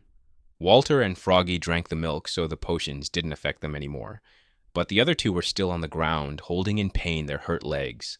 They already took a potion of regeneration, but it seems to have little effect on their wound. Wherever that attack was, it seemed to be powerful enough to fight against the amazing regeneration of a potion. So that meant they were out of this fight. I didn't get out of my hiding spot, so I wasn't attacked at the beginning, but I could still see how everything went without a problem. Ellen, Walter, and Froggy slowly got closer to the door. They all had their shield ready and a crossbow on the other. The leader pushed the door with force, making a loud noise. As soon as he saw the inside, he threw a potion, but no scream of pain or confusion came from the other side. Everyone was confused, including me. Why would the witch go inside instead of running away or attacking someone? We all expected an ambush once the door was opened, but nothing came, and the house was too small for him to hide anywhere. Something was not right, and I didn't like it. Looks like I had to intervene here, or else the rough witch will escape. I took an item from my inventory. It was metallic with golden color, and I could see my reflection in easily. It was a golden bell. I quickly put it down and hit the bell with my fist. Loud ringing interrupted the tense silence, and everyone had their eyes on me, looking with confusion at why I did that. But I ignored them and looked at the new glowing outlines that appeared in front of my eyes. I could see the outline of Froggy, Walter, Ellen, and even the 3 others who stayed on the sidelines due to their injuries, but further from them I could see the outline of someone that wasn't there. It was the outline of someone that was invisible. He seemed to stay in one place. I'm guessing he was looking at me wondering why I did that. But I didn't explain my actions. Instead, I took out my crossbow, equipped with a firework, and got out of my hiding place. I pointed my weapon at the rough witch and fired. The fuse was lit, and then a shriek was heard through the air. Everyone looked shocked at my action until it exploded without hitting anything. Soon a painful scream was heard in the clearing, and then the sound of a body hitting the ground a few times. Froggy, the first to realize what was going on, and ran towards the place where the grass was oddly shaped. He held something invisible that tried to fight back, but his hits didn't pack too much of a punch, since he was still recovering from the explosion.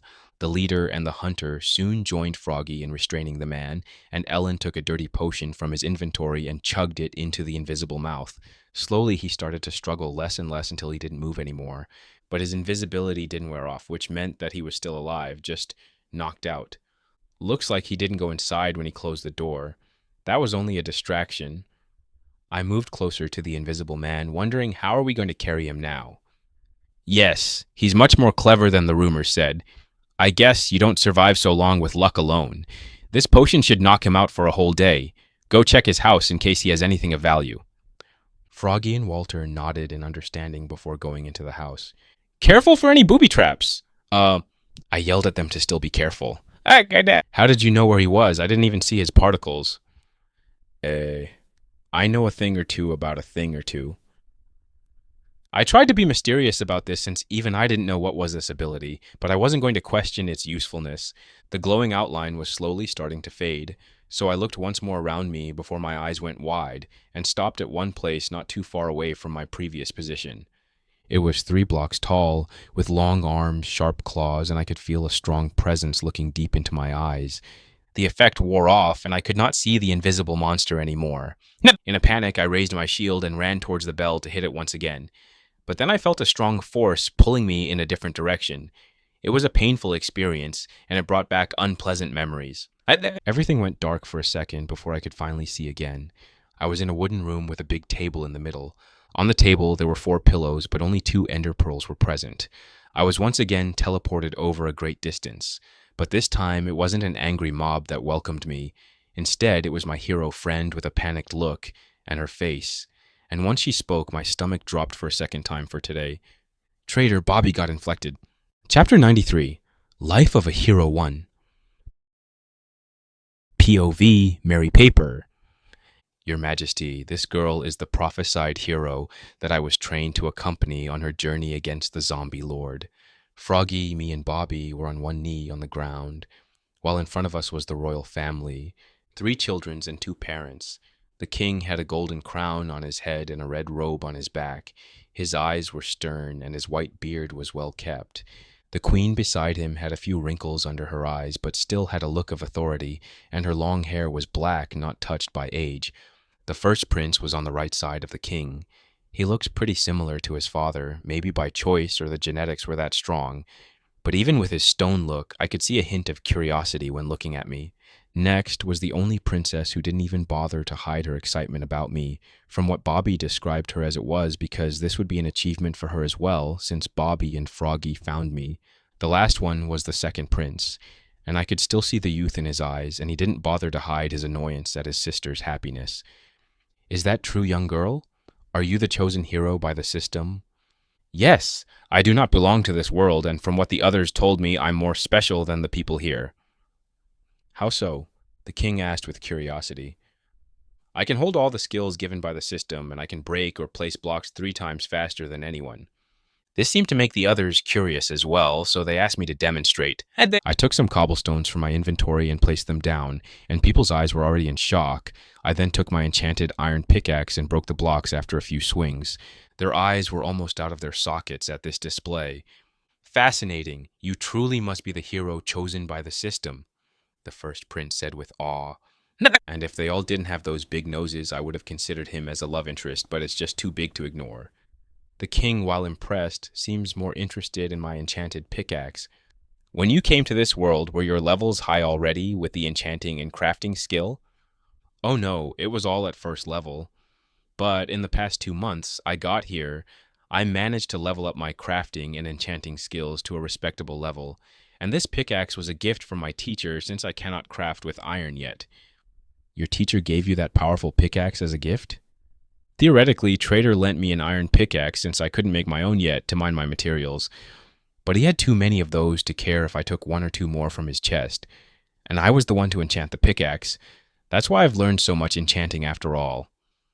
Yes. Who would your teacher be? He's someone that likes to live alone and doesn't communicate with a lot of people. The king seems disappointed by the answer, but accepts it nonetheless. Bobby told me you wanted to learn how to fight. That's why you came to us. Is that true? Yes, indeed. I heard this is the best place to learn a lot in a short time. The kind smiled gently at what I said. Then we'll train you to fight the zombie lord since he's the enemy of humanity not only to our nation. Welcome, hero, to Stone Kingdom. We did one last bow before we all left. I was given a tour of where I would stay and what facilities I could use before let go to do whatever I wanted. Tomorrow is the day all the training will start after all. As I was walking along the halls looking at the design of the castle, 2 villagers stopped me. They both looked with a hint of hate at each other but didn't say anything and just wanted to talk with me. The first prince wished to talk with you in private. You don't have to listen to him. The princess would be more than happy to accommodate you. I could even see a small lightning pass between those 2, almost ready for a fight. While I was kind of interested in how they would fight if it came down to it, I had to make a tough decision on who to choose because clearly this was a political move. Trader did warn me to stay away as much as possible from political fights, but if I did decide to join in one, he advised me to stick with the one in charge, aka the king. He specifically warned me that princesses can promise me the world and have the ability to do that, but if the king says no, everything will be for nothing. From his expression at that time, I could tell it had a story behind it, that he didn't want to talk about it, so I didn't press further. Suddenly, an idea crossed my mind. I took one of the messengers and talked with him far enough that the opposing party couldn't hear us. After I was done, his face changed to that of dissatisfaction. Fine. If you choose this, I won't force you, but the prince will remember this. The other message seemed to have hope all of a sudden, until I had a private talk with him as well. Even if you are the chosen hero, you can't just do whatever you want. The princess will remember this. The both of them left with a huff each on their way. What did I tell them? Act as if I just refused you, and I'll visit your master later. This was enough for me to be neutral while visiting both of them to see what they had to offer. First, I chose to visit the princess since I was most familiar with her. So here I was in front of a normal-looking door, and I gently knocked. Come in. A soft voice answered from the other side, and I opened the door. The office was simple in design, with a desk in the middle of the room, and on the walls were some paintings or bookshelves. I could see an ender chest not too far away from the desk, which most likely meant this room was her main office.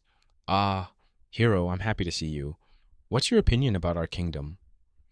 It's pretty nice, but unfortunately I haven't had the chance yet to see too much of it. You did say that you've only been here for 2 months. Maybe we can arrange to have a tour of the city when you'll be more free. We kept talking like that for a while.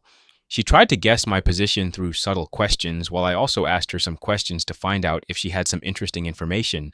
Unfortunately, I was disappointed. While the information about the geopolitical status of this world was kind of interesting, the stuff that can make me stronger quicker was not that easy to find.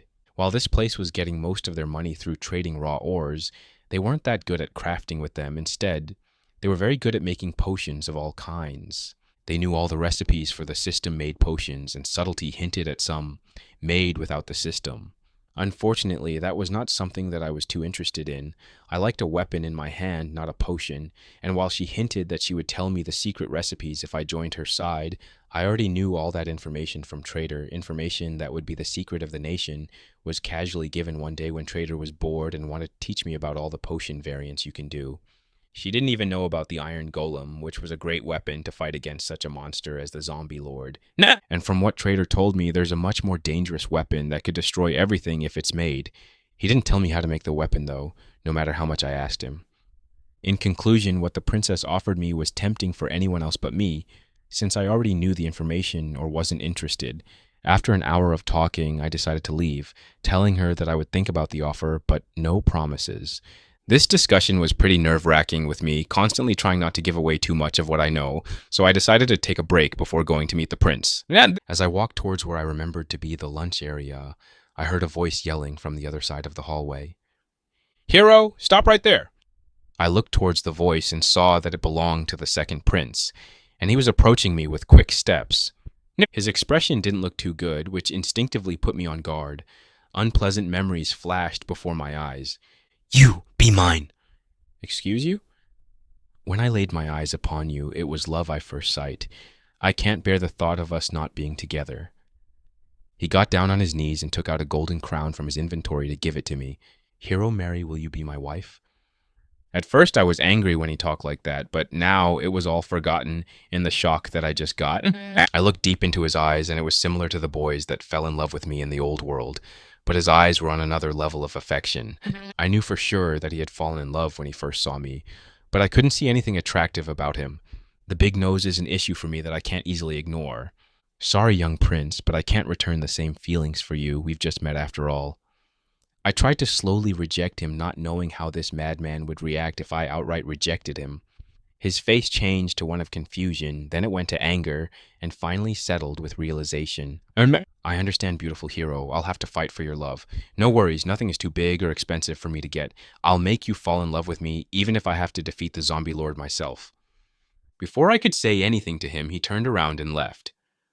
Well, he took it better than I expected. I hope he won't do something too crazy now. With that done, I decided that I wasn't hungry anymore, so I went directly toward the first prince's office. I had to walk for a while since I got lost in the big castle, but In the end, and with some help, I arrived at the door. I gently knocked on the door, and a voice from the other side permitted me to come in, so I did. His room was more spacious and had more decorations than his sister's office, which took me by surprise a little. Hiro, thank you for coming. Please take a seat. The prince had a different aura than his brother and sister. He was more confident and closer to the king than the others, so I unconsciously sat down without realizing it. Like with the princess, we started with small talk, how I was doing, who was my teacher, how much I knew about enchanting and other stuff like that. His method of questioning was way better than the princess. I accidentally slipped a few things about me that I wanted to keep a secret. He was sly as a snake, and that made me more on guard around him. After a while, he started to talk about the benefits I'd get if I joined him. Unlike his sister, he didn't promise knowledge, but instead land, people, and riches, which were tempting in their ways, but I wasn't that good at building, so I didn't need land in the kingdom. People to trade were for nothing since I had a different system than them. As for the riches, I saw what trader was capable of producing if he was grinding for a few weeks. Nothing that he promised was that worth it. In the end, I gave the same response as I did to the princess, and he only smiled as I left his office. What a day. One is a bookworm, one is a lover, and the last one is sly as a snake. I kind of like the plot that I'm going with. It was enough activity for today, so I went to get some rest. Chapter 94, Life of a Hero 2. POV, Mary Paper. The training for the past few days was brutal, to say the least. I thought Trader was going hard on me with me to memorize pages upon pages, but at least when I went to bed, only my head hurt. Here I had to wake up at the first sight of light, get a good breakfast, and start the first exercise for today, which was running around the castle 5 times minimum. Was it an impossible task? Very much so. But before I start my morning run, I have to drink a regeneration potion, which would regenerate my muscle fast enough to keep me going, but not too fast, so I won't feel tired. After that is done, I have a short break before moving to the next training exercise, which is training with weapons. Honestly, this is the most painful part of the day, but also the reason I came here. My first opponent would only attack me with a sword, then a sword and a shield, and finally ending with a bow on top of all. While fighting with my instructors, I realized why Trader liked to build walls when I fought him. When you know you can't win in skill, just overwhelm them with surprises. I tried to do some of the tricks he did, but I could tell that I wasn't at his level. When the instructor saw me use this method for the first time, he was shocked enough that I could finally land a hit on him. Unfortunately, that was the only damage that I did to him on that day, since I got my ass beaten down the rest of the training. The instructor tried to tell me not to use those dirty methods, but the other instructions surprisingly told him that's not a good suggestion. They fought for a while between them while I was recuperating from such a shameful loss, until they arrived at one conclusion. I should keep using this method of fighting, even if they don't have experience in it as well. It's a promising fight style that could revolutionize the world if it can be replicated. If they are shocked about what I can do, I wonder how they would react when they see some true gamers who know how to do this properly. Of course, I don't know what they're like, but Trader said that he was nothing compared to them, so I'll take his word for it. I had a break after this, some food, and went to learn how to craft and brew potions. The first few days I learned crafting and brewing, but after realizing that I already knew enough about those skills, they decided to switch to something else, like dancing and block placement exercises.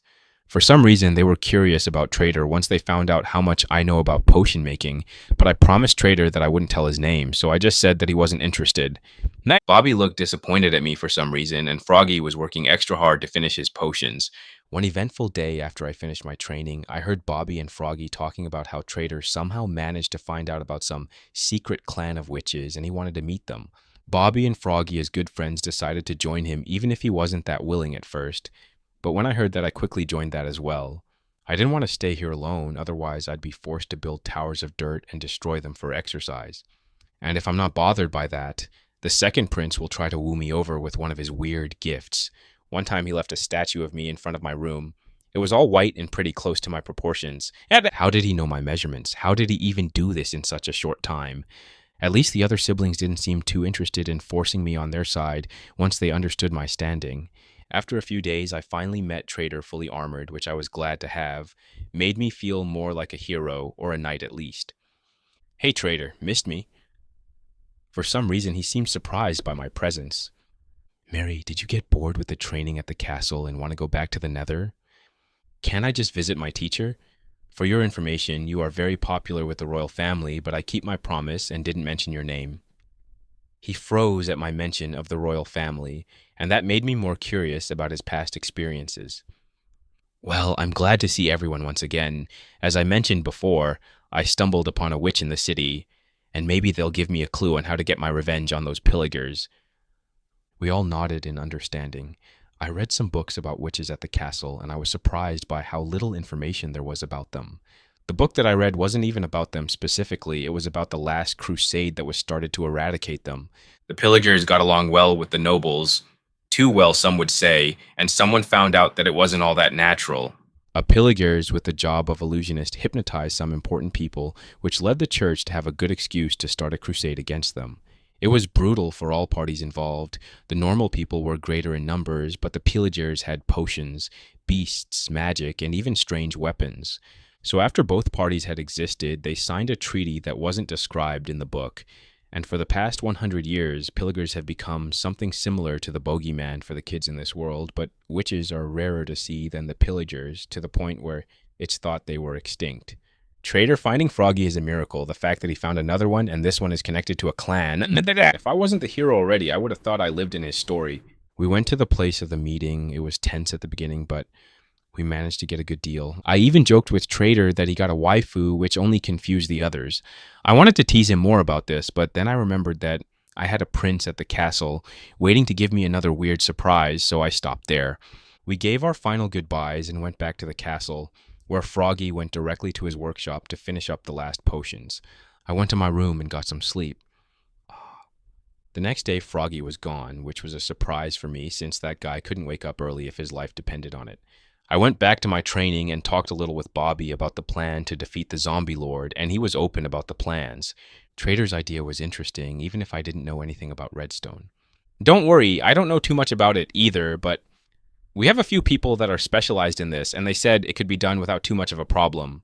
Trader truly has a lot of skills. I could see some admiration towards my fellow world traveler, which I can understand. His knowledge is vast for the common people. Unfortunately, his plan only worked on stopping his army, not defeating the zombie lord. How about we use the iron golems? They seem pretty powerful if we have a dozen of them. His eyes lit up to the idea, but they changed to hesitation. How can I explain the knowledge to the others? It's not like it's something that is easily known. Why don't I tell them that the system gave the information to me when I got here? That could work. Let's go and tell them about the golems now. The sooner we start, the more iron we can get. It's a good thing that he knows how to make the golem as well, since I forgot what I had to do with the pumpkin before placing it on top of the iron blocks. We meet with the king after an hour, which is very short notice, showing how important Bobby is around here, and my proposition caught his attention. Until he heard the price for it, then his face turned a little ugly. There's no problem with getting some pumpkins, but 4 blocks of iron are not that easy to get. But if what you said is true, we can spare a few to make a special division. They don't have that much iron? Aren't they a mining nation? How could they not have that much iron? Did something happen? Luckily, Bobby saw my confusion as we walked out of the room and explained it to me. The kingdom is hundreds of years old, and everything around us is already mined. Now we have to send miners further from populated cities, which requires bigger expeditions and more resources spent, and they arrive later since they have to go a lot further in the wilderness. Aha. So they overmined the closest area, so it takes more time now to get ores. That's something that I didn't think about, but with how easy it is to mine in this world, it shouldn't surprise me, especially when they don't have to worry about collapsing tunnels. We walked to the training area where I was given the items necessary for the golem. I put the blocks in a T shape as Trader told me, and Bobby gave me a pumpkin with a face carved by him. He knew more about this than me, so I trusted him and put it on top. Puff. Suddenly, I was surrounded by thick smoke, making me and Bobby cough profusely for a few seconds. The royal family who came to see the miracle started to panic and called for the guards, not knowing what just happened. I looked back at the position of the golem and saw only a huge shadow with powerful red eyes looking back at me. "Ha-hi!" I said with a shaky voice. The sheer size and presence intimidated me a little, but I knew that it wouldn't hurt me unless I ordered it. Can you clear out the smoke? He looked for one more second at me before I could see his hands ready to attack something. My heart started to beat faster, thinking it was going to attack me. Instead, he just clapped his hands, and A loud ringing went through the whole training ground as the two metal arms met, and the sheer shockwave of that clap cleared all the smoke around us, finally letting us see, and others as well. Soon a few dozen guards were already here, ready with their weapons to defend the royal family, but the golem wasn't bothered by what was happening around it. Instead, it looked back at me and waited for my orders. Lift your arms. It did exactly as I said, which made every guard more tense. As you can see, I have complete control over the golem. It can follow simple instructions, and I can even share my authority with others. The royal family finally got out of the sock and slowly got closer. At least the boys did that, since the girls weren't too happy to get close to such a powerful machine. Fascinating. I order you to put your arms down. The king looked with awe at the iron beast, which of course didn't follow the order. He wasn't offended, instead nodded his head with admiration. The first prince had the same expression as his father. The second one had something similar, but his eyes weren't on the iron golem, instead on me. He was fascinated by the fact that I created something like this, and now I think I gave him more reasons to come after me. Oh boy, he would get more annoying, isn't he? I have the royal family authority to control the golem, and the boys were more than excited to test it, but the girls only stayed a few more minutes to see that nobody was in any danger, and then they left. Surprisingly, the king canceled all his plans for today for training purposes. But who am I to comment on their taste? It's not like I was jealous that I didn't get the chance to be the first one to ride the golem's shoulder. No, I don't know what you're talking about. Chapter 95, Life of a Hero, 3. P.O.V. Mary Paper. Hero!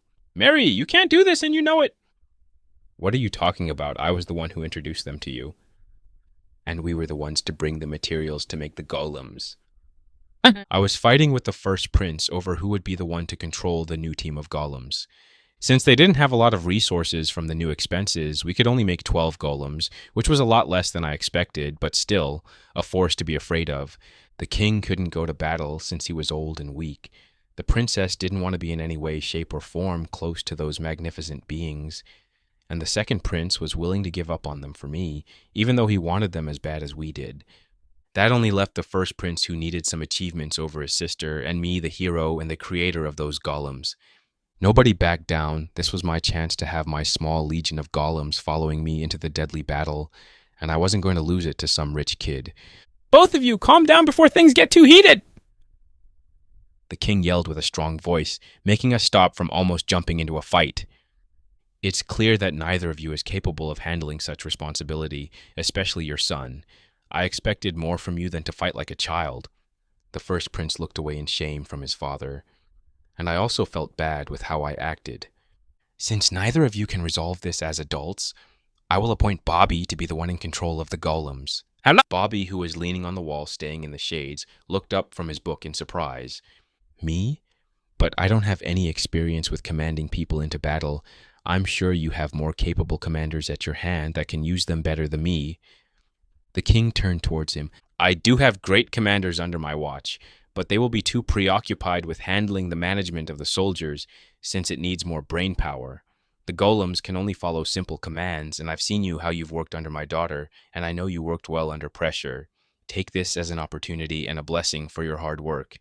With that, he turned around and went back to the castle, leaving all of us in shock.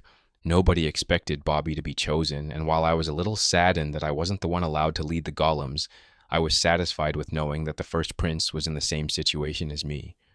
Bobby only had a big sigh and mumbled something about how his work kept piling up, before giving some simple orders to the iron golems to see what their limit was. I decided I had enough fun for the morning, so I went back to my training. First was the sword, then the shield, and lastly the crossbow.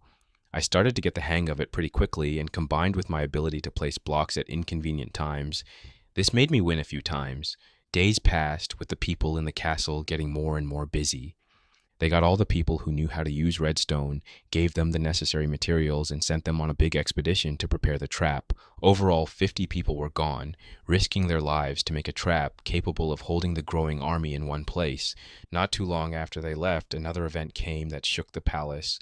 Froggy got back with some of his new friends, and while suspicious at first, the royal family was pretty happy to get the new workforce. With them, the kingdom will manage to get some money by selling more potions. The recent purchase of materials and manpower started to strain the royal vault. Everyone was happy except for the second prince. Elizabeth managed to get a witch under her wing, and the first prince did the same with another one, leaving one more witch up for the taking, excluding Froggy. The second prince tried to do the same as his siblings, but didn't have the money or influence to keep the witch interested. In anger, together with a few important nobles, they managed to make a complaint to the king, who unfortunately couldn't ignore them. Because of the rampant witch in our borders, we can't focus all our forces towards the zombie invasion. That's why, to prove your loyalty, you'll bring us that rough witch dead or alive. The second prince yelled with a few nobles on the sides looking smug at the poor witches. I know Froggy is not a bad guy, and I'm sure his friends are not either, but those stupid nobles had to make their lives harder. The witches didn't like what they heard, and the fact that two of them had to stay as hostages didn't make them any happier either. But with nothing to fight back, they could only bite their lips and accept the deal. So tomorrow, Froggy and the other witch have to go back to tell the news. I felt bad, so I went to talk with Froggy. Hey, Froggy, how are you holding? Not so good, but we did expect to have some pushback eventually. The others are more surprised how easily they managed to get here. The fact that a zombie invasion is happening must have been a great reason for this. How's Trader doing? He's doing fine. He was busy studying an enchanted wall the last time I left, but you don't have to worry about him. He's not in any danger in the clan. He found an enchanted wall. I know you can enchant normal items as well, but it's not something that happens regularly. Tools and armor are way more useful with enchantments than regular items. But if that wall managed to catch Trader's eye, that means it's something pretty valuable. Unfortunately, I didn't find a lot of books related to enchanting in the Royal Library, so I'll probably have to visit the Witch Clan as well to make some progress with my enchanted tattoo project. I continued to talk with Froggy for a while until it got late and he had to get some rest for the journey.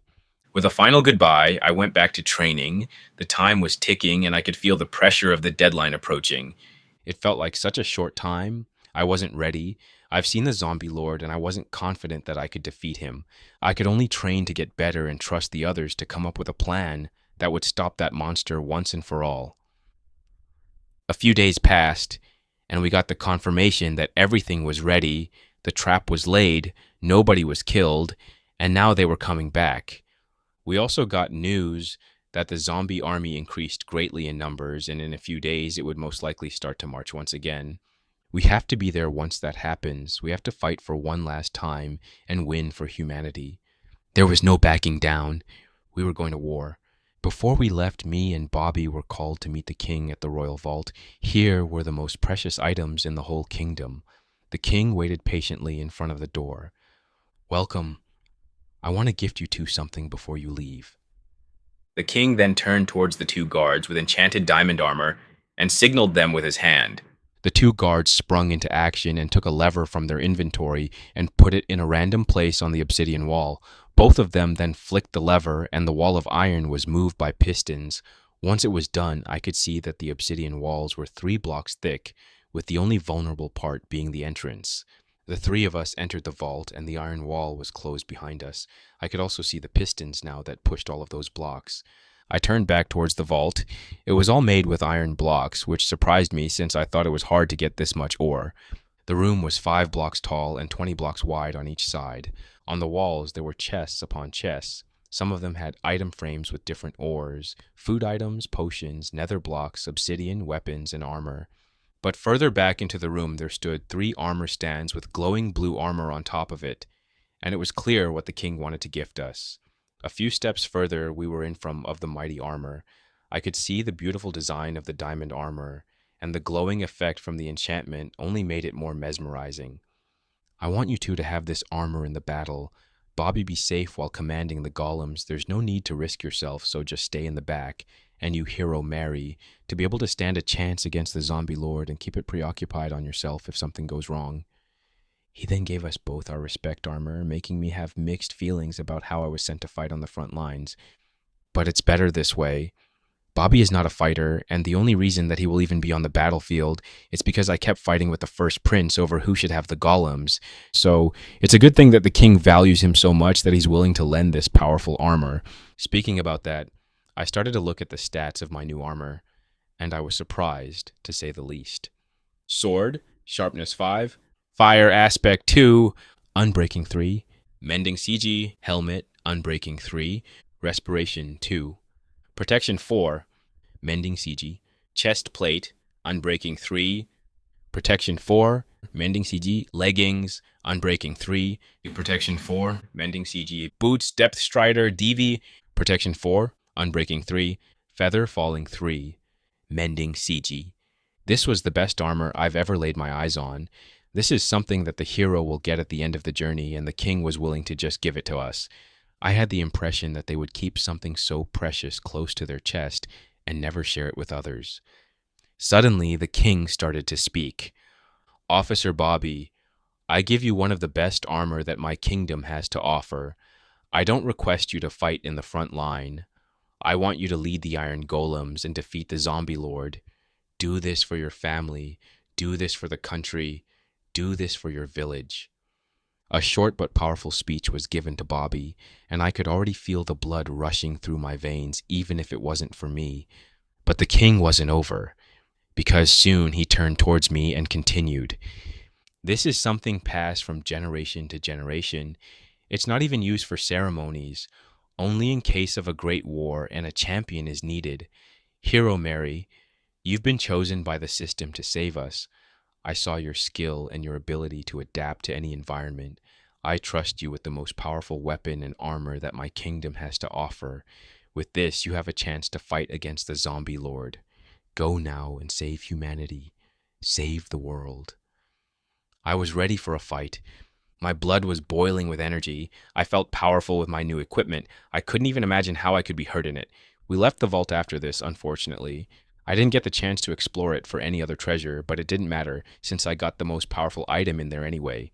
The others were ready to march. Another 50 strong men, all with enchanted iron armor, stood ready for war. But before we left, the king gave us one last speech. My people, you have lost your brothers and sisters to that monstrosity at our borders.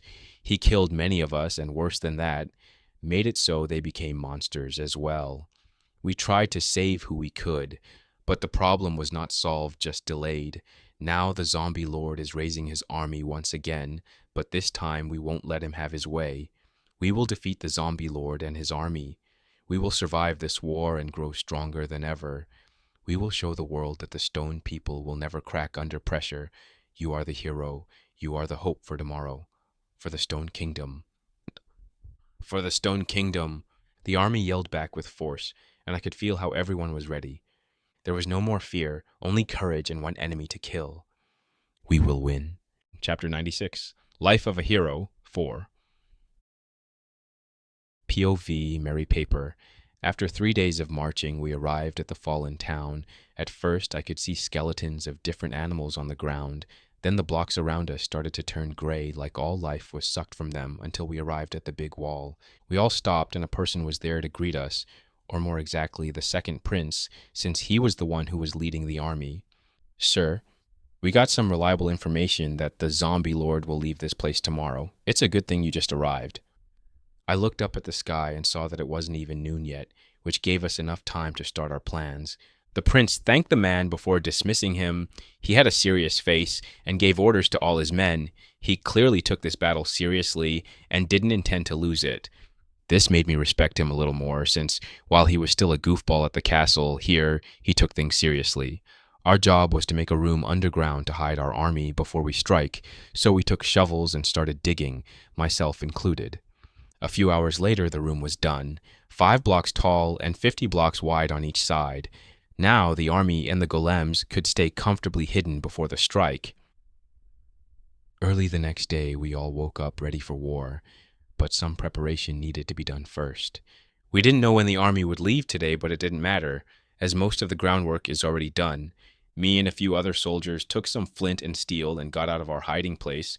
We were only a few dozen blocks away from the Grey Wall. But not too far away from the wall, there was something different on the ground, something that only appeared here a few days ago. 4 blocks away from the wall, there was a red path that surrounded the town. Leaving no free space, the path was 4 blocks wide, which made this whole thing like a perimeter around the town.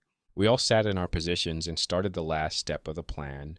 With flint and steel, we ran and burned all over the red block, and surprisingly, the fire never went away on its own. This was the most common block in the nether rock.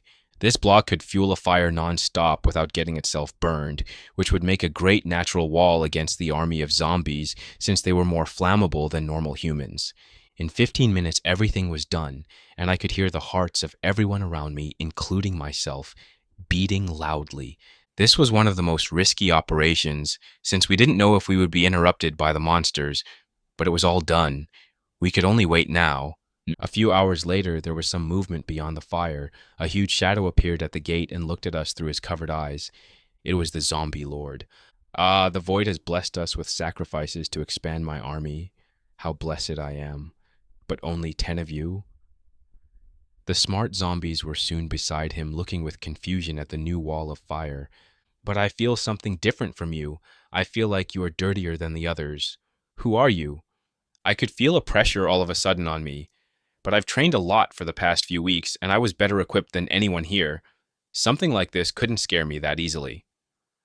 I am the hero chosen by the system to defeat you. You shall die by my hands today, monster. More zombies started to appear behind the huge monster, but nobody dared to pass him. Ah, I see. You are the champion of the system.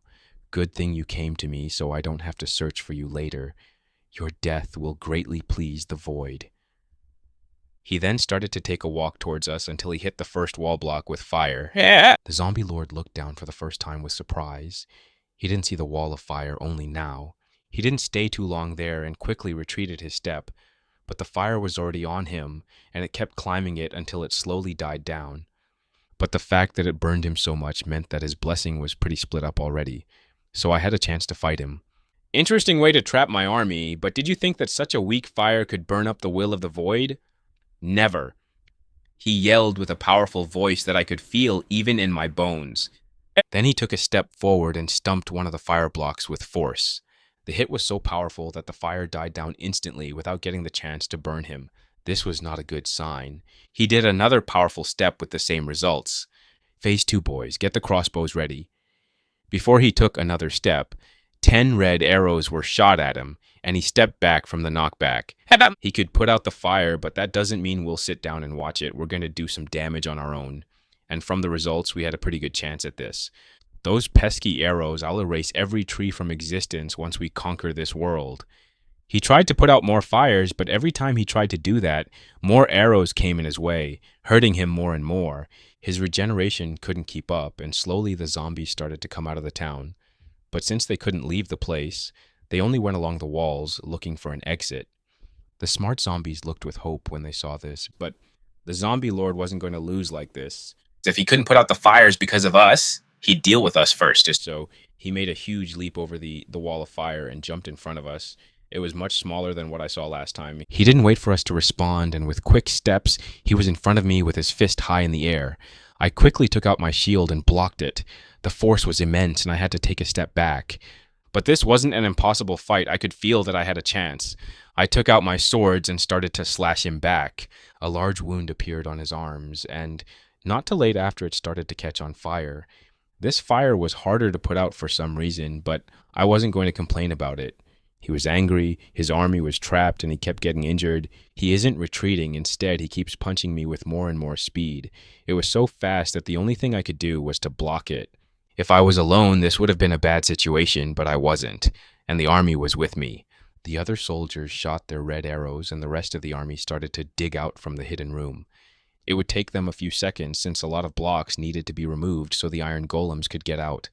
Arrows pierced his skin, and he quickly turned from me towards the other soldiers. They switched to shields, but once the punch made contact with them, the soldier was simply thrown away. The punch was too strong, and a simple shield couldn't just stop them. I could only guess the reason I wasn't thrown was because of my overpowered armor. He didn't stop at one soldier, he just went through the others like they were nothing. While he did hit them, it didn't kill them. Since those were veteran soldiers, they knew how to take a fall. So after some healing potions, they were getting back to battle with no fear in their eyes. I didn't stay in one place and watched. Instead, I quickly made a tower and then jumped to slash the head of the monster. Unfortunately, he moved too fast, so my sword landed on his shoulders. But that says enough to critically hit him. The fire started to spread towards his face, and for the first time, I saw fear on the zombie's face. He jumped backward trying to put the flame out, but that would take a few seconds, and we were loading out crossbows. The zombie lord looked at us, then towards the rest of the army that was coming, and then he completely healed like nothing happened to him. We were all surprised by what just happened, but then a voice yelled beyond the firewall, "Sat! Be careful, he doesn't control it anymore. He's much stronger now." I looked towards the voice and saw that it belonged to one of the smart zombies, but the other normal zombies didn't burn, which meant that he only took it off the armored zombies. He wasn't back to his full strength. We still had a chance to win this. We switched our crossbows with shields ready for his next attack, and as we expected, he attacked, but not us. He jumped higher than before, which showed his increased strength, but he didn't land at us or at the coming army. Instead, he landed on the wall of fire. And to our horror, his landing managed to extinguish a great part of the fire. Now 3 zombies could easily walk side by side without getting burned. This was starting to get out of control. "Hero, this doesn't look good. Should we retreat?" One of the soldiers walked towards me. I could hear concern in his voice, but there wasn't any fear, which was a good thing. "There's no need. Prepare for battle." Trader most likely expected this to happen since he made a backup plan for this. I took a firework out of my inventory and let it loose towards the sky. With a loud boom, a red ball in the sky caught everyone's attention. The zombies started to get closer, the army slowly coming to aid their lord in battle. Even the smart zombies joined them, which meant that the zombie lord spread his control once again. But not too late after, something different happened right beside the firewall. From the cobblestone-looking block beside the netherrock lava sources appeared. Those were dispensers with only one single lava bucket in them, and it was all evenly spread on the interior and the exterior of the red line. That was the backup plan. A few villagers that knew how to use redstone made a system underground to connect all of those dispensers and be used at one switch of a lever. The reason it wasn't used from the beginning was in fear of making the zombie lord lose hope and taking his blessing back to kill us all. With only a firewall, he still thought he had a chance at letting his army out, but he couldn't do it if it was a path made with lava. The whole town was surrounded by lava. Some zombies managed to pass the kill zone, but most of them were already burning and yelling in pain. Some of them only caught fire and ran back to the town, hoping to get to the shadows, and on their way, there further started to spread fire between the others. They were all packed up, so it quickly spread like dry wood. Everyone looked with shock at what happened. The armored zombies were safe since they were the first to get out, and now they looked with horror at the trap.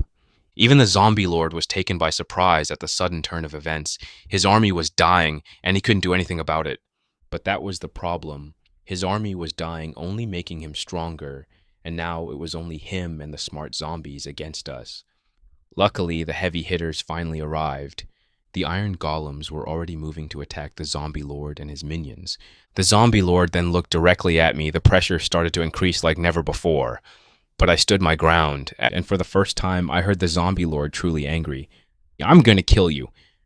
And he jumped towards me with full force. Time for round 2. Chapter 97, Life of a Hero, 5. POV, Mary Paper, boom. I felt a heavy hit on my shield, and the next thing I knew, I was in the air flying backwards. It felt like I was hit by a truck, and this wasn't even his full strength. Before I could even fall to the ground, the zombie lord jumped once again, but this time on top of me. My back and chest hurt a lot from that hit. I couldn't even check my health, but I'm sure that just took half of my health. The only reason I'm even alive was because of the armor. I took a breath of air once my lungs were back to normal, but the pain was still there. This is terrifying. I don't know if I can win this fight. His arms were high in the air, ready for another attack, but suddenly he was pushed off me by an iron golem. The cavaliers have arrived. "Hero, eat a golden apple." Bobby's voice cut through all the pain and confusion in my head, and I could finally think about my next action. I took the apple and ate it. I also took some potions and drank them. There's no reason to hold on to items now. "What abominations are you? You're not alive nor dead. You don't have flesh or bone. What madman created you?" The zombie lord was facing now 3 golems, and more were on the way. One of them was trying to hold the huge monster in one place, while the rest kept showering him with heavy punches. This seemed to confuse the zombie lord. They were stronger than anything he's ever fought with, and more resilient than any wall he's ever punched. Unfortunately, while it looked like the golems were winning, I could already see the cracks forming on the majestic golems, so it was only a matter of time before they would be destroyed. I got up and looked at the rest of the battlefield. The zombies kept burning, which meant the zombie lord was only getting stronger. The armored zombies were putting up a pretty good fight against the army since they didn't feel pain and were stronger with the blessing of the void, and Bobby was concentrating and giving simple orders to the golems with the second prince not too far away from him. I felt my health returning to its peak, but just in case I checked my state where I saw something unpleasant. My health was full, and I had a few buffs from the apple and the potions, but between those buffs, a debuff appeared in the shape of a zombie's head. When I clicked, it told me that it was infected one. No details on what it does, but it was surely a bad thing since it came from the zombie lord. Be careful not to be hit by the monsters, there's a chance you'll get a debuff. I yelled Towers, Bobby, and the prince, hoping they would understand me. I didn't know if only the boss would give the status effect or his minions as well, but it's better to be safe than sorry.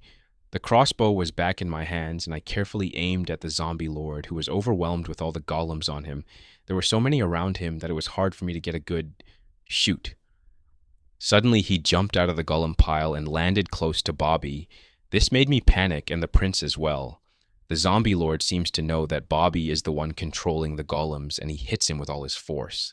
Still, Bobby held the second best armor besides mine, and with a shield, he only flew back for 10 blocks. I didn't give a chance for the zombie lord to jump on top of him like he did it to me, so I ran with my buffed speed to slash his leg. The fire started to spread on the rotten flesh, and a scream of pain followed. His attention was on me once more. Pesky little hero and your resistance against the mighty void. If the system didn't protect you, it would be so much easier. His fist was up in the sky, but this time I didn't block it with a shield, but put 2 cobblestone blocks on top of each other to stop his attack. This worked wonderfully, but the blocks were smashed with only 1 hit. Fortunately, the blow was less powerful now, so I could easily block it with my shield without feeling the force.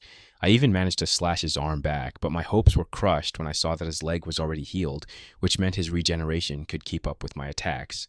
Red arrows were shot in the head of the monster. The prince was fighting as well, and I could see that the army dealt with the smart zombies. Some of them were dead, while others were held captive until they were cured. It was a tough fight, but now they could fully concentrate on the boss. There was hope for this fight. I slashed, arrows were shot, the golems arrived once again, and punches were exchanged. The zombie lord was getting more and more hurt, and I could see that his regeneration couldn't keep up. Bobby seemed to be back on his feet, and for some reason he got closer to the fight. "Golem 2, 4 and 5, get out of the fight and come towards me," he yelled between all the war cries, but the golems still followed his command. All the ones that he called were the most damaged. There were cracks all over the iron skin, and one of them even had a missing arm. Bobby just got closer to them and put iron ingots on their skin. Like magic, it got absorbed into the damaged golem, and the cracks disappeared. When it got to the golem with a missing arm, the regeneration was slower, but I could see a new arm growing, and he was back to fight. 3 golems usually tried to hold the zombie lord. The others kept hitting him in the chest or legs since they could reach his head, but that didn't matter since we could shoot it with our crossbows, and all the arrows landed on him. The only thing that was heard from the zombie lord was screams of pain. It held like this for a few minutes, and the wounds were piling up. I could even see his bones now, but even with all this damage, he wasn't dead. "O ruler of the void, bless me with strength, otherwise your follower shall perish." Without completing his mission, the zombie lord yelled at the sky with his final breath. Suddenly, the air around us turned much colder, and we all stopped waiting to see what was happening. The cloth that covered the zombie lord's eyes suddenly got burned by a black flame, and all I could see was his closed eyes, but once he opened them, I could see nothing. In his eye sockets, there was deep darkness. It was like looking into the void. I shivered like something powerful was looking over me. "I see. Thank you for your guidance, Almighty Void." He was once again calm and collected, and then all the flesh that was missing was suddenly regenerated. I could feel his strength rising to new peaks. Screams were heard from the army, but it wasn't from the soldiers, but from the armored zombies instead. They were on fire for some reason. Even if the blessing was taken, they shouldn't burn because they had a helmet. The rest of the zombie army was burning as well, which meant one thing. The zombie lord was at his peak once again, maybe even stronger. He was held in one place by 4 brave golems, but that didn't stop him from jumping out of there like it was nothing. His jump was powerful as always, and this time he landed in the middle of the army, raising a cloud of smoke that covered everything. But this smoke was weird. It wasn't gray like normal. Instead, it was green like it was poisoned. It didn't last for long, but once we could see the army again, they were on their knees, coughing their lungs out. "Attack him!" Bobby yelled at the golems. I continued to shoot my arrows and the rest as well.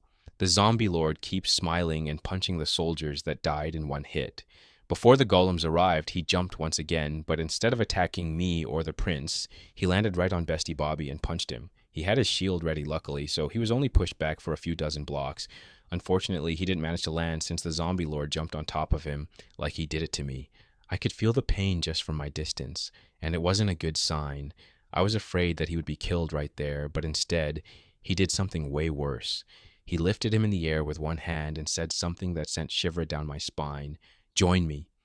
Then a powerful force enveloped Bobby as he screamed in pain. It was a short transformation, but now he was a zombie, just like the others. The zombie lord laughed out loud at his accomplishment, which only angered me more. After he had his fun, he gave his first command. Kill them. It was a cold voice, but filled with power, and Bobby raised his hand and did something that nobody expected. Kill them all. He gave an order with a cold voice. It felt much different than the other smart zombies, and he didn't fight back. As he gave that order, the iron golems attacked the nearby soldiers who were starting to recover, but once the golems were on them, they could only run. Those golems were like miniature bosses. We could barely handle one, but we couldn't handle 10 more. Retreat! The prince yelled, and we all left at great speeds. We were still affected by the speed buff, so the golems didn't have a chance to catch up with us. Unfortunately, after a few hundred blocks, the soldiers started to be caught uncontrollably once again. Drink milk! This is still a debuff! The price gave an order, and everyone followed it. Luckily, this seemed to do the trick, as they were feeling much better, and some of them even lost some of the green skin. That was dangerously close. What are we going to do now? We can't let Bobby to that monster. Bobby is under his influence, and we can't do anything about it. We have to get back to the castle. We don't stand a chance against the golems now. The prince responded with authority. I knew he was stressed as well. But someone had to lead, and I was not in the headspace for that. We kept going. All of us were tired, but we all knew if we stopped there, we would die or become part of his army, and nobody wanted that. My mind was still in shock. Bobby was gone, and we lost the fight and made our enemy even stronger. How could we face the people back home? How could I face Trader and Froggy now? Where did it all go wrong? Was it an impossible fight from the beginning? Wouldn't it be better if I didn't bring the golems to the fight? Questions and guild were all in my mind. I don't even remember how we got back to the castle. The only thing I remember was that I was tired. I was scared. I didn't know what to do. I only absent-mindedly followed to the prince to give the report. I couldn't hear what they were saying. I was too tired. I could see their face covered in fear, and the only thing that I heard was, "We got no choice. We have to leave this place." This woke me up from my sorrows. I was now angry. How could they abandon their people now when it was most needed? I was angry at myself for not having the ability to fight back. I was angry at the world for doing this to those poor villagers. Flashes of people from Bobby's village came into my mind, their smiles full of hope and hard work. It would all be for nothing if the zombie lord won. I didn't know how to defeat such a monster, but I knew someone who could defeat it. I ran back to Bobby's room. On one of the shelves stood 4 ender pails comfortably on pillows. My heart started to beat harder, and I broke Bobby's pearl. Maybe there was still a chance to save him. I had the weakness potions and the apples. He only needed to be here to get the cure, but no, the pearl was broken and Bobby wasn't here. With a little more hesitation, I looked at the rest of the pearls. I broke another pearl, and a confused trader appeared already in full armor. Trader, Bobby got inflected. Chapter 98. Anger. I looked in confusion at Mary, then with worry. Hey Mary, can you repeat that? I thought you were saying that Bobby is in trouble. You heard it right the first time. We went to fight the zombie lord and we lost badly, and Bobby is now a smart zombie under his command. My blood froze when I heard that a second time. I looked more intensely at Mary, and I could see that she was very tired, barely holding herself up. Clearly, she didn't sleep for a few days. But I didn't care about that. Bobby was in danger, and she was supposed to be the hero to save everyone, not fail so miserably. I stopped myself for a moment and took a deep breath.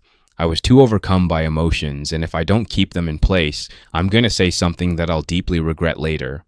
After a few seconds of silence where I tried to calm myself down, and Mary looked more scared as the time passed, I spoke once again. Tell me in detail what exactly happened. My voice had a lot more anger than I intended to show, but It still passed the message. She started to tell me about the preparation of the fight, of how they made a small group of iron golems to fight against the zombie lord. It was a pretty good idea until it wasn't anymore. Bobby was the one controlling them for whatever reason. The zombie lord fought hard, but when was about to lose, he asked for a power-up from the void, and he got one. He infected the small army as a distraction, and then captured Bobby, making him into a zombie. When she arrived at that part of the story, I wanted to hit something to calm my nerves, but it wasn't over yet, so I had to hold for a little longer. Bobby became a smart zombie, but a silent one. Then he ordered the iron golems to attack the soldiers. I was shocked when she told me that. I didn't expect to still have authority over them once he transformed. But now the zombie lord was without an army. Instead, he had an elite group of tanks that could destroy anything in their path. The zombie lord was more dangerous now than ever, controlling a group of iron golems too powerful to be ignored. I don't think he'll even wait to recuperate his army. He can just attack like this since it would be more efficient. And with Bobby in the lead, they could arrive any time. And we arrived back at the castle not too long ago. I didn't hear everything they said, but I only heard that they plan to abandon this place and flee to the other kingdoms. That's it. They made Bobby fight, and after all he's done, instead of saving him, they just abandoned him with the whole kingdom. I'm so angry at them that I want to raze this whole place to the ground, but there's no point in doing that. First, I have to save Bobby, and to do that, I need to kill the zombie lord. I'll think what to do with the others afterward. Mary, do you know where the royal vault is? Yes?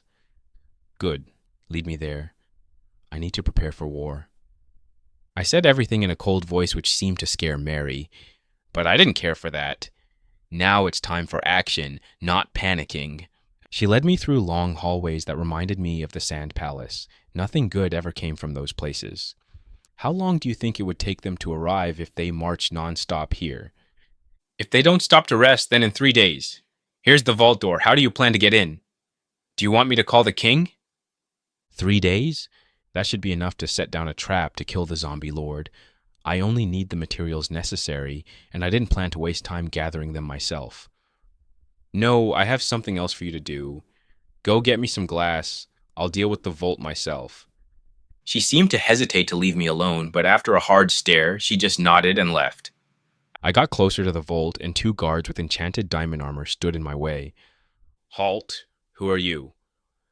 Both of them got closer to me, but before they could reach me, I threw 2 potions at their feet. I was ready to fight a witch when I got out, so I came prepared for a fight. The potion took the 2 guards by surprise and started to vomit while holding their stomachs. What did you do to us? One of the guards tried to hit me with his sword, but he was off by 2 blocks. I just simply pushed him down, and he was too overwhelmed to get back up. I threw 2 potions at them that individually were pretty powerful, but combined were a nasty surprise. Those were the speed potion and nausea potion. For the first one, I could make it myself, but for the second one, I had to get it from a witch, since it wasn't a potion made by the system. With those 2 combined, they couldn't see anything straight, and with the effect of the speed, every action they did had a different result than they expected. I didn't stay to look at them how they walk like headless chickens. Instead, I took out my diamond pickaxes and broke the iron wall. After the first layer, I could see the redstone mechanical parts, and I felt a little sorry for destroying them. I knew how hard it was to make something like this. Inside the vault, I had to stop and admire it for a little before starting to loot. Luckily, everything was labeled, so I didn't stay for long there. I took some obsidian, enchanted diamond armor, and any other items that I saw valuable enough for me to steal. After a few minutes, I was out of there waiting for Mary to arrive. After a few minutes of waiting with the guards still suffering from the potion effect behind me, I saw Mary appear after the corner, but she wasn't alone. Mary, I'm telling you, we have to leave. We're not safe here anymore. Come with me and I'll promise your safety. How many times have I told you, Prince, in not interested, now leave me alone? Then they saw me, they saw the guards behind me, and finally the hole to the vault. You actually managed to get in. Who are you? How did you get here? Mary seemed impressed by my abilities while the prince was ready for a fight. Did you get the glass? Yeah, here's 2 stacks. Unfortunately, I couldn't find more. Is this enough? Mary, you know this guy? The prince was surprised by the sudden twist, but I just ignored him. It's more than enough. Do you know where's the portal room? No, they haven't told me about it. Stop ignoring me. Who are you and how dare you steal from the royal family? I look at the second prince for the first time. He was supposed to be the one that led the army to fight the zombie lord. It wasn't his fault that the fight ended that way, but that didn't mean I had to play nice with him. I took my crossbow loaded with a firework and painted it at him. You're the second prince. You should know where the portal room is. Lead me to it, or I'll shoot you. Who do you think you are to order me around like that? He took out his shield, ready to block my attack, and the fact that he had diamond armor on him must boosted his confidence, but I wasn't playing anymore. I just shot at him, and not too late after an explosion was heard and the prince was blown back. I didn't get closer to him. Instead, I loaded another firework ready to shoot. I'm going to do that once more if you don't show me where the portal is. He slowly got up, still confused about what happened, but the look in his eyes told me enough that he wasn't going to play nice. I was ready to shoot him one more, but Mary stopped me. Wait, there's no need to do that. I can convince him to show you the way. I raised an eyebrow, but let her do the magic. Sorry, Prince, about this. This is my teacher, and I keep trying to keep a secret. He was a very good friend with Bobby, and now he wants to save him from the zombie lord. Are you crazy, Mary? Didn't you see how strong that monster was? There's no way we can kill it, especially now that he has the iron golems. What can one man do against a monster that defeated an army? She slowly got closer to him, not making any big movements. I know what the monster is capable of. I blocked his attack after all, but if my teacher says that he has a way to kill him, then I trust him. The prince looked at me with haterade, then switched to my weapon, which scared him. Mary was close enough to him that she could lay her hand on his shoulder. Ahab, listen to me. We can defeat the monster. Just trust me. For some reason, the prince seems to react a lot more to his name being called the fact that she touched his shoulder. Fine, follow me. Mary made a victory pose while he turned around, and I was impressed by her persuasion skills. We walked along the hallways until we arrived at a big room where a lot of guards and other people waited for us. Son, what was that explosion, and who is the man with the diamond armor? The one who spoke had fancy clothes on him and a golden crown on top of his head. This must be the king. He is an intruder, father. So he led us into a trap. I didn't wait for him to fish as I grabbed him by the neck with a black potion close to his mouth. Nobody moves, or I'm going to kill the prince with this powerful potion. Don't test me, it's powerful enough to kill anyone in one sip. What I had was an instant harming potion, and the prince desperately tried to get out of my grasp. Traitor, is that you? What are you doing here? Is the clan okay? A voice that I recognized unfortunately spoke up. It was Catherine, who was held as hostage until they caught the rogue witch. What bad timing. Nothing is wrong with the clan, Catherine. I just want to save my friend and I'll be out of here in no time. Okay, I know this looks bad, but listen, this is my teacher. He knows a way to kill the zombie lord and save Bobby. He only wants to know where the portal is. The prince was struggling more and more under my arm, so I just flexed my muscles to remind him about his situation. It seems to do the trick, as he didn't struggle much more after that. The one who spoke was Mary once again. She tried to explain the situation to the others, but if they decided to suddenly attack, I had to be prepared to tower up. How do you know about that? Did Bobby betray us? Get off your high horse, old man. I knew about the Nether beforehand. The tribe that you are working with right now is actually under my management. So either you bring me to that dimension, or I'll make one right here and then everyone will know your secret. Unfortunately, I didn't have flint and steel, so this was only a bluff.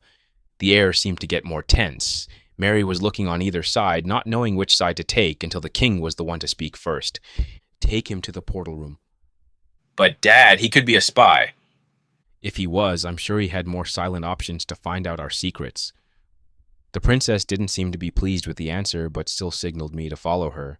I let go of the second prince, not forgetting to give him one more kick to show my dissatisfaction with the sudden betrayal. The first prince followed us to the portal room, and after not knowing what to do, Mary decided to come as well.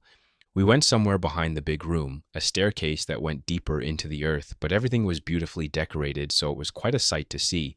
We passed some guards along the way, but with one wave of the hand from the princess, they stood in one place. Soon I was in front of a familiar obsidian frame, but much bigger than what I usually made. Beyond the dark line, I could see the blocks commonly found in the fortress. I took my armor off and passed the portal. The others seemed surprised by my actions, but I knew that the heat would kill me in that armor. I was here for a mission. There's no need to hold back anymore. Chapter 99. Final Fight. I walked along the hallway. Guards were everywhere with enchanted iron armor, but didn't seem to be bothered by my presence. It was probably because it's hard to sneak up on here. Or maybe because I had two members of the royal family right behind me together with the hero. For some reason, they decided to join me, but I didn't care about that as I wanted to get to the Undying tribe as soon as possible. I exited the fortress and went straight for the tribe. So you truly know about this place. I thought you were just bluffing. Who are you really? The princess seemed to be more curious about me than angry now, but I wasn't in the mood to explain myself. After a few hours, we arrived at the tribe, where everyone welcomed me with open arms. Elder Trader, welcome back. Do you want me to call Chief Undying? No, there's no need for that. I'll go and meet her myself. Thanks for asking. Keep up the good work. There wasn't any reason to be rude to those people. They weren't connected with this incident in any way, and I managed to cool off a little on my way here, so I didn't snap anymore at every inconvenience. Who are you two? I don't recognize your faces. While the guard didn't have any problem with me and Mary, it couldn't be said the same for the two siblings. We are the one who employed you last week. I don't think there would be a problem if we visited this place for more contracts. The princess skillfully made an excuse. Sorry, but the only person we make contracts is Elder Bobby. He raised his crossbow ready to shoot before Mary was there to de-escalate the fight. They're with us. There's no need to worry. The guard didn't say anything, but instead looked at me, and with a sigh, I nodded my head to let them in. There was no reason to be mad at them now. It's not like they did this intentionally to Bobby. It was more of an accident that nobody wanted to happen. No. When you said that you own this place, I didn't expect you to literally mean it. Where did you find a portal? The princess tried to speak with me once more. I didn't find one. I made them. Them? You made more than one? I give her a snarky answer, and I get into deeper trouble. I should just keep up the silent treatment with her. Soon I was in front of a blue door. It was Undying House, and I gently knocked. Come in! A voice yelled from the other side, so with her permission, I opened the door. Once inside, I saw Undying sitting on something similar to a couch, all made with hoggling skin. It looked distrusting, but it was actually pretty comfortable. Oh, Trader, I didn't expect to see you. How are you doing? Anything I can help you with? Hi, Undying. Sorry for the sudden visit. I just need your help with a crafting recipe. After it's done, I'll leave you back to your work. Okay. I can help you with no problem. Hi, Mary. How are you and the new guests? Undying got up from her seat to say hi to Mary, only to see the two unknown guests. Snap! Don't worry about them. They'll leave with me once I'm done. Why would we do that? This is a great experience for us to learn from. It's the first time I've been so far away from the fortress. First Prince spoke with a calm voice and a hint of curiosity. Don't you dare make any trouble here in the tribe. If I hear anything bad about you two, I'll blow up the portal, and I know that none of you know how to open it back. And that seemed to make them more behaved than before, and I knew that I was unreasonable rude with them. But I don't have too many great memories with the royal family, so some unresolved issues started to unconsciously appear. Undying seems to feel the tension in the air, so we get directly to business in the other room. I didn't want the others to know the recipe for such an item. Half an hour later, I got everything I wanted and made Undying promise to never spread a recipe to others, which she promised, but still confused at what she crafted in the end. Let's go! We bothered those nice people enough already! After Mary gave us one last hug, we left, and a few hours later we were back to the fortress, where now the guards looked unpleasant at me. On the other side, the king and the second prince were waiting for us, and I could see their shoulders losing some tension as they saw the siblings getting back in one piece. Did you get everything you wanted? Yes, I only need to prepare the trap, and the final fight will start. Do you have any idea where the zombie lord will attack from? From what our scouts told us, he will come from the east side of the castle. Thank you for telling me that. Why are you still here? I thought you wanted to flee this place. If the king felt any shame, he surely hid it well from his lack of reaction. We decided to trust Hero Mary and fight back one more time. That wasn't something that I expected. I thought they would try to get in my way, or best case scenario, leave me alone. My surprise must have been pretty obvious since the king kept talking. I'm guessing you have a way to kill the zombie lord. I have to warn you that we tried a lot of methods and none of them were powerful enough to kill him. I do have something powerful enough to kill him. It's powerful enough to kill a person fully equipped with diamond armor in one shoot. I only need to bring him into an enclosed room where he can't escape. Everyone was shocked by the power of my weapon, maybe even suspicious of my claims, but they didn't have any choice but to trust me. We only had 3 days to prepare, so we all got to work. 3 days passed, and Mary was waiting a few hundred blocks away from the castle where the zombie lord was supposed to arrive in an hour, as the scouts reported. Only the two of us remained as the others waited on the castle walls, deeming my plan too reckless. But they were nice enough to help with preparations, so I wasn't that mad. They didn't run off, instead waited on top of the castle walls for the final battle. Are you nervous, traitor? Not really. I still have a lot of steam to blow, and this fight will help me with that. At least you are confident. I fought with the zombie lord before, and he's very strong, so never let your shield down. I don't think your armor is powerful enough to save your life like mine, so be careful. I nodded my head in understanding.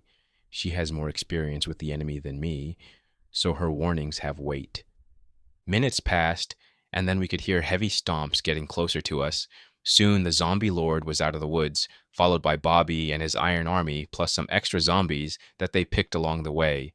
From their looks, I could tell they were normal zombies, not infected people, which was a good sign. But why did they come straight here? Why didn't they capture any town they passed? Ah, hero, I was looking for you.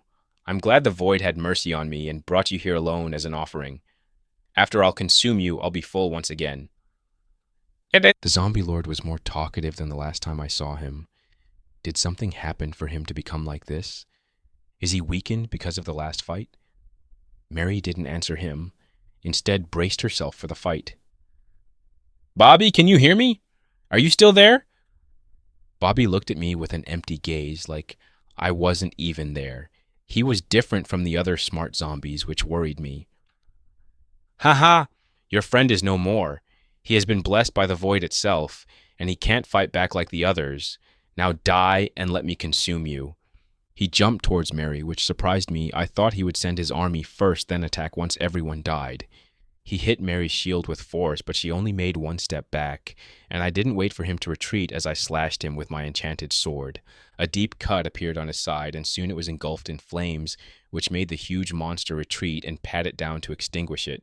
He's much weaker than before. His wound should have regenerated by now, and he's making a rushed decision. Mary told me the good news. I was to rush to get my powers back, my army. Kill them for me. The zombies and the iron golem started to move, but the zombies were faster, so they were the ones in the lead. The pace changed a little, but the plan is the same. Shoot first. Mary and I took out our enchanted crossbows, and Mary shot the first firework. It was much more effective than normal arrows, and it can damage more than one enemy. Not only that, once she pressed the trigger, the fireworks through magic split into 2, then to 3, leaving great devastation on their lading. That's right, the crossbow had multi-shot, and I fired right after the first row of zombies was killed, making the next row die not too far from the first row. Already half of the zombie army was killed. The zombie lord didn't manage to gather a large army like the last time I saw him. He must have gotten only zombies on his way here, which weren't a lot. I reloaded my crossbow, and Mary did the same before shooting once again, this time eliminating all the zombies, which left the iron golems who slowly got closer to us. Just to be sure, both of us tower up 3 blocks and continue to shoot at them. But for some reason, the fireworks didn't seem to have the same effect as with the zombies, and now that I was looking closer, I could see that their eyes were black instead of the usual red. Those weren't normal iron golems. They arrived at our tower, and their reach was farther than we expected, so we had to put one more block under us to be safe from their iron arms. Some of them tried to climb on top of each other to reach us, but the knockback of our fireworks was strong enough to keep them down. At this pace, we would kill them in a few minutes, and we only needed to use such a simple tactic. Soon an arrow landed on my shoulder. I almost fell off my tower because of it. I looked to see who shot it, but it was Bobby loading another arrow on his crossbow. How's that possible? He didn't have it the first time he appeared. Where did he get it? I quickly made a wall to block any upcoming arrows and yelled at Mary to do the same. I said fireworks were still being shot at the golems who now had cracks, but I looked once more at Bobby, only to see the zombie lord kneeling at him, asking for permission to do something. Bobby nodded his head and reached his arm to the giant head. Suddenly the zombie lord was engulfed in black flames, and his eyes were uncovered once again. He started to laugh loudly, then looked directly at Mary. Mary, the zombie lord got some kind of power-up and now wants to attract you. Proceed with the plan. Be careful not to die. Shit. I was hoping I didn't have to go in that room. Okay. Good luck with saving Bobby as well. She placed 2 more blocks on her wall before it was completely destroyed once the zombie lord jumped towards her.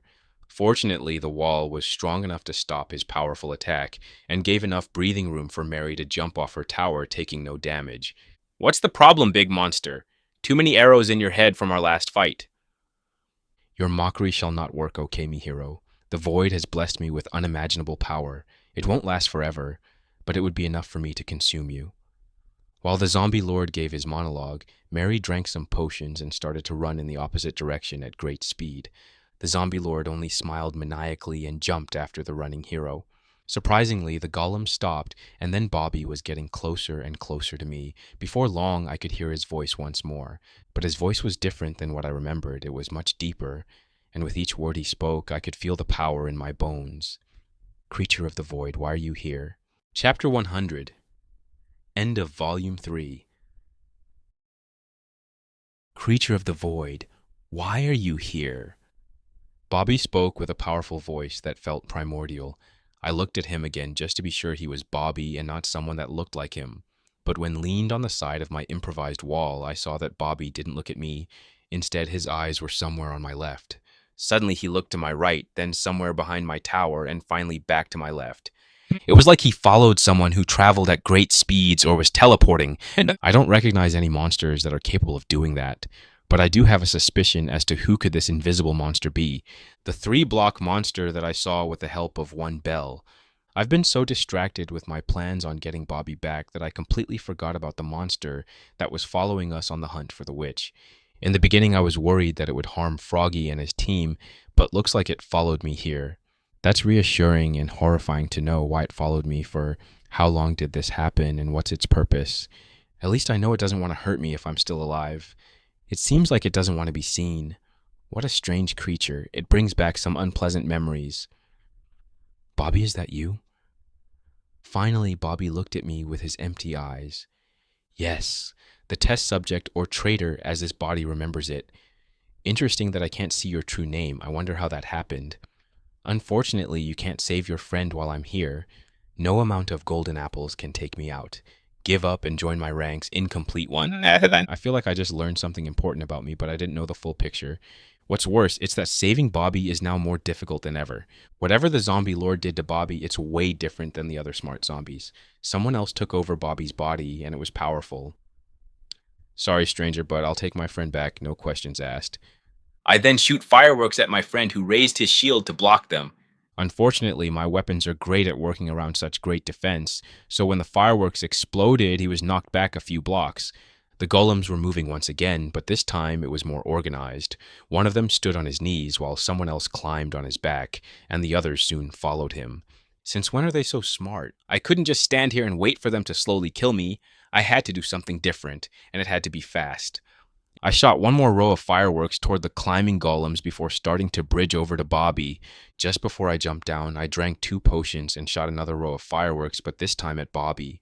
He jumped towards me to dodge the death missiles, then another roll to the side, making me miss my swing with the diamond sword. Interesting weapon. I've never seen anyone using it like that, but it's all futile. Even in my weakened form, you can't kill me. I only have to wait for my minion to finish with the hero, and you'll be dead as well. I wouldn't count on that. I swing my sword with force, trying to move the fight as far as possible from the golems. This Bobby was a lot worse at swinging his sword than the old one, actually. He seemed to struggle to make any complicated maneuvers most of the time. Whatever is possessing Bobby right now is not used to fighting in a bipedal form, which was a weird sight to see. I kept slashing, but most of them were blocked by his powerful armor, and whenever I did land a hit, his regeneration was more powerful than normal. Soon the golems were almost here, so I had to move to my next plan. I took some lava buckets from my inventory and placed them on the golem's path. Since they were in a hurry to get here, some of them were pushed into lava, and while they didn't catch on fire, their arms and legs melted, making them incapable of fighting anymore. But they were golems, they didn't feel any pain, so with their arms or heads, they tried to get to me around the lava. I knew this wouldn't stop them for good, so I took another dangerous item from my inventory and placed it down. It was a big, bright red TNT block, and I lit it up. Soon it started to pulsate white light, but I didn't let it explode in front of me as I picked it up and threw it at the upcoming golems. Boom! It exploded as it hit the ground, and the golems were knocked back some, even in the lava, which destroyed them for good. Everyone was too shocked at what just happened and froze. Has anyone ever told you that you're a madman? For some reason, the fact that my enemy acknowledged me made me feel good, but the only response I gave was another slash which hit its target. Aren't you afraid you're going to kill your friend? I'm sure Bobby would rather die than help you hurt more people. I then threw a potion at him, which successfully landed. It was a weakness potion. Weakness? From this body's memories, it's one of the ingredients for the cure. I told you it won't work, no matter how many apples I eat. Give up and join my army. You are more worthy than anyone I've ever encountered. Sorry, I don't like to work for others. They tend to kill me after a while. I slashed one more time. As Bobby was ready to attack me once again, a huge explosion appeared behind me. Blocks of dirt and stone started to fly all over the place, leaving behind a huge crater and heavy smoke. Ah, what have you done? Bobby held onto his head in pain and screamed his lungs out. He was on the ground flopping all over the place. Looks like the zombie lord and Bobby were more connected than I thought. The monster's death must have given him a lot of pain. But I didn't waste this chance as I took out an apple from my inventory and force-feeded him. What is happening? How is that possible? A mere golden apple shouldn't be powerful enough to defeat me. You're right, but even you are not powerful enough to defeat a god apple. That's right, what I fed Bobby wasn't a normal golden apple. Instead, it was a god apple from the royal vault. Mary had one as well as a last-ditch item, but those two were the only ones I found, showing how truly rare they are. No, I finally managed to get to this world. I could have destroyed it for what it did to me, no. Then black smoke got out of Bobby through his eyes and mouth, leaving an unconscious body behind. The golem stopped, and their red eyes were back to normal now, looking at Bobby and waiting for the next order. The fight was finally over, and we won. You've done a great job, Mary. I hope you survived as well. I then picked up Bobby and went to look for Mary at our meeting place. POV, Mary Paper. After I took the speed potion, I quickly ran toward the big staircase going into the ground where the trap was laid. It leads to a 5-block tall and 3-block wide tunnel that was made in a hurry for this trap. I heard a loud boom behind me right as I was on the first step. The zombie lord caught up with me, but I didn't even look back, just kept running deeper into the ground. Why are you running, hero? I thought you wanted to fight. I didn't stop to give him an answer. Instead, I kept running. The staircase was finished, which left only a long tunnel. Another loud bang was behind me, this time much closer. Then a strong punch pushed me from behind. The only reason my spine was still in one piece was because of the powerful diamond armor. How was he so strong? Last time I could easily block it. Did he get another power-up? I was confused and in pain, but I still got up and continued to run along the long tunnel. At least he wouldn't be able to jump on top of me. Interesting. Why would you lead me through such a narrow tunnel? Do you think I won't be able to kill you when I can't swing at full force? That was the last thing I heard before turning the corner. I was almost there. Heavy steps were quickly getting closer, and finally I arrived in a big room all made with obsidian. And all over the room, there were weird floating glass cubes ready to take my life at any moment. I was terrified to be in this room. More than actually facing the zombie lord, I've seen what the explosion of crystals is capable of, and I don't dare to doubt Trader's knowledge anymore. The zombie lord arrived soon after, but once he saw me stay in one place, he stopped and looked around with suspicion, careful with each step he took. So this is why I couldn't see the room with my void vision. It was all blocked by obsidian blocks. But why would you bring me here? He stopped and looked intensely at me with his black eyes. I felt like I could hide nothing from him. Something is not right. I feel danger in that room. Something that can even kill me. I have to leave. I don't know how, but he knows this room is dangerous for him. Luckily, Trader thought that he would try to escape, so he prepared for this. I pressed a button that was not too far away from me, a piston was pushed, and countless sounds of wood breaking traveled under the obsidian floor. Then the tunnel was blocked by falling gravel. The zombie lord turned around in surprise and punched the wall of gravel. Some of them got broken, but were soon replaced by others, and after the first layer, there were more that blocked the exit. Before he started to punch again, lava fell from the dispensers on the ceiling, which made him quickly enter the room I was in. Now he was truly trapped together with me, and his eyes were running all over the room, trying to understand what was happening. He stopped and looked at one crystal for a few seconds, then his eyes were raised in shock. What is this? The void is screaming in pain and anger. How could you mortals create something like this? Sorry, monster, but that's a trade secret. I took out my crossbow and pressed with my foot a wooden button on my right. hoping that the system was working as intended. "I'll kill you before you blow us up." He jumped towards me and I shot my 3 fireworks. "Not today, bitch!" Suddenly I felt my stomach being pulled and then everything went black for a second. When I could see again, I was surrounded by trees right where me and Trader put our pearl stations. Not too late after I heard a huge explosion that made the ground tremble. Then I saw broken blocks of dirt and stone that landed all over the poor trees. It was finally over. I defeated the Demon Lord. I'm the hero. Something in me felt like it clicked, like my life purpose was accomplished. A wave of euphoria washed over me and felt like I was floating. Then I looked around me and realized that I was actually floating, and for some reason I started to glow more and more. The light got so powerful that I could see anyone, and then I felt teleported once again. I was now in a white plain. The floor was white, the sky was white, and even I was glowing with power.